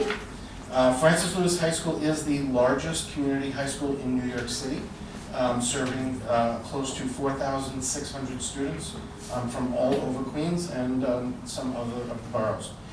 We are also very proud to be designated the most overcrowded school in all of New York City. We are right now operating at close to 220% capacity. However, due to the generosity and foresight of the Borough President's office and the generosity of Councilman Cruz's office, we are scheduled to open a 500-seat annex that will have a rooftop greenhouse, which we are one of the proud recipients and partners of one of your former presenters of Sunworks, is actually helping us take the funds that you very generously give us to build an incredible greenhouse program. So what I'm here to talk to you about today is an actual urgent crisis that we are about to, or starting to face. Basically, over the last 20 years, our athletic fields, which were put in place on basically a swampland, which has basically no drainage, has been deteriorating over the last 20 years. As of this fall, it became completely unplayable. We had to cancel our soccer playoffs. Cardozo High School was nice enough at the last second to kick their football team off the field so that we could run over there so that we didn't have to forfeit our soccer playoffs. It is an absolute safety hazard. I have pictures of the current conditions of the field. The cutouts for the baseball field, which are right in the center of the soccer fields, over the last 20 years have now deteriorated into giant mud pits. So when it rains, it's a mud pit and unplayable. When it dries, it's hard as cement. We've had numerous injuries. And so now we have two major problems that are converging at the same time. The Annex project, which I have a picture for you on page 2, and I have a poster here. The Annex project, the only place they could place it was in the back, right by the fields. The current track, which is only a 390-meter track, which means we can't host any major events, or borough-wide or Queensborough events, because of the 390-meter track for some reason that they put in, comes within 3 feet of the actual annex. So now, when the annex is opened, which is scheduled for September of '21, in addition to the deteriorating, crumbling conditions of the actual field, which are a safety hazard, crumbling courts and crumbling handball courts, we now are going to have to service thousands of children and community programs by having spectators and athletes have to go through a 3-foot wide space between the opening and the entrance to the fields and the actual fields. The annex comes within 3 feet of the track. Now, the track is over 20 years old. It was put in by the Save or Take the Field program way back when. Similar fields were done at Cardozo at the same time. Their fields have been completely renovated with new AstroTurf fields. So what we're asking for is for the support, again, of the City Council and the Borough President to try to get a field replacement and renovation of the entire area. Again, I'm at this stage now as the principal where I'm probably going to have to close the field for competition purposes because it has been deemed a safety hazard by the PSAL. Like I said, the last 2 major events they had to cancel. And at this point, I would be doing a disservice to my students if I allow them to continue to play in the conditions that they're in. So when I say that we're in a major crisis part, I mean we have a very time-sensitive crisis because while they're still building the annex, I've been trying desperately for 3 years to try to get some sanity to try to craft the renovation of the athletic fields to coincide with the annex. Unfortunately, I have been unsuccessful so far to get any sanity to coordinating the 2 projects together. So at this point, I'm on an all-out push to try to get some relief so that we can get a project started, which would help us to get a proper, and on the back I gave sort of a layout of what a proper renovation would be, which would open up the entranceway for the thousands of spectators and students. And it would also provide us a full 400-meter track so that we can once again start to host things like borough-wide championships for all of Queens and the community programs. Now, one of the other things I just want to mention real quick, we had to lose 2 of the 4 tennis courts in order to accommodate the annex. The new layout and the new plan allows us to get the 4 courts back. The reason that is significant, besides the fact that we can no longer host tennis tournaments, is that we were a major location for summer programs hosted, sponsored by Councilman Cruz's office in the, I think it's the New York Junior Tennis League has camps there. Well, they no longer can do that because we don't have the facilities for them anymore. So this project will not only bring a safe field back to the largest school in New York City, but it will also allow us to serve the rest of the community on all of our weekend programs. So the PSL can no longer even host events on our fields anymore.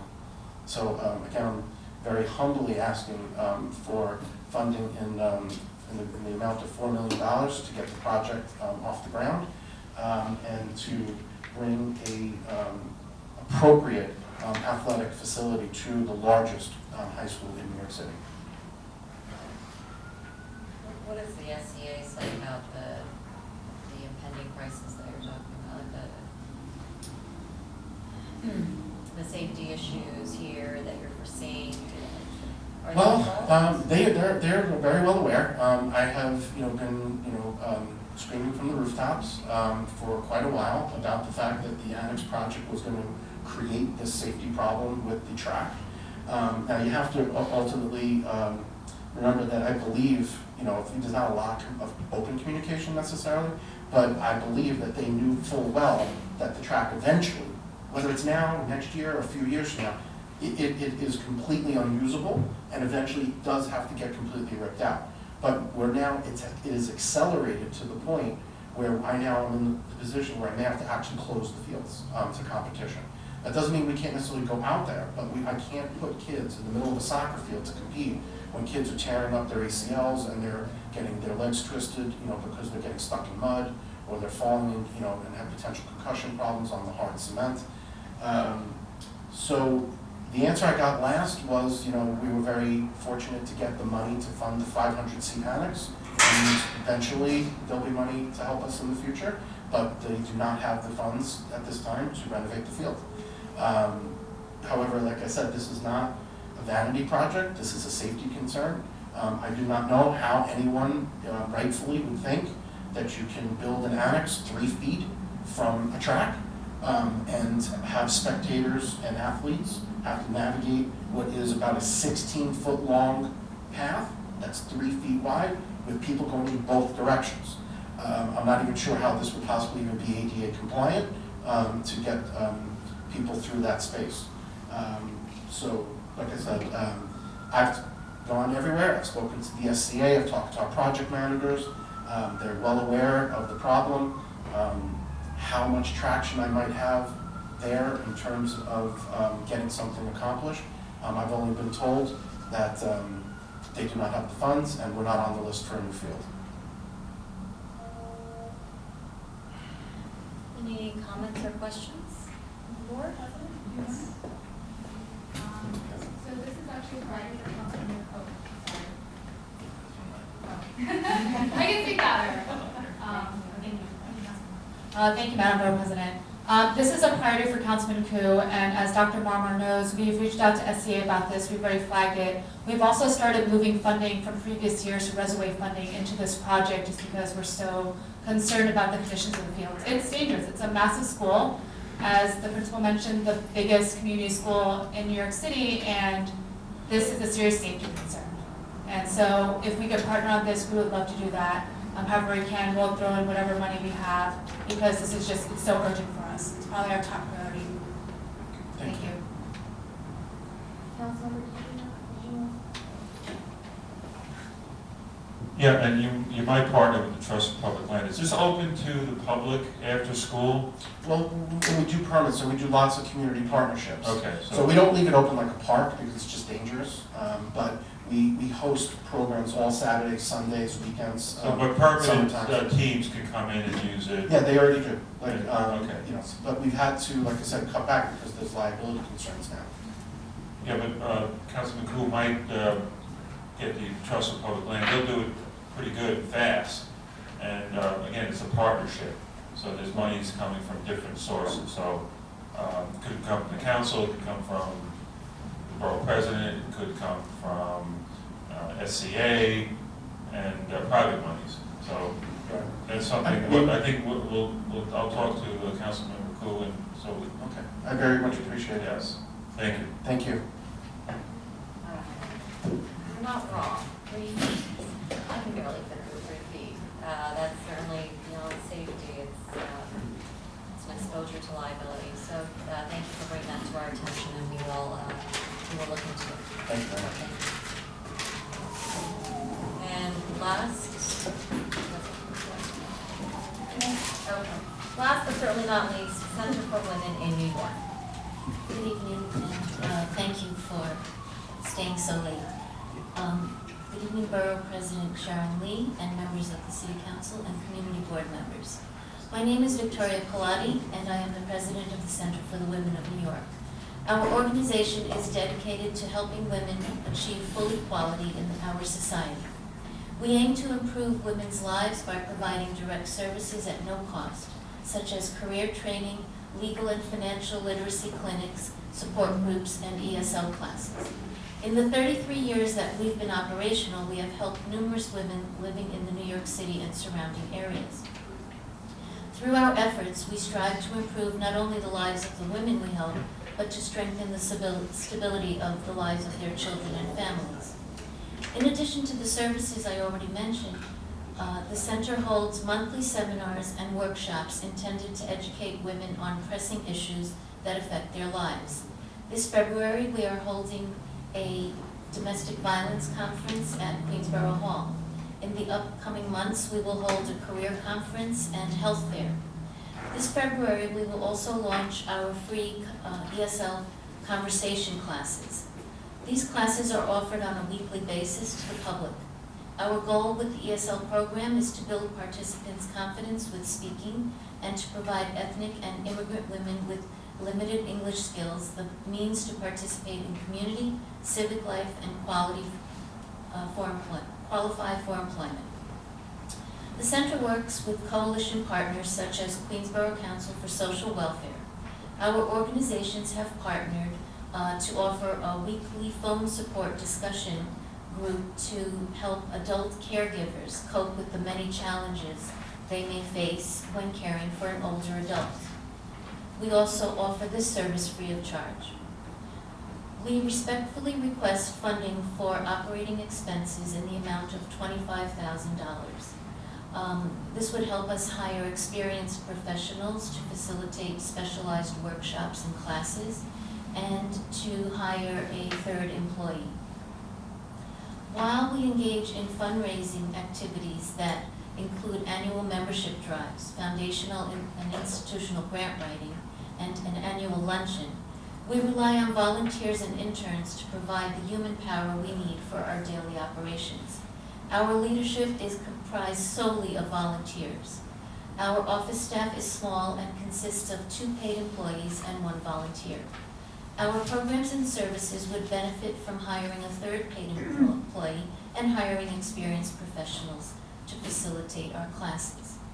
This spring, we will open our Fort Totten Bayside location, which will also bring about new monthly expenses. Our new location provides us the opportunity to increase our outreach. Once we become fully operational in the Bayside location, we will be able to service women in both northern and southern Queens. We are requesting funds to help us continue to offer our services at no cost, and our citizens' tax dollars will be put to very good use. Thank you again for staying so late. Thank you for your patience to deliver your testimony in person. Any questions or comments from the board? And thank you for keeping the legacy and memory of Ms. Jolin and her vision alive. Thank you for remembering. And we look forward to working with you. And with that, with no other members of the public scheduled to testify, we will conclude this meeting of the Queensborough Board and conclude this public hearing. Thank you very much.